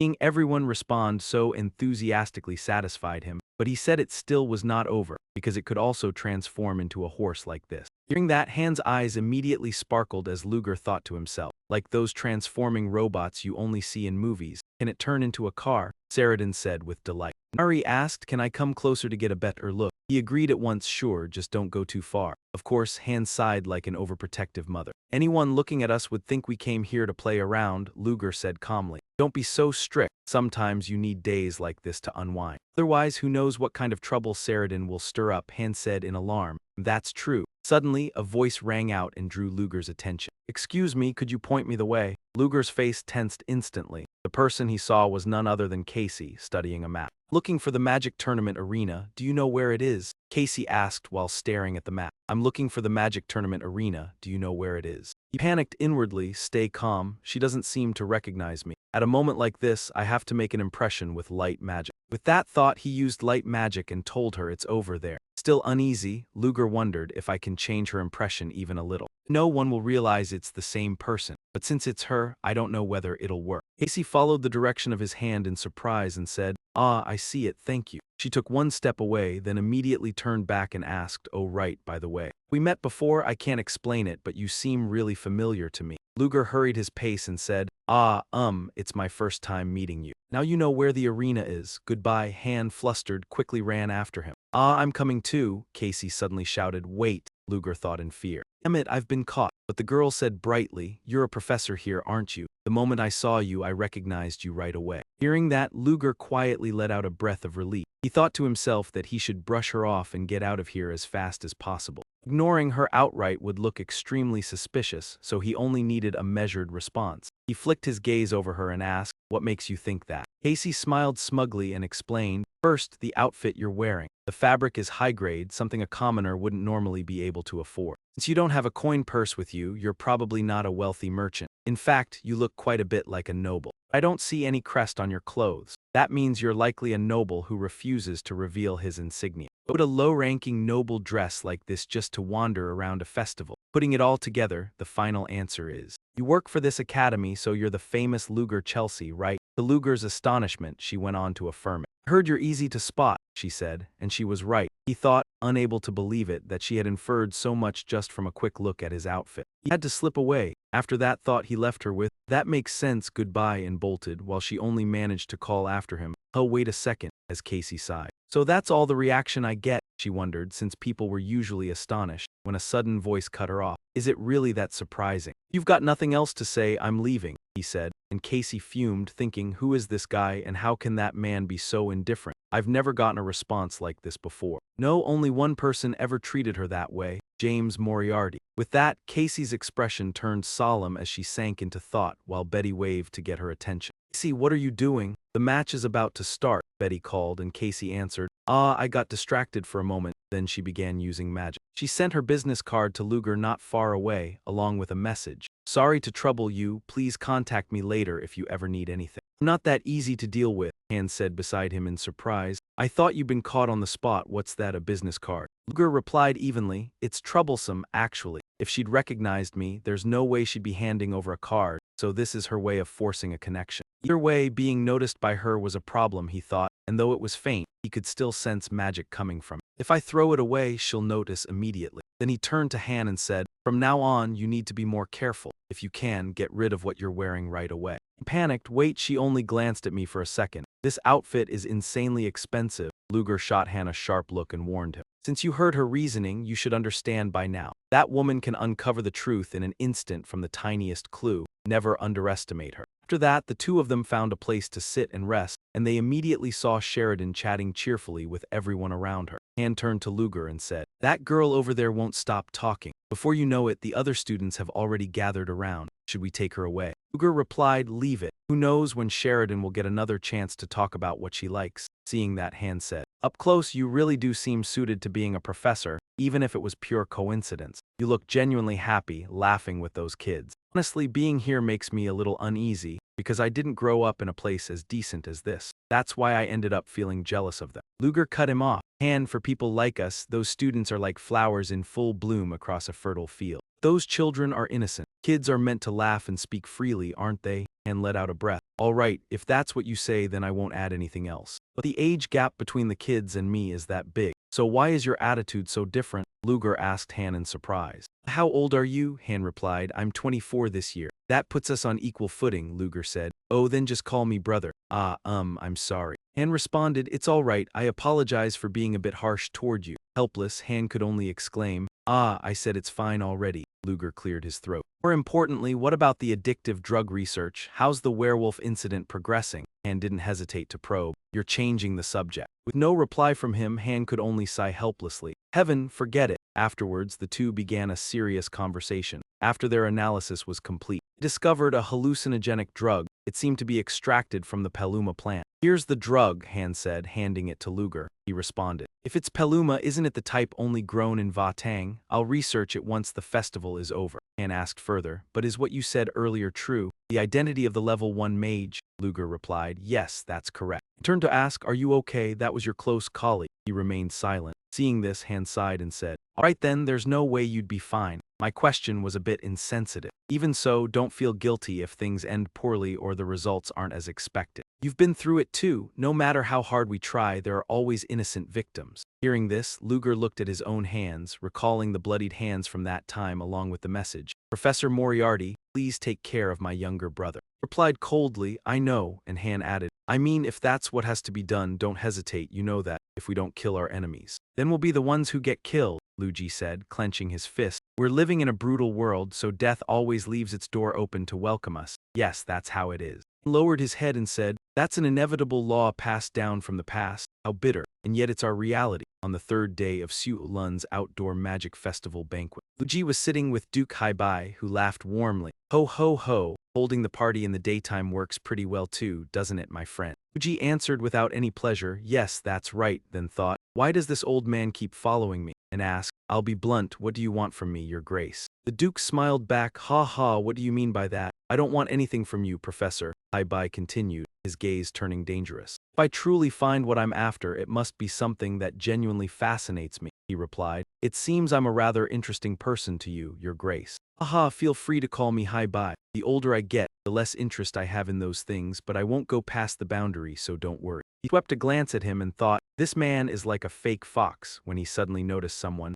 That's Fu Luo La Lumo Si, what is she doing here? She also looked unusually tense. Gong, she saw it too and asked, isn't that Fu Luo La from the Lumo Si family? Luigi asked in return, you know her, your grace. He said, as far as I know, that girl was born with extraordinary talent, yet she was also a pitiable child. How unfortunate. She was cast aside by her own clan for being the daughter of a concubine. What could be more regretful than that? Luger was stunned when he heard it. Flora walked, she kept steadying herself. Stay calm, there's nothing to fear. It's only a face-to-face greeting. I'm not the same as when I lived in that clan anymore. I'll show him that the child he once looked down on is living just fine now. I can't be afraid here, she had only just managed to speak. Father, when someone cut in, well, look who it is, aren't you that mongrel Flora? Trembling, she looked at the two in front of her and said, Brother Cam and Kachina. The girl sneered on, please, would you stop calling us by name so casually with that filthy blood of yours? Kama kept mocking her, you look fine. Back then you didn't even dare look us in the eye. Then they called out, Father, look who's here. Her father turned back coldly and said, what is it? Flora felt frozen solid, panicking as she thought, my voice won't come out, what I mean is, I have to tell Father that I've changed my request, and that he should keep an eye on me, but me, why the hell did I even come here?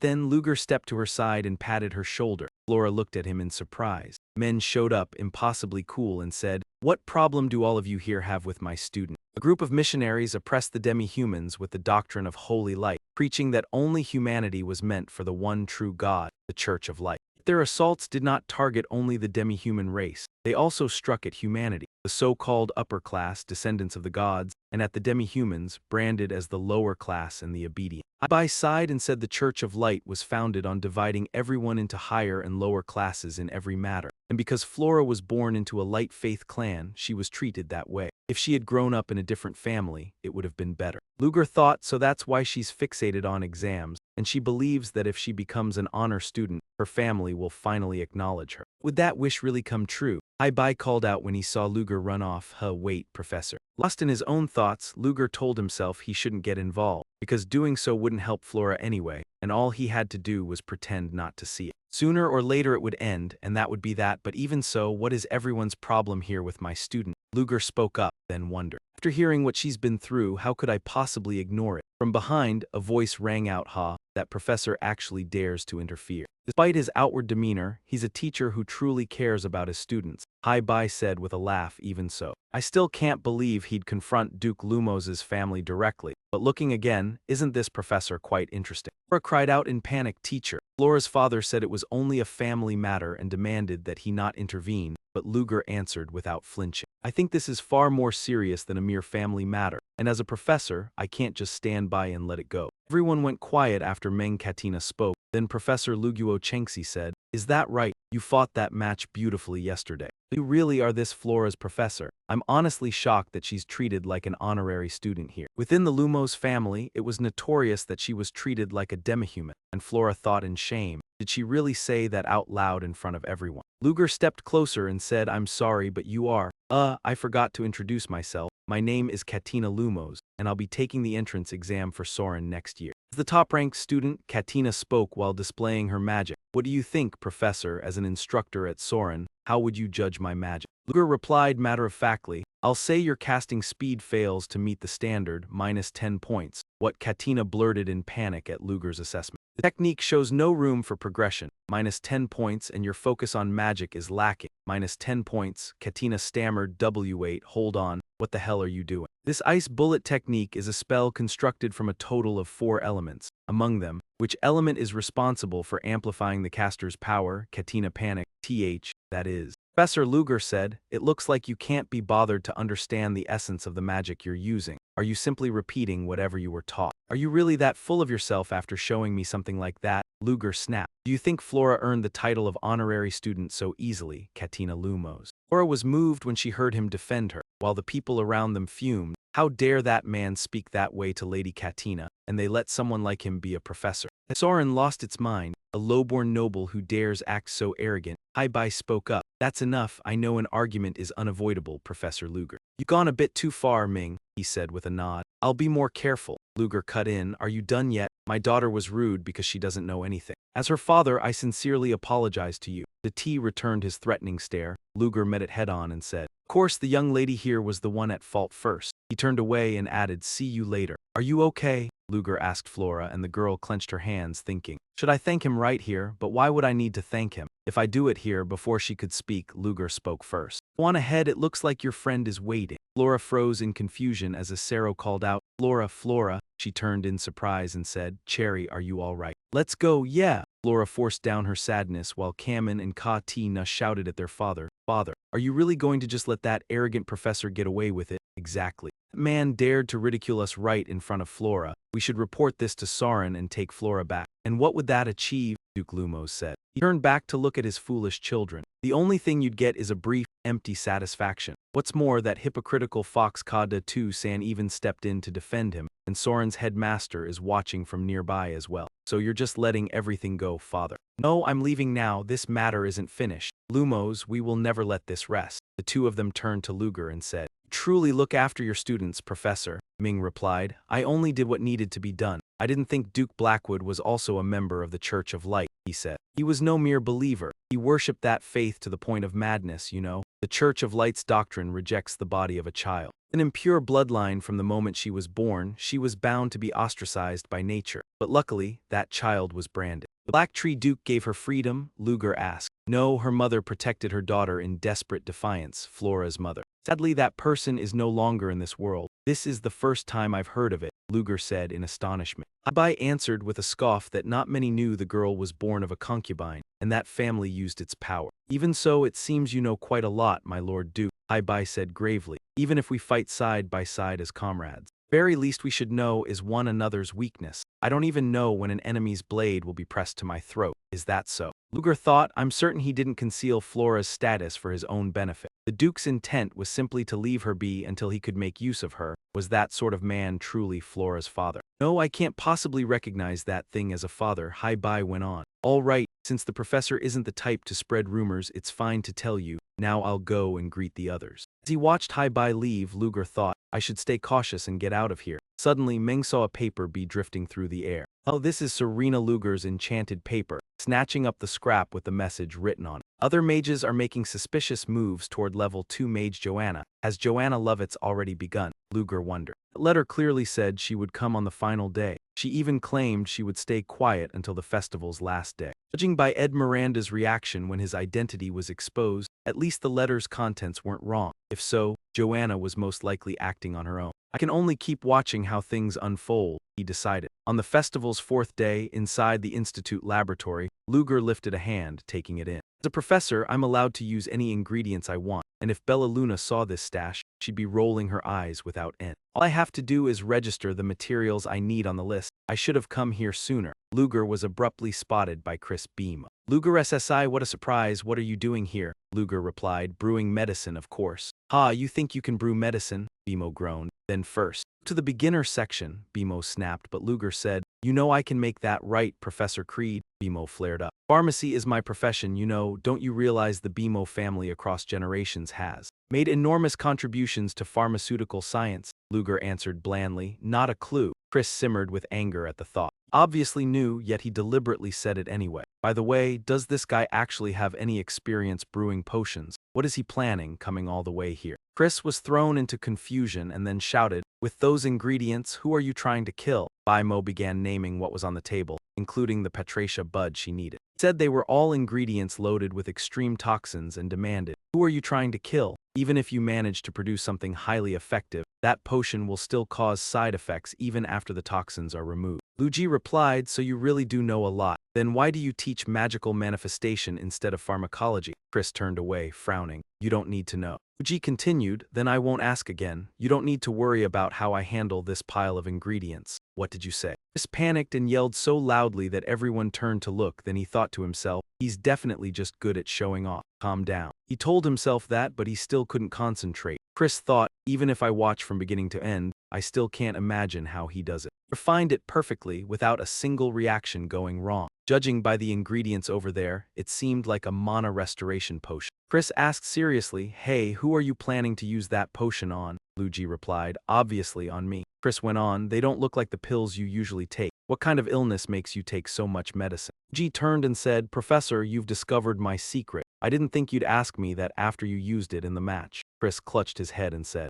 "I never imagined things would end up like this. All I wanted was to see you humiliated. I didn't want anyone to get hurt." "No, it wasn't like that." Thinking back, that was only an excuse. He looked at Luger and said, "My behavior back then truly wasn't befitting a noble. At the very least, let me apologize to you this time. Besides, the concoction you were planning to make is dangerous. It would sacrifice everything just to restore mana. That can't even be considered medicine." Luger stayed silent without replying. Chris rose and said, "If it isn't handled properly, your arcane nervous system could die." Then Chris produced a vial and said, "Take this as well. This is a special sedative from my family." Luger said in surprise, "You're really giving it to me?" Chris replied, "Even if it's personal. I still can't abandon my patient. I'm a member of the Benimmer family, devoted wholeheartedly to the art of medicine," Meng said in astonishment. "That's surprising. I never thought you were that kind of person." Then Chris snapped in anger, "Are you asking for a punch? Anyway, since you gave it to me, I'll make good use of it." Chris blurted out in surprise, "Hey, wasn't that powder supposed to be thrown away? Why are you taking it?" Luger poured the liquid into a vial and answered, "It'd be a shame to toss it, wouldn't it? And honestly, this is the crucial part." Then Luger contacted Han and asked, "Han, what's the situation with Krullo Fabius?" Han replied, "He's locked himself in his bedroom." "Understood, keep watching him," Luger thought as he walked. "I've already put everything in place in case something unexpected happens. Now I'm just waiting for Joanna Lovis's reply. If Joanna Lovett really acts on impulse, then in reality they'll split into two groups and take turns putting on an act. The final day, I need someone to hold Joanna Lovett back while I deal with Esmeralda, and Sherida said she would put my orders first. But I can't ask her to stop another member of the Black Dawn Society without a valid reason, and a suitable student who can stand up to Joanna leaves only one choice." 30 minutes later, Soren's student dormitory. Aiden was startled to find a slip of paper outside his door and said, "What's this?" While Luger looked up at the dorm and thought, "Time to get ready for the final battle." "All right, the note has been delivered, and I didn't want the younger students dragged into this, but Joanna Lovis won't spot it so easily if the target is a student. Aiden is the sure bet. Won't take what's written on that paper lightly and will move at once, and even if a fight breaks out, Aiden's steel resistance won't fail him. Still, since he's pretty reckless, I'll send a few companions along as well, because if he's with friends, he won't be able to gamble so carelessly even if he realizes what's going on." After Luger left, he thought, "Whether we beat Joanna Lovitz or have a professor step in to rein her back, the last thing now is." Said, "Han, it's me, we need one more thing," and Luger thought to himself, "With this, the preparations are complete. There's suspicious people hiding in Soren, plotting something, so on the final day of the festival, go find Joanna Lovett and stop her." That was what Luger had written on the sheet of paper. After Leo finished reading, he thought to himself, "What the hell is this? This isn't something they would send." Details here were far too specific to be dismissed as some lousy joke, and besides, he'd already seen this information a few times before. But who did it, and had that man already figured it out? Leo bit his nails, thinking that he was an intelligence bureau agent for the Liberation Army. Yes, that man had to know, and he was warning him, "If you don't want your secret exposed, you'll follow my orders." But what for? Leo set the paper down and let out a long sigh. "I never wanted to join the Liberation Army in the first place. No matter how I think about it, nothing will change." Had no choice but to track down whoever this was. You stood up and stepped out of the room, thinking it would be better to handle it yourself. Leo, something happened. Aiden came running over in a panic. Aiden, the three of them held up the paper and said, "Look at this, I found this note in my room. Turns out some suspicious person wants to do something terrible on the festival's final day." Brought Tassie and Yoner along. Leo thought they got the exact same letter too. What the hell is going on? A woman in agony clutched her head. Voices kept echoing without end. "Uncle, help me, I'm begging you, please help me. It's all because of you, I wanted to help you. If you just stayed in the village, none of this would have happened." "Ed Marana, everything." The woman jolted upright and screamed, "Stop, it's only a dream. I don't want to be condemned by the very person who raised me. Now, this is the last time. After I kill Crollo tomorrow, my revenge will be over." Is it truly fine? Once revenge is done, what comes next, when that obsession has already utterly ruined this soul? So I can never go back to how it was before. Selena, another persona I created from grief and the longing to cling to the past. In truth, I've always wanted to live like her, laughing and chatting with everyone, happy and pure. What should I do if I give up the chance for revenge now? Voice rang out inside her head. What are you thinking?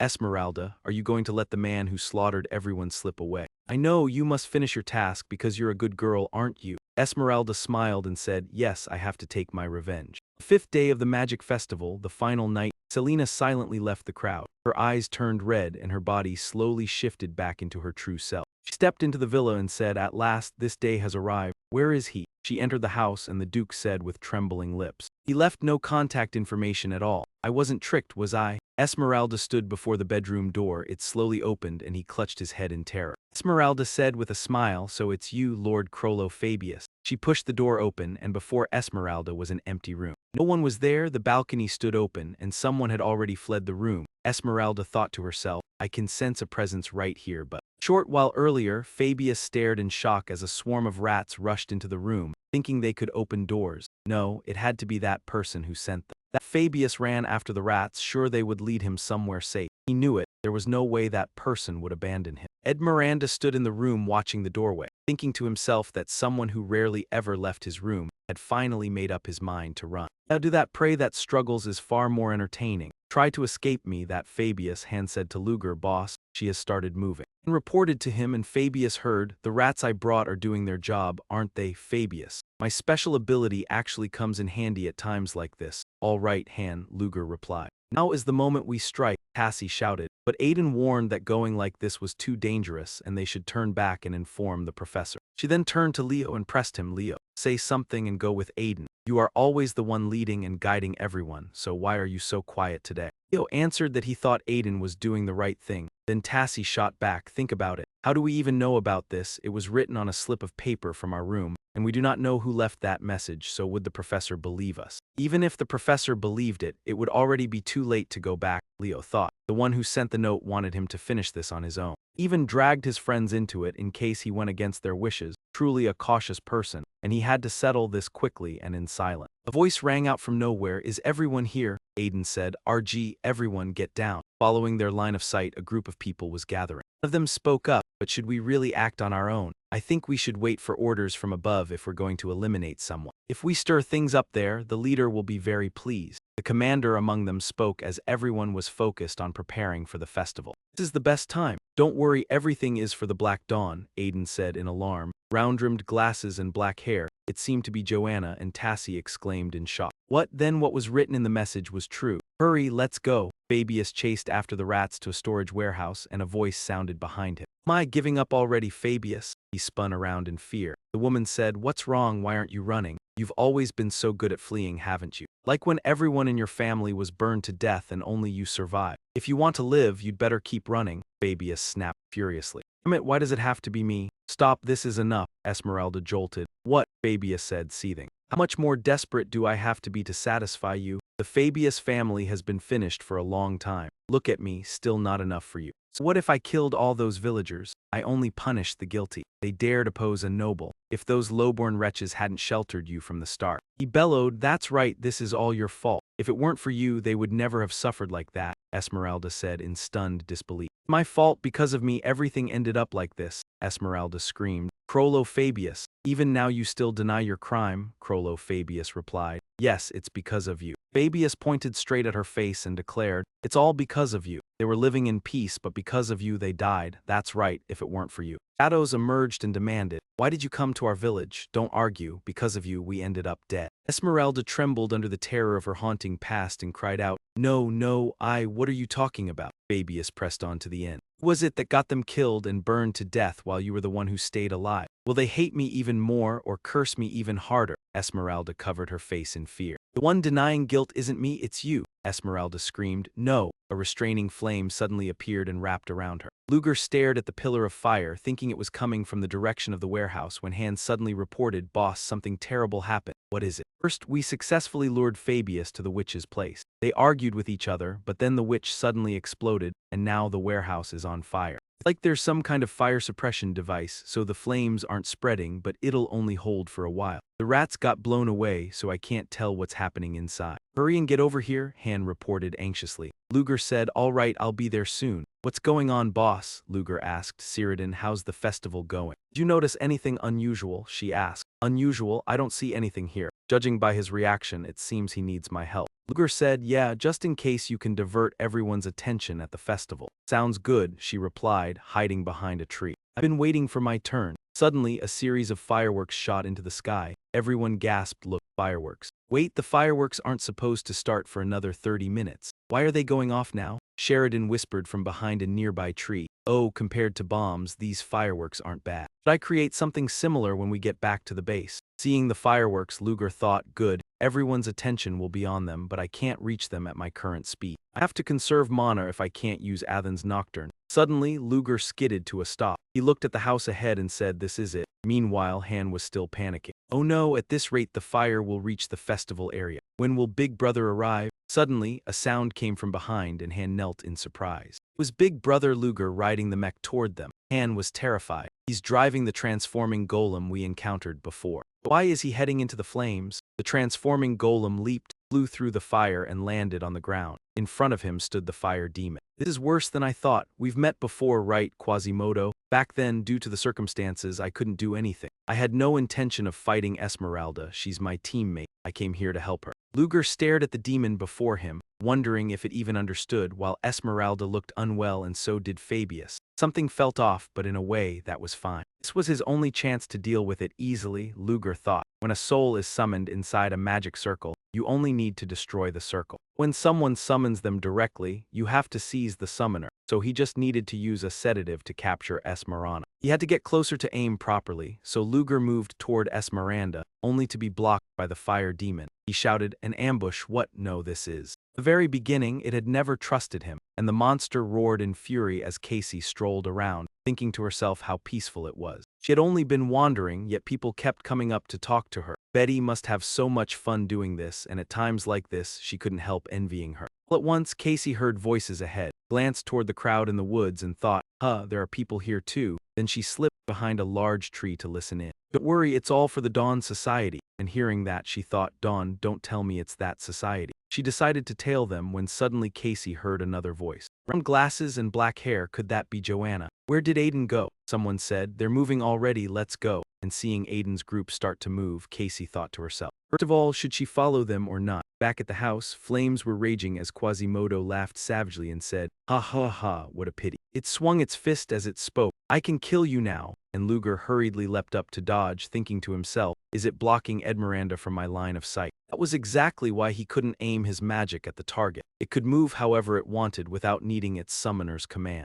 So this was the might of a first-tier dark soldier. Quasimodo blasted flames toward Luger. He froze in shock for a beat, then began chanting a spell. Arthur's false tune. His strike shot straight at the monster, and Luger fumed, "Damn it, it won't give me a second to cast properly." Quasimodo suddenly sneered, "Name, you damn fly," and then spewed a massive torrent of fire at him, and he thought, this isn't the time to let my mind drift. With that thought, Luger tried to rush in to attack, but before he could do anything, he was struck. He sprang back down and thought, this fight is going badly. There really no choice but to borrow divine power. No, the risk wasn't worth the trade, and he shouted, "Bone 3000. Defense mode, block that attack." And the golem lunged forward to stop the flames as it reported, Critical overheating risk detected. Switching to maximum defense mode. Quasimodo said, so you're trying to block that strike, are you? I wonder how long you can hold out. And Meng thought he was right. This was only a temporary measure. Once the golem's defenses were shattered, he would have no option but to press forward, and the poison from the potion he had concocted, thankfully, he had brought it with him. Since it's come to this, he'll fight with everything he has. Then he remembered the mana in this potion far exceeds anything normal. After drinking it, if mana doesn't surge out properly, the user's mana circulation will be damaged. Don't worry, I can handle it, Luger replied. The other person warned that the poison inside the potion was extremely potent and dangerously risky, but he answered that it was fine. His poison resistance had already been raised to an entirely new level, and holding his pipe, Luger said, do you want a late contest of strength, Quasimodo? Rank 5, an arcane circle appeared, and Quasimodo thought in shock that the air around him was changing. Fury of the sea. A watery vortex shot straight toward the monster, and a voice rang out in the forest. Who are you people? Damn, we've been spotted. Joanna shouted, who are you, while Aiden raised his sword and said they'd heard everything. You're planning to harm others, why? And he spoke firmly, even though he didn't know all the details. We can't do that, especially when everyone's supposed to be enjoying a festival, and Joanna sneered. I figured you'd say something cool when you suddenly showed up like that. What happy festival are you talking about? And she clenched her teeth seriously. To satisfy their personal desires, they use other people as tools. And Aiden shot back, no, that isn't true. Shut up, how dare you speak when you don't know anything at all? Whatever you say is still a death-worthy sin, and I'll kill all of you first. No sooner had she said it than she lunged at Aiden. He stared in shock, thinking she was too fast for him to react, but at that very moment Casey appeared and raised a water barrier to shield everyone, saying she had only meant to watch from the sideline. She couldn't just abandon the victims, and Tassie said admiringly,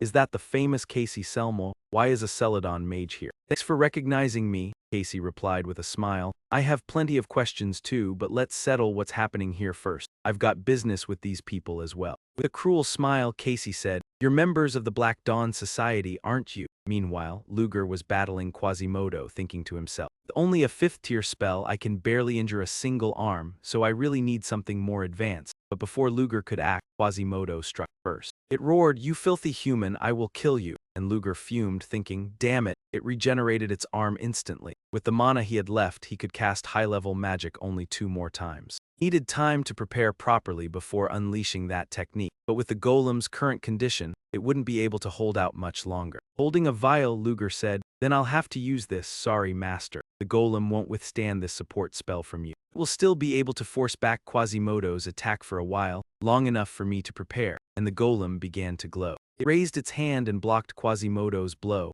and Quasimodo thought in astonishment, a golem on the verge of destruction pushed back my strike. Tayu, damn that human. What did you just do? None of your tricks can stop me. With that, it slammed a heavy blow into the golem, but when it looked behind itself, Luger was nowhere to be seen. Did that human go? It roared, where are you hiding? Hey you human, where are you? Then a voice echoed from above its head. I'm right here, try to block this. Luger conjured a colossal ship and spoke, as someone had already fallen. Joanna clutched her arm and staggered back against the base of a tree. He called out, you're the only one left, why not surrender? Then Taxi suddenly noticed something and said in astonishment, wait everyone, look up there in the sky, a ship. Who could possibly cast magic like that? While Casey's group was distracted, Joanna took the chance to flee. Wait, no, she was spotted and they gave chase. Hey, stop right there. She ran straight toward where that ship was heading. Why is the rest of the Black Dawn Society over there? Casey pursued Joanna while watching the ship's direction, thinking, there's no need to worry about them. That magic is aimed at Thuron and the situation is extremely dangerous. If I'm right, I've read about that mage in a book before. The spell was pioneered by Lexer, an explorer and ocean mage, sea ice shatter ship. The icy vessel plunged from the sky toward the spot where the fire demon stood. Seeing the ice ship closing in, it bellowed furiously, damn it, how dare you, Luger Chenzi? Smoke billowed out after the impact. Luger BS Marana. He thought to himself that he had to use a sedative to plunge her into a deep sleep, because a spirit links to its summoner through the mind. Quasimodo would still be summoned, yet once Esmeralda awakened, Quasimodo would regain his power and return. If he wanted to truly finish that monster, he had to seal it away, and the sealing rite required the soul of a living creature. The only chance was right now. Was there really no other way? Then Esmeralda suddenly grabbed Lu Ji's clothes and he thought in shock, had the sedative already worn off. Esmeralda woke in fear and said, run, if I lose consciousness I won't be able to control it anymore. And Lu Ji asked, From behind, a monster stretched a hand toward him and slammed down, but he reacted in time and raised a barrier to block it. What is this? Luigi wondered. You're pretty capable, Quasimodo said with a laugh. After taking a sixth-tier spell head-on, he had already recovered, and Meng thought in astonishment. More importantly, her summoner had already lost consciousness, so how could it still move? Luigi noticed something. A red thread connected Esmeralda to Quasimodo. A red thread linking Esmeralda to Quasimodo as memories surged along it. This was memory resonance, and a voice rose from somewhere. Oh, what a surprise. Magic-devouring spirit was growing at an exponential rate, fueled by the endurance and thirst for revenge of the one bound to it. No, he figured an occult sorcerer with a spirit's traits would fit even better, though it hardly mattered, he said with a laugh. What do you think? Do you want to join our side? If you do, I will help you obtain everything you have ever desired. Now I understand, Luger said. The reason you can still move without your summoner is that Esmeralda is merely a seed for you to siphon magical power and mental strength from. You are the one truly controlling her. In the end, Esmeralda is nothing more than a puppet. Isn't that right, first-tier mage Quasimodo? Hearing that, he laughed as he spoke. So you saw through me? Even so, it is already too late. Now I can wield my full supreme power because you defeated Esmeralda. Ends now. Casey stared at the blaze and said, damn it, I was sure she ran over here. What is this heap of flame? I can sense the magic of the sea ice detonating ship piercer cutting through the fire, but it looks like the flames stopped it. What is going on?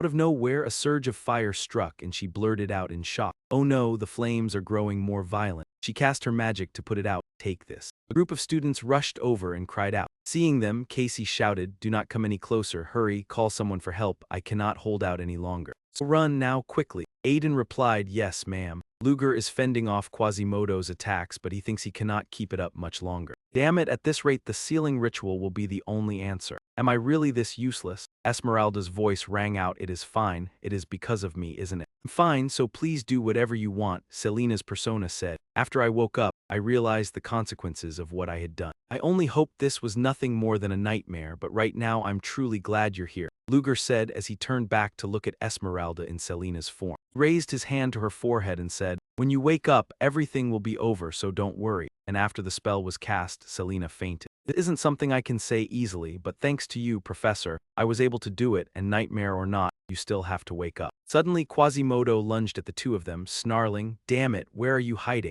As Luger blinked behind the monster and said in surprise. Came all the way here because you sensed your professor was in danger, didn't you? And what a coincidence, but to protect her, I need your help, please. Please distract it for me, he said as the spirits rushed in to attack and the monster laughed. Haha, you little runts. Looks like your plan just fell apart, huh? The monster shattered the incoming assaults from the spirit beasts and growled, stop wasting my time and come out now. Then, as it finished speaking, its eyes flew wide in shock. It saw that Luger had completed the spell. It was the ninth path, pure and devout serenity, an advanced yet stable magic, uniliberation to purification. O Almighty One whose power is boundless, Quasimodo panicked. No, I have to get out, don't block my way, you miserable rat, the ninth Sephira branch of the Sephiroth tree. Jason sent a beam of light straight at Quasimodo. It shrieked in terror, and Lu Ji, standing beneath that light after a long slide, thought it might finally be over. Lu Ji panted hard, Hugh, so this is what ultimate grand magic is like. What a drain. I almost failed to keep my divine power under control, Lu Ji.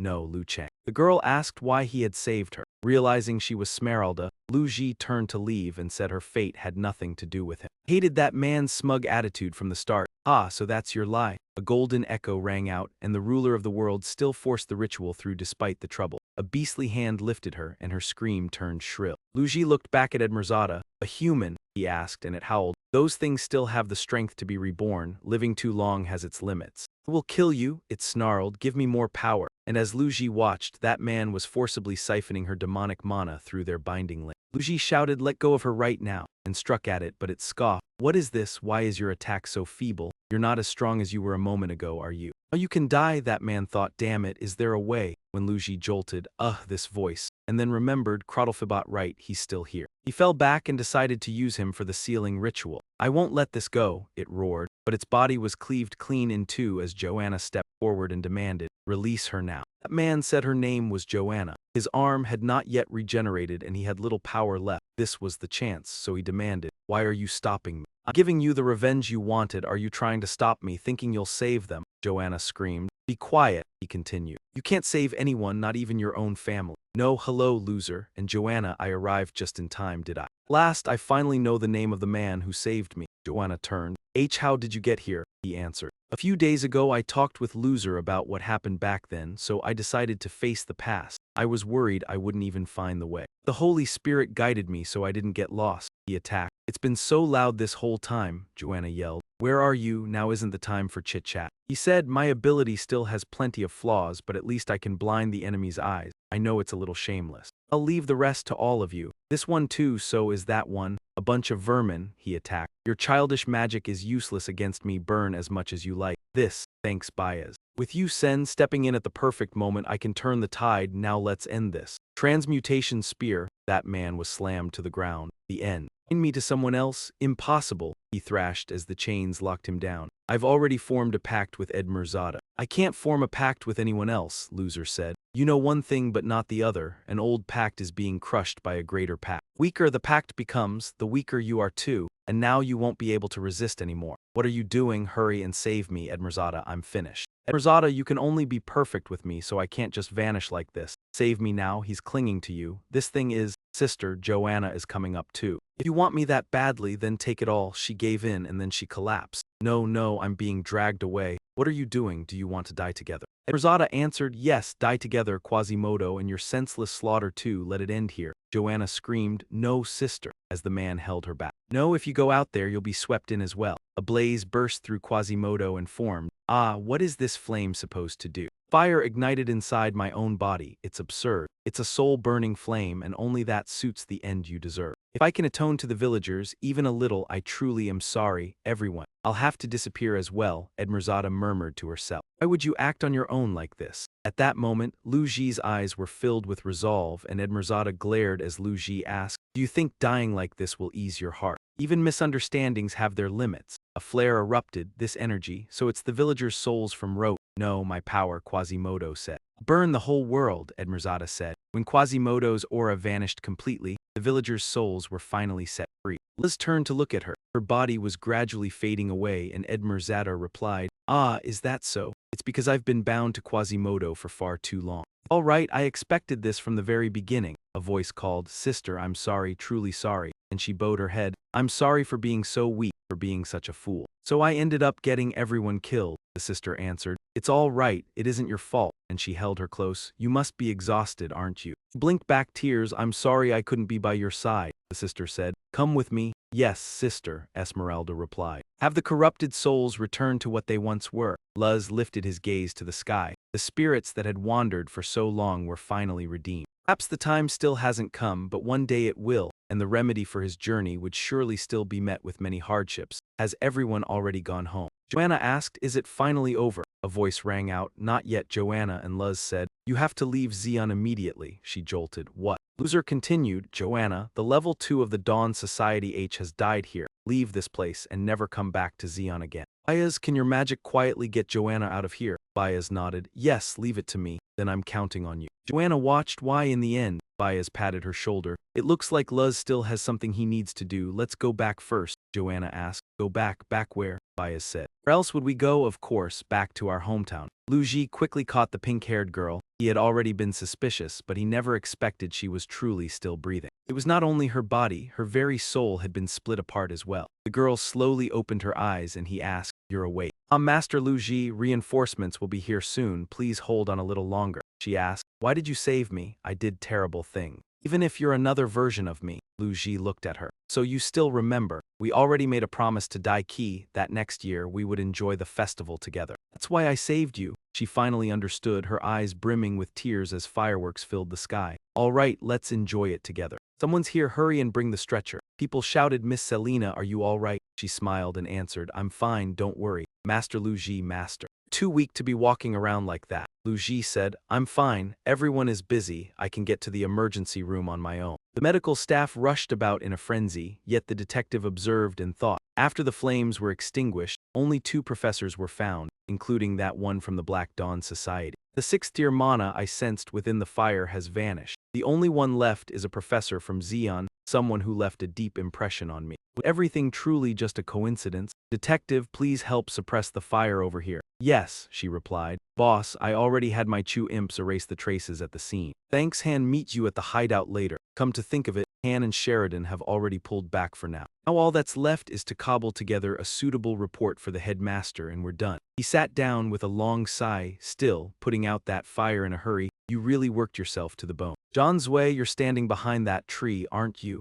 He jolted. He hadn't sensed anyone approaching and he'd heard that voice before. It was the man's voice he'd heard while his memories resonated with Quasimodo, and it had spoken to him, not as Quasimodo, with the tone of a superior. That man was a high-ranking member, possibly a Tier 0 of the Dawn H Society. I heard there was a festival here, so I came to take a look. Seems something quite interesting happened. Come on, you can explain what happened now, can't you? He had never heard that a Tier 0 would come visit the festival. Did he show up because he knew I eliminated Quasimodo? He wondered. No, if that were the case, he wouldn't be asking what I planned to do. He still doesn't know the whole story. Don't panic. Take it as it comes, Ludger said. I apologize. Tier 0, please forgive me for being struck speechless when I suddenly met you like this. Tier 0 replied. Fine, I arrived without contacting you first, so don't worry about it. Dunner, first of all, the Class 1 SM radar. No, Quasimodo has been eliminated. You've noticed, have you? As you can see, he's somewhat special, so it had to be kept secret. So then, how was he defeated? He pondered. He couldn't tell the full truth. He had to speak based on facts but mix in a bit of deceit. From the outcome, it was the Biot faction that sealed Quasimodo.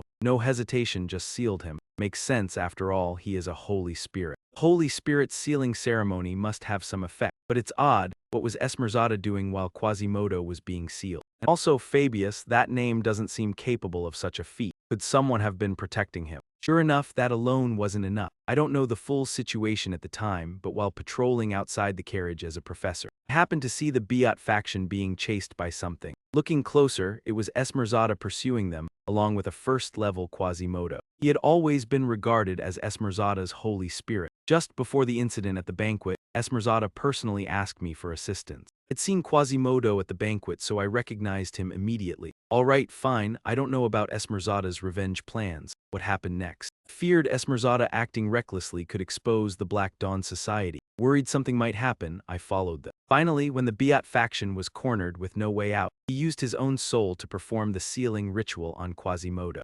Mordor never expected him to strike back so viciously, so she could only surrender as Esmeralda's soul, linked to Quasimodo, was dragged into the sealing ritual as well. If the sealing operation had failed, my identity could have been exposed, so I couldn't step in to stop it. This was my oversight, and I beg your forgiveness, my lord. So when he's cornered, he bites. Is that what happened? Then how did you leave the scene and afterward manage to deal with Esmeralda's body? But I saw she was still breathing, and in the end she woke up in Selina's form, so I used the pretext of being her savior to get away from the scene. Separate spirit entity, is it? That's the first I've heard of it. When she woke, did she still remember Esmeralda's memory? When I checked, she acted like she had no idea why she was in the warehouse. But if you give the order, I'll eliminate her. Very well. Even if she figures something out, she won't be able to prove it, and in any case she won't be able to do anything. There's no need to pay her any mind. Besides, it's all within controllable bounds. He let out a quiet breath of relief. Thank goodness. Still, this time there's a vacant grade 1 slot. We'll probably have to convene a high-level council soon.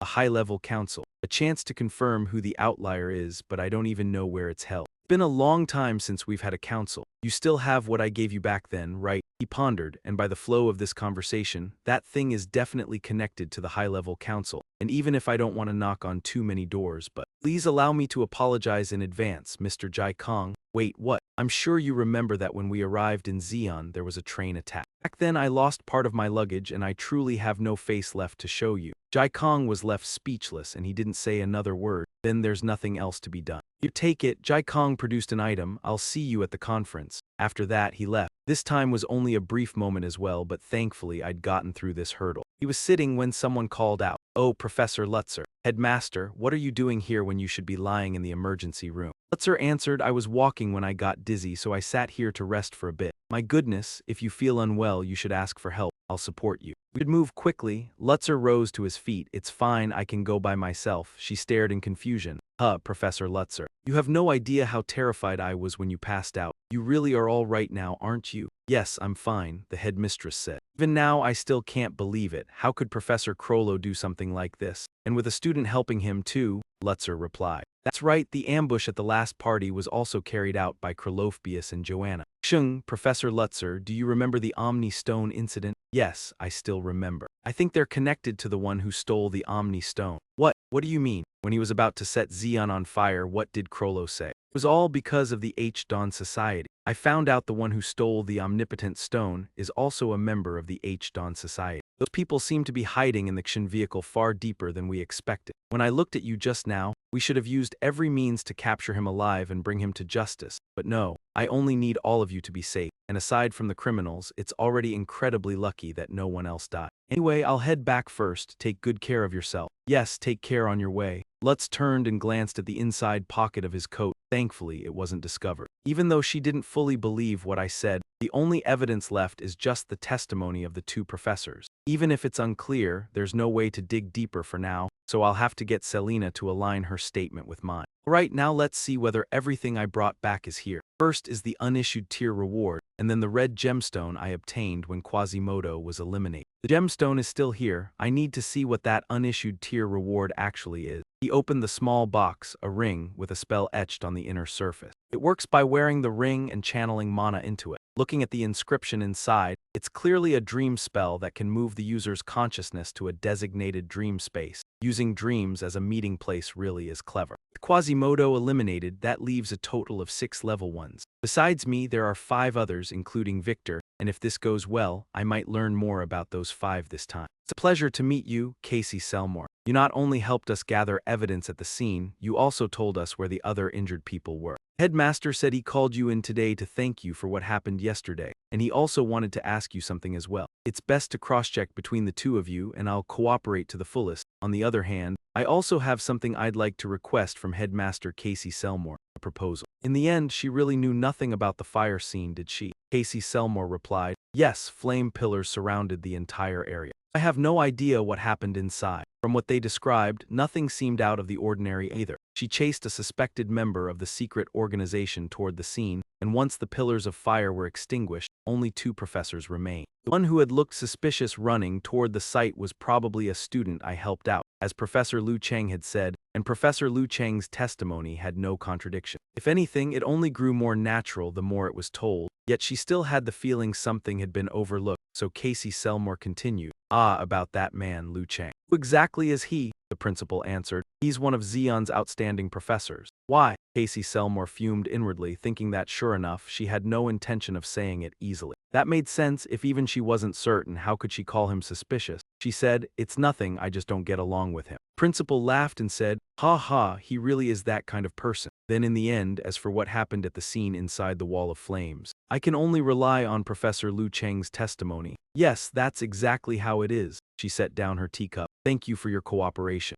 Casey Selmore, what is it you don't want to ask me for? I want to personally take part in interrogating the remnants of that organization. There's someone I must capture. Scene change. Behind the curtain came a chorus of whispers, and Liu Cheng lifted the curtain and said, kids, visiting the sick is fine, but don't disturb the other patient. He hurried out saying, we're sorry, we'll head outside right away, while Miss Selina shyly added that she really didn't need to entertain all the students. I'm sorry for disturbing you, Teacher Lu Ji, and for making you end up in the infirmary like this because of me, but that was my own decision. You don't have to worry so much. I heard Teacher Lu Ji was hurt. Then the door opened, and they asked anxiously if his injuries were serious. Another student came rushing up in a panic and shouted, Teacher Lu Ji, are you all right? Then glanced at him and blurted, hey, Aiden, you were already in the infirmary, should you even be up? Before quickly apologizing. Aiden answered and then noticed more people arriving. Is that Renee? You came to see me? Why yes, she said. Are you and Miss Selina okay? And Selina replied with a bright smile. I'm fine, there are a lot of people, so go in first and we'll talk. While Lu Ji felt irritated and thought it was all too complicated, though he admitted to himself that Sheng was right and it was fine once in a while.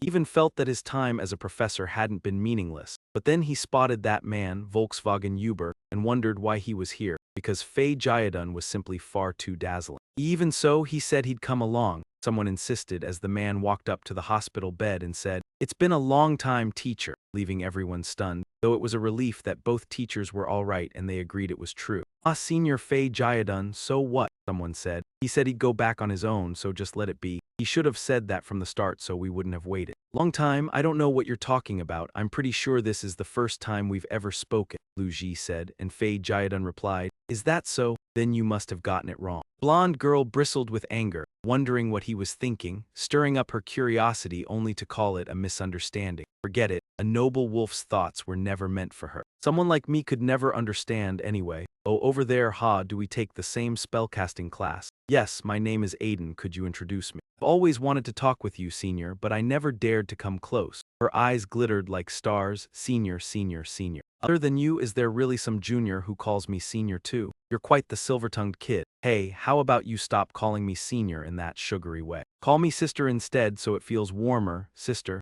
"Sister, wait a second, don't cling to Aiden like that." In the end, it was because of that idiot that I couldn't even answer properly, and then people came swarming in. But come to think of it, what's been going on with that stubborn guy lately? He hasn't checked in about Master recently, yet when he met Master for the first time, he greeted him with "Long time no see, Master." He's the sort who would never visit a sick relative, so Master is here. Lu Ji turned his head to look. "Have you been following me this whole time? Do you have something you need to do? I have nothing to say to you, so go back. The first time I saw you, I also thought maybe I'd gotten it wrong. It wasn't until this time, when I received that attribute-less spellbook from you, that I finally understood. Among the people I know who possess an attribute-less spellbook, only one ever held a book like that, and after that person died, only one person could inherit it. What are you after, showing your face so shamelessly?" Lu Ji answered with a smile. If I'd known, I would have dealt with you back then. No, from the very start, I never expected you to remember that much. It was my oversight. It's been a long time, Uber's little puppy. Back then you were just a kid, but now you actually look like a noble, so you've made something of yourself.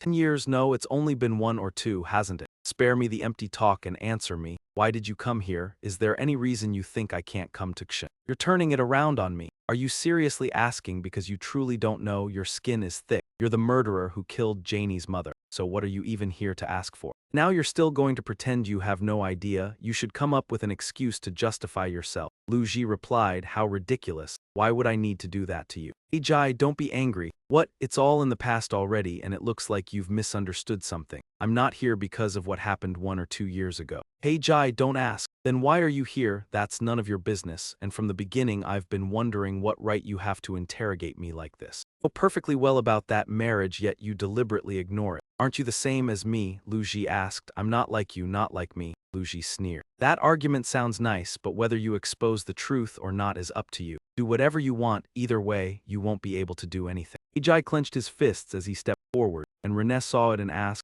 Senior Pei Jai, you're still here." "Oh Veen, I was just about to leave, why are you here?" Veen said she'd forgotten something and came back for it. "That works," he murmured. "There's something I want to tell you." She blinked in surprise. "Tell me." "Yes, Renee, you." Pass surged back and he hesitated again, unable to speak. "No, it's nothing. Sorry for wasting your time." What was he supposed to say to her? The teacher she had always trusted was actually the one who killed her mother and erased her memories from that day. From the start, there had never been any solid proof. If he told Jane such an uncertain truth, it would only hurt her. He didn't want her to be wounded, nothing more than that. Ness stared blankly. "Senior," he recalled what she had said earlier. "How are you any different from me?" He ground his teeth and thought. From the very beginning, he knew he couldn't bring himself to say it. "Admit it, right now I can't bite you yet, but you'd better not drop your guard. Wolf of the Uber family won't miss any chance to sink its teeth into prey. Damn brat." "Nutta hand, boss, what's wrong with your voice?" "Nothing, don't worry about it." Lu Ti asked, "What about what I told you to look into? About yesterday's fire, they'll probably pin it on Lax fireworks supervision. Plan to brush it off and keep it quiet, and with Principal Alyssa that's easy enough. I heard some remnants of the H-Dawn Society were caught at the scene. Do you know anything?" "I do. They're being held in their net." "And the interrogation was assigned to a blue-haired girl. Casey Selmore?" "That's right. The rats saw her go with the principal to the interrogation room." "Really be fine. If this keeps up, it's only a matter of time before you get exposed, and if it's her, I can't keep it hidden forever either. What else can we do? We'll deal with it when it happens, damn it." Anyway, this time the incident was handled more or less already. Taking down even one is already impressive. What achievement could be more glorious? True, even if we can't drop our guard completely, it's still a very good thing. "Hey boss, could you step outside for a moment?" It's not that you can't go out, but what's going on. I need to discuss some underground business dealings, and it might take a while. Someone collapsed onto the ground. No, that won't do. Are we Cyversun really that insignificant that we need to borrow someone else's hands just to deal with a few beggars in the underworld? Chairman Cyversun Kalon held a gun.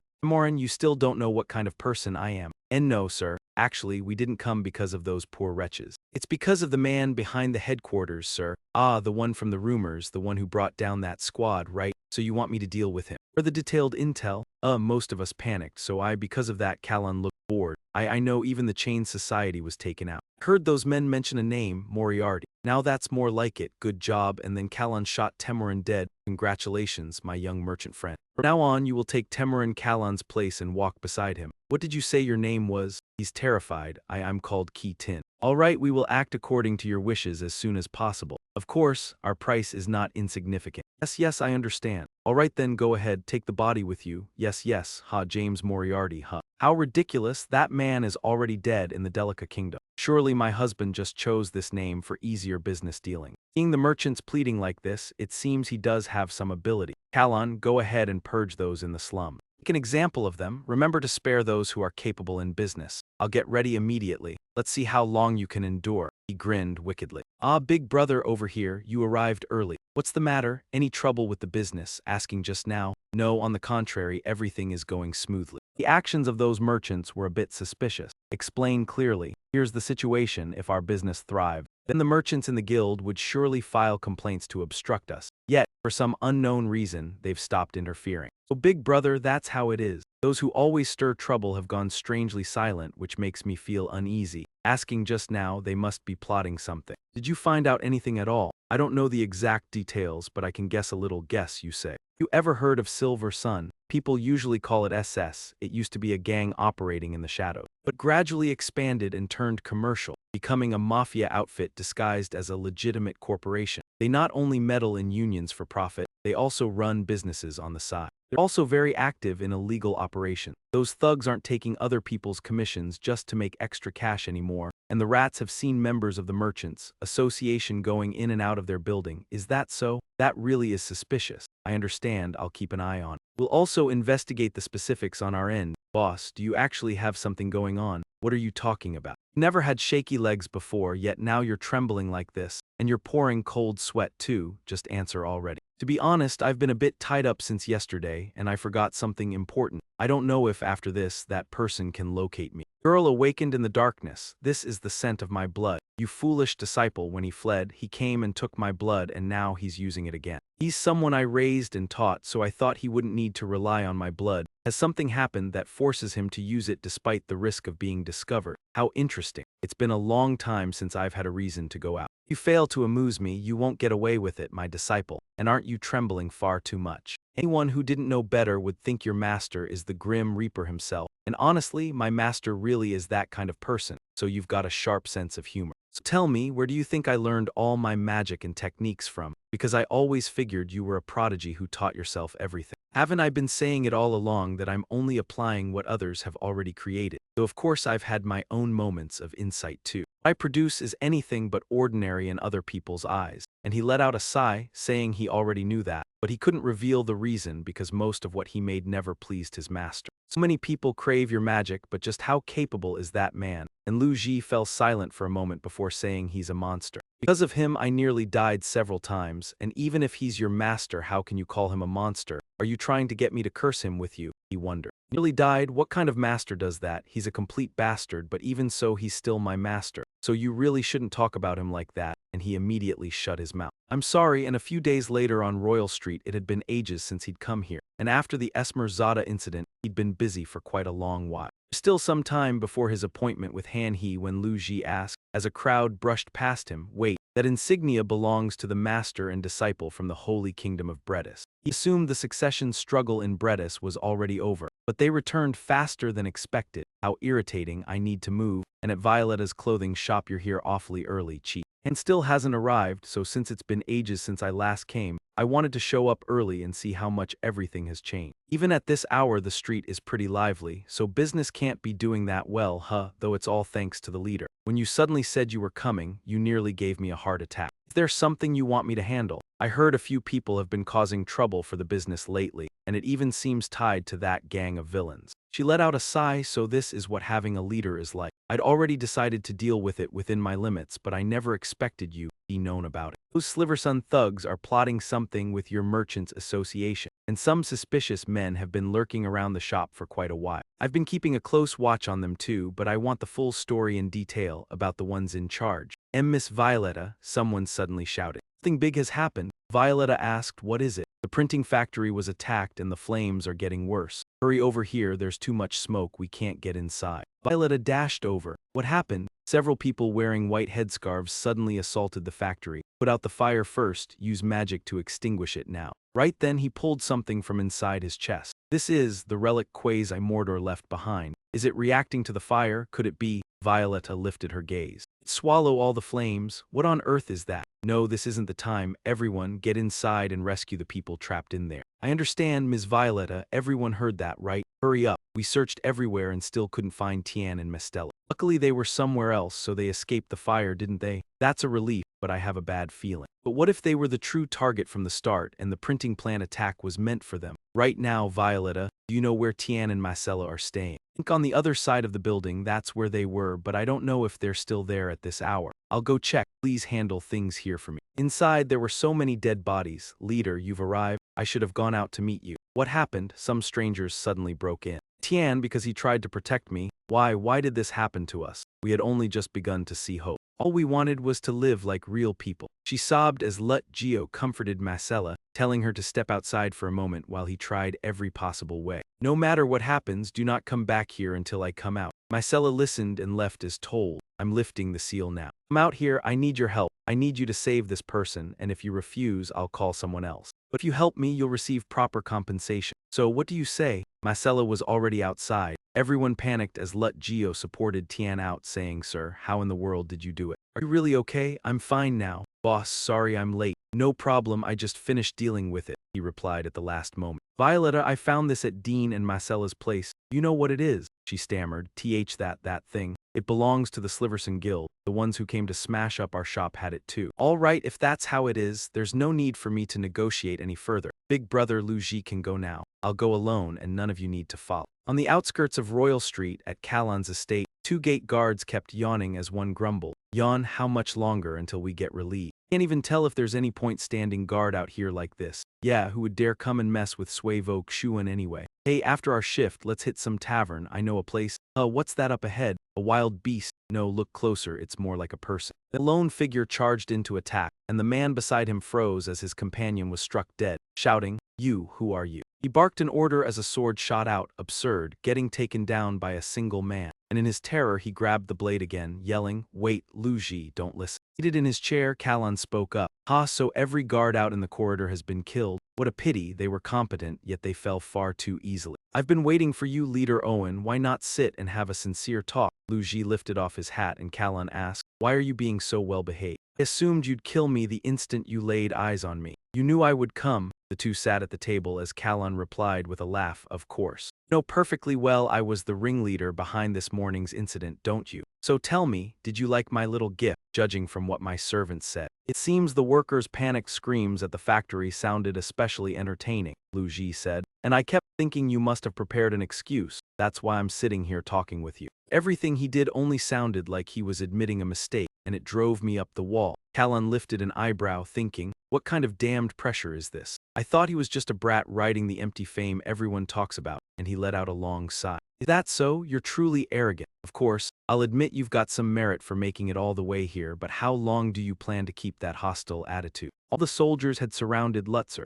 You're so foolish I can't even fathom how the Silver Sun Society managed to rise again, Lutzer said. Callan burst into laughter. Ha, and I'll take that as praise. I don't know how those idiots outside handle their affairs. Every one of the men here is an elite knight I personally chose with care, so stop wasting both our time and surrender. You realize what will happen if you face me, don't you? If you give up now, I might show mercy and pull my troops out of that slump. Before we begin, I'm going to hammer 2 things into your head. What? First, I'm not offended at all. I'm simply stunned by how miserable your conduct is, and second, Violence is the one thing both of us are most confident in. Instant he finished speaking, Lutzer drove a punch into him. The blow sent him flying, the blond man let out a breath, and his lackeys swarmed in like a pack of dogs. So we just have to slap collars on the whole bunch, right? That's ridiculously easy, so brothers and sisters, make sure you do it properly. This is all the Silver Sun Society's strength. Kalon barked an order, and that smug look on your face is unbearable. Kill him, all of you. What is this, all of a sudden you? What is that smart bastard doing? Their legs are already frozen solid. I didn't do anything, Luo replied. Someone else did it for me.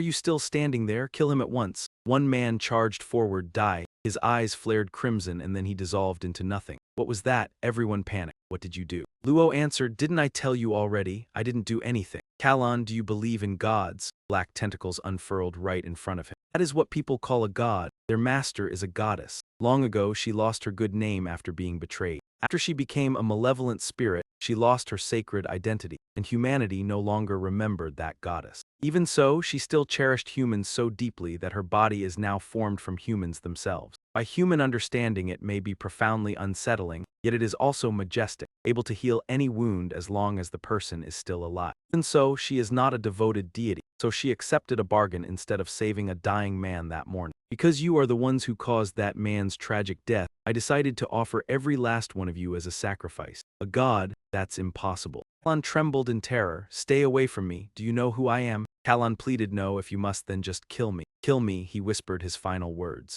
After that he vanished as well. How boring, not even enough to warm me up. Thank you for trying. I can barely bring myself to look. Still, it was quite a surprise. Still can't believe Violetta called us here. How did they even find out those guys were getting ready to hit us? Because their clues were blatantly obvious. This was nothing but a slaughter. We just didn't have time to watch what was happening around us, and in the end, those newly renovated houses became heaps of rubble again. So knocking everything down isn't exactly wrong, is it? What did that girl just say? She's furious, and that scout in charge got so scared he bolted without looking back. Take a look at your age. How dare you call me a little girl? It's just that I'm not as good at fighting as you people, okay? Lutz stepped out and asked, is it all finished? Blonde man laughed and replied, oh boss, after beating those guys up, you still look perfectly fine. Violetta, how's the situation now? She answered, it looks good. You even seem more energetic than before. What a relief. Since everyone is here, I'll say it outright. The Shiversun Guild has been wiped out completely. Violetta stared in shock. What, in such a short time? I've already killed every last one of them, and for a while after this, no organization will dare lay a hand on us.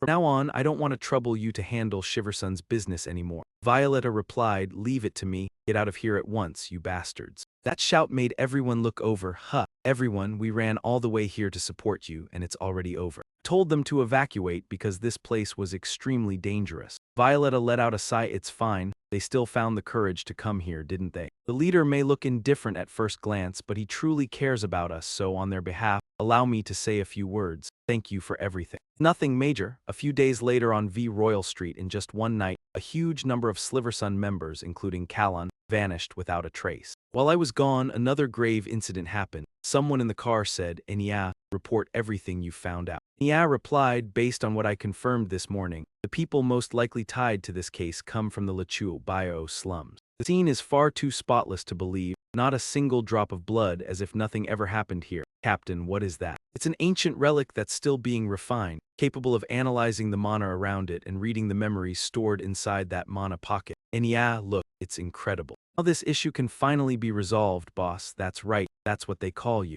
After his enemy disappeared, he suddenly showed up in Lechuo Bio and completely seized control of the underworld, setting up organizations across the slums and now becoming the one in charge of every deal. That man is extremely suspicious. Do you have any detailed information on him? Couldn't uncover his name or any information about his past at all. But if that boss truly rebuilt the slums, then he must have moved against his rival, Sliversun. It was a reckless choice, yet right now, he is the #1 suspect. I'll have to meet him and verify it with my own eyes. As the captain was thinking, Enya jolted. Huh, it just stopped out of nowhere. If it can't detect any mana presence, it shuts itself down. What? So you're saying the culprit here didn't use mana at all? Impossible. How could that be, when the investigation shows 100 guards were stationed at the Cyversun base? That's right, and even as of yesterday, there were still traces of their activity in here. The only thing that could pull this off is magic. Yet there isn't a single trace tied to mana, so digging deeper is pointless. First, I need to meet that boss. I've got a feeling that man is no ordinary figure. Pick up the artifact and rope off the area so the soldiers don't disturb the scene. The captain drew his sword and barked, "Show yourself, stop hiding like a timid rat," and a voice answered, "Wow, worthy of Terina, your senses are sharp. Who are you people?" A detective stepped out. "No guard could have snuck in here anyway because even I got spotted," and someone stammered,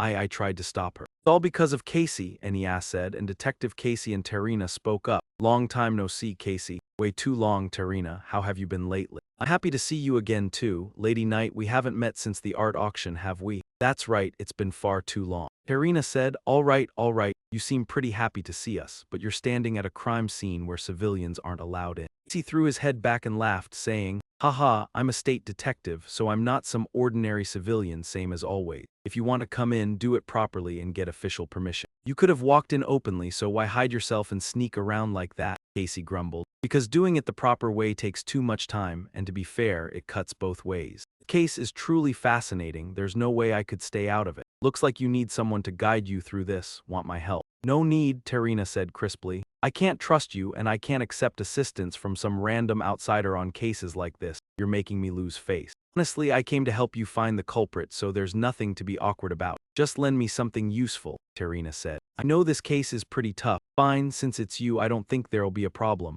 The others fretted. "Captain, she's an outsider." "It'll be fine, I'll take full responsibility. Besides, you all saw it. She can slip past your eyes while hidden, so instead of finding no leads at all, it's better to let her borrow it." Casey lit up, laughing. "Ha ha ha, thanks, I'll put it to good use." "You've just caused trouble," someone behind her said. "Oh, where are you going to use it?" "That's a secret. Once I've handled the issue, I'll report back afterward," Terina replied with a smile. "All right, if you say so, I won't ask." "Thanks, I'm swamped, so I have to go right now." "See you later, Terina," Anya said. She came like the wind, and she left like the wind as well. "All right, now let's head to that slum district. Our informant rats have already been sniffing out the intel behind them." "Understood. Well done, Han. I was a little worried. But everything's fine now, so I'll have you scout ahead. Will that be okay?" "I think they're heading to the slums. Do we need to find a replacement?" He pulled the drawer open. "No, if it's Terina, she'll track it down quickly. I'll meet her personally. I've been prepared because I knew this day would come. Tell Violetta to get ready too." At the last moment, he issued the order as Terina and Enya took a slow walk. "This place has changed so much that if you told me it was somewhere else, I'd believe you." The townspeople stared with bitter defiance. He knew the people here never liked knights. Everything had completely changed. "Greetings, Sir Knight," Violetta bowed her head.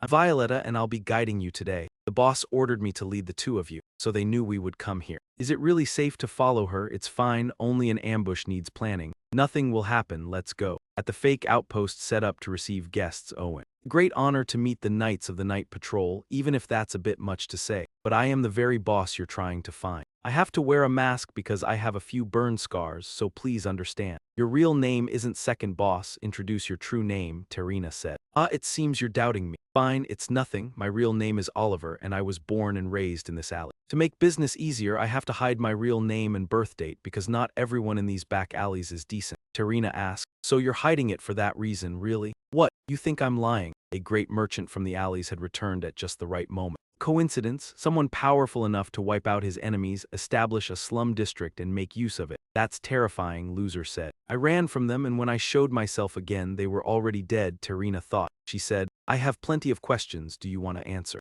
"Now, let's get straight to the point. Last night, Shiversun vanished. I heard there's been friction between the people in the slums and Shiversun lately, and a fight broke out." "Surely you know about that as well," Loser replied. "It wasn't a fight. The Shiversun side started trouble first. Aren't you being overly suspicious, thinking I'm the culprit?" "I suspect you because you had a conflict with them. Is that what you believe? You also know how many people want revenge on Siva-sun. Since that group was founded, they've done things that are hard to forgive. Wouldn't it be better if they disappeared? So why would the Knights of the Night Patrol expect an uninvolved person like me?" "That's just your viewpoint, so don't threaten me in such a clumsy way," Terina sighed. "If we truly believed you were the murderer, your blood would already be on my sword." The air brimmed with killing intent. "Thank you for thinking it through. I'll remember that." Enya thought he didn't flinch at the captain's killing intent at all. The two of them stared at each other, and the reason they looked at him that way was because they were worried for their own masters. Clearly, in their eyes, he was a hero. One who helped the alley residents when the nation had abandoned them. If we turn against the people of the alleys, it will become a bloody affair piled high with corpses. I need to avoid that, and now we have to go. Thanks for fixing that. Let's go, okay?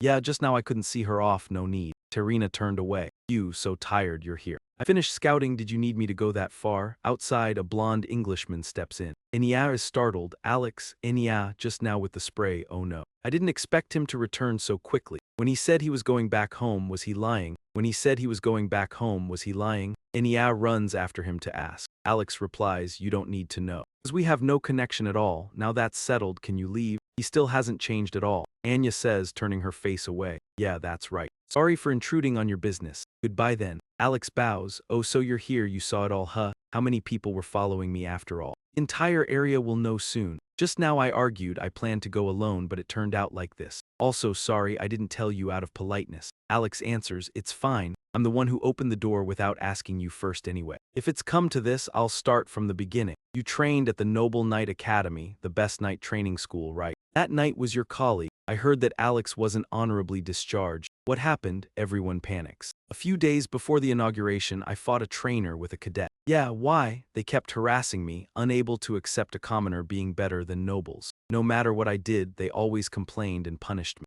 Treated me like that for 3 years straight. How could I not get angry and ignore them? Oh, so long. So after holding it in for so long, you finally snapped. Huh. Judging by that female knight's reaction, it seems she wasn't only angry about you being expelled. Is there another reason? He burst out laughing. Ha ha ha, I didn't expect Phantos to hit the nail on the head. Yes, that's right, Enya and I were lovers. Of course, it wasn't like that at the beginning. Back when we were cadets, we were rivals. But because of constant combat training, we were always side by side, and one day I found myself wanting to protect her instead of defeating her. Enya felt the same, and those days were so pure. We promised we would become each other's future, but unlike a commoner like me, Enya was a noble. So the closer I grew to her, the more I was bullied, and she never knew a thing. Kept the bullying hidden because I wanted to protect Enya, and I even went along with the cruel things those wretched nobles said. Even if I earned perfect scores and became a knight, a commoner like me would only ever be a burden to her. So I deliberately pretended I was cheating with someone else and broke up with her, thinking I'd steeled myself for it. But after we split, everything was unbearable, and when I saw those vile people who bullied me cheering with delight at the news, it broke something in me.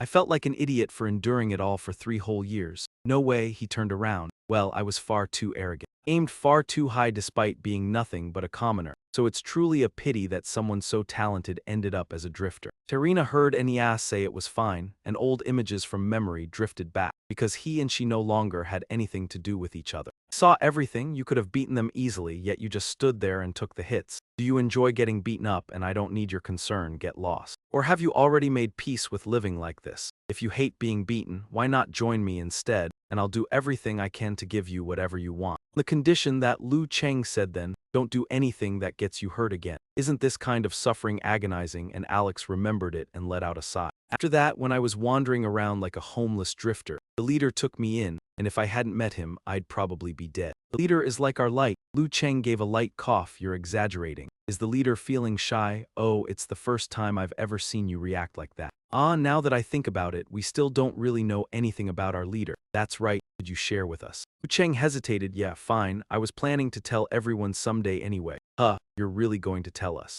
Before that, I'll explain why I told you to gather achievements. Have you ever felt like this world is like an enormous birdcage? Have you ever tried it? Do you want us to solve a riddle? No, it's exactly what I just said. I'm collecting them so I can shatter this suffocating birdcage. And then Alex asked, is this holy relic meant to destroy the world? That won't happen, so rest easy, because its creator never wanted anything like that. So the reason you kept switching your names between Lupin and Van Helsing was because of the holy relic. But that isn't the whole story. Fine, let me introduce myself again. My real name is... The girl suddenly sat up. I sensed a strange kind of energy, so I came here, and this is actually pretty interesting. You are the top first-year candidate, Julia Blumhart, the highest-ranked first-year studying in the same class as Professor Rudinger and me, right? How did you get in here? Your dream lured me here. Are you from the Dream Academy? Your judgment is sharp, so you know about us. Dreamwalking, dream magic. Magic that lets you enter someone else's dream, or dream up one-of-a-kind dreams unlike any other. It's easier to learn than most specialized magic, so I heard there's a separate school for it. This is my first time meeting someone from there, and I only know a little from books and rumors. If you can even think of dreams, that means you already know quite a lot. The girl on the bed smiled. Really? More importantly, a single dream let you find me. You're like a dream fairy. Julia Blumhart let out a relieved breath. I'll just take that as sleep talking. Oh, so that means I'm still dreaming, huh? But we don't even know each other, so how did you get into my dream? More precisely, it's the state between dreaming and reality. I told you, I came because it looked interesting. Before I arrived, did you dream something strange? Isn't that so? Honestly, it's still a bit unclear, like I was dreaming about my childhood. It felt joyful, yet somehow sad too, and as a dream traveler, there's a strong chance it wasn't a dream at all. What do you mean by that? Dreams are projections of reality. In other words, through the dream, you briefly caught sight of your own past. Let's take a look first, then we can talk about it. Julia Bloom presses her hand to your forehead. I can't see anything. Wait, I can, but the dream is faint. That's right, in the dream, I was with someone, but I can't remember who. If I can't see the dream, there's only one reason. Your dream, more precisely your memory, because someone deliberately sealed it away. What, but who would do that? I don't know whether you've done anything involving your type, something tied to your memories. Think back. Could it be because you once resonated memories with Senior Erendia? You break the seal on my memories. No, I can't do that, but within the dream you might find the key connected to your seal. Think carefully, was there anything in the dream you could remember clearly? Now that I think about it, I don't remember the face, but I do remember a name. Really, what is it? And Bredders, you said, I am a royal of the Bredders' holy kingdom, and the son of the previous chancellor, Julia Blumhart said, cut the clip. Yes, does that name sound familiar? No, this is the first time I've heard it, right? And yet that person suddenly showed up in my dream. The name itself is quite rare. I can't confirm who that was either because my memory has already faded. I need more details. Understood, thank you for helping me. Your body, that's because I'm waking up. I have to go now, this conversation was really interesting.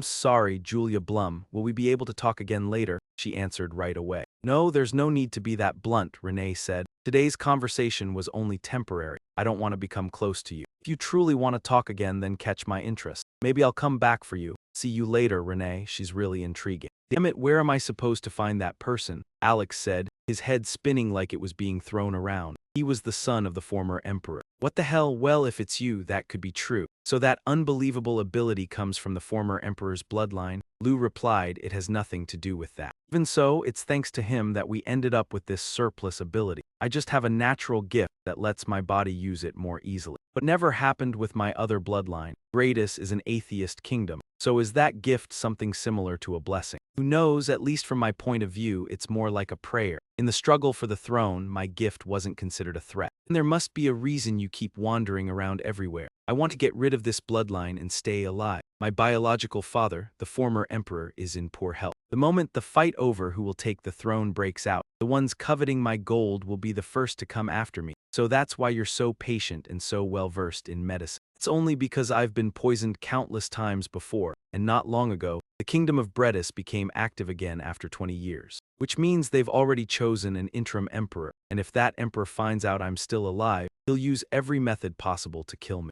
Alex was beating him up. Casey, please clean the room, it looks like a pig pen. Casey turned away. Fine, I told you I'd do it. You always say that, but you never actually do it. While I'm cleaning, you should go outside and you ought to be grateful. No one except me would agree to be your assistant, and I'm the best one you'll ever get. Casey looked up at the board and summarized. The gravel accident, the abandoned factory accident, the attack on the Cuz auction house, G. Valden's beast resurrected, and H. Bing Ming's appearance in Theon. The mysterious factor in the Sun Silver incident. Far too many major disasters have happened in Leather Bayo this year, and I also suspect the slum district has been expanding rapidly lately. So I had Tarana handle that, and for now I'll keep my focus on pursuing H. Bing Ming. My only lead right now is information from that man at the underground press office in Theon, and of course he wouldn't reveal the main headquarters address. After questioning him, one place in particular caught my attention. There's probably nothing there. Hold on a moment, just wait there, Jim Moriarty. A few days later at Theon Academy, I'm pretty sure I told you to ignore everything unimportant in that letter. A lot. Yes, I filtered it all out. And I set this formal letter aside as well. It seems important. It's an invitation to the mysterious night, and if it's the mysterious night, isn't that the annual event where mages from every region gather?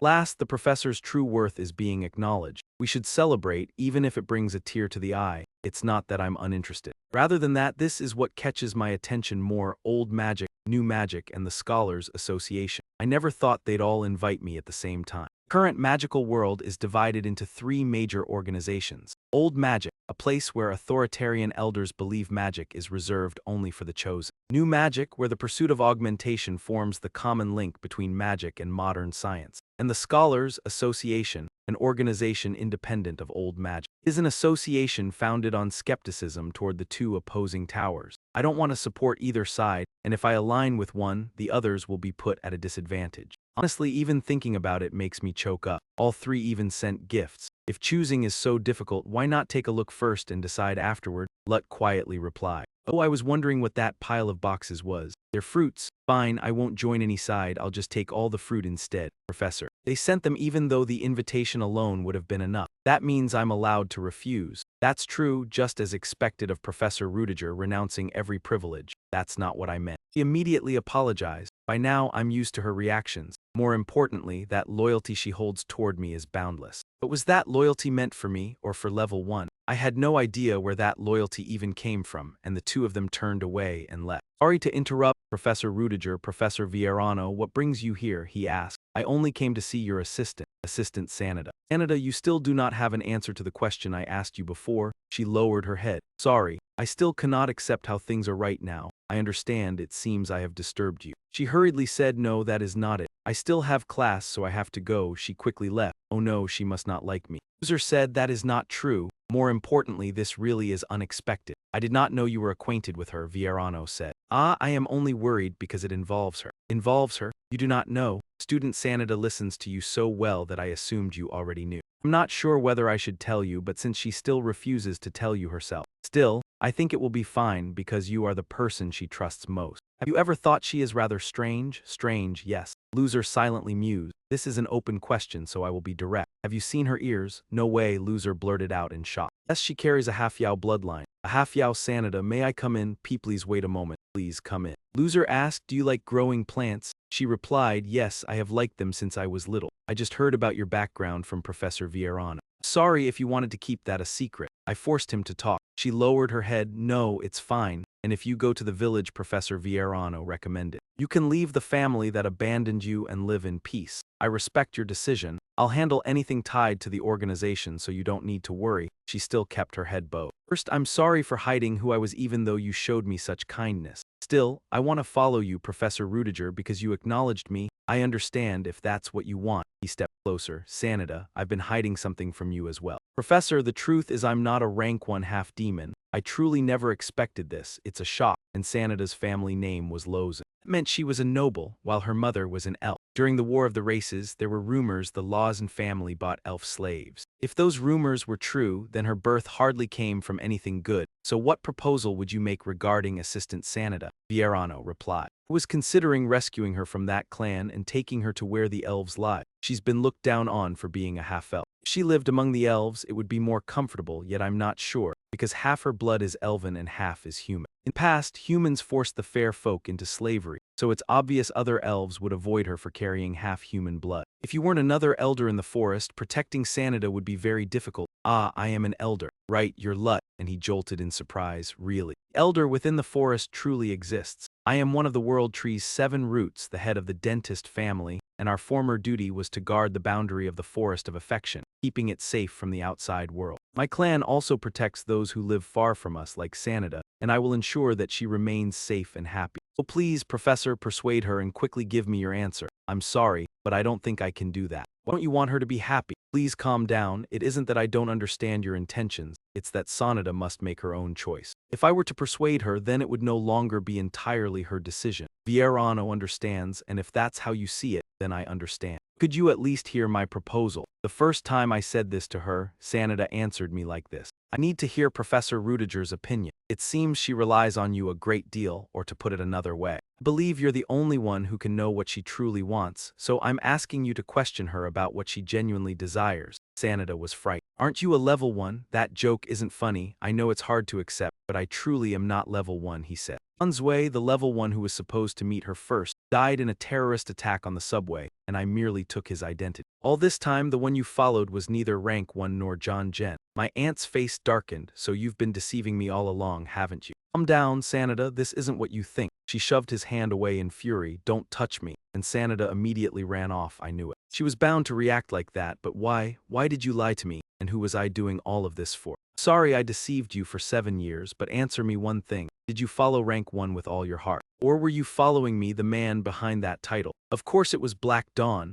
Sanada snapped. Then why are you hesitating instead of leaving? I could have kept the truth from you and used you until the very last moment, but I chose to tell you and hear what you have to say, Sanada once said. I want to follow Professor Rudiger, the one who acknowledged me to the very end, and now it's your turn to choose, if you want to follow Black Dawn. Then open that gate and walk away. I'd already steeled myself when I decided to tell you the truth, and I respect your choice. You've helped me so much. You've also worked incredibly hard to improve. Well done, you did great. Did you come here to take revenge for your family, since the Luo Sen clan is so famous? What's going on? Watch out, she could be a covert spy who slipped in here. Those damned arrogant bastards, they won't admit it, but I still know. The only reason Black Dawn took me in was so they could use the name Lo Sen more easily. I first joined rank 1 after being shoved aside. I don't respect or admire the organization, but this man was different. He acknowledged me and listened to what I had to say. Well done, Sanada, for the first time in my life. When someone praised her, tears spilled down her face and then Sanada burst into sobs. Have you calmed down yet? Yes, then who are you? I'll tell you later. Then let me introduce myself properly once more. My real name is Sanada Flant. You asked earlier, Flant is your mother's family name, isn't it? Yes, that was my mother's surname, I understand. More importantly, what should I do now? He replied, don't worry, just behave the way you've been acting these past 7 years. Because you and I are still connected to Black Dawn, and from now on I want you to bring me even more information from them. I've been considering wiping out Black Dawn. Sanada stammered as she watched him stand up. Why yes, you mean? Since we've already revealed our secrets to each other, I don't think it matters if I tell you this too. Yup, I want to introduce someone to you. The professor wants to speak with her, and I believe I'll get the result I'm hoping for. Villarano thought, even so, I can't just keep pushing her like this. I never expected to find the Flant bloodline in Theon. Daughter of House Flant vanished after the war between the races, and the family secretly bought her under the guise of a slave. And then Sanada was born, those vile bastards. Still, it would be great if Sanada stayed on her guard against me. That's understandable, since her own clan put her through discrimination and abuse. For now, just trust Professor Rudiger. Villarano said next time he should be gifted special tea leaves from the enchanted forest. Anyway, this is Sanada Lawson, who will officially become our newest member starting today. Lowered her head shyly and said, please take care of me, and someone blurted, that kid is a member, then added, she looks familiar, so she's a half-demon. Looks like the other demons can recognize someone of their own kind. Sanada is an exceptional mage and an outstanding information provider. It's helped me a lot while I've been gathering intel on he Pingaming all this time, and he thought, wait, so her role is basically the same as mine. Wow, it's really nice to meet you. He said, so you came to the hideout just to introduce this kid to us. And the reply came, yes, but I'm also here to check on the matter I assigned to you. If you came in person, I'm guessing you mean that holy relic. If it's that, we already have results. All right, tell me, wait a second. Can I say it in front of her? And Lut answered, it's fine, she's our teammate now, so he said. If you insist, then how many fragments do you need? We found one at the Cuss auction house, and there are still 3 more, with one of them possibly in the capital. Yes, I'm already on my way there. Because of the terror attack on the train, I came here instead. Have you located that fragment in the capital yet? Yes, after using the method, I narrowed it down to one place, the Exilian Empire's casino fortress. It's the only place in the capital I couldn't investigate. If it's a fortress, it won't be easy. How are we supposed to slip past the guards and get inside? He said she has enough time to do that while still working as a teaching assistant. With Sanada's help, it should be possible. More importantly, since we already have a very reliable assistant in Theon, we should get ready. Ready for what? Our mission is to wipe out Black Dawn. I'll be in Vanta Nong soon enough. A few days later, Vanta Nong, Sector B13. Pausing to think as I moved in, an abandoned factory really was the perfect place for suspicious people to hide. In any case, it was good that I knew this area well. But with so many buildings like this, I still couldn't tell where Black Dawn's branch was. This smell, like chemicals. Did they build a research lab in the underground sewers? What are you doing here? The question rang out. Professor Rudiger, Casey Selmore. Rudiger asked, why are you here? Detective, why don't you answer my question first? I'm investigating whoever was behind the festival fire. I picked up some leads and that's why I'm here. Wow, what a coincidence. That's why I came too, Casey said. While searching around, I sensed a familiar mana signature and followed it here. It's like you're still carrying my business card. Rudiger thought to himself, damn it, who would have guessed bringing that card along would backfire like this? Casey asked, why not stop the charade already? I'm sure you'd come here if you were him. What kind of professor investigates the one behind that incident all by himself? If you're going to put on an act, then do it properly. Do you think I'm an idiot? No matter what, turn around slowly and face me. Let's thought there's no hiding it anymore. Casey raised her umbrella and aimed it at him while Rudiger stood still and watched, her hand shaking as she burst into laughter, saying, "Ha ha ha, I knew it was you. You might fool other people, but you can't fool me." Casey unleashed her power and Rudiger thought, "No, she's attacking me right away." Rudiger snapped his finger, footsteps hit the ground and he shot a glance over he's fast. Then Rudiger said, "Don't move, or I'll punch a hole straight through your neck." "Oh, will you?" Casey asked, then do it, as Rudiger scanned his surrounding, getting ready to counterattack. "Huh, that's progress," Casey said.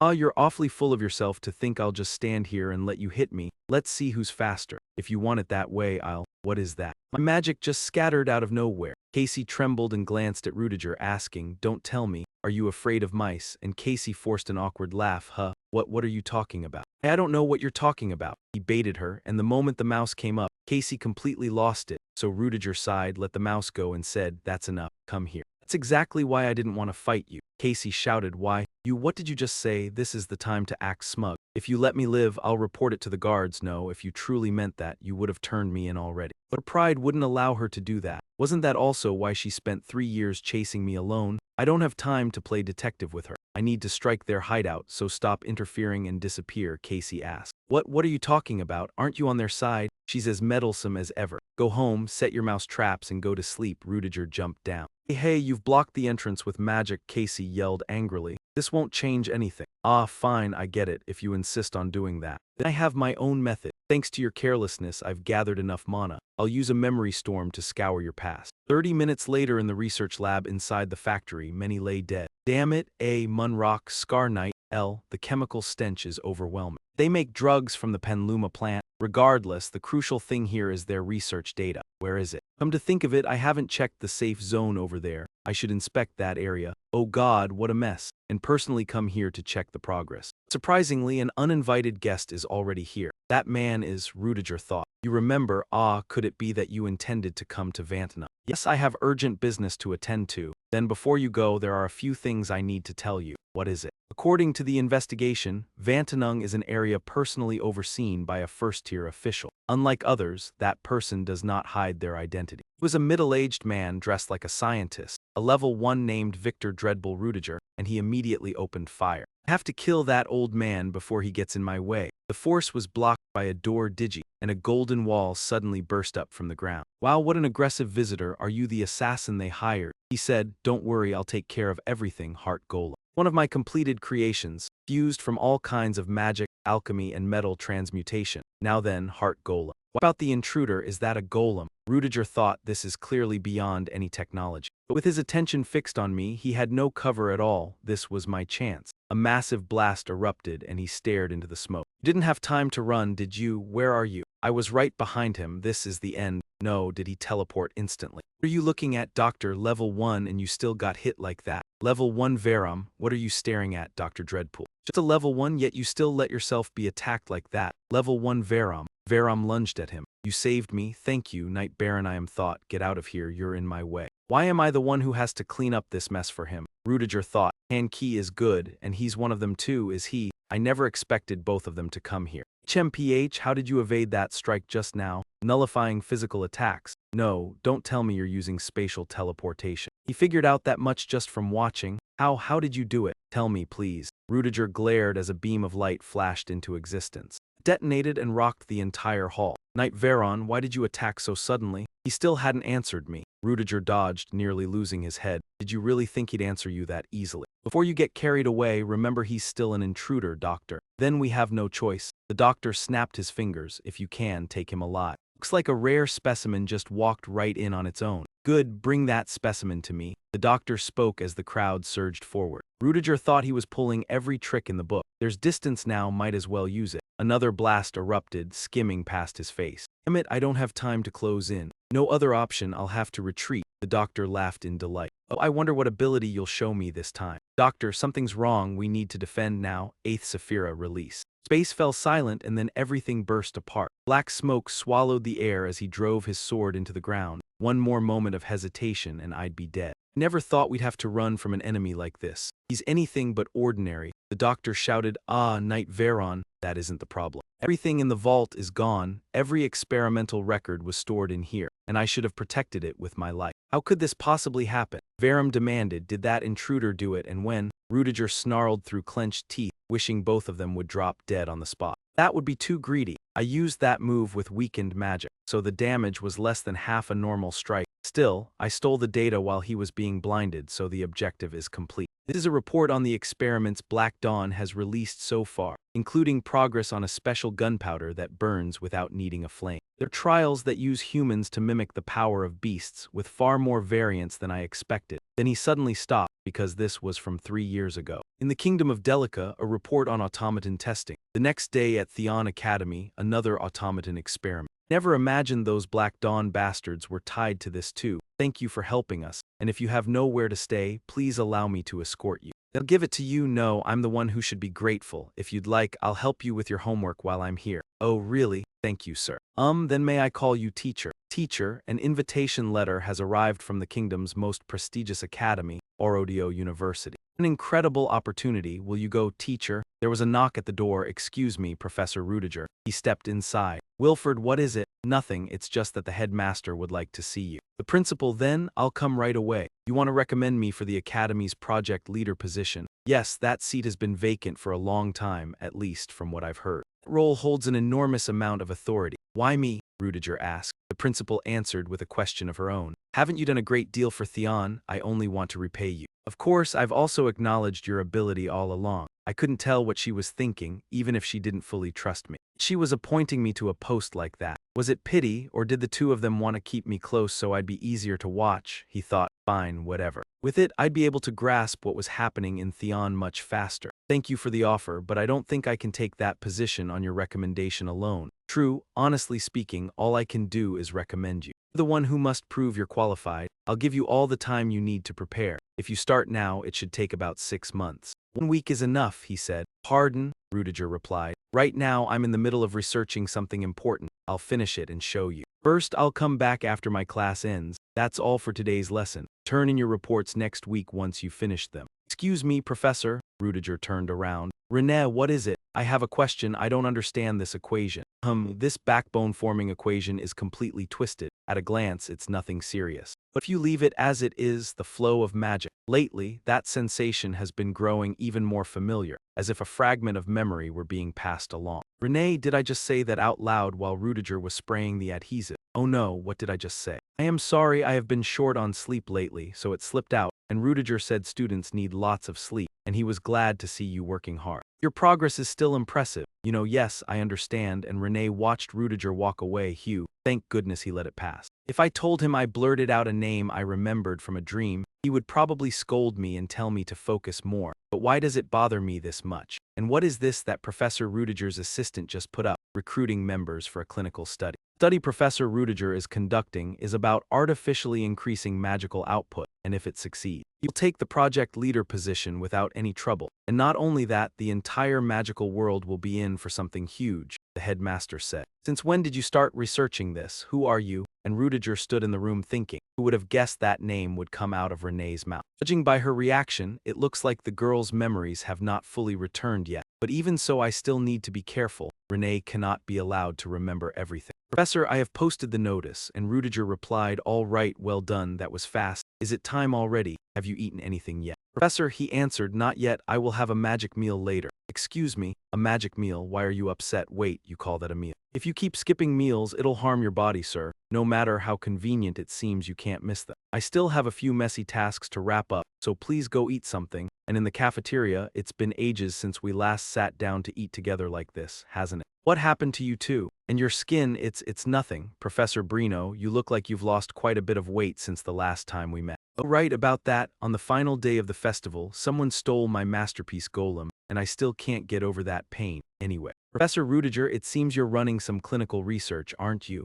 Ah, I saw it too. It's a study on increasing magical output. That's truly impressive work, Professor. So how many students have signed up so far? Rudiger replied, well, I only just posted the notice. So it'll take some time. Most people strongly oppose clinical experiments, so I'm worried no one will volunteer at all. Please don't worry, it's your research, so I'm sure people will participate. I hope so, thank you. 3 days later, on the final day of recruitment for the clinical experiment, so there are 6 applicants. Honestly, I'd hoped more people would join. But this is enough, let's proceed. Still, sign your names on the non-disclosure agreement on the table, and I'll explain everything in detail after you've finished. Didn't expect you to take part 2. It's a relief to see someone familiar here, so I feel more at ease, and if you dare lay a hand on Renee, you'll answer to me. A student thought, I know exactly what you're thinking, Rudiger replied. Another student glanced at Sanada, the soft-spoken friend and the first person I ever opened my heart to. Then one day, she started pushing me away and keeping her distance, and I can read other people's dream states by their colors because most emotions and the atmosphere around someone don't shift easily. That applies to dream colors too, and when I saw her again in Theon, her dream was at its absolute worst. Bright hues from before were gone, leaving nothing but a single pitch-black shade. Yet today, even if it doesn't shine like it once did, the colors around her are vivid enough that you can actually notice them, because dreams mirror desires and ideals, or in other words, a person's true nature. Stronger dream can shape what someone is dreaming right now, and from what I know, the only person Sanada is close to is Professor Rudiger. But Professor Rudiger is the one person who doesn't dream at all, so if he has no dreams, how could he possibly influence Sanada? I'll use this chance to keep a close watch on him and on Sanada as well, and I'll rebuild our relationship from the beginning while Rudiger checks the signature. Good, none of your signatures have any issues, and since you're all here, I'll explain my research project. Yes, you mentioned increasing magical output, a student shouted, and Rudiger said, I hope next time you answer in a lower voice. Even if the efficiency is fairly low, there are still other ways to raise someone's magical output, but my research is different, so that's why I required you to sign the agreement, right? Professor, of course the results will prove how effective your method is once their magic has been measured, starting tomorrow. You'll have to take this medicine every day for a week.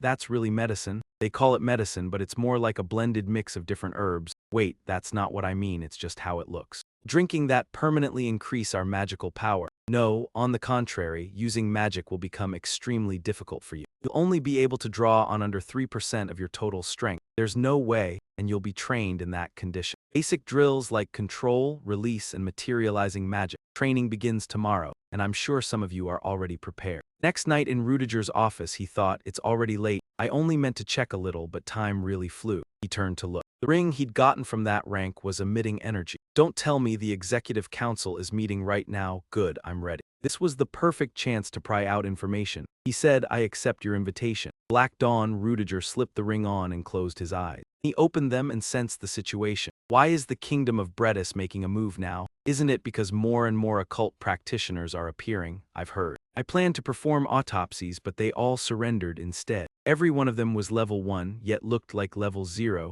The S-Class Dream Zada slot is currently vacant. Everyone was here. On the left were the men I'd met before, their silhouettes unsettlingly familiar, while on the right were people I'd never seen, and the whole thing proceeded in near-total silence. So you're John Doe, huh? Sit down so Sir Verom and I can talk to you. And stop trying to act friendly, you psychopath, Verom snapped. Just call me doctor like before. If it weren't for this turtle origin armor, I'd have sent you off to gawk at naked chickens, Rudiger thought. Come to think of it, his tone sounded more procedural than before. Was this his true personality? Either way, it was still him. Chatterboxes always end up speaking for the quiet ones, but more importantly, when is Esmeralda arriving? The doctor asked. Oh, you haven't heard. Miss Ventman, Verom shouted. That insane doctor swore you wouldn't call me by my name. Esmeralda is dead and she won't be coming. Nikolai, what the hell are you talking about? I don't know, John Rue probably knows more than I do. You infiltrated Theon too, so what happened? Rudiger decided he should keep it short. Rank 0 would explain it straight from his own mouth. Just like he said, Nikolai, Rank 0 has arrived. Yes, it's been a long time.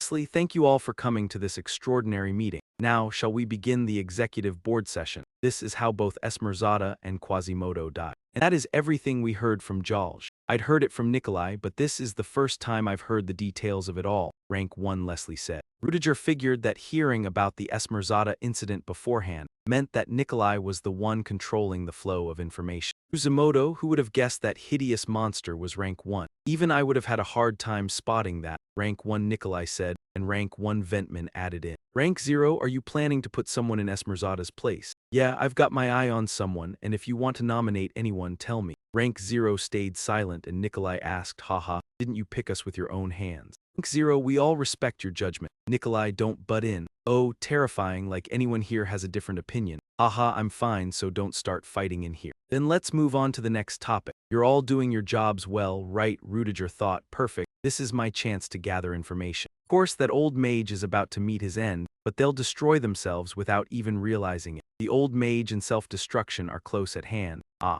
if it involves the old mages, it likely ties back to the entire legacy of old magic. If it's about to happen, is his objective the mysterious knight? Nikolai said that he was the same, that everyone was growing anxious and stirring things up behind the Liberation Army, and that he was gradually getting involved as well. I still can't track it down, so it'll take a bit more time, Ventmi said. The doctor replied with a grin, oh ho ho, you don't need to say it, I already know. I heard your laboratory has been attacked twice, Nikolai asked. You've been showing off too much, it's not fair, that isn't my fault. My subordinates refused to do their jobs properly, so this is what it led to. Knight Veram, say something. You're on our side, so why are you cursing, damn it? Why are you dragging me into this, Veram? Spell it out and let me hear the whole story. I will explain, but while I was on my way, the Vantanung branch had already been raided. One in charge was already dead, and I saved this madman from being killed. Oddly enough, the enemy was alone. We fought for a while, but he was truly on a completely different level. HMPH, if you put it that way, then he definitely wasn't ordinary. Did he have any obvious distinguishing features? Leslie asked. He was covered up too tightly for me to see anything.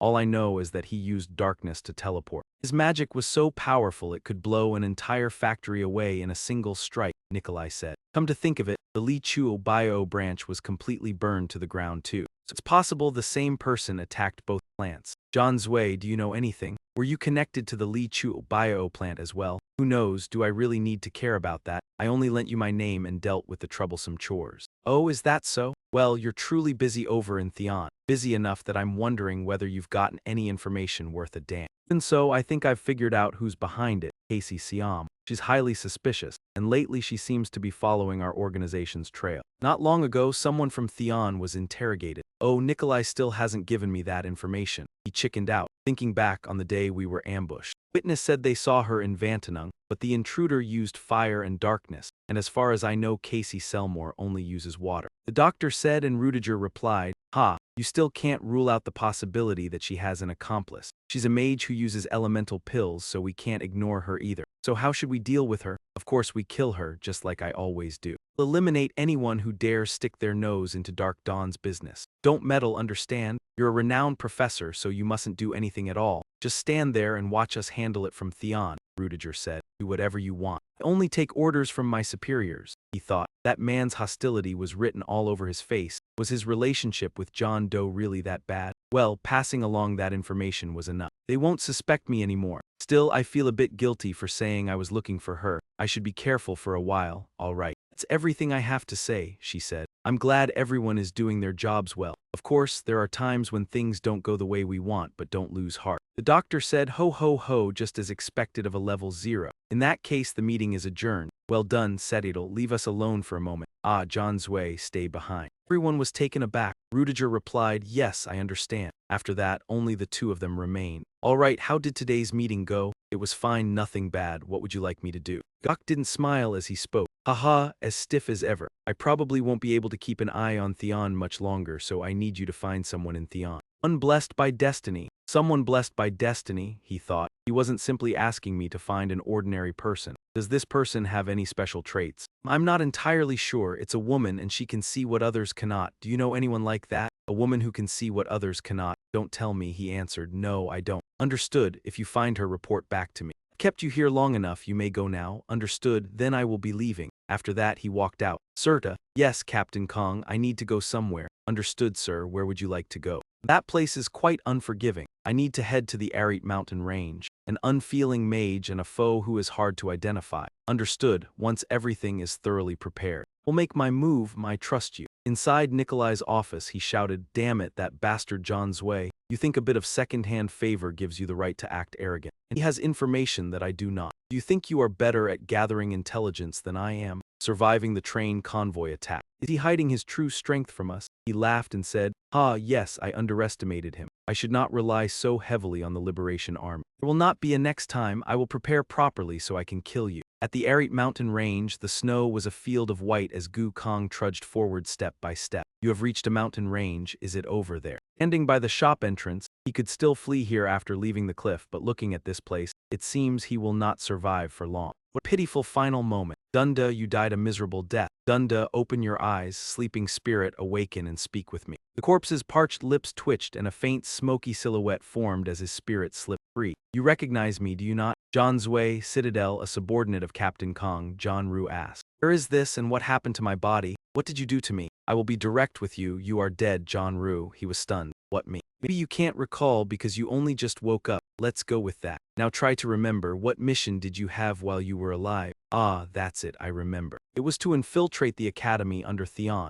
To carry it out, I disguised myself as a man named Rudiger Chenzi. Good, it looks like you finally remember. After boarding the ship, I spoke with another stranger as well. Right, there was terrorism then, the ship was hit by terrorists. They seized one of the passengers, and while they tried to pry information out of him, he set off an explosion and blew himself up. After using magic to lessen the blast's damage, I escaped to a nearby cave, but I was gravely wounded, and with no food or water I couldn't hold on for long. Setidal said, wait, something isn't right. You said you spoke with a passenger on the ship, did you? If it were the usual Ron Ru, he wouldn't have acted that way, because he wasn't an ordinary passenger. What do you mean by that? He's a man with countless identities, and under each persona he manipulates the entire continent in a different way. After investigating him for a long time, I could only uncover 3 of his identities: the mysterious thief Axel Louis Pen, the famed detective, and Machiavelli. At that moment he was wearing yet another identity, but when I mentioned one of his personas, even though he kept a calm face, I caught a flicker of reaction. Setidal said, Machiavelli, the one behind the Yuta kingdom's victory, is that who you mean? If what you say is true, then he is anything but ordinary.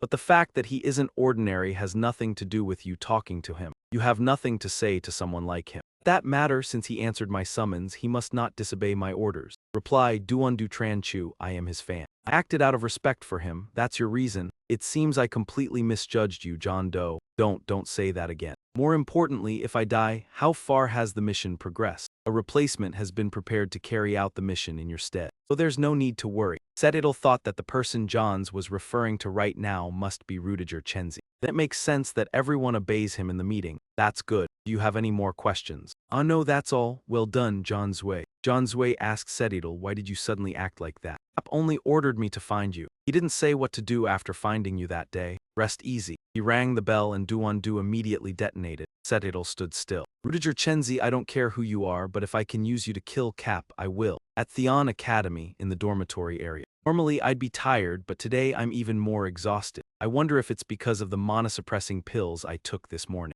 He said I'd feel a bit unwell, but I never imagined I'd be this exhausted. Mana channels. Every mage possesses a channel system that lets them regulate the maximum mana they can draw on. Yet even without mana channels, a person can still cast spells. Even so, that person would struggle to sense magic. Rudiger said that once this mana-suppressing medicine is taken, you'll be able to perceive and use the mana channels hidden within your body. And if you can activate the channels I'm talking about, the amount of mana you can wield will increase. Especially right now, while the medicine is suppressing your mana, you'll truly see the remarkable results of being able to use your mana channel. I'll give all of you 1 week. During that time, figure out how to identify your own mana channel and keep using mana non-stop. Nay let out a long sigh, thinking it sounded simple, but doing it herself was anything. But then she realized 3 people had already managed it, so she must be the only one still failing. Yet she told herself it was fine because she still had time. All I have to do is push myself harder and I'll get there. And a few days later the results came in. Last week, the class's average mana output was 12%. And this week the average mana output was around 36%,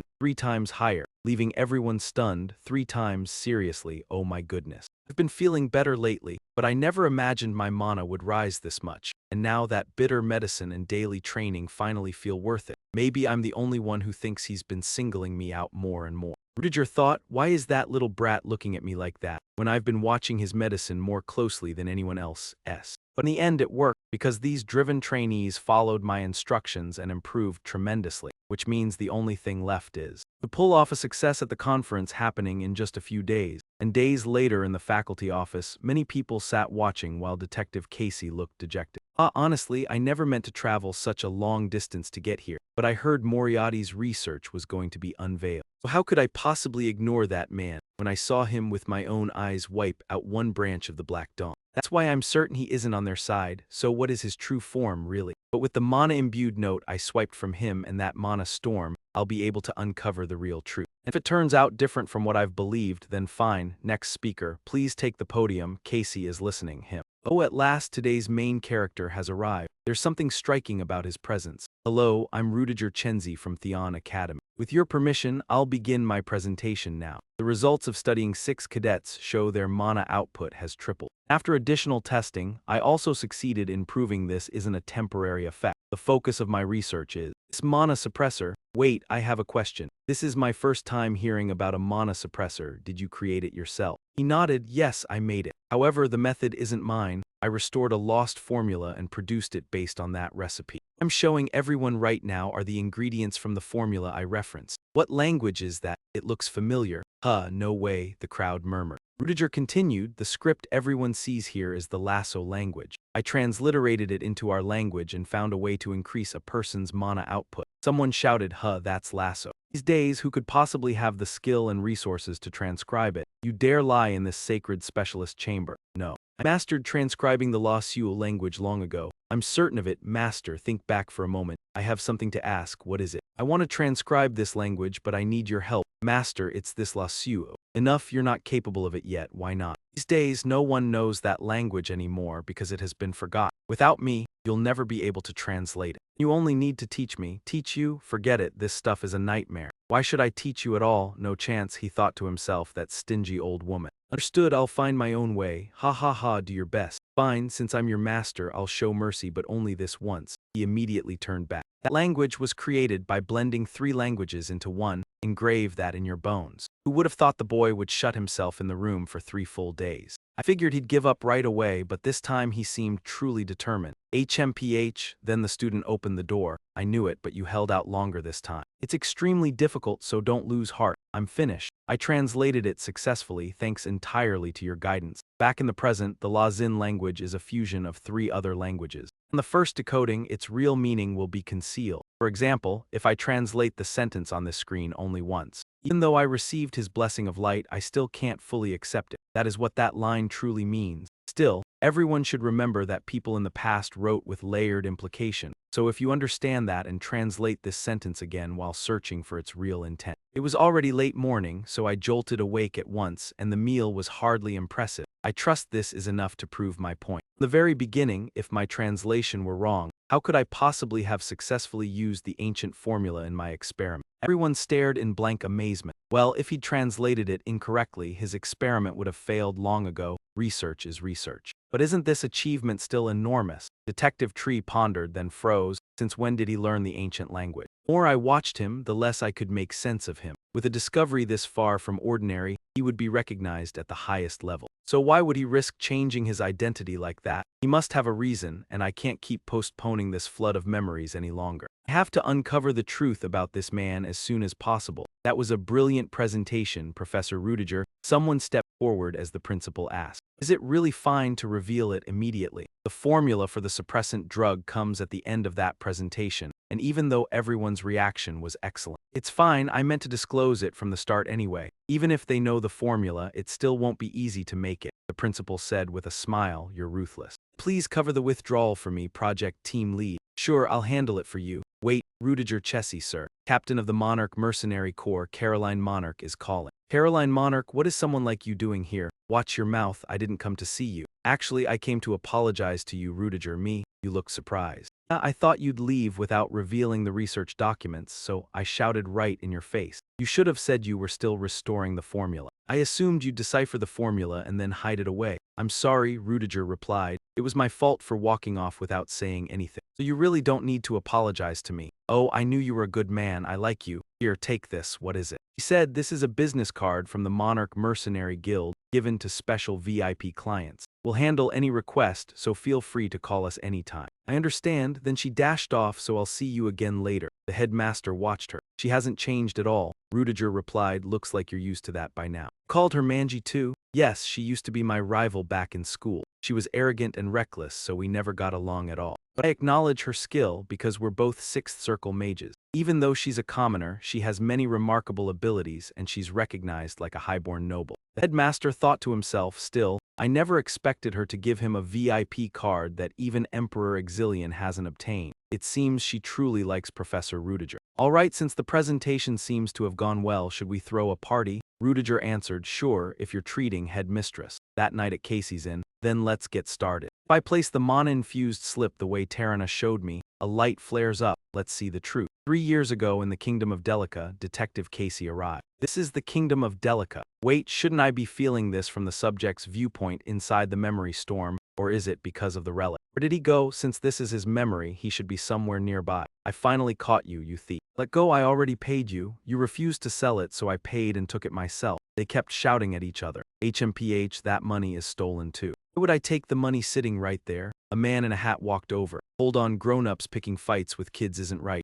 Who is he? I'll pay for that boy's book. What do you say? Casey watched. There he is. Thank you for helping me. This is your first time here, isn't it? If you don't have anywhere to stay, allow me to escort you. Rudiger replied, then I'll leave it to the kid. Thanks, looks like this was fate. What's your name? Just call me 8. Welcome, nowhere is more comfortable than this place. Bringing in a guest, well done, 8. 8, take him up to the second floor. Yes, 8 answered. Yes, please follow me, you're back. Who's that? A guest? 8 said with a laugh. Yeah, he's your benefactor too. Say hello, Sally, she bowed her head. Hello, hello, so nice to meet you, kid. This will be Lord 8's room. Open the door, looks cozy and reasonably priced, and I'll put your luggage away for you. Thank you. Eliza, you were holding a book in your hands.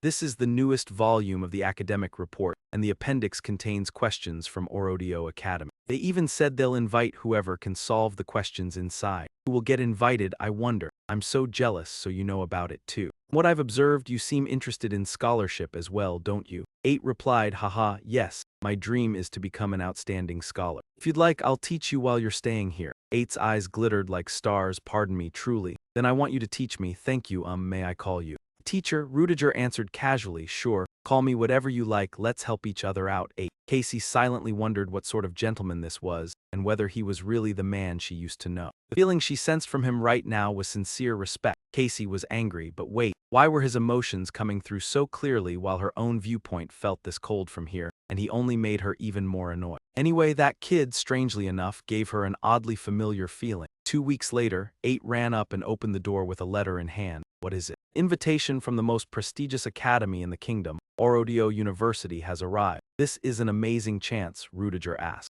Is it about the appendix questions in the book I gave you? Yes, it seems they've seen your answers. Will you accept, since the headmaster personally set 10 days, right? There's no real reason to refuse, and the research has been hitting a dead end anyway, so I'll go. The next day, 8 said, oh, master, you look so dashing. This getup, then I'm off. 8, James Moriarty. That afternoon at the Orodio Academy, Rudiger said, I'll conclude here. Perfect, absolutely flawless. I am Headmaster Goddard Himble. Rudiger shook his hand. I am James Moriarty. A talent like you deserves a fitting reward, so beyond the prize itself. If there's anything else you want, just tell me. What I want, could I keep a professor's post? Everyone grew uneasy. A professorship at Orodio University. Goddard Himble asked, right now it's difficult to grant you a permanent position, but how about a temporary professorship? Yes, that will do, even if it's only temporary. You can still access Orodio's central library. While I'm here, I'll search for materials that can help with my research. Excellent, I believe in you, Professor Moriarty.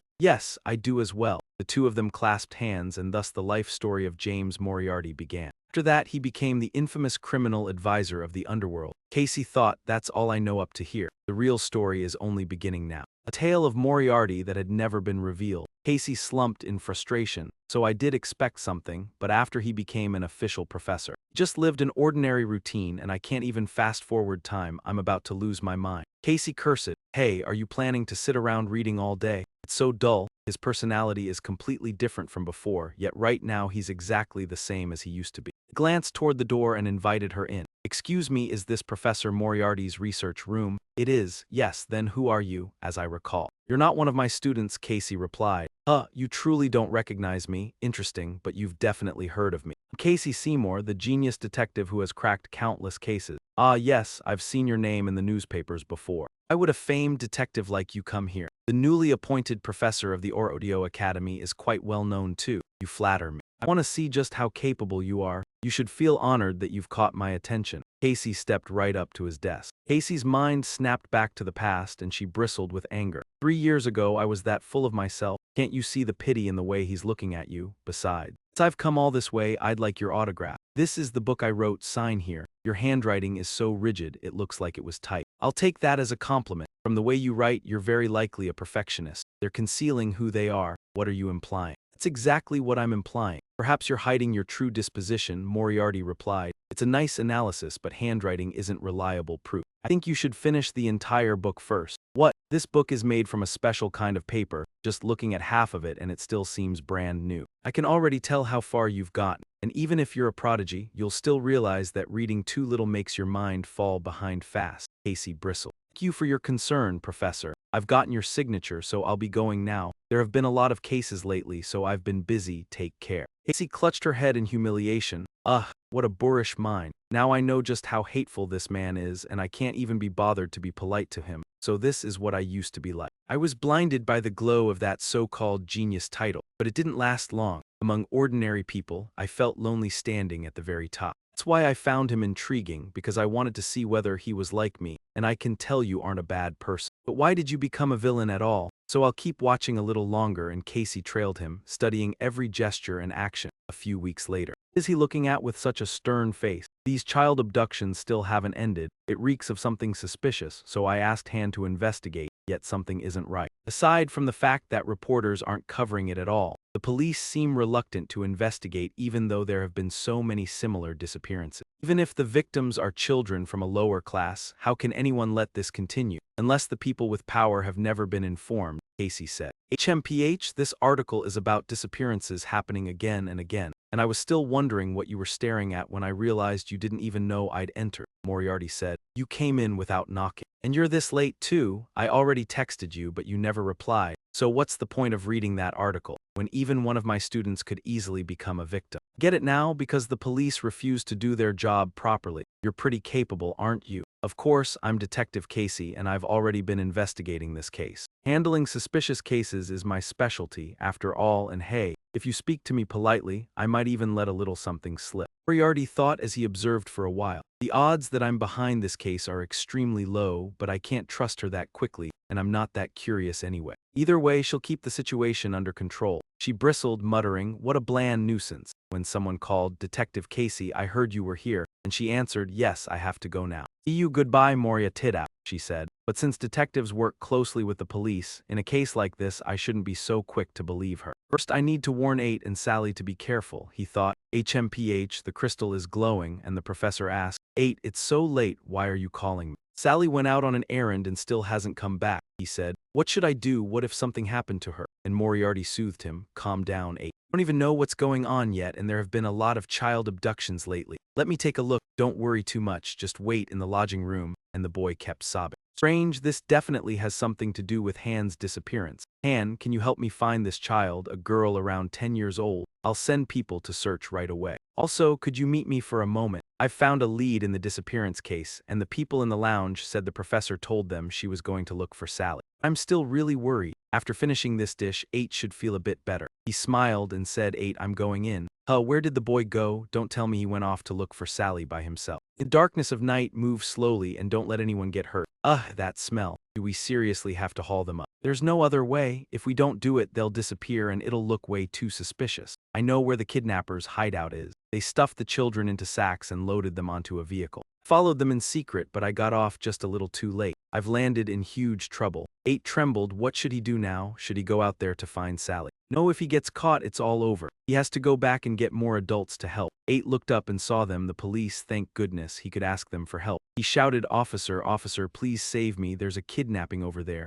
Kids, what the hell are those guys doing? Actually let a child get away. Only then did he realize what had happened. Moriarty ran over and asked, have you found the girl yet? My boss still hasn't received any new information. The rat I sent into the slums still hasn't come back, so we'll have to wait. Casey thought, isn't that the person who was with Moriarty at the festival? So what did you want to talk about? Right, that. There's something very strange about this disappearance case. How so? Lately I've received countless reports of missing persons across many cities, and what stands out is that every victim is an ordinary child. Sensing that something was off, I investigated further. On the very day the children started vanishing, Wan Tanung began buying up every bit of iron he could get. The entire factory shut down, then started running again. So you're saying this has something to do with the kingdom of Durume? Given the situation and how these accidents happened so coincidentally, it all feels highly suspicious, and I've heard the police investigation is moving slowly too. Only a theory, but if it's true, what would their motive be for kidnapping children who aren't even fit for labor? What do you think, Moriarty? Wait, this isn't the time to dwell on that. Our priority is finding Sally. A rat sprang back, and then at last, have you found her yet? Couldn't find the girl, but it did spot the kidnapped children, and there was even a boy clinging along behind them. A boy? Don't tell me, Moriarty shouted. And we have to chase them right now. You agree, don't you? Fine, Han said. I didn't want to use this, but since it's come to this, there's no other option. What is it? He suddenly tore off his clothes, sank his fangs into his arm, and transformed into a werewolf. No, wait.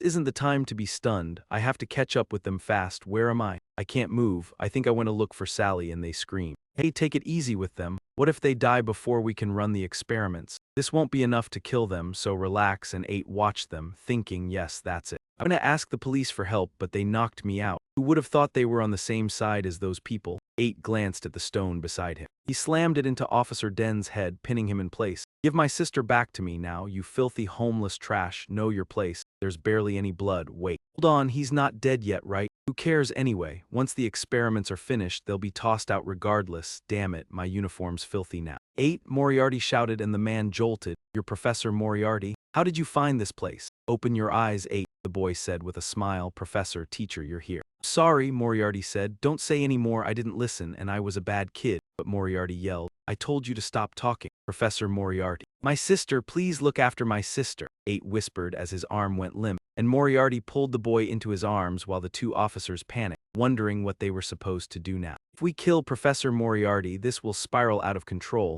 Maybe we should use money to shut him up. What kind of nonsense is that? He's already found out, so we have to kill him. Die. His face went rigid with shock as he was attacked at once, and the others recoiled in fear. What the hell is this? Bastards, Moriarty cursed as he charged in, and Casey stared, stunned. What is going on? Is that what happened? Then someone called Moriarty's name, and Casey asked, why are you here? Why are the bodies piled up like this? This isn't real, is it? This isn't what I think, right? It has to be a misunderstanding, doesn't it? Moriarty thought. Casey Selmore. Because of his reputation, he had met senior officers and high-ranking police, yet he suspected they were involved in this as well. But now she chooses to trust me in this situation? How pathetic. If I spoke the truth, I could clear up the misunderstanding. Even though it's late, I could still cooperate with her to solve the case. Is that really the best choice? No matter how hard I try to reveal the truth, the person behind this incident will use money and influence to cover it up and escape. They killed an innocent child and will face no consequences for it. It's unforgivable. I must make them experience the same suffering. Casey shouted, Moriarty, answer me.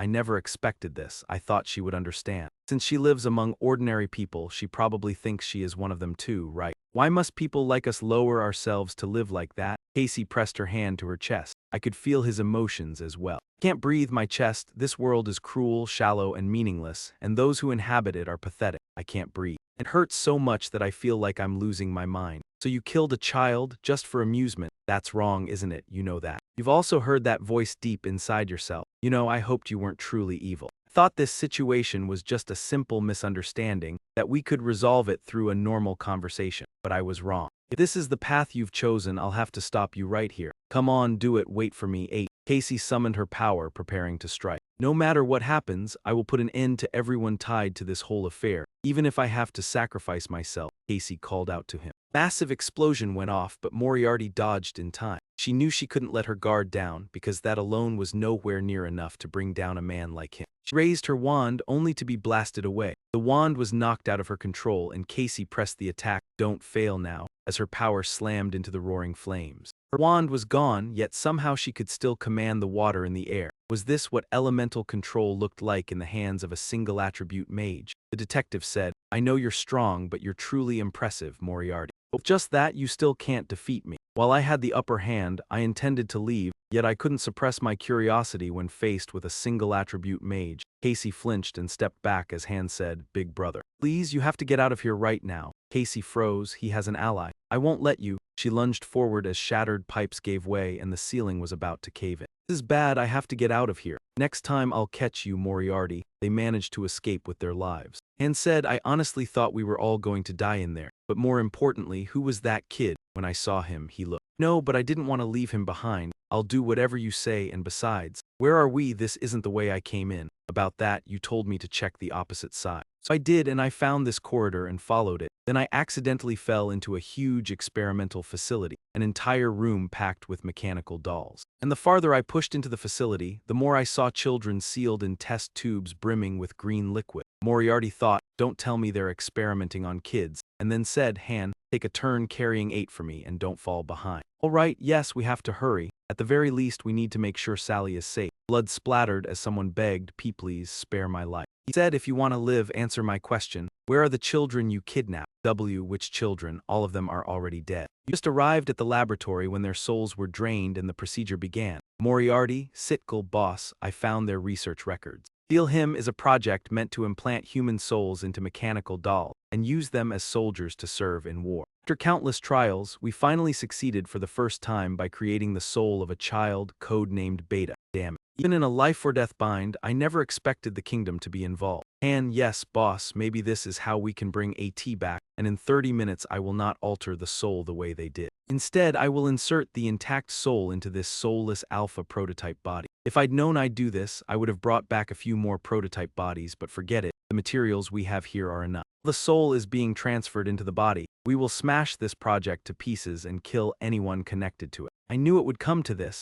so where do we start? First, we cut off their supply of the rare metals they use to build those machine bodies, because this is a top-secret project. Chances are they'll make the metal look like it was left to rot. All right, I'll go see if there's another emergency exit. Moriarty replied, yeah, I'll check the notes again for any clues, then murmured, I'm sorry.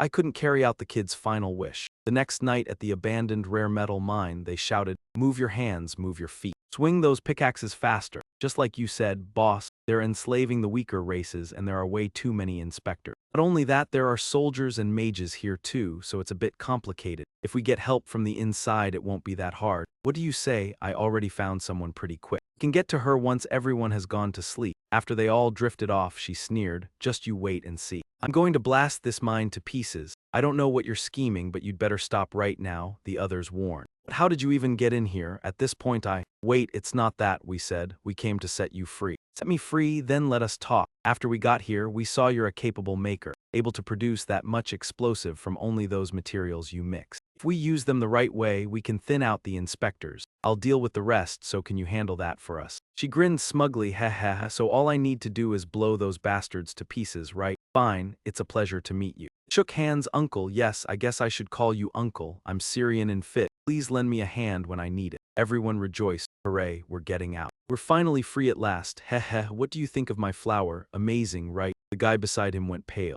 It's insanely impressive. I thought this mine was about to blow any second. Han, take these people somewhere safe. Yes, but what about you, boss? I still have business to settle in this city. At midnight, in the principal's office at Orodio University, the principal read the paper, James Moriarty. A sly criminal hiding behind the mask of a professor, Professor Moriarty. Losing a talent like him really is a shame. Who would have thought he'd turn into a criminal in a single night? The days ahead will probably be chaos for our school. Still, it's late. I should head home. He blew out the candle. Sorry for coming so late at night. Headmaster Gokudoi Haimyo, Professor Moriarty. The headmaster said, I've heard about you. Understand how chaotic our school is right now? Moriarty replied, of course I do. Thanks to you, headmaster, I was able to finish my research. But I apologize for disgracing this school's reputation, so, headmaster, I'm giving you one chance. A chance for what? What are you talking about? Don't worry, so long as you tell the truth, nothing will happen to you. Why did you join the Steal Him research project? Stammered, why you? What the hell are you talking about? Moriarty fixed him with a stare. You know exactly what I'm asking. I already know everything, so don't bother trying to dodge.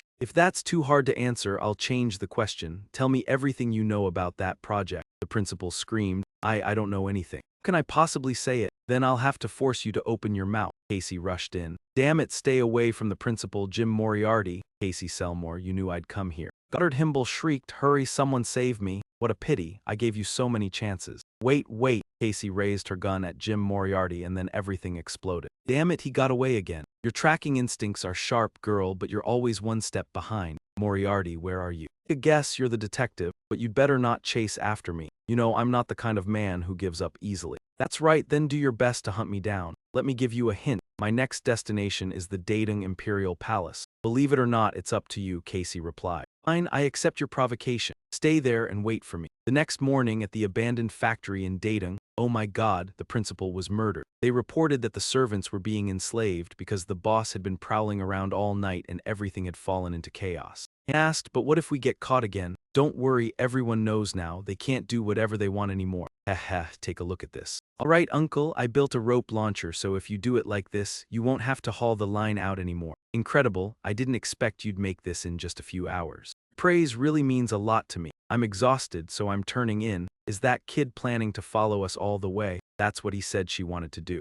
Anyway, we've reached Daedong. What are we doing here? Moriarty replied, after reading the documents on the steel hymn, I started to suspect the automata are extremely dangerous. They won't be able to change our current situation, no matter how many special automata they try to produce. There's no way they can easily replace the mages of half the world, especially with static suppression. Now the mages already hold invincible power in battle. If it can be activated, every weapon becomes useless. So I believe a project to counter it is already underway, just as I suspected. I found information on a drug that resists the effects of static suppression, Hand said. It works on mages, Moriarty answered. Yes, because this city has a lot of factories, and there's a good chance they're making weapons there. Headmaster Himble probably knows something, but he won't say a word. We'll have to locate the gunpowder plant ourselves. Fine, but checking them one by one will take forever. What? You've already found the special gunpowder? Hand blurted out in shock. Why would she show up the moment we started talking about gunpowder? Go to your job. I'm extremely sensitive to the scent of gunpowder, so let me help you too. They stared at her, stunned. That evening, the factory district had already cleared out. Over there, I could smell white gunpowder, the uncommon kind. Its trace was thin, so it must be cheap. This isn't a military equipment plant, yet it's guarded by soldiers. Wait, someone's coming out. Ah, I think I know him, Lieutenant General Ghetto Davigno, a man who lives for war. Remember the papers always saying that whenever something serious happened, he would show up. If a lieutenant general came here in person, then I'm even more certain now. Hand, stash those rats in that truck and track where it goes. Her eyes gleamed like stars. Why bother, just blow this whole place to pieces. Snapped, asking where she even got that from. They aren't fools, so they've likely sealed off everything around this factory already. So what do we do now? With this level of security, I doubt we can slip through, Moriarty said. I have a plan, but first we need to find where they've hidden the gunpowder. Right, no problem. The rats squeak. It's there, the storage plant in the middle of this complex, but the spellcasters guarding it keep everything under tight wraps. Knowing the location is enough, both of you step back. Range 300, coordinates confirmed, cast at the marked point, and everything erupted at once, leaving Hand jolted. The factory just exploded out of nowhere. Uncle, what's going on? I calculated the coordinates of the arms storehouse and the buried charges surrounding. That's an applied spell refined at Orodio University. We retreat for now. I misjudged where the gunpowder was placed. A few hours later, the detective. You find any leads? No, nothing conclusive. It looks like the fire was just an accident, the police said. Yes, I'll report back to the commander. Casey thought as he watched. After Moriarty told him to come to Daedong, this factory had blown up. According to the records, it was an auto engine plant. Something was off. The place reeked of gunpowder, and there were traces of military vehicles too. If it only made car engines, there was no way it could cause a blaze on this scale. Could this be a military facility hiding stores of gunpowder? If that was true, then the army was involved as well. He needed to dig deeper. Moriarty, why are you here? Meanwhile, down in the basement, they had truly succeeded in creating a gun that wasn't affected by the static field. Since they had already used it, it had to be fully completed. You're the one who caused today's factory explosion, aren't you? Who are you, someone from National Intelligence? Moriarty asked. Do I look like the kind of man who reports to them? I've got a few questions for you. Using kidnapped people as test subjects and slaves, and building secret weapons during wartime for what? He was sweating, that bastard. So it was you who wrecked our project. Who cares if slaves live or die? The kingdom's prosperity is built on war. You have to return to that era. Disgusting, I can't take this anymore. Listening to you was a mistake. You leveled your gun at him. Breaking news, 6 soldiers have been murdered. Casey Moriarty accuses Moriarty of being the ruthless enemy, while Casey Selma arrests someone at the scene.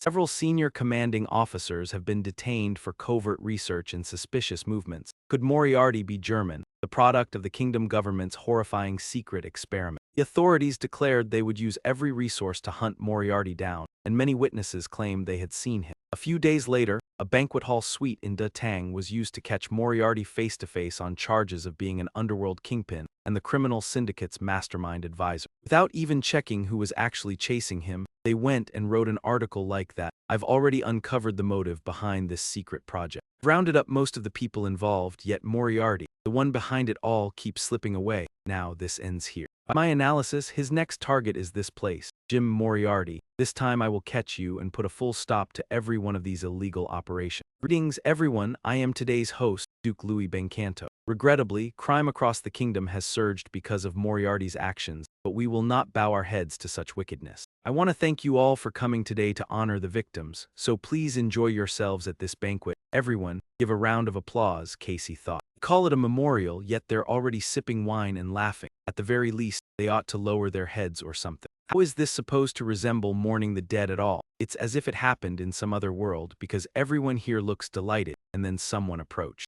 Are you Detective Casey Selma? I'm Casey, sorry for cutting you off, but I want to be alone. She was furious. She'd already chased off those useless men who tried to get close, so she never wanted to come here. This was all because of food.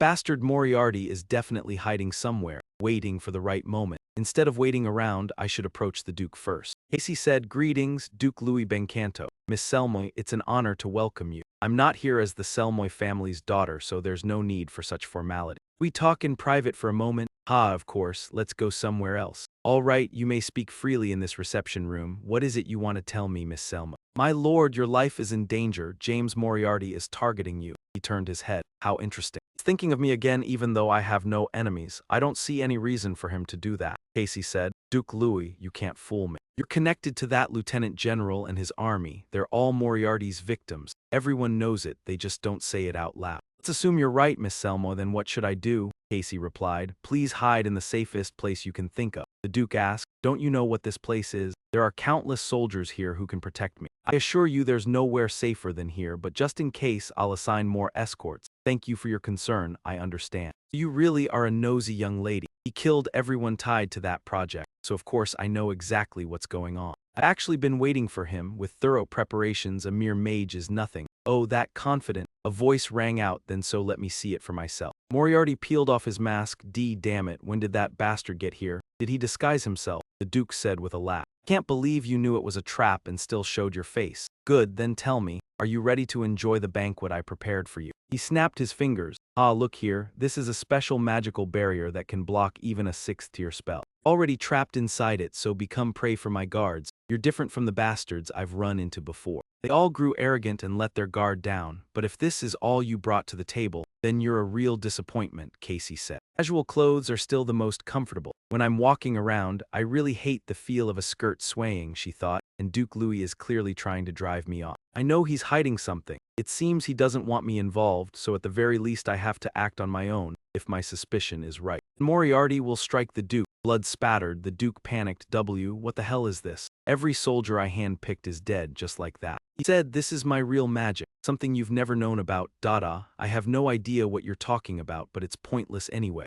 I already told you, as long as I have a barrier that can block 6th-tier magic," the Duke said. The barrier exploded apart and Duke Lu Kui trembled violently. "Leave, get away." Everyone spun around in shock. "Well done, forcing me to use this magic. Return, I'll allow you a few final words." Lu Kui screamed, "You monster. If I'd known you were this strong, I would have prepared far better. But I won't let everything go the way you want. You may have destroyed it all, yet you still overlooked one thing. Automated steel golem factory. Before you came here, I already sent people over to clear it out." Moriarty roared in fury. "Bastard. Oh, over here. Miss Salmo, save me," Casey said. "I guessed right about you, Moriarty. I won't make the same mistake I did with the headmaster. I've mobilized all the water in the lake to surround the manor. I won't let you escape again." Moriarty thought, "What a surprise, this time it's dangerous. I never expected to burn through so much magic, and her concentration is blocking my path. The instant I kill him, those water lances will punch straight through me. If I use the hostage as bait, I'll have a chance to slip away. That would cost me my chance to finish him. If I don't move fast," he remembered 8. "Damn it, let him go." Casey reached out. "Your Grace." "Grace, are you all right? Don't worry about me." Casey snarled. "Damn you, Moriarty." The moment I moved the water, he had already vanished. "Chase after him. You need to stop him before he gets there, Duke," Casey said. "Looks like you already know where Moriarty is headed. You explain the details to me." 2 hours later in the Steel Research Institute hallway, someone shouted, "Hey, is anyone here?" So boring, stop right there. What a colossal trap. If we step on it, the floor will collapse. It seems they set up these traps to buy themselves more time. Need to move quickly and be careful of the traps. Yes. A little later in the research room, Hen spoke to the rats. What? They're avoiding the traps. And moving even faster, see. I told you the traps needed to be set more carefully, Han said, but they were almost here, so we no longer had time. We came to check on the boy by Big Brother's order, unaware that an intruder would appear. So what do we do now? What do you mean? If we can't escape, we must hold them off, Han said with a sinister smile. Until Big Brother arrives, Moriarty ran frantically through the forest. Please give it your all until I get there, Han. The vials in the lab are cracking. All of my subordinates are dying. Don't expect to die peacefully either. What do I do now? There's no time left, Zoe beside him said. I'll buy some time and meet you later. Run. Enough chatter, I'll kill you both. The opponent lunged and Moriarty immediately counterattacked. You arrived just in time. Oh, Big Brother, they were surprised. Moriarty asked, you two did great, Han. How is the experiment? The possession is complete, but it still needs more time to synchronize. And they flinched. What was that sound? There's a tremor right above us, Moriarty said. You two get out of here, Han asked. Then what about you, boss? It is not fully synchronized yet. I'm doing everything I can, do not worry. Yes, take care, boss, she shouted as Han pulled her away. You have to come back. I knew she would be tracking me, but is she really planning to ambush from above? Casey mocked while Moriarty stood still. He said, you are making a lot of noise and your tapping is pretty sloppy too. You are always getting in my way. Are you that desperate to catch me? Casey replied, of course. A detective has to hunt criminals. Did you think I would just let you swagger around like that? I never expected we would clash in this laboratory, my God. It is pitch black down here. This time you did not run, you waited for me to come. What are you calculating? Moriarty asked, what do you mean? Why not assume I want to turn myself in? Are you kidding? I was only saying it. But how about you stop chasing me instead? Casey froze. What? No matter what you do, you still will not be able to catch me. Do not delude yourself into thinking you can do the impossible. It will only make you angry over something meaningless. Casey asked, you are the one who provoked me. You even gave me hints. And now you are changing your mind. Besides, you always slip away, so why are you still here? Then there must be something here you want to protect. Has she already realized it? He thought Han and Sheridan had escaped by now, but he had no idea when 8 would finish synchronizing. I still have to fight this out. I'm not in great shape, and I burned a lot of mana and stamina just getting here, but Casey figured. These past few days I chased him all the way here without sleep or proper food, and I even had to spend mana to haul this much water along, but he's worn down too. Have a chance to win. Casey strikes first and Moriarty rushes in to attack as well. He rises onto his toes. Ice magic, tier 3, Frost Queen's breath, since ice is just another form of water. But once I start thinking of water as ice, it gets even harder to control. Still, it's fine. I've got plenty of water left, and no matter how skilled he is, he can't freeze all of it. Moriarty thinking I can just keep freezing the water. But if the mage herself isn't affected, it's pointless, so I have to target her instead. Tier 5 lightning magic, thunderburst detonation, useless. Casey blocked it. Space itself seemed ready to crack apart as pipes went flying everywhere. Moriarty glanced back in alarm, thinking this is bad. At this rate, the laboratory will be destroyed. He will be in danger, Casey shouted, running away again. This time you won't slip out of my sight. She fumed, damn it, synchronization is almost finished. We have to get the boy out of here right now, Moriarty thought. He gathered his strength and flicked his eyes over. Sorry, Auten, stay still. Casey kept scanning around. Where did he go? Judging by how rushed he looked, he's definitely hiding something. No, I need to leave before the laboratory collapses. She watched closely. There's a gap in the wall. Could something important be inside? She stared in disbelief. Who is this? Moriarty had already escaped outside. Am I really that spent? But now isn't the time to think. Moriarty pushed himself up. 8. As long as Casey Selmore keeps chasing me, time is against me. I need to see whether the synchronization succeeded, but first I have to reach somewhere else. We'll definitely return to 8. 15 minutes later, Casey caught up and shouted, you have nowhere left to run, Moriarty, and Moriarty replied, isn't this waterfall magnificent? This is nature's most resounding echo. Do you know the name of this waterfall? Moriarty asked, and Casey stared at him. Why bring that up all of a sudden? No one has ever come here, so of course it has no name, Moriarty said, then added, a nameless waterfall, Then I'll call it Bare Cypress Vine and we'll end this here. Casey curled her lip as the ground split and stone shattered, and Moriarty demanded, why did you attack me? Oh, right, looks like you're out of mana. But Casey shot back, aren't you the same? And Moriarty admitted, you're not wrong. But your condition is worse than mine, Moriarty said. This is the first time you've felt what it means to be drained of mana, isn't it? You can't keep fighting like this, so this is my victory, Moriarty declared as Casey scowled, and he added calmly, don't be angry. You have no idea what I did to force you into a corner like this, Casey shouted. Don't act like I'd just sit still and let you win so easily. Moriarty glared at her, thinking she still believed she could cast spells in this state, and he guarded himself, certain that if she had even a little mana left, he would have defended with ease. Casey charged and Moriarty was shoved off the cliff as he yelled, "Are you insane?" While Casey sneered, "You'll die too," and Casey answered, "Who cares? If I can't capture you here, then I'll sacrifice myself to kill you and put an end to all your cruelty. Let's die together, James Moriarty," as Casey suddenly collapsed against him.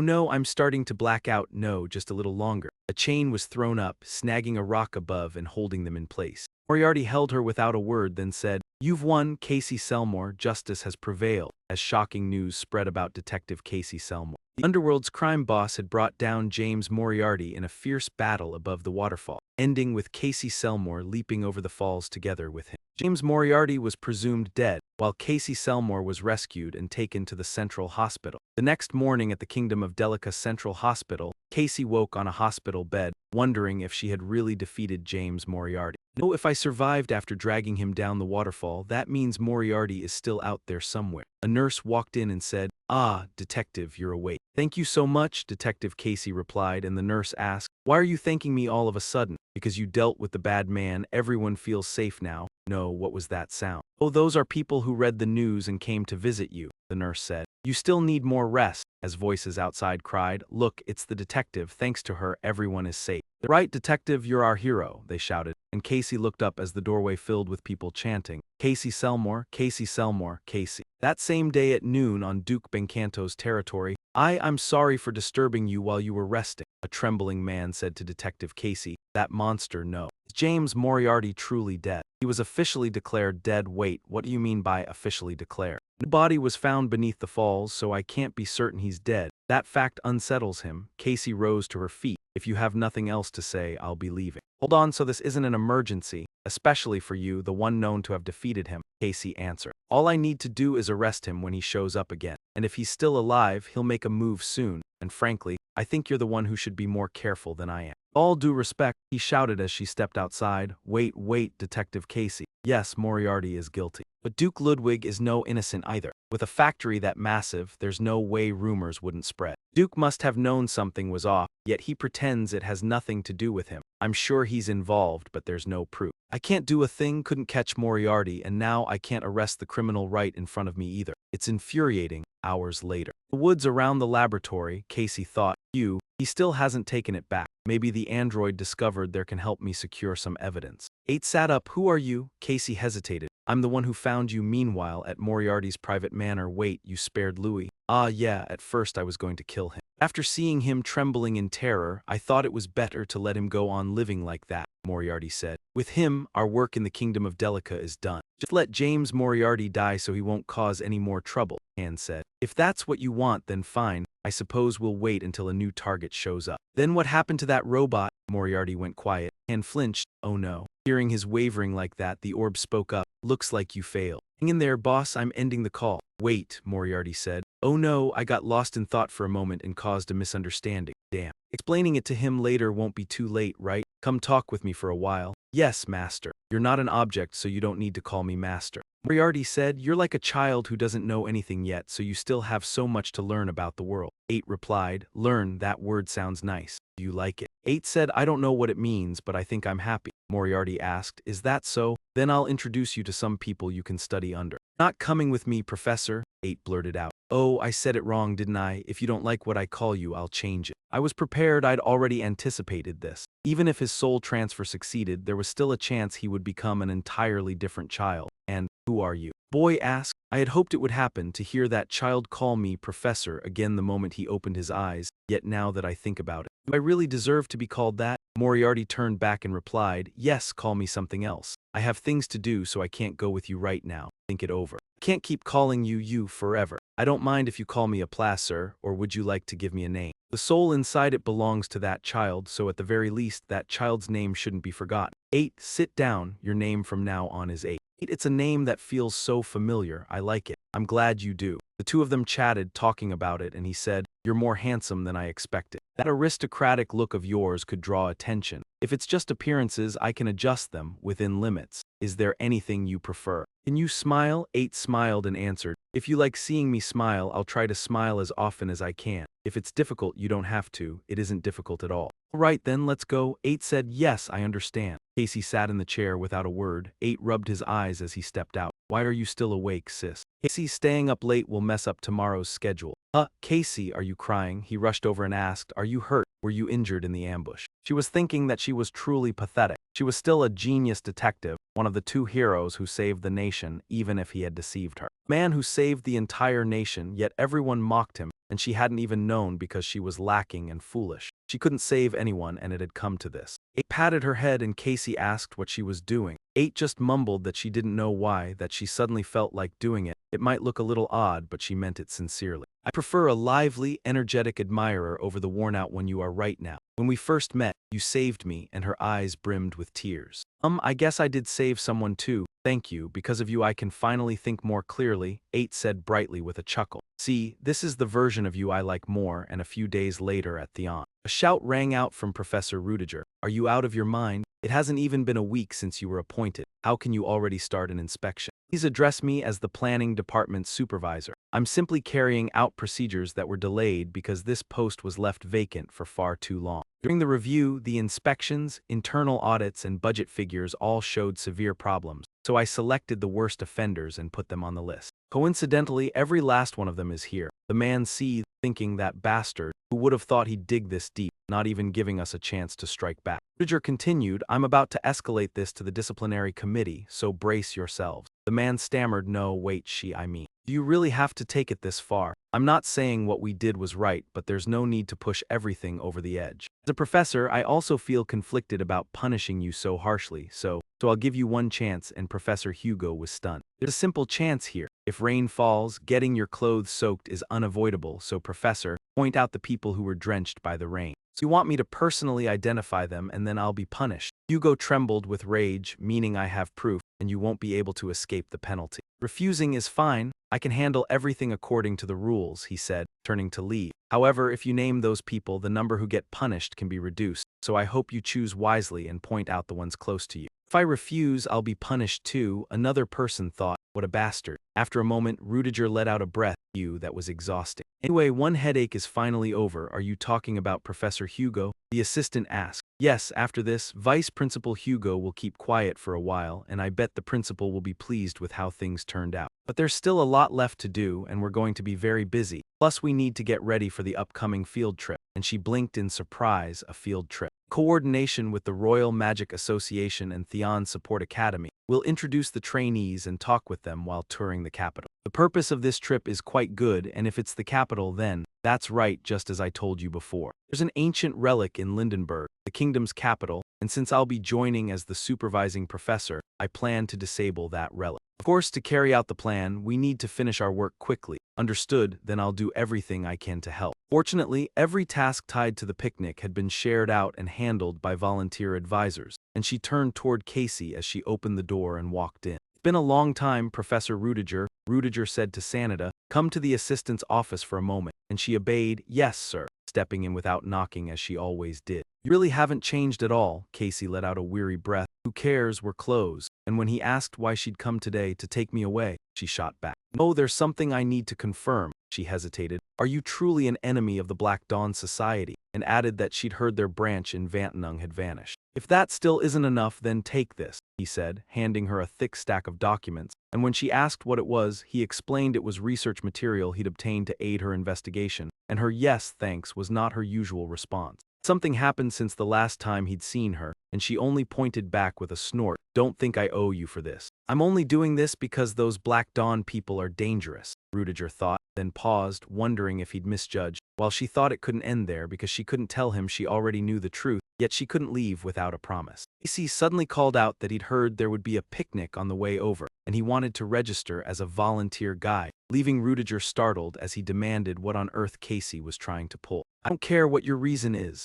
I refuse, he said, and when Casey demanded why, He answered that the volunteer roster had been finalized long ago and applications were already closed. The document with the final list has already been officially filed. All I need is to sign off and it's done, he said. If you try to apply, I'll tear it up. And Casey only smiled brightly. Oh, hello, my hand slipped and I knocked the ink bottle away, and I didn't expect the paper to tear too. Are you angry because she used magic like that, such a dirty trick? Are you really going to behave this way, Casey? Rudiger was furious. Fine, I'll do my best to add your name, so stop bothering me. Only then did Casey finally leave. All right, see you later, Rudiger said. Wait, there's one more thing I need to tell you. The Black Dawn is on guard against you, and they've already started targeting you. Careful, Casey curled her lips. You're really underestimating me, aren't you? Do you think I'll just sit still and let them do whatever they want, but thanks for the warning? He sighed honestly. She was exactly the same as before. A few weeks passed, and the field trip was almost here, and rumor had it the third test would take place during the trip as well.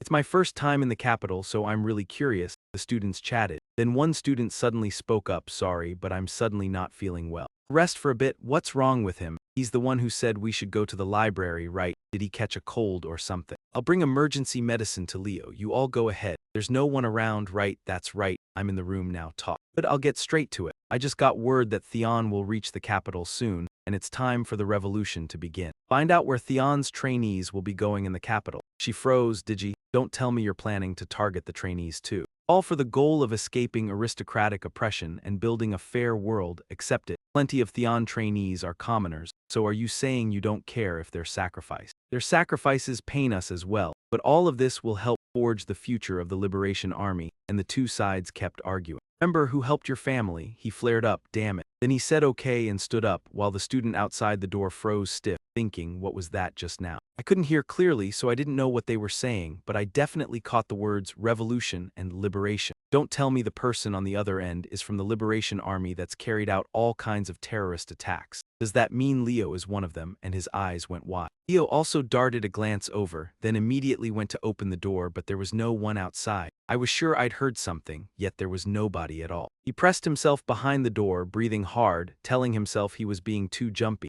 No, there's no proof. I can't jump to conclusions and I can't suspect my friends. Theon's lecture hall, the teacher explained that magic is divided into levels, and the higher the level, the more complex it becomes, the harder the techniques are, and the more mana it requires. Also, there's a name tied to the level 5 we just mentioned. Why do we call level 5 mages M Ying Wu Kai? Because AM Ying Wu Chi was the first mage to reach level 5. A student spoke up, saying unfortunately that's only half true. M Ying Wu Chi wasn't the first to reach level 5, but the first to rebuild the system by analyzing it thoroughly and classifying it. Does anyone know who level 7 was named after? A student raised his hand and said level 7 is Impura. Wasn't he the first mage to reach level 7, unlike what you said earlier? Exactly, you've been paying attention, and that's because no one has ever re-established level 7. Level 7 is a completely different tier, so very few have ever reached it. So, Professor, is level 8 also named after the first mage to reach it? He replied, almost. There are no records because the name of that mage was not determined from academic texts, but rather passed down through oral legend. The name of level 8 is Gander. However, to this day, no mage has reached level 8. Therefore, there is a theory that Gander comes from an ancient word meaning impossible. If a new level 8 mage emerges, perhaps their name will be given to level 8. Rudiger said all urgent matters are settled. Sanita replied, well done, Professor. We are about to go on the field trip. The remaining time must be used to finalize the plan to seize the relic, you said. Students at Theon rarely get to go outside. There's no way Black Dawn would just sit idle. Sanita, what is the internal situation of Black Dawn?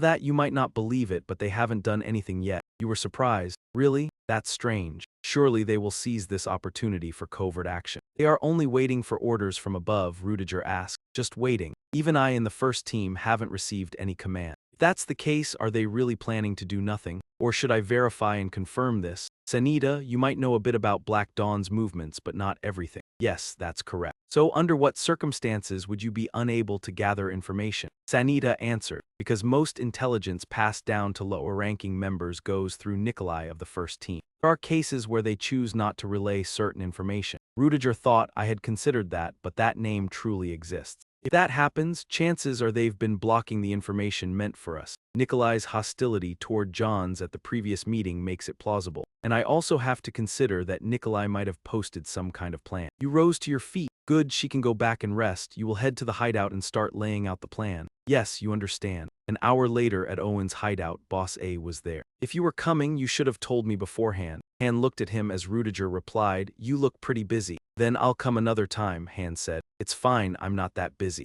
You raising crows? Oh, this guy, Han answered. It's because my ability has been getting stronger lately. Before I could only control mice. But recently I've been able to command even crows. It happened all of a sudden, he asked. Well, crows are fairly intelligent animals. I don't know why this is happening either. I only guessed your power had grown. Han gaped. Huh, really? G. Valden's beast. You transformed into it, that seemed to be the cause. So it was because of that? Just like you, G. Valden's beast can also summon an entire horde of monsters. So its influence may have boosted your ability, but that isn't necessarily a good thing. If it presses too strongly, there's a chance you'll be overwhelmed by its feral nature. Still, there's no need to be overly pessimistic. Your body is so unusual that I don't know much about it, so I can't be certain of this. Therefore, it depends on how you use it. There's also the possibility a better path will open up in front of you. It seems to hinge on your will, Han. It's not something you need to worry about right away. So you're best to make use of this ability. Han asked. Huh, what do you mean? Aren't you taking this one so you can get into the royal palace?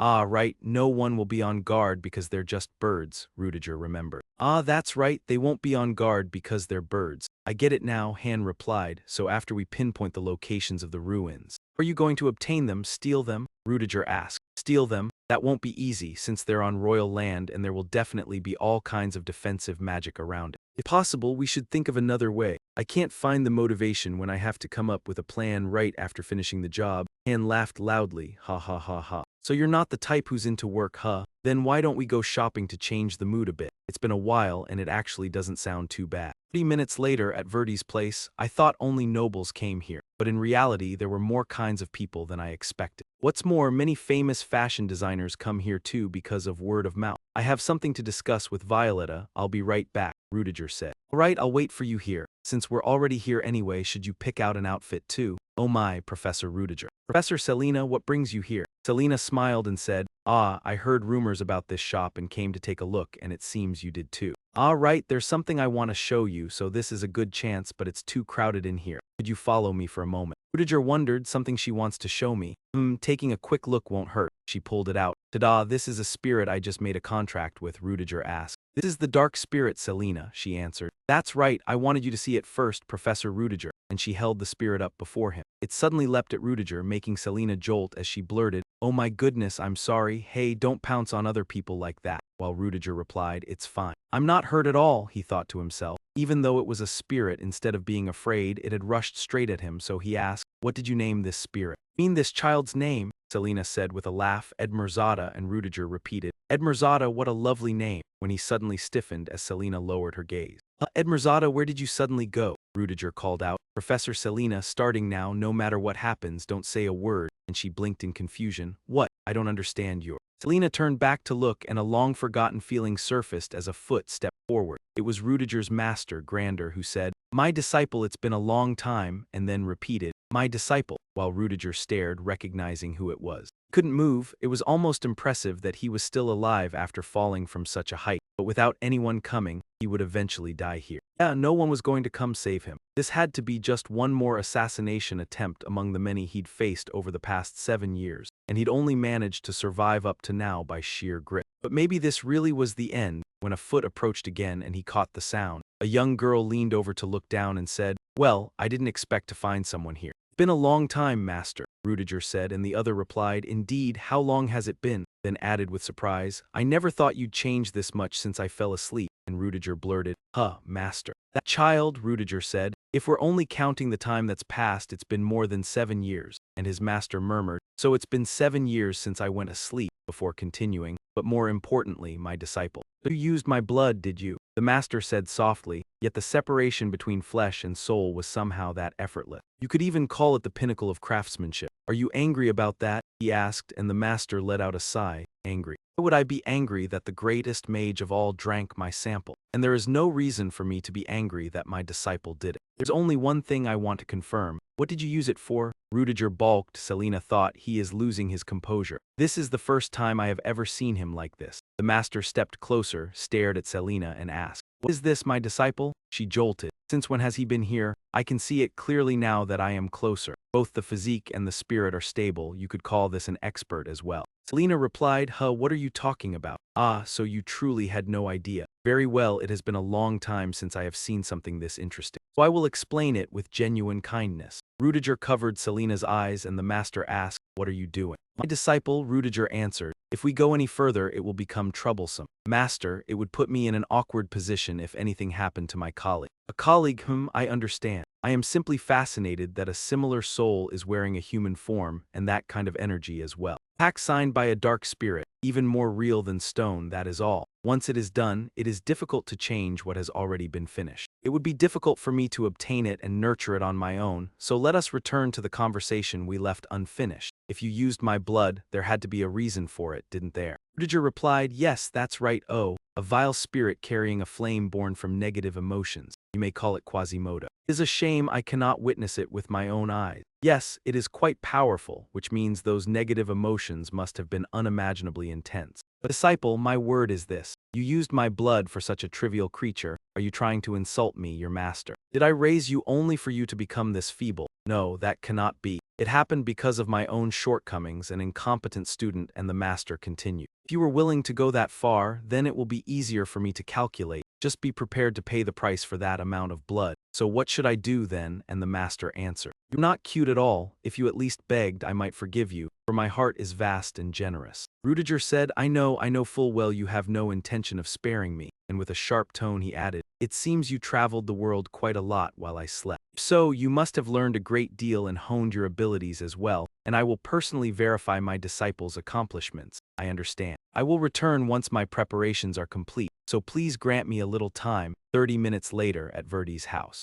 Grief, where did you disappear to for that short while? Big brother, leaving this young girl with me and then running off again. Looks really serious. Did something dangerous happen? The girl asked, and Han replied with a snort, I'm not sure either. Plenty of dangerous things have happened before. And he dealt with every one of them like it was nothing. So this time should be fine too. Beyond the outskirts of Belk in the nearby woods, an earth-shaking explosion erupted. Rudiger was probably cultivating. Just as he looked over, a demonic hand seized him from the crimson flames. Impossible. The fifth Sephira of Sephiroth, Jevira, master has appeared, she said. Ahaha, truly astonishing. Magic that needs no technique or anything else, and yet you've produced a miracle of purest form. Lost within the pages of ancient history. Well done, my disciple. Show me more, Rudiger thought as he drew his sword. If she were being serious, she'd punch straight through it in an instant. Even so, confirming it firsthand was still unbelievable. Their Chinese letter crashing together. So this is the magic you showed me in that earlier blueprint. It may be fast, but since it can't hurt me at all, it's completely useless, she thought. Must have realized that already. Maybe this spell is only a diversion and his real objective is happening somewhere else, she decided as she rose into the air. A flare of light blinded the master. My eyes. Could this be a calibrated spell that can pierce through space itself? Rudiger appeared right in front of him. Not enough yet, he thought as he dashed forward. The attack continued. Rudiger jerked back. Do you intend to kill me? He asked. The master said, Don't make such a fuss. You already blocked it perfectly. There is effort, my disciple, but you still have flaws. Now raise your umbrella. The magic your master is using is a special type called blood magic. By combining magic with the user's own blood, the destructive power it produces is immense, even using 4th-tier magic. Ordinary person would die from blood loss, Rudiger thought. However, for a vampire like the master, that limitation does not exist, and even so, should attain the highest level among vampires, a pure-blood vampire. He looked up. Avoiding all of these attacks was impossible, and he couldn't reach them either. Around him, powerful shadows swirled, using darkness to distort and warp space. Still, it required an enormous amount of mana to do so. Wait, where's the master? Yes, what you just saw is this, isn't it? The master was behind him, using spatial teleportation magic. She grabbed his neck. Rudiger was lifted off the ground. She said, Now, how do you plan to escape? Tell me that's all you've got. Her grip was unyielding. Rudiger vanished, startling the master. His hand emitted a beam of light as he muttered a spell. Master was standing ahead. She screamed that I couldn't move, and this energy felt like holy power born from fate. It was also called the Maravisia stance and the earth-touching seal, a sign that someone had attained enlightenment beneath the olive tree. Rudiger said that since it was used to drive demons away, it would restrain him. Master, is this enough? She snapped back. Enough. Call something like this enough. Master began her counterattack. Rudiger grit his teeth, then was blasted far away, and he said it was utterly lacking. You still have more, don't you? Where are the skills you've been polishing without end? And that new magic, my disciple, I know you have far more than this. She said, stop concealing your power, show it to me, show me all of it. Pierce straight through my heart and please kill me. And Rudiger looked at her. He closed his eyes and said gently, that's enough, mother, and master stopped as the space fell silent. You rotten brat. You only call me that when you want something, don't you? If I didn't, you wouldn't listen to me. And master turned away, saying, enough. Now no matter what I say, it won't matter, Rudiger answered. I believe I've shown enough of the power master taught me. Master asked, you think I don't know you're holding yourself back? So am I, master, and she said, always mouthing off, letting you face the world was truly my mistake. Rudiger Sickle, back then in that private cell with that dawn-red hair and that reek of blood, you came from the Holy Kingdom, didn't you? Your ties to them were complicated, yet you were still locked up here alone. I understand, you showed me no hostility and you weren't afraid either. Master said, good, so I will raise you, brat, and I will feed you. Even while you sleep, I will temper you until you are stronger. Why, what do you want from me? She burst into laughter. Ha ha ha, you are a sharp little girl. Do not worry, I will not demand you repay me for raising you. But once you become strong enough, you will have to kill me, so promise me. They clasped hands. You are still as vicious as ever, master. Now let us return to the city and I will introduce a few people to you. They held hands like they did in the past. All right, but master, you are almost like my mother, so how can you tell me to kill you with my own hands? We may have gone too far. The land had been carved into deep craters. A few hours later at Owen's base, it was decided my master would stay for a while. Not be afraid, just look after her carefully. Rudiger said, that is what I mean, but before that, master, please do not crush them with your aura the first time you meet. And she replied, fine, I am only playing with these clowns. They whispered among themselves that this was the master their leader had mentioned, and they could not see any limit to her strength. By the way, Han, how did the matter I asked you to handle go? If it is that professor, she is probably at Verdi's house. Understood, goodbye, master. Please don't bother them while I'm away, all right. The master snapped, you wretched brat. Where do you think you're going, leaving your master behind? Then I'll also. Oh heavens, why does it take two of you for this? The master asked. Well now, looking closer, there are a few rather interesting people here, aren't there? While my disciple is away, why don't we greet them together? They stared in shock, frozen stiff, terrified, every emotion crashing at once. Meanwhile, in the forest near Lesable, two people arrived at the place where they had just fought.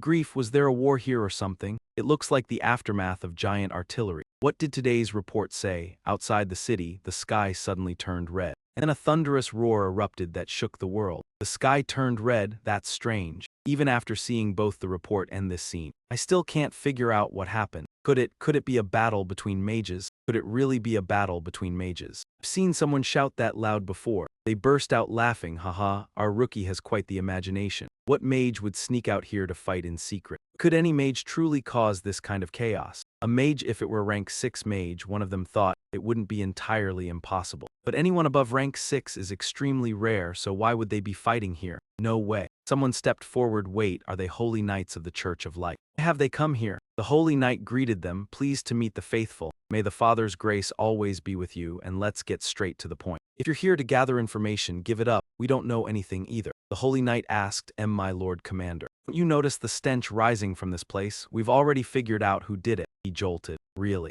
The holy knight went on, your lordship Lumencis's attendants can be searched. These are traces of a creature the church has long hunted down to destroy. The only surviving bloodline left anywhere in this world is in the Belk district on Latho Alley. Sorry, I panicked and shouted. It's fine, don't worry, Selena said. Then I'll head back to the academy first. Thank you for escorting me. Rudiger reminded her, be careful on your way. Rudiger watched Selena's figure recede. Stop tailing me and show yourself. The man answered, I'm sorry. Didn't mean to, the holy knight asked. You're Professor Rudiger Chenzi, aren't you? It's an honor to meet you. Rudiger thought this name was. I, Fredon, am a young warhound of Lord Lumensis. This lowly one is a bishop under Lumensis, a Lumensis devotee. Rudiger said, if you have something to say, keep it brief. Fredon chuckled, oh my, you don't seem to like me much, do you? I came to see you because I have a proposal to make. Others may not sense it, but I can. Holy power. The proof is that the blood of one blessed by the Lord is flowing within you, Professor Rudiger. Rudiger asked, you're suggesting I join the church? I'm not joking. I'm only thinking of what's best for Professor Rudiger. If you truly have my interests at heart.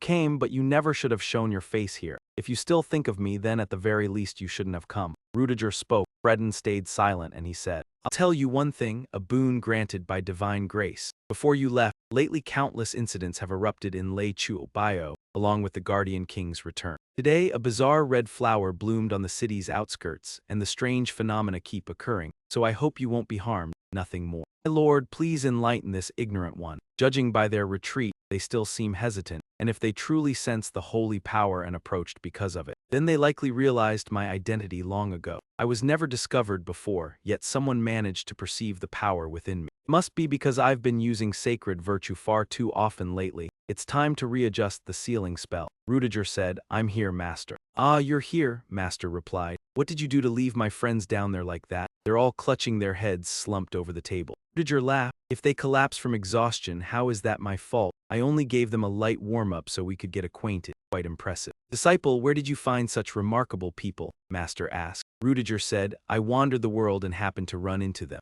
Master replied, too humble to a fault. That sun-brown man is a fairly capable swordsman for a mortal, and the giant beastman is clearly tense, yet his resolve burns fiercely. I think they must be talking about Pantos. He's always been that way, and his comrades have roamed the world searching for rivals he can truly fight with all his strength. The first time I met him, he came looking to fight you, master. Luckily you weren't there, so I had to face him in your place. Above all, that battle-hardened man is genuinely fascinating. He's human, yet also a beast and somehow not a beast at all. What's more, there's something captivating sleeping deep within his soul. You did very well to accept him and look after him. Please don't say that in front of him, Rudiger replied. He'll feel hurt. So what do you plan to do with these talented individuals? There has to be a reason you left your master behind to wander the world. Something you can't tell your master. Is that it? Sorry, master, one day when the time comes I will tell you. However, I have a shameless request. Could you refine my sealing technique a little? The master was taken aback. Sealing technique. Earlier, the Bishop of Lumensis. Since the power leaking from me and approached, and if this continues, I'm afraid my identity will be exposed to the organization. I understand, Master said. So your corruption was obvious enough for them to notice, considering they already knew about our previous battle as well. They'll probably notice Master's presence soon enough, Master replied, clicking his tongue. Those idiots think they can dodge them just because I'm keeping them at bay, so you want to reinforce the sealing arts. Yes, I've considered that as well. It won't take much time because I'd only be strengthening what's already in place, so it shouldn't be too difficult. Still, no matter how much the sealing technique is reinforced, if I keep using that power, it will eventually hit its limit. I understand that. It's not that you don't understand, Master said. Reaching the limit isn't only your problem. Don't forget the promise we made in the abyss that day. Rudiger answered, yes, I've carved it into my heart. Nicely said, but even when you fought me earlier, it seemed you had no intention of killing me. Master handed him a notebook. As you said, this is only a temporary measure. If I continue using holy power, I won't be able to avoid weakening again. But with the enemies I'll face from here on, using holy power is unavoidable. In the end, success will come to me. I need to speed things up and secure everything, Rudiger thought. The target is the relic fragment in the royal palace, and I'll take it during the palace field training course 1 week from now. Galen Branu, Rudiger told his students. Today, the instructor for your field training will be waiting at the central square. Make sure you don't lose your way during the tour. They stared in amazement. Wow, this is the capital, Lindbrand. It'd been a long time since he last came here, perhaps 7 years, and the place had grown since then. Rudiger thought he had come anonymously as Gerard, yet he ended up arriving as a teacher. Life was truly unpredictable. Wow, the ship is huge. Look at that fountain ahead. It must be the field training instructor, Caroline Monarch the mage, alongside the mercenary and Phyron. Members of the Roya Pavlini Scholars Association, along with Casey Selmoy, Mage of Azure. He had heard that remarkable people would come here. But to this extent it was truly astonishing. Professor, turn around, she called. It was Ms. Veronica. Since the incident with that ship, they hadn't seen each other in years. He laughed heartily. Ha ha ha, you still remember me. This was Veronica, deputy commander of the Gold Steel Knights. He asked, why are you here? Veronica replied, today the Sioran trainees arrive in the capital for field training. To prepare for any unforeseen incidents, the royal family dispatched our night squad. The entire night squad? Won't that leave the northern mountain outpost undermanned? She answered, ah, it's fine. We signed a treaty with the Kingdom of Utah after the Civil War ended and the border defenses are now reinforced. So there's much less work to be done. And it's not just our night squad coming, she added, turning back to look. You've also arrived. You know it's the night watch team, Terina. Then I'll take my leave. It's wonderful to see you again after so long. Yes, same here, he replied. Rudiger wondered if, even though the kingdom was stable, leaving the border to stay in the capital had truly been the right decision. With the night patrol knights assembled here as well, something is definitely going on. What's happening in the capital anyway? We have to notify Sanada. With too many eyes and ears around, he used a whisper only a half-elf could hear and sent the signal. The Golden Steel Knights and the Night Patrol Knights have gathered in the capital. Pass this to Han. Understood. She jotted it down, folded the paper, and let it fly to Sanada. Tarina asked, hasn't their guild's ace arrived in the capital yet? Veronica replied. So even though the northern region has settled down, they still can't leave their strongest asset absent. Aha, quite possible. They might feel there's no need to come to the capital unless it's truly necessary. You really haven't changed at all. Looks like you're still doing well, Veronica said, then added, but for Commander Tarina to come in person, what's going on in the capital? He answered, I haven't been told the details either. The princess only ordered patrols across the capital, even the Night Patrol Knights. Even the Night Patrol Knights, famed as the best among us at intelligence work, don't know anything. It was a little humiliating, but it was true. We're not completely in the dark. Lately, the Liberation Army has been moving in a rather unusual way. I thought they'd already withdrawn from the north. It seems they've gathered near the capital, so I intervened to prepare for any potential incident. Tarina let out a sigh. Still, it was maddening. Acting this openly might only drive them to hide even deeper. Honestly, I would rather wipe them out right now, Veronica said. In any case, it's best if nothing happens, but shouldn't we inform Sioran about this? Tarina replied. This is their field training after all. We shouldn't interrupt without need. Besides, they've probably already sensed our presence and guessed something is wrong, Selena called out. Professor Rudiger. Know why there are knights here? Rudiger answered. I'm not sure, but from what I've heard, the order came from the royal family. The royal family? Why? They said it's to protect the trainees, so there's no need to worry. Tarina came here in person. Back when he was the Phantom Thief, she had stubbornly kept on his trail, yet he hadn't gotten into trouble because of it. Rudiger thought he had never faced her directly without a disguise until now, but this time that wouldn't be possible. Even if she recognized him. Wait a moment. Rudiger narrowed his eyes as the students behind him murmured. Veronica asked, what are you staring at? Tarina said, earlier I saw you speaking with that man. Ah, you mean Lutzer Cheris. Yes, we met during the train terror incident. So that's Lutzer Cheris. I once had my men investigate him before, but this is the first time I've met him in person. Yet why does it feel so strange? It's as if I've seen him somewhere before, Veronica said. You're probably just on edge, Professor. It's not every day you see both knightly orders gathered in the capital. Tarina didn't say anything else, thinking, well, maybe so. To be safe, I'll review it again after everything is over, she said. Anyway, we've traveled quite a long way already. Let's head back first. All right, if you notice anything suspicious in the capital, let me know, Veronica replied. Why did she suddenly look this way? She left without saying a word. Looks like she didn't recognize me. Well, there's no need to worry about the situation right now. Proceed according to plan. At noon, at Linda Brunn's temporary hideout. What? You've got to be kidding. 2 of the Empire's 3 top counselors are gathering in the capital. Something major about to happen? Han asked the rats. Yeah, I knew it. Things were going far too smoothly. Nothing is ever that easy. Han no longer felt angry as he turned his head to look. What is it? Why are you looking at me like that? The master asked. Han stammered. It's just, I was wondering why you keep following us all the way to this place.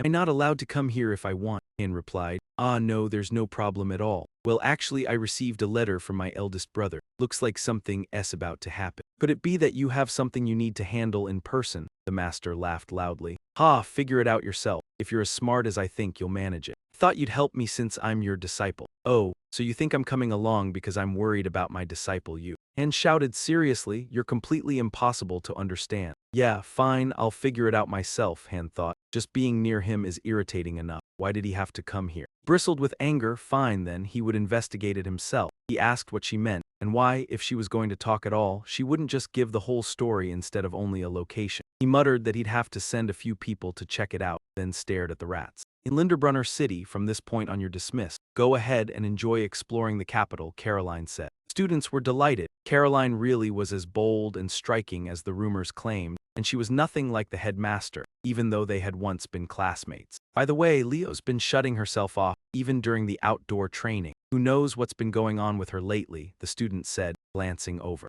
Be connected to what I heard back then? I hope not. He let out a sigh and said not to put too much pressure on her. If we step in, it might only make things worse. She looks like she's dealing with something, so for now, let's trust her. Normally, you're always bickering with Leo. Deep down you do care about her, don't you, Tessie? She snapped. What are you talking about? I'm just irritated because she isn't acting like herself. Her eyes lit up. Oh right, that pastry looks amazing, buy it. A pastry, why not? Yeah, nothing has happened yet, so let's just trust Leo. He said, wow, there are so many people. Hey boss, give me two, please. Then he frowned. That voice is so familiar, like his master's voice. Wait, master. They turned their heads. Oh, Aiden, Master Aiden and Magdalena. They gaped in shock. Master, he really is your master. Leo looked over. Who are they? I've never met them. Do you know that person? This matter has already caught those brats' attention. A perfect chance for Leo to leave, though it's a bit late. Let's get straight to the main point. The plan will proceed as intended. Route will the Sioran students take? Leo fell silent for a moment. So that person taught you anti-magic then? That's right, when she was starving to death on the street.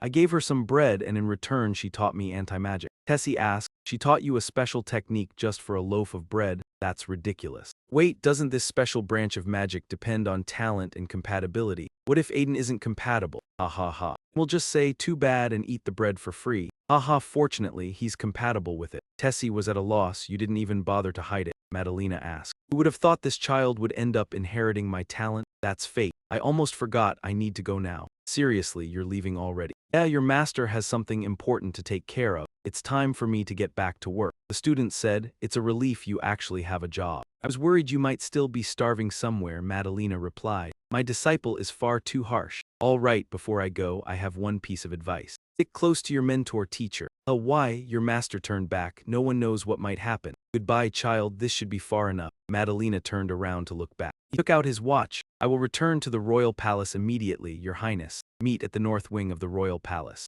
While it's gorgeous, the north wing is truly a masterpiece. Who would have thought the royal family would prepare a study space for us? Indeed, Sioran seemed influential enough to enjoy privileges like these. Selena and Rudiger spoke quietly, and Selena asked, is it really safe to leave everything in the hands of the instructors? Rudiger replied that this year there were many instructors on par with the headmaster, so they could rest easy, though this palace was still. He traveled across the continent and seen all kinds of wonders. Yet even so, this place was so magnificent it defied words, and the grand staircase was enormous. If even this small section was this extravagant, then how were they supposed to find the relic? These fragments resonated with one another, so once its location was confirmed, obtaining the relic wouldn't be difficult. Getting out afterward was the real issue, because with an area this vast there would surely be countless guards, making it easy for them to be surrounded. Teleportation was risky as well, since the defensive magic around the palace could warp the coordinates. It's a pleasure to meet you, a voice said. I am Pascuit of the Empire's Royal Guard. So if the Royal Guard protects the royal family's important figures, Sir Pascuit, why have you come to see us? Yes, I have a small matter to settle. May I ask if Lord Cheris is here? Rudiger stepped forward. Yes, I am. What is it? Ah, Lord Cheris. It is a great honor to meet you. If you don't mind, could you spare a moment to speak with me in private? He wondered what this was about, then said, sorry, but we are moving as a group right now, and I can't separate on my own. This is a request from someone who wants to meet Lord Lutzer, Anne said, gesturing. Bascuas added, someone important in the kingdom wishes to see Lord Lutzer. Important, he emphasized. All right, let's go, Lu Cheng said. Sorry, I need to step out for a moment. I'll be back soon. Selena replied, yes, please take your time. It could be so important that they would call the professor aside like this. Well, if it's Professor Lu Cheng, that's understandable. Of course, even the royal guards would pay attention to him, wouldn't they? I must say, your master is truly exceptional, the friend replied. I'm glad she's doing well, Tassie continued. But where is Leo? Haven't seen him for a while. Playtime is almost over. I'll go look for him. Probably hasn't gone far. I think Leo will return on his own. Leo isn't familiar with this place. I'll take her back quickly. Fine, we'll wait over there. Yeah, Tessie is right. Leo isn't around here. Did he get lost? The alley. He glanced inside. A perfect place for a secret meeting. Can't stop thinking about the conversation I overheard. Hopefully it was just my imagination. Why didn't you answer? The woman asked Leo. Leo replied. So instead of waiting for a better chance, you want to act immediately, even though many knights are in the city. Exactly, because everyone thinks we're in class. This is the perfect opportunity to spark a revolution. Still, the students are with the instructors. The attack will be stopped. Facing the instructors is the perfect chance to show our strength. Don't you think so? What are you getting at? This time even 6th tier mages have gathered in this city. 6th tier? He asked, startled. Yes. Do you understand what that means? Each of them is the equivalent of a weapon of mass destruction. Doing something foolish now would be meaningless. That's unexpected information, he said. Even so, the plan will still proceed. Leo shouted, what? I understand your concern, but this isn't my rule. This is an order from above and you have to comply. Leo refused, saying, don't spout nonsense. You think I'll just obey like that for my family's sake? You must obey. Leo was furious but helpless. Fine, but I don't know the entire route. The trainees have already separated from their instructors. He patted Leo on the shoulder.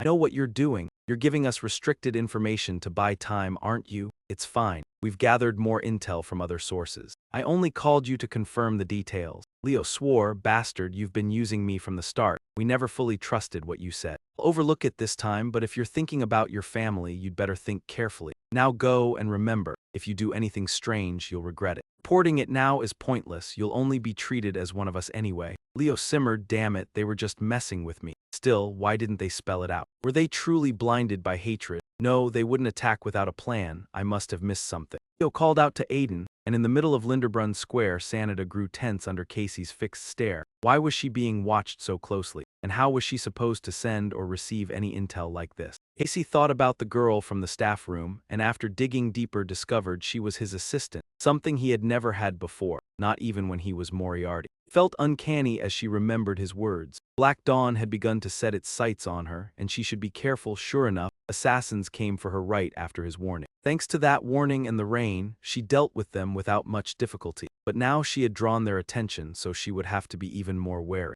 Sanada watched Casey and thought, no, this was not downtime where students could wander anywhere, and she needed to get out of here as she turned and left. Hold on, if he was a master detective, he must already have a plan, but did he suspect she belonged to Black Dawn, to the point of even going to the professor's office? If her suspicion was right, a single misstep would make him wary, and at the Linderbrunn temporary base, Han rubbed his aching head, wondering why that boy still had not reported anything. He promised to send updates on a schedule, but with patrol nights everywhere it would not be easy, and maybe she was simply lucky that the last message had gone through. The rats had come back, Han said. What, Kali is back? And when Kali confirmed it, he blurted in disbelief that Kali could not push any deeper through the sewer gate. What does that mean? Explain. Were you too frightened to go farther? And Han thought that Kali had been so scared that he had refused to follow orders. My ability to control those rats was so strong I could order them into the flames without a second thought, so there had to be something in there. My master's master had already noticed it, and I wanted to ask for details, but she clearly couldn't be bothered to explain anymore, and that indifference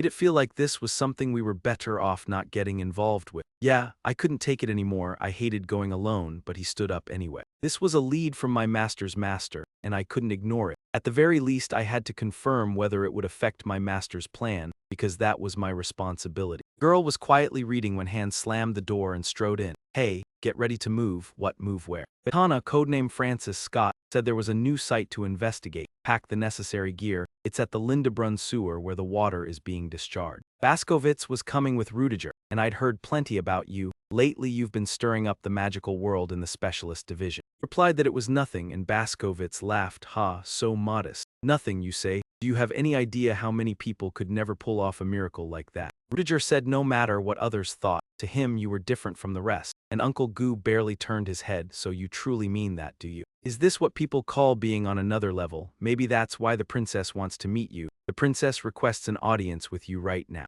Highness, I have brought you here as ordered. Thank you, Baskwitz. You may withdraw now. I want to speak in private. As you command, princess. It was my first time coming to Linderbrunn. 7 years ago, while I was searching for work, I happened to cross paths with someone for a brief moment, and I ended up serving them for a time. She later rose to become the rightful heir, the next queen's chosen candidate. I have waited a long time. You are late. Or do you prefer the name you used back then? Princess in question was the Empire's Grand Princess, Eileen von Exilian, known as the Butcher. 7 years earlier, Rudiger had collided with a hidden figure. It was Eileen, damn it. I did not realize anyone was there, even though I had prepared an artifact to erase my presence. What just happened? I sensed nothing until we nearly crashed into each other, yet I thought I had been exceedingly careful, always suspecting someone might be watching me. Rudiger wondered, who are you? The two returned to the present as Rudiger spoke. You have known who I am for a long time. How long have you been looking into me? Did you truly think I would not recognize you after 7 years? Especially when your name is that famous in the world of magic. Besides,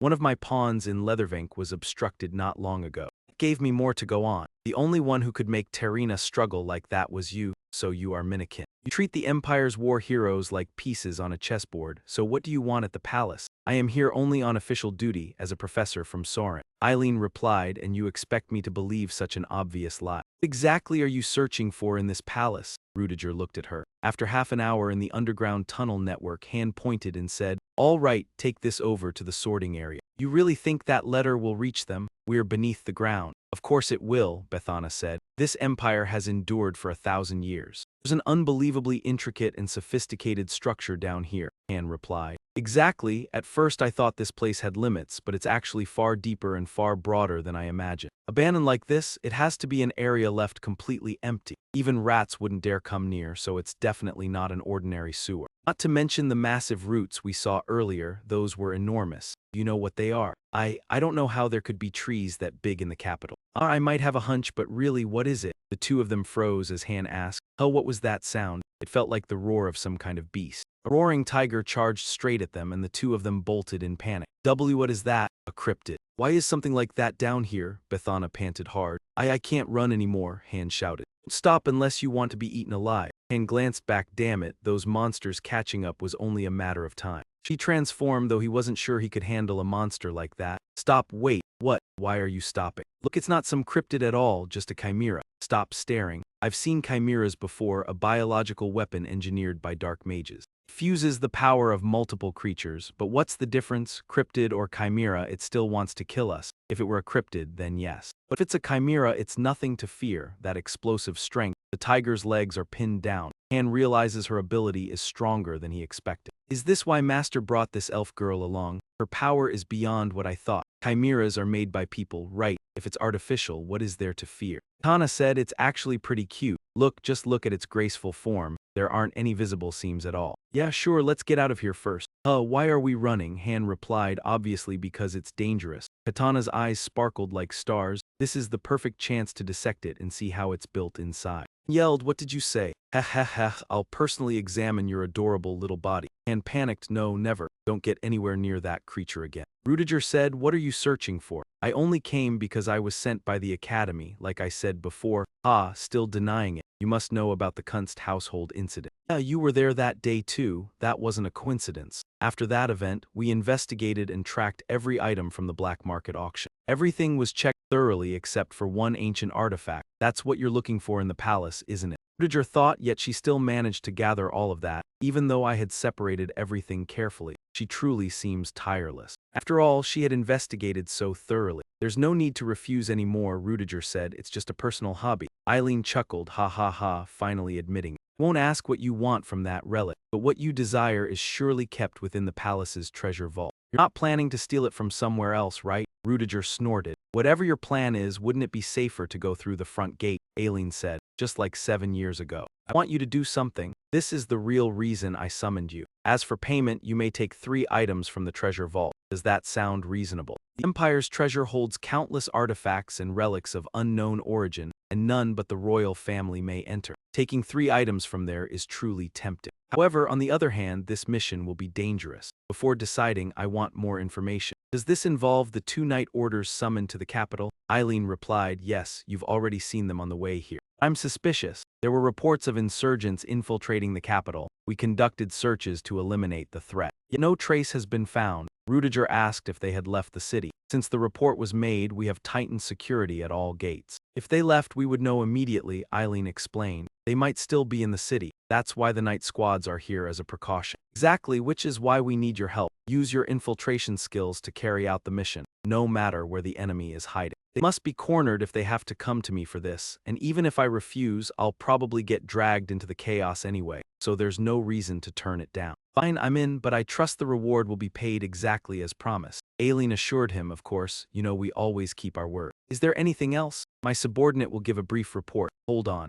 Here he is. I've arrived, Your Highness, reporting at once as Mandalina and Rudiger exchanged a look. Why are you here? Rudiger asked. And what are you doing here, Mandalina? In the museum hall of Fail Palace, someone was there. This was Fail Palace, a place where the history of magic could be uncovered. Even on ordinary days, this place is always packed. We already made reservations, so you can go right in. Feel free to explore however you like, the teachers reminded them, as the students filed inside and Roya Pavlini muttered that she was exhausted. Why did the Magic Alliance assign me to be the guide? I'm terrible with crowds. Renee walked over and Roya Pavlini called out with a small sound of surprise. Is something wrong? Can we see every kind of magic here? Well, most of it. Many different magic tower organizations have contributed a huge amount of magical knowledge to this place. Then can we find information on non-elemental magic here? In the magic exhibition of Fale Palace, Roya Pavlini said, "This place might hold magic you've never even heard of before. However, they won't reveal the foundational secrets of those spells." "Ah, I understand now." She turned her head. "Oh, dream magic," Roya Pavlini explained. "Ah, it's connected to holy magic. This is one of the most commonly used branches within the occult category. It's typically employed by the knights, judges, and clergy of the Church of Lumensis, and it's called a divine blessing rather than magic. Modern theory classifies it as magic." Renelle looked up. "What is this?" For no clear reason, I feel myself being drawn in. Her gaze stayed locked in place. "Back at the Mandalina Palace, how dare you show up here?" Mandalina blurted out. "I can explain." "Enough, she's one of mine." Rudiger cut in without warning. "It's when did you start showing that kind of mercy?" "This woman is a member of the Break Ops Alpha Special Task Force, an elite unit under Marquis Tetherin, the mastermind behind the coup 7 years ago. The day I met you was also the day I slipped out of the palace to confront that man. After Alpha was wiped out, she was the only one deemed worthy of recognition. But I had no intention of letting a traitor lie. Naturally, since Alpha contained the most dangerous people in the Empire, I personally hunted her down after the coup was stopped." Bracing for a brutal fight, Aileen let out a sigh. "But the moment she saw me, she surrendered without even trying to battle. I felt like an idiot for preparing so thoroughly. In the end, I decided to take her in anyway." Mandalina raised her hand. I surrender.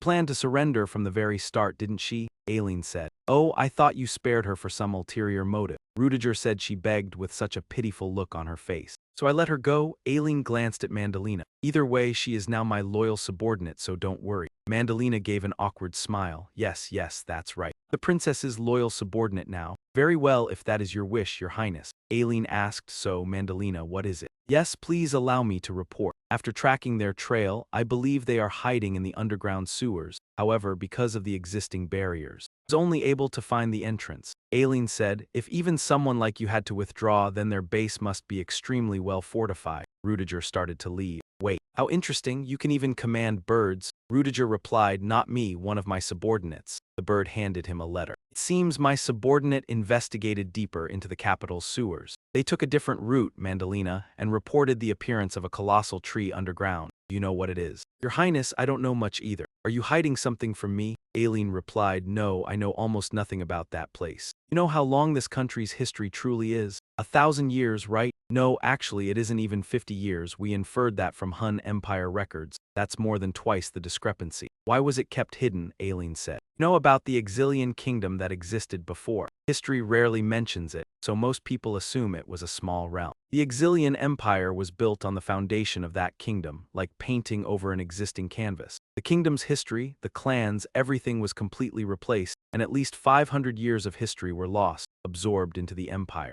Aileen asked who could possibly do something like that to an entire empire, and Rudiger said he knew she was thinking it too. The strongest power on the continent back then was Breeders of Qing. And those underground sewers had existed since before the empire was founded. So was that why the empire had so little information about that place? Rudiger replied that he understood, but at the very least she had to tell him who was hiding in those sewers. The Revolutionary Army. And he thought to himself that if it was them, then Nikolai was plotting something. "You have to move fast. The revolutionaries could strike today or at the latest tomorrow." Why do you think that?" Aileen asked as Rudiger looked back and said it was because Soren's disciple and important figures from the Magic Tower were here, making them a perfect target. "You're right, but with Tier 6 mages positioned all over the city, it won't be easy for them. They have explosive charges that can slip past magical wards. Even a Tier 6 mage will die if he lets his guard down. I've gathered all the information I need, and since time is critical, I'm leaving immediately," Aileen said. "All right, take Pascuit with you and use him however you see fit," because she understood the situation and there was no need to explain it again. "Understood, I won't show mercy." He knew things I didn't, and of course that was only natural. I'd thought I had finally caught up. I was still far behind. Even after 7 years, he was still someone worth envying, and Aileen watched, smiling at the man who had once tried to kill her. "Welcome back," Rudiger said. "How did your discussion with the princess go? I assume you've been updated on the situation." "Princess said I could use the phrase however I see fit." "Ha ha ha, I guessed she would say that," Baskovitz replied. "As your highness's blade, the princess appointed Exilian Baskuich from the royal guard as my subordinate," he respectfully declared. "Honor to work with a senior like you," Rudiger responded. 30 minutes later in downtown Lindebrunn, he asked, "So, what's the plan?" Baskovitz asked, "Will you go straight down there?" He answered, "No, we shouldn't rush in blindly. My subordinates are investigating the area while we talk. Wait for their report. Not all of them are underground. In the meantime, investigate the city and search for clues. Can we get help from Detective Casey? Rudiger shook his head. No, if a famous detective gets involved, it will be harder to track them. If I leave, the trainees might get confused. Someone called Professor Rudiger. Professor, I have something to tell you. Rudiger looked at him. Aiden, your mentor, where is he? Why are you here? His gaze fixed. Leo, what are the four of them talking about? Leo hesitated. Yes, is this real? Rudiger asked. An hour ago, Leo had seen Aiden. Do you think you heard it? How much did you hear? Judging by your reaction, you must have heard everything. It's all over. Aiden said, Leo, are you okay? Leo shot back. Now you're asking if I'm okay. You saw everything. How can you even ask that? You heard it yourself, didn't you? I'm with the Liberation Army, Leo.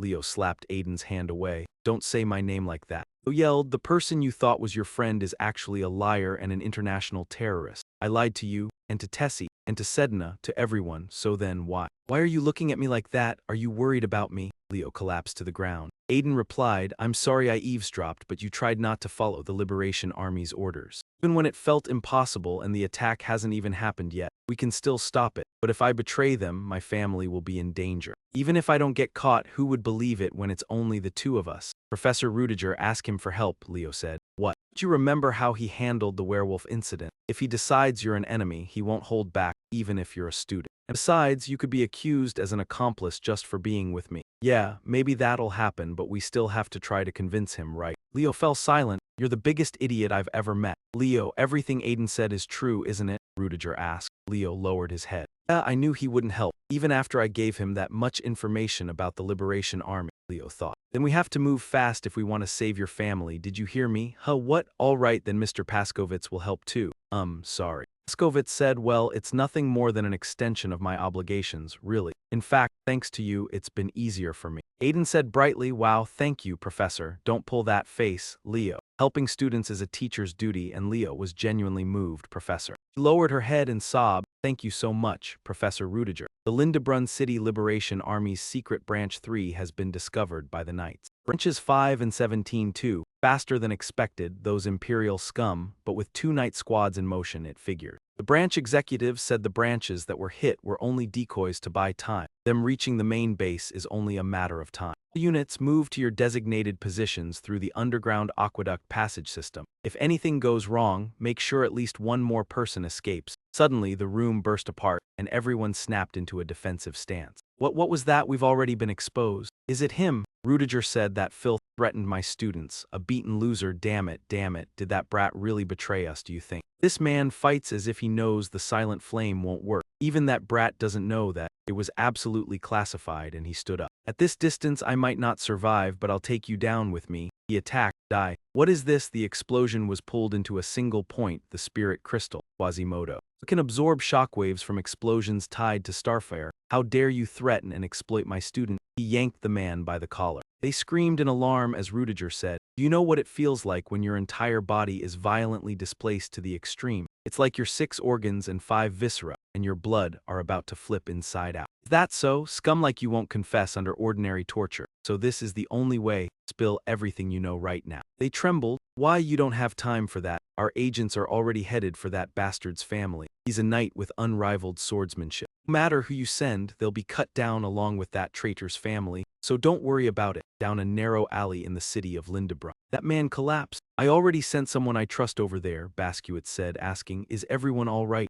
Yes, they replied, and the opponent said, impressive, an ambush, and you still managed to drive me back. You even look like a knight yourself. If you meant to kill me, then what just happened was your last chance. You think you can defeat me without a sword? Basquiat answered. Yes, that was a fine opportunity, but the reason I didn't kill you is very simple. I can make an opening to kill you whenever I want. Basquiat lunged forward. 30 minutes later, thank you, because of you my family is safe. I only did what I had to do. Take your sister and your mother somewhere safe. You've been reunited with your family. So spend some time with them before you head back to school. Yes, sir. Thank you again, Professor Rudiger. Paskovitz said, so you truly don't intend to hold that boy accountable, even though he aided the Liberation Army. Are you sure about this? Rudiger replied. Do you see that student as no different from the Liberation Army's members? Well, not exactly, but it could all be an act, right? I never thought you'd trust a student this much. Isn't trust in a student, it's trust in someone who has a family to protect, Rudiger said. Baskovitz, that's why I chose you as the undercover agent. You're willing to get your hands bloody.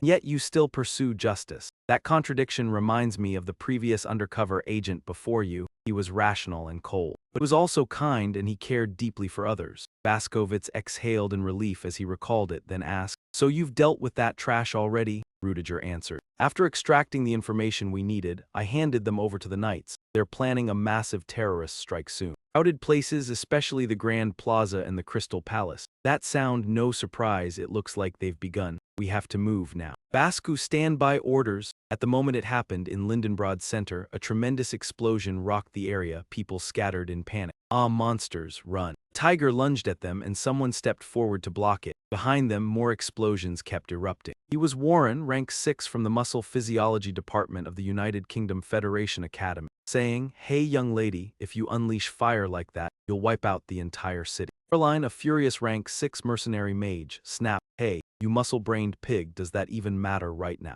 We don't even have time to clean them up and you're standing there picking them off one by one. Ha ha ha, fine, then leave this to me. Just show off elsewhere and focus on rescuing the students." Meanwhile, at the Crystal Palace gate, the riverborn monsters surged as someone shouted, "Keep firing, don't let them get close. If this place is breached, everyone inside will be in danger." Roya Pavlini warned, "Everyone fall back so you don't get caught by an attack." A sheet of flame held them back as the students insisted, "We'll help too." "No, you can't. Please get inside," one student pleaded. "If this collapses, we'll be in danger as well. Even if we're not that skilled, please let us help."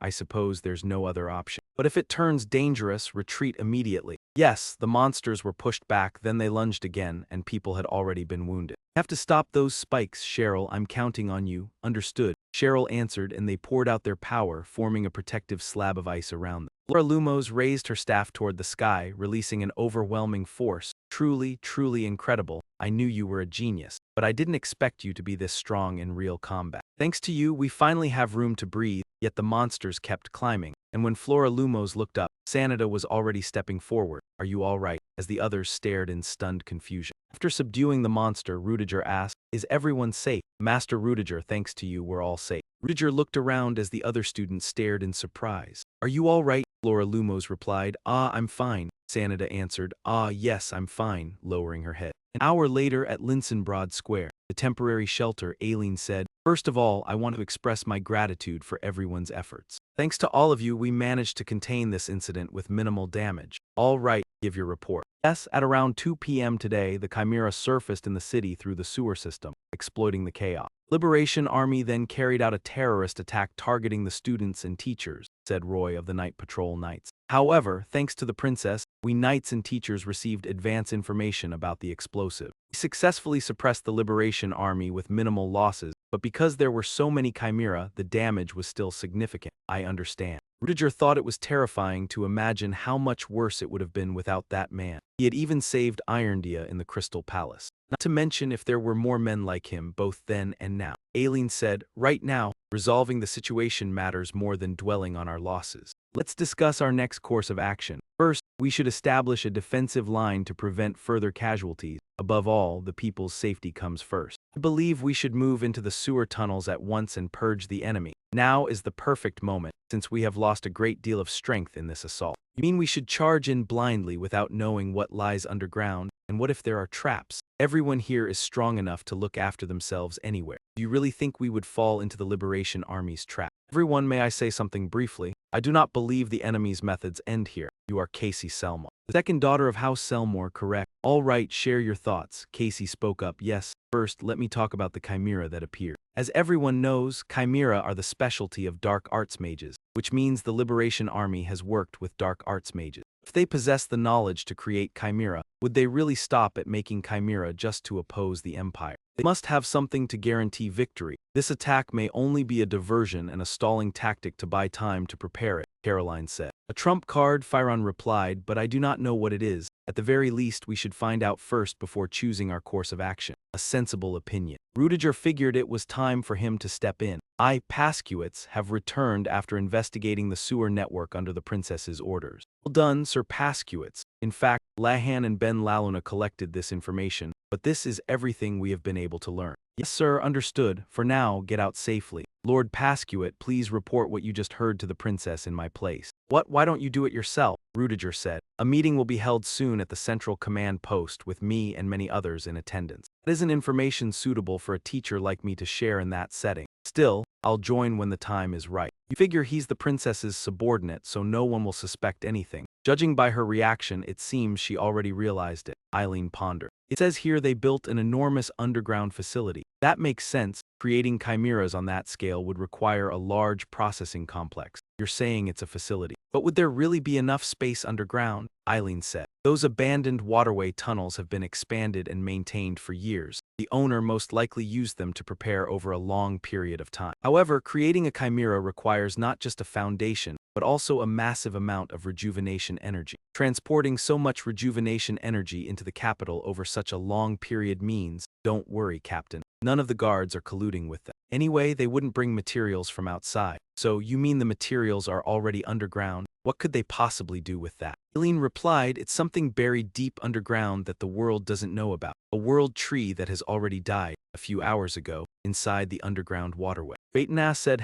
too bad. One alone isn't enough for me to investigate inside. Crazy, I've seen plenty of horrific things. Now, can you finish what you were talking about earlier? Han asked. That, I think we need a more thorough investigation. No need to be certain. Just tell me what you suspect the origin of our elf. World tree, what? Han was surprised. World tree? The tree that the elves worship, the tree that covers the entire forest. Why would something like that be here? I don't know either. If we go deeper, we might find out. But just the two of us, it's too dangerous. In that case, I have an idea. A world tree. Something like that really exists under the capital. Everyone is murmuring. Are you sure Lord Pascuit isn't mistaken? A world tree isn't something you find just anywhere, said the level 6 Iron Mask Sorcerer of the Magic Tower. No matter how long a world tree sapling has existed on this land, it still needs a suitable environment and harsh conditions to grow properly. But can something underground truly grow to that size? Still, to me, it had to be the world tree, only it looked withered, its color already changing. If it really is the world tree, then the chimera will never run short on materials. Even in death, it still holds an enormous amount of life energy,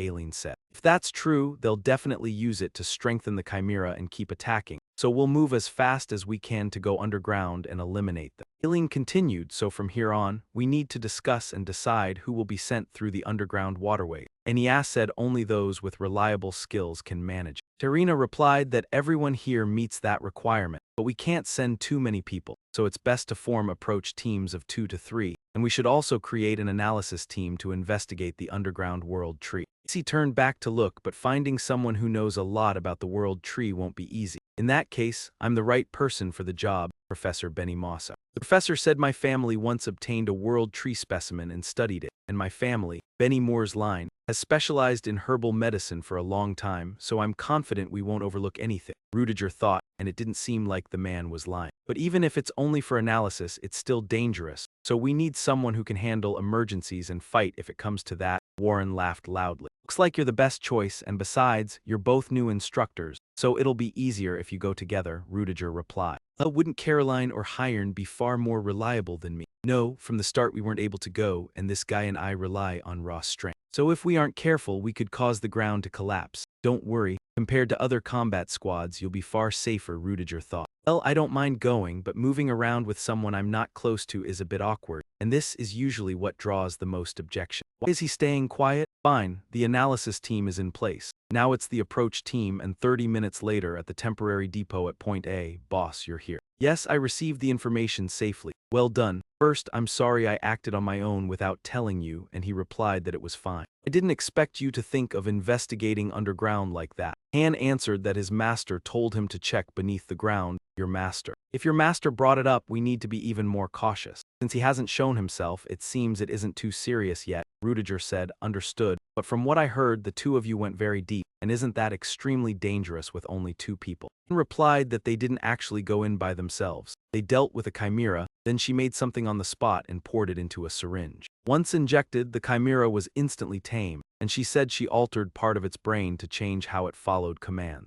With my enhanced ability, I can control any that have been injected. So that's how we sent several chimeras into enemy territory to gather intelligence. And since they're big enough, we can even share their field of view, which startled Rudiger. So we won't need to keep filing constant reports. Keep monitoring the situation, and if anything urgent comes up, report to me at once. Understood, sir. Oh, and Bella Luna, she has a request for you. A short while later in Brando City, an elf arrived to assist with analyzing the world tree. Setting aside any issues of travel, are they trustworthy? Yes, Princess Eileen has vouched for her. HMPH, if the princess has guaranteed it, then even if it's a lie, they'll probably let it slide again, Rudiger thought. Even if it was Bella Luna's suggestion, having one more person would still be better. We're also the first to notice this world. Benimmer sighed. Fine, we don't have much time, let's move now and don't spout nonsense on the way. A little later in the underground waterways, he laughed and said, Wow, it's been ages since I met someone I can talk to like this, Miss Bella Luna. Could I contact you privately sometime later? She smiled as she asked,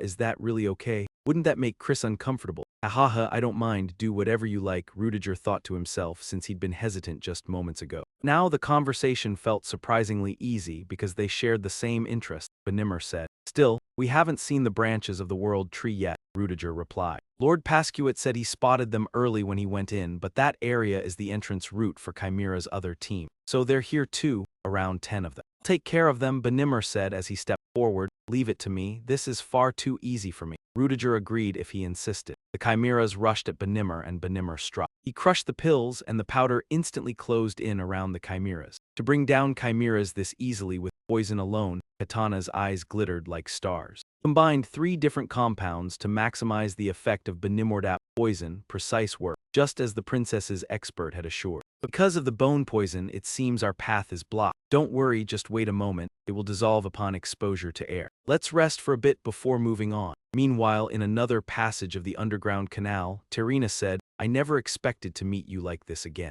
Thought we would reunite under different circumstances. Casey walked beside her. She didn't seem entirely at ease either. Terina added, and you, or rather, I should say you've changed, haven't you? Did something happen while we were apart? Casey spoke up. Hey, Terina, if someone hasn't done anything wrong, but is still accused of being evil, and you, not knowing the truth, judged them as bad and blamed them. Terina replied they were blamed despite doing nothing wrong. Just realized that. Maybe we should leave it for later, she said. I guess I've been overly sensitive. A moment later, oh, it really exists, the tree of the world's sapling. Rudiger thought this place was much larger than the others. He didn't know what type of facility it was, but it seemed abandoned. Let's quickly analyze it before enemies arrive. That's right, Rudiger flinched. Wait, above the top area? Above here, what is this thing? To the central square of the temporary shelter, hurry inside. Get the wounded into that tent. Renee sat back in a corner. Someone only asked Renee, are you all right?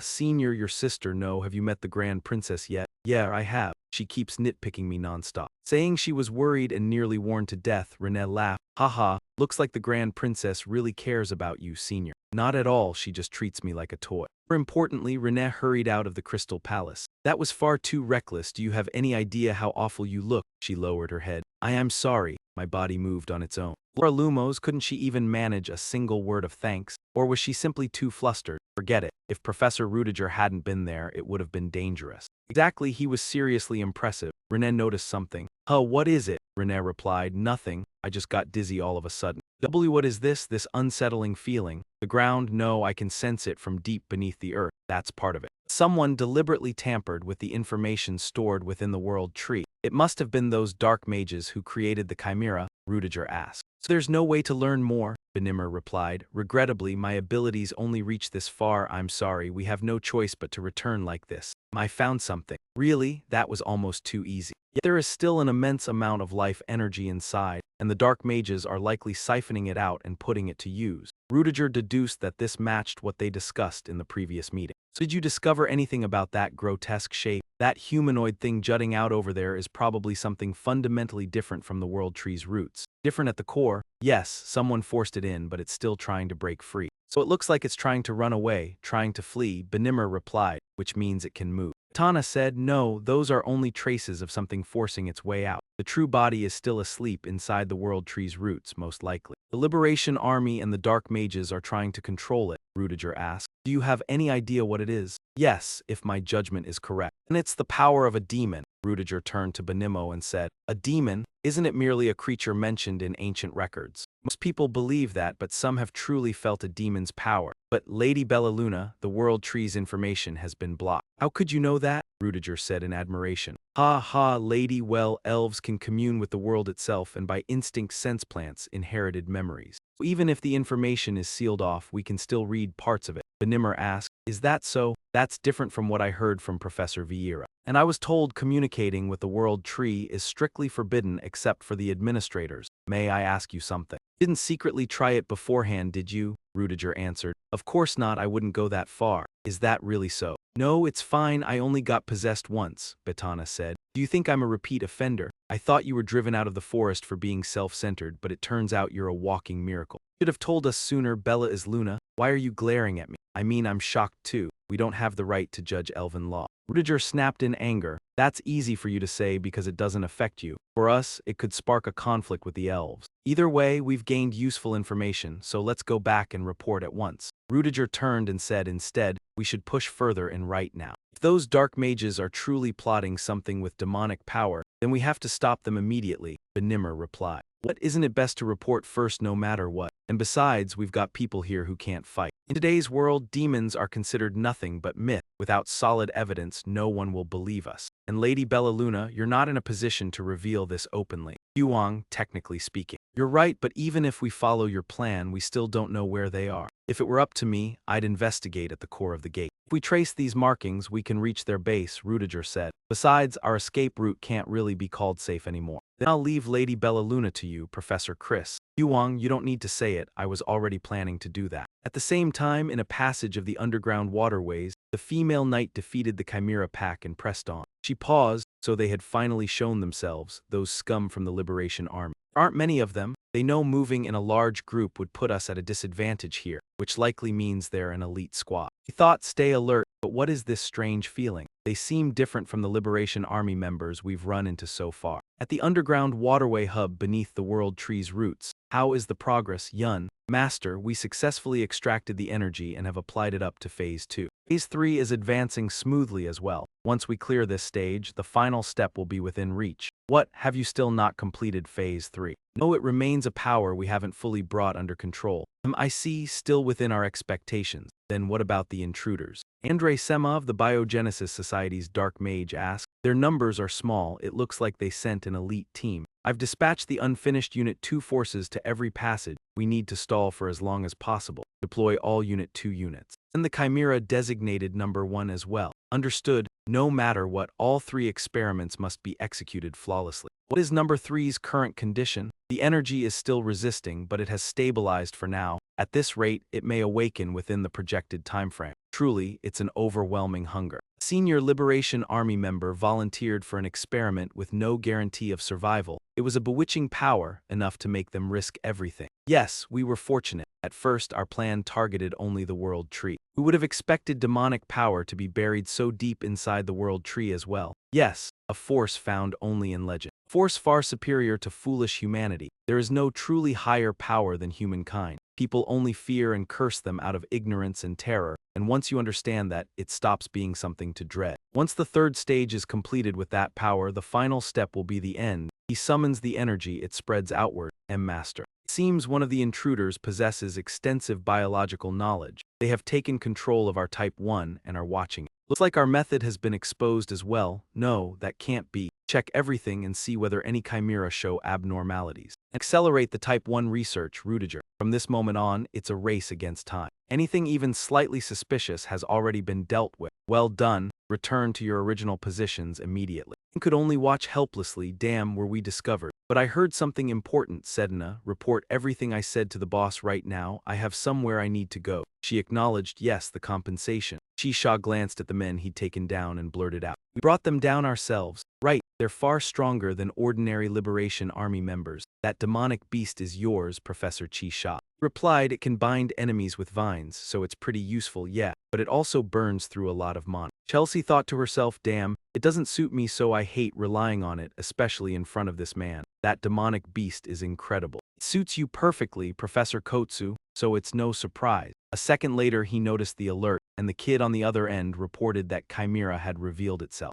No further updates were possible. The central chamber holds a special experimental subject. The underground signal is far too weak, but I've already pinned down the key term. A special experimental specimen, we have to move fast. His eyes suddenly caught the danger and he immediately shouted, Professor Kotsu, watch out. A bizarre masked man appeared and charged in at terrifying speed, but just as he was about to hit them, the person behind them struck in time and split him in two. It was Captain Tejanalai Marquis Anhao. She stepped forward to check on them and said, "You must be the analysis team, glad to meet you," and they answered, "Thank you for saving us." Knew they were still moving, Keixi said. "Yeah, on the way here I ran into them. When they suddenly mutated and rushed at us, we were completely shocked. That must be a fusion of resurrection dark arts and the results of Chimes's research. And since only some of them transformed, it looks like unfinished specimens were mixed in. So who is the person standing behind you?" Thought the analysis team had only 2 members. Pei Tana flinched a little at that, while Kotsu calmly adopted a knowing look and introduced him. "This man is a specialist brought in to support us and make the analysis more accurate. The Grand Princess personally guaranteed him, so you can trust him." Grand Princess? I've never seen him while working under her command, but she keeps far too many secrets, so it's not exactly surprising. Understood. Seeing the kill switch resolve everything so quickly, he felt a little relieved. "Thank you for speaking up. If I had explained it myself, they would have grown suspicious."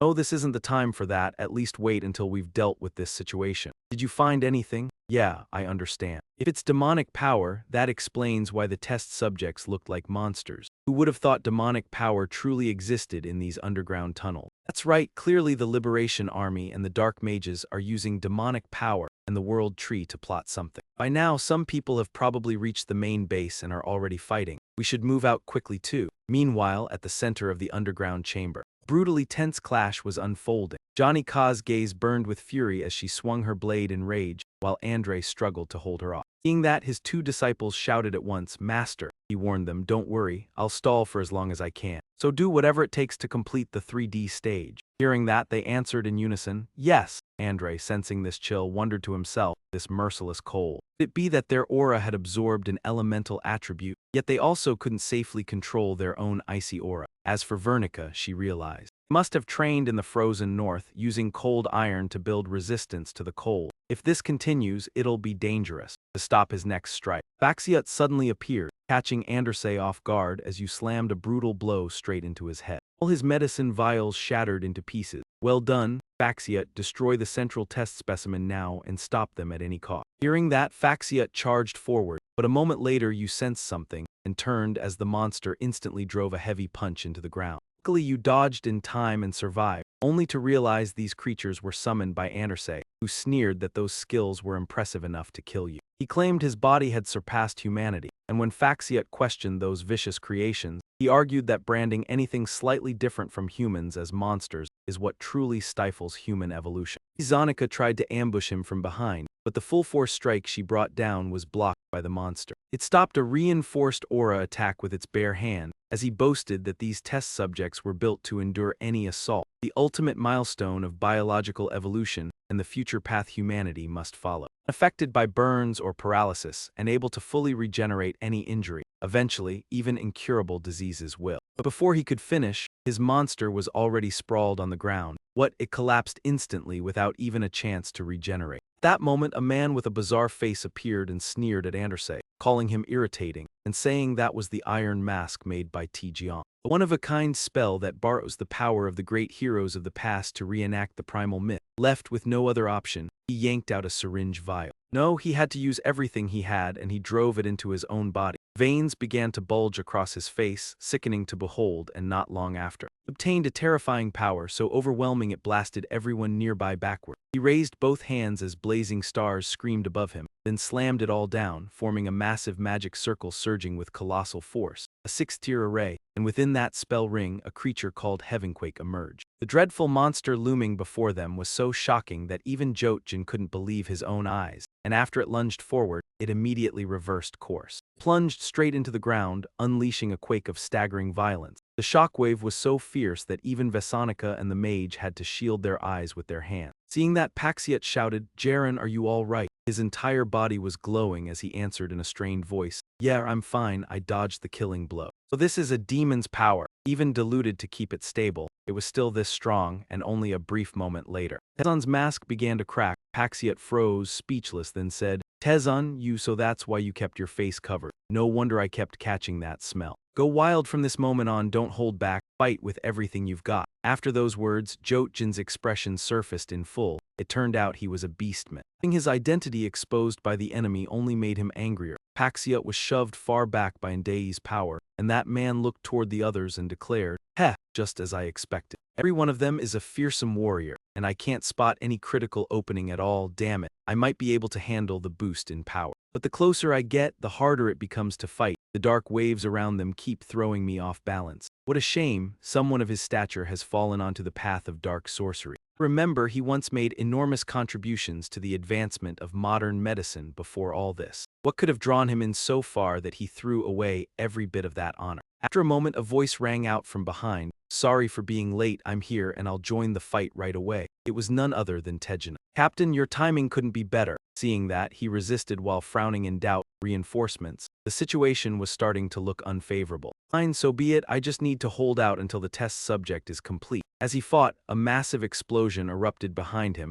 making him whip around in confusion. "What was that? All right, we've successfully moved in, just as expected." Luger and Kaisi stood in a striking pose and declared it loudly. "Now destroy the test subject they're desperately protecting." She added, "You proposed it, so I'll handle the test subject, stop them from interfering." At that moment, because of the earlier blast, streams of red solution spilled across the floor, while the enormous body still lay face down on the ground. "Oh, impossible, my greatest masterpiece is being ruined this easily," he screamed in a frenzy. "You bastards, how dare you, how dare you. I will never forgive you," Kaisi shouted as she watched. "Ah, it's a wait." Andre didn't pay attention, and the giant was already standing towering right in front of him. And that man let out an ear-piercing scream, the sonic wave so powerful that both had to shield their eyes, and that was only the energy his shield emitted. And it was already this strong. No wonder the master was so fond of it. He laughed proudly. "Ha ha ha, yes, this strength is the real deal. Finally my work has succeeded." A knight flinched in shock. Wait, could it really be Rui 40? Vazanika asked upon seeing him. "You know him?" he continued. Yes, we served together in the army. I heard he became a high-ranking officer in the liberation forces after defecting. That's my name."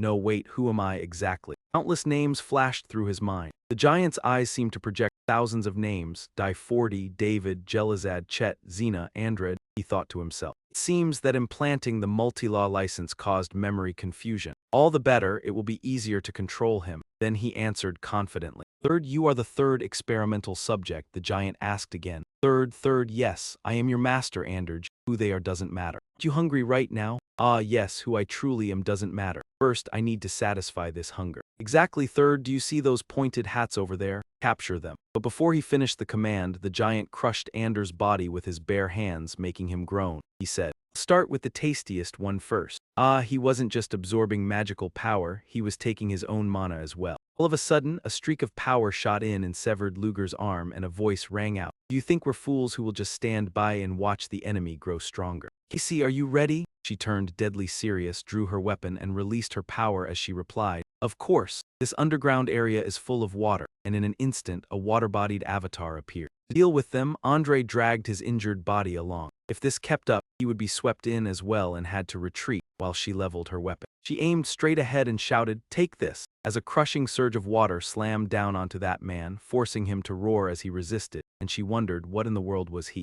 Even with that tremendous weight pressing down, he was completely fine, and he didn't show the slightest sign of drowning. Did that man not need oxygen? But that was their opening, and he signaled. Veronica, seeing Luger give the order, she understood at once and moved. "Ah, yes." Then she slashed out a razor-sharp sword aura that swept downward. He intended to imprison that man with ice. But in this situation, that power likely wasn't enough, so Cedric commanded, "Anyone who can use ice magic, join in. I also brought cooling." Casey clenched her teeth and unleashed her power, and just like that, everyone added their own strength to hold the line against him. The next second, he was transformed into an enormous block of ice, a truly colossal ice prison, and with walls this thick, no matter how much mana he had. At the very next second, his eyes suddenly flared with light, the ice began to melt, and it even released a suffocating, unpleasant aura of magic power. Everyone who looked on could only grit their teeth and endure as that spell's influence hit so hard that even a seasoned fighter nearly collapsed and had to struggle just to stay upright. "My lady, that demonic power is closing in on Kaisi and Luger right now, and at this moment it has already reached Kaisi's people."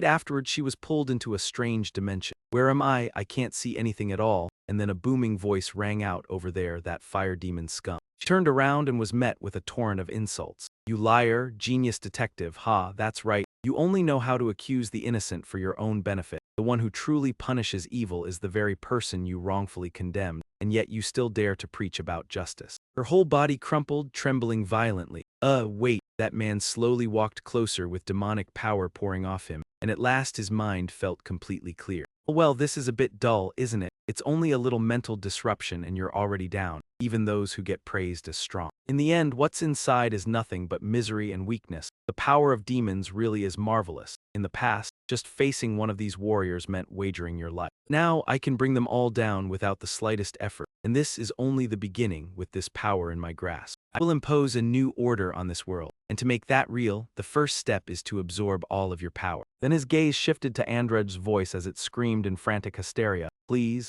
stop, Rui for it, enough. I don't want to witness this any longer. You're still not unconscious. I suppose it's thanks to the demon power still inside you. Fine then. Because you and I share the same type of power, I will consume you first. He continued, by the way, what exactly did you see that made you suffer so? Didn't answer, only trembling silently. Then he replied for him, oh, no need to explain, I can sense everything. It was your beloved daughter who passed away, the one you had a little girl with. She had contracted a terminal illness. Your wife had already died. You could not bear to lose your precious little girl as well. Then you resorted to forbidden human experiments and somehow discovered a method of cure, but it was already too late. All that remained was the lifetime honor of the deceased, and the empires wanted order for you. Truly tragic. Agony of a father witnessing his beloved daughter die struck deep. He argued, fumbling to cover his mouth. Know that drowning in grief won't bring her back. That's why you chose to endure contempt and hatred. To ensure that others would not suffer the same fate as you, right? He yelled back, exactly. If sacrificing myself could save others, that's what I did. Yet you exploited countless innocent people as experiments, didn't you? His gaze grew increasingly dangerous, pressing Andrzej. Tell me, was that truly all? Don't worry, you'll be the next one, and after that it'll be their turn. At least then you won't have to die alone. Just as his hand was about to crush that man's face, a voice rang out from afar. Unlucky for you, this won't be happening. Rui Fo barely spared him a glance before turning around. You, how could you? Were you only pretending to be unconscious? Liu Ji replied with a grim expression. No, I truly fell asleep. I simply woke up once I realized it was all a lie, he said, pulling a pipe from his pocket as he continued. To be honest, you forced some disgusting memories on me, and thanks to you, my mood right now is absolutely foul. That said, I'm a little grateful you knocked everyone else out cold, because you took care of the witness problem for me. So in return, I'll let you witness something special. I'll show you what real magic is, and an eerie blue smoke began to drift from the pipe. Meanwhile, at the temporary hideout on the Juno shore of Linese, Jiander asked while lying down, you don't look like someone who just finished up and came back. If there's something you want to tell me, Han answered, a little uneasy. As you suggested, I went to investigate the sewer area, and I confirmed that the dark mages are carrying out experiments that use demonic power, she said, sounding mildly puzzled. I did give you a hint, but you uncovered it quickly. Then his face tightened as he pressed. Right now, my eldest brother is probably on his way to stop that experiment, but no matter how strong he is, fighting against demonic energy is simply impossible. Are you truly not going to help him? Jiander heard it, yet his expression stayed unnervingly calm. I don't know how long you've been close to my disciple, but you still don't understand him, do you? HMPH. The reason I'm not going to help him is because there's no need for me to. Over by Luger, he lifted a hand and hurled out a surge of overwhelming arcane power. Suspended in midair, that force shot straight toward Wei Fuyi. In an instant, grotesque faces began surfacing across that man's body, forming a protective barrier that blocked Luger's attack. Without warning, a massive vine burst up beside his feet, rapidly lengthened, and lashed around Wei Fuyi's legs and arms, catching him completely off guard. The barrier was shattered soon after, and the man rasped as he screamed, that bastard, just how many elements is he controlling? At that moment, a purple aura appeared and swirled around a jagged boulder. The vine now cinched around his waist as well, then slammed him down hard into the ground. What I can't move was that a hand seal. With just a single strike like that, I'm completely immobilized. Ander watched it unfold and went pale with shock. Even Wei Fuyi couldn't defeat him, which meant he'd been hiding his true strength all along, and Ander spat out a furious curse. Damn it, damn it. I even took in demonic power, yet it still isn't enough. So is it because of talent? Is this as far as I can go? That's right, that look. Gaze of geniuses mocking me, telling me that no matter how hard I try, I'll never succeed. I want to kill them. Yes, I'll kill them for sure.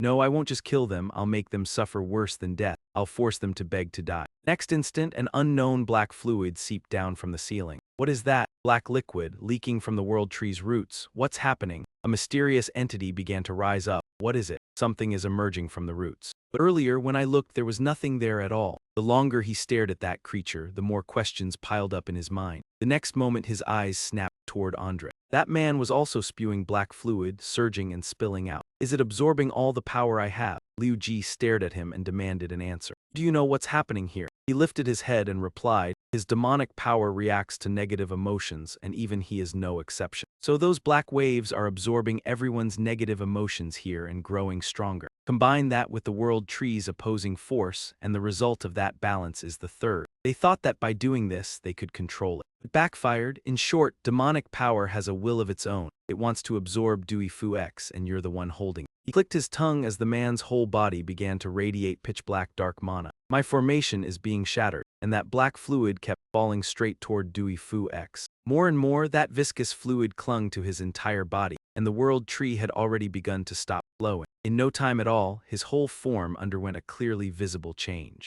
Ender stared on with a trembling gaze and blurted out, "That's a demon," his expression tightening more and more. The demon's feet emerged, tipped with claws and painted in grotesque hues, and the way he looked now, shaped like a fiend, only made his overwhelming power stand out even more. His cruelty as well, he lifted his head and flashed a satisfied grin. At last I'm free. After all these years, I've finally escaped that cursed world tree. I must offer you my deepest gratitude. First an experimental subject infused with some rare energy, and now an actual demon. This is insane. There's no need to be that wary. Unlike that host, I have no intention of fighting you. You seem to possess tremendous strength, and provoking you would gain me nothing. You used humans to resurrect yourself, he shot back, and the other replied, I only collect the price for lending power. The catastrophe wasn't caused by me. It was humans who abused their own strength, and he could sense neither hostility nor malice, which was different from what the records described. In any case, those records were written by the Luminite Church, so it wouldn't be strange if they were inaccurate. He went on, so what are you going to do next? I have a mission entrusted to me long ago, and I must see it through. Everyone has their own duty. He found it strange to hear and repeated, everyone. You mean everyone has a duty of their own, right? Of course. Some people refuse to follow their duty, but I am the one who always carries it out. Then when he looked back, he realized that man was targeting his companions, and with a single pointed finger he formed a ring of death spheres that swallowed everything, even forcing the ground to cave in. I did not notice at once because that strike held no hostile intent, and if I had reacted even 1 second later, I would already be dead. Do not say you would not fight. It is true, I did say that, especially not against you. He pressed again, so why do you want to kill my companion? To that question, he only replied with calm indifference, what is wrong with that? I understand now, in the end he had not lied. Because it was his duty, he would kill without the slightest emotion or malice. Fine, now I understand. He pulled a yellow packet from his pocket. Hearing that, Bethana thought to herself, 10 times more effective than the previous byproduct. I know the sect master can resist poison, but is this really going to be okay? If our opponent is truly that demon from the records, then with our current strength we are completely unprepared. We must fight with everything we have. I was foolish to think I could reason with a demon, even for a moment. At this instant, his expression shifted slightly as waves of purple dark energy spilled outward, and the probing time came to an end inside the tree's pitch-black space. A voice rang out, I am truly disappointed in you, my child Casey. Grandpa, please listen to me. I only want the world to become a fairer place. Yes, I act for justice just as you taught me, she said, and her grandfather behind her replied, Oh, child, have you truly lived by that principle? She turned back with a stiff expression, yet she still could not see that person's face. All of a sudden, the ground began to Chinese letter open, and Casey surrendered to her fate, plunging into free fall as guilt flooded her. Right, what standing did she have to defend herself? She could not even uncover the truth behind a child's death, let alone the kingdom's conspiracy. What justice was there to speak of? What genius detective was she, really? Just a fraud who built a reputation by taking on cases for the innocent. Someone like her was better off disappearing altogether, and in that misery, a strange hand reached out as if to rouse her mind. She jerked her gaze upward in panic, and that person spoke. You won, Casey, justice has prevailed, as the glass layer shattered, revealing the image of Casey's own self inside. Yes. Back then, you told me those very words even though you knew the whole truth. Returning to reality, she started to steady herself. The demon still hung in the air, challenging her. HMPH, so you still intend to fight me in the end? You should know that facing me will not lead to a good outcome. Right after that, Casey spoke with a tremble, and he looked at her and said softly, So you're awake. I will fight this time as well for justice. Just then, both she and her teammates were wrapped up by a surge of dark power, and the demon said, Oh, earlier I saw you could use shadows to teleport. Mages these days really do things like that. His rambling irritated him, and he snapped, You talk too much, I'm done wasting words on you. Come on, demon, your nerve only makes his grin widen with excitement. This should be interesting. and fine, sooner or later you will become an obstacle to my mission, so I will use you to test my power right now. Even as he spoke, the demon began unleashing his power to strike down at Lugos, and he did not hesitate to answer back, standing firm against the demon's force. Demon kept hurling streams of black energy without pause, sneering, "Can you block this one?" while his hand remained steady, calmly catching and deflecting the blow. The more he defended, the more the demon poured power into him, and Andre watched with goosebumps rising, thinking, "My God, demons really are on a completely different level." Yet the one battling it was not being overwhelmed at all. Could a human truly reach such a tier? Andre's eyes gradually hardened with discomfort. "This man is more troublesome than I expected. I need to finish this quickly." Then, in the next second, the demon condensed a sphere of blue energy. He fired it straight out like a savage tornado, the torrent surging toward Lugos as he swiftly brought his hands together to cast a spell. Dazzling light burst up behind him, so blinding it disrupted the demon's sight and made him raise a hand to shield his eyes, while he drove tremendous strength into his palm. Then he prepared to slam his strike into the demon, too dangerous. My instincts are screaming that I must not take this hit, and I have to stop it at any cost. But this power was nowhere near as easy to deal with as he had assumed. Impossible. Am I really being forced back this easily? This is bad. The instant my defense was shattered, I had to dodge at once, but as he was about to move, a control spell seized him from nowhere. It was the Radiant Binding spell. Bastard, so it was Andersey using his own power to restrain him, leaving him unable to move, forced to stand there and wait for that gigantic hand to crush him to death. The hand stormed in again and again at a terrifying speed, and all he could do was stare wide-eyed as he watched himself take the hit. Meanwhile, in Lined Borginia, the crowd buzzed in panic as the noise grew louder and louder. "What the hell is going on beneath the ground? Everyone stay calm and move carefully," as Izendi and Jin also sprinted frantically while shouting their warnings. "Once we reach the royal palace, we'll be safe." But Jin suddenly tripped and dropped to the ground as Izendi crouched down and asked her what was wrong. "Are you still okay?" "My eyes suddenly hurt so much," Jin said. And when Izendi looked at her face, she could only reply, "Jin, your eyes," still not understanding what was happening. After the demon was dealt with, that overwhelming hand of power left a massive imprint in the earth, and when he swept his senses over the area, not a single corpse remained. It had been cleared out completely. Even so, one doubt kept circling in his mind as Lugat asked Andre why he had helped him in the end, saying that to him, Andre was truly extraordinary. You could face a demon alone, and from the ancient records, at that age you must have endured countless trials to obtain strength like that. Have you ever failed to protect what you longed for? Ever poured everything into proving you weren't wrong? Have you ever hated this world? I think you and I share quite a lot. Maybe that's why I chose to help you. That earlier overuse of demonic power must have dealt a fatal blow. I've reached my limit." He said nothing, only sank into thought about what happened long ago. That man blamed him over his daughter's death, and he wanted me to bring a dead child back to life. But mages can revive corpses, can't they? Fool, that's entirely different from true resurrection. Besides, this is obviously just an ordinary fever. Mild fever reducer would have been enough. Why did you let things spiral this far? I prayed. They said that if we prayed,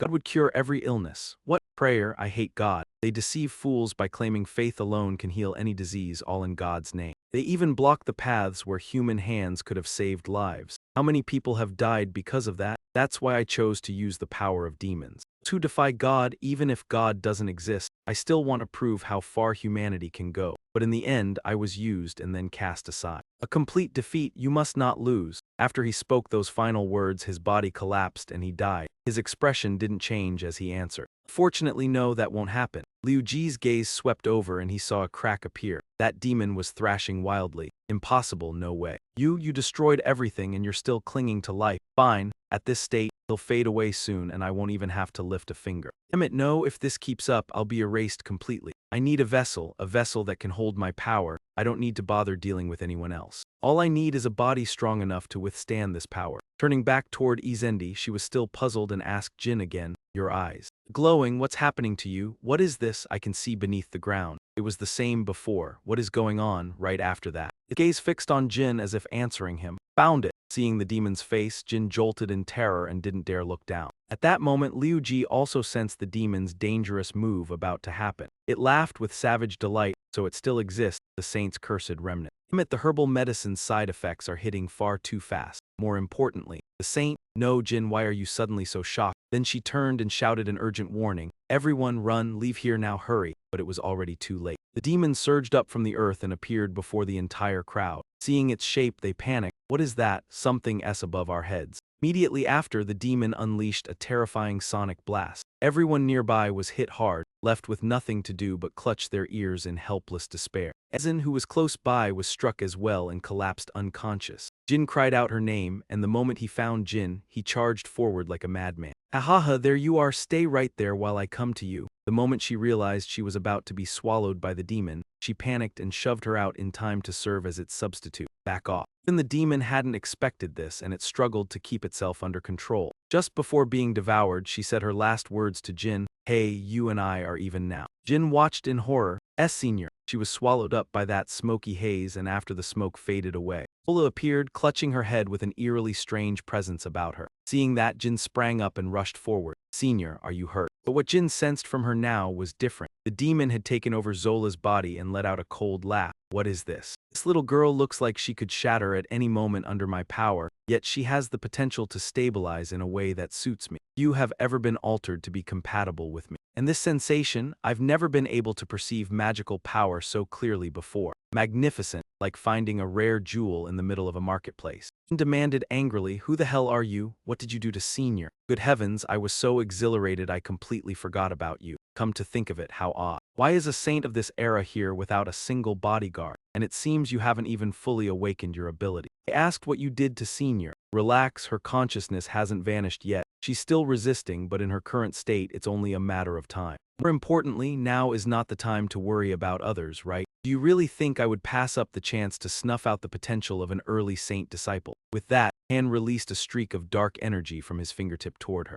Jin's eyes filled with mounting caution. "What are you saying?" Fortunately, Lugos arrived just in time to shield her. He brushed his hand lightly and asked Jin, "Are you hurt?" Yes, but Senior has already stood in front of me to protect me." Without hesitation, he said, "Don't worry, I will save her. Now get as far away from here as possible." She obeyed, turning to flee, forgetting even to warn him. "Please be careful, teacher," the demon teased him. "Oh my, what a dramatic rescue, almost like a prince on a white horse, huh? Your tone is truly irritating." "Ah, I'm just playing along to match this body," he replied. "So, what do you intend to do with this girl? Don't tell me you're not planning to kill her." "If you kill me, she'll die too," Lugos answered quietly. "If necessary, ha ha ha. You truly are a ruthless teacher, go ahead if you can. I have reached a level completely beyond before," he said. After speaking, the demon summoned a surge of power around him and then formed a dark, spherical orb. Elsewhere, Mandalia was observing. "Just happened to come here to check if the civilian evacuation was proceeding smoothly. But clearly, something suspicious is hovering in the air. If we just leave it there and file a report, something feels off. If it explodes or something happens halfway through. Fine, I'll come back later. I was never here. By the time I arrive, everything will be over soon." Just as she was about to leave, she spotted a figure sprawled motionless below. "Who's that?" Her face tightened with pain. She rushed over and shouted, "Hey, wake up. You're always telling me not to sleep on the ground, and now you're the one dozing off." She even grabbed him and shook him roughly. Only when Aiden came to did he finally realize. Master Mandalia cut in. "All right, Aiden. Explanations can wait. From now on, we push through that." Elias was currently trapped inside the dark airflow the demon had created. The farther he went, the more he heard bitter accusations. "Why are you still alive? Why didn't you come save me? You ruined everything." You hadn't shown up from the start. In front of him stood a trainee calling out, "Master." The boy, his face twisted with terror, demanded, "Why didn't you save Selena?" Fury flashed across his face as he knocked that illusion aside, teeth clenched in boiling rage. The demon ahead looked impressed. "Magnificent, after this much assault on your mind, you're still steady. But it won't last. Damn it, no matter how long I walk, I can't get any closer to him. The longer this drags on, the more my mind will be eroded. I have to reach him fast. How touching. Think you can struggle this hard for this child. Before, you couldn't even be bothered to care about the girl, yet now you act like this." Luigi listened and grew curious. "What are you talking about? Perhaps you don't realize it, but I can still sense that this child hates everything in this world. Even with such talent, no one acknowledges her. Born into a good family, she is discriminated against simply for being an illegitimate child. As she surpasses others, she must endure their envy and resentment. In such an environment, the way you respond to her should give her hope that you would be different from the rest. But tell me, have you ever worried for her when she faced danger? You ever truly cared? In the end, you are no different from them. If that's the case, it would have been better if you had given her hope from the start. Even without me, she would have already let go of everything. Right now, she is probably the happiest she has ever been because only I can understand her. Whether I am human or demon, what does it matter? If even gods and mortals refuse to lend a hand, she will choose a demon instead." Out of respect for this child, I will give you a chance. Leave here immediately and never appear again, and I will spare you. How does that sound?" The more he heard these words, the more his expression fell, leaving him speechless. Suddenly, a surge of power shot straight at the dark orb. The demon turned back, puzzled. He found it strange and cast his gaze toward the point of the explosion. "Who's there in the shadows?" "Galena, I see, it's magic powder." Seizing this chance, he finally struck, his powerful hand clamping hard over the demon's face. Right after that, his hand began to glow, the light even blooming in the demon's eyes, and he shouted coldly, "Go to hell." Liu was transported into another realm of memory. He gripped the door handle and stepped inside, only to see Fu Luogia sitting alone in vivid crimson rose sludge. And when he called her name, she snapped, "Why are you here, pretending to care again? I know everything. You never truly cared about me, did you? To you, I'm only a talented student, nothing more. I understand how you feel. I've been through the same thing." Hearing that, Fu Luogia screamed, "Lies! Have you ever been abandoned by your clan, almost treated like worthless trash when you were small? You never endured that. What would you know?" The demon behind him pressed in as well. "Yes, the kid's right. Lying is wrong." Fu Luogia hated that. How unexpected. Who would have guessed there's a kind of spell that can infiltrate the subconscious this deeply? What a shame. Fu Luogia is already rejecting you. Actually, this is perfect. You stepped into the spirit world all on your own. This is where I can use all my power, and I guarantee I'll erase you completely here. It lunged at him at tremendous speed. Its strength was so terrifying that he had to conjure a shield to hold it back for now. Struggling nicely, then how about this? The vicious demon lunged toward Fodora, catching him completely off guard as he cried, "Fodora!" In that instant, he had no choice but to throw his own body in front of her, taking the blow instead. Her master was struck hard across the back, yet she could only call out a single time. "Master," she whispered, still hearing his words. "Fodora, maybe you're searching for salvation. Someone will come forward, take your hand, and help you to your feet. You want that someone to be me, but seeking salvation from another is pointless. You have to move forward by your own will. You know the lotus. Though it grows from the filthiest mud of the marsh, its bloom remains pure and unstained." And her expression suddenly sharpened, as if she had realized something. "Master, master, you're back." And it dragged her back to scenes from the past, when she had been that girl, followed by the image of a red-hot brand being driven in. Then he pressed it deep into her back. Liu Ji pulled his robe aside to reveal the scorched cloth and continued, "I hope you'll walk that road as well," while she stammered in fear. "That symbol, it can't be. Master, you too." Shaken, she cried as tears fell. She had once burned with anger, convinced there was no way he could ever understand her. "Cry, answer me, Fodora. Do you want to leave this place or stay here forever? If you refuse to give up and want to go out, I will help you no matter the cost." Hearing that, she wiped the tears from her cheek and said firmly, "Please take me out of here, master." And Liu Ji looked satisfied as he replied, "I guarantee it. If you think you can manage it, then swim in here." The demon thrust its enormous palm toward him, while his own hand gathered a tremendous power as he continued. "We're not the only one with an advantage in the spirit realm. Look around. This place is fueled not by mana but by imagination, isn't it?" Suppressed by his power, the demon's expression turned blank with disbelief. If that was true, then it would no longer be limited by how much mana it possessed. Its hand could not regrow unless its mind collapsed, and here it was essentially immortal. There was no way it could be afraid of that wretched human. Lugos did not stop pressing forward against the demon. Vera could do nothing but watch his overwhelming force. "Watch carefully, Vera. The magic I am about to use is nothing like what I taught in class." The demon's mind filled with questions. Impossible, that kind of power. Could an ordinary human wield the power of a god? "My almighty God who reigns above all, abandoned by those vile lumensis, please help me. Your faithful apostle." The dark sphere of compressed air began to crack apart, releasing a stream of blue light, and Aiden looked on with a face full of worry. "Master," in only a few seconds it exploded, blasting out an enormous pillar of light, and the smoke from the blast slowly started to fade. Demon's wings were partly scorched as it burst into laughter. "Ha ha ha, truly impressive. Humans classify everything, yet they cannot see that heaven's golden splendor is a demon. And now they're wielding a power no different from heresy itself. How ironic. Perhaps my defeat was inevitable from the start." "Is that all you wanted to say? Stop wasting time and disappear already. Quit staring at Flora and keep talking. Before I go, let me tell you one thing. While controlling that little girl's body, my heightened vigilance let me sense that there are still countless entities like me out there. We, the ones you call demons, must warn you to watch the apostles closely. Apostles and demons were separate existences at first, but if they join forces, face trouble on an unimaginable scale. I truly look forward to the thorn-strewn path you'll be forced to walk, though it's a pity I won't witness it with my own eyes." once it finished speaking. The demon's entire body crumbled into dust, and Lugos's face fell silent for a moment before he suddenly passed out, shocking Flora, Professor.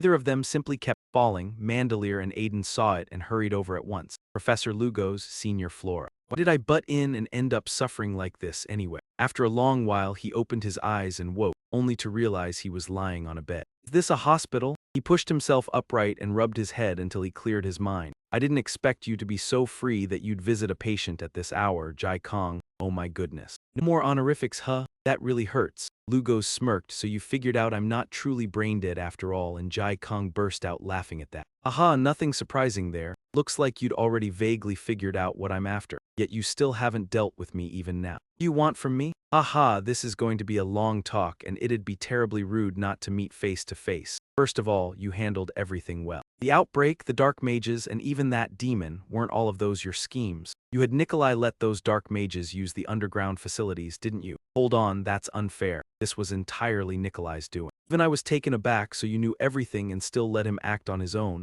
Zero didn't answer. Aha, I can't deny it. By the way, how is the task I gave you coming along? The task? You mean the one chosen by fate, the one who possesses the eye of judgment, right? So you understand the issue and still don't seem interested. Ho ho, if you've learned that much, then you've probably found them already, haven't you? Oh, but I read the documents about the Eye of Judgment, an exclusive privilege of the Saintess, and records like that usually come with a list of related entities. Is that so, the demon on that list, or should I call you an apostle? Did Basara tell you? Did, but it must have mentioned that a species like yours exists. Just that alone was enough for me to pin down your identity and your objective. Ha ha ha, you figured out who I am from only that? Yes, if a demon in the records is searching for something, the conclusion is obvious. You're asking him why he's hunting the one who holds the Eye of Judgment, planning to erase that person, are you? Ah, that's a secret. We have our own circumstances. It's not exactly a trade, but I'll tell you something. We are envoys of calamity, defying the will of the god Liu makes it and plunging the world into chaos. We, the ones you call demons, call ourselves apostles,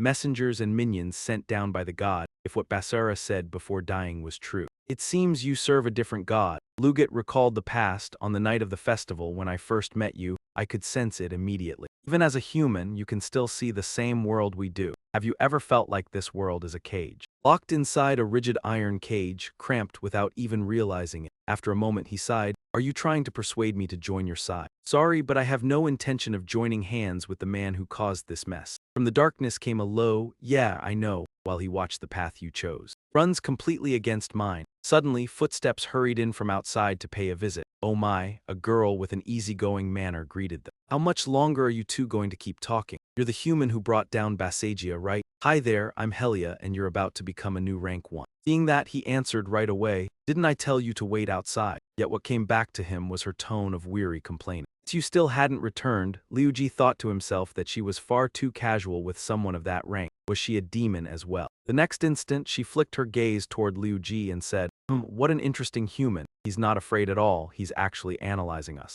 Thing for the one who defeated 3 Saja, no, worthy indeed. But you felt something was off, didn't you? Is this an illusion? Being exposed only made her more excited as she laughed. Impressive. How did you figure it out? My illusion is so real that even if someone doubts it, they still can't tell. Leah, stop fooling around, we're in the middle of a conversation. Huh, are you giving me orders? We're equals, so why should I listen to you? Right after that, he grew stern and said, say your name again, Leah, and don't get so worked up. You're behaving like a traitor, and you even dared to consider killing another apostle just because he bothered you. And after she left, he was still irritated and let out a long sigh. Liao, fine, we don't have much time, so I'll be direct. You know the Bitut Holy Kingdom is preparing to make its move, right? After what happened in the capital, they'll try to interfere with the EC Lion Empire at any cost. Even if you didn't say it, the Empire was never going to sit still and endure it. And with the Holy Kingdom's current power, they can't easily control the Empire. True, but it wouldn't be the first time. Why do you think a place like this was left to rot beneath the capital? Before the EC Lion Empire existed, there was once an enormous kingdom whose influence was so great that even the Bitut Holy Kingdom couldn't touch it lightly, because that kingdom refused to let the Holy Kingdom dominate other nations. So they joined hands with the Immortal Clan to begin studying the world tree.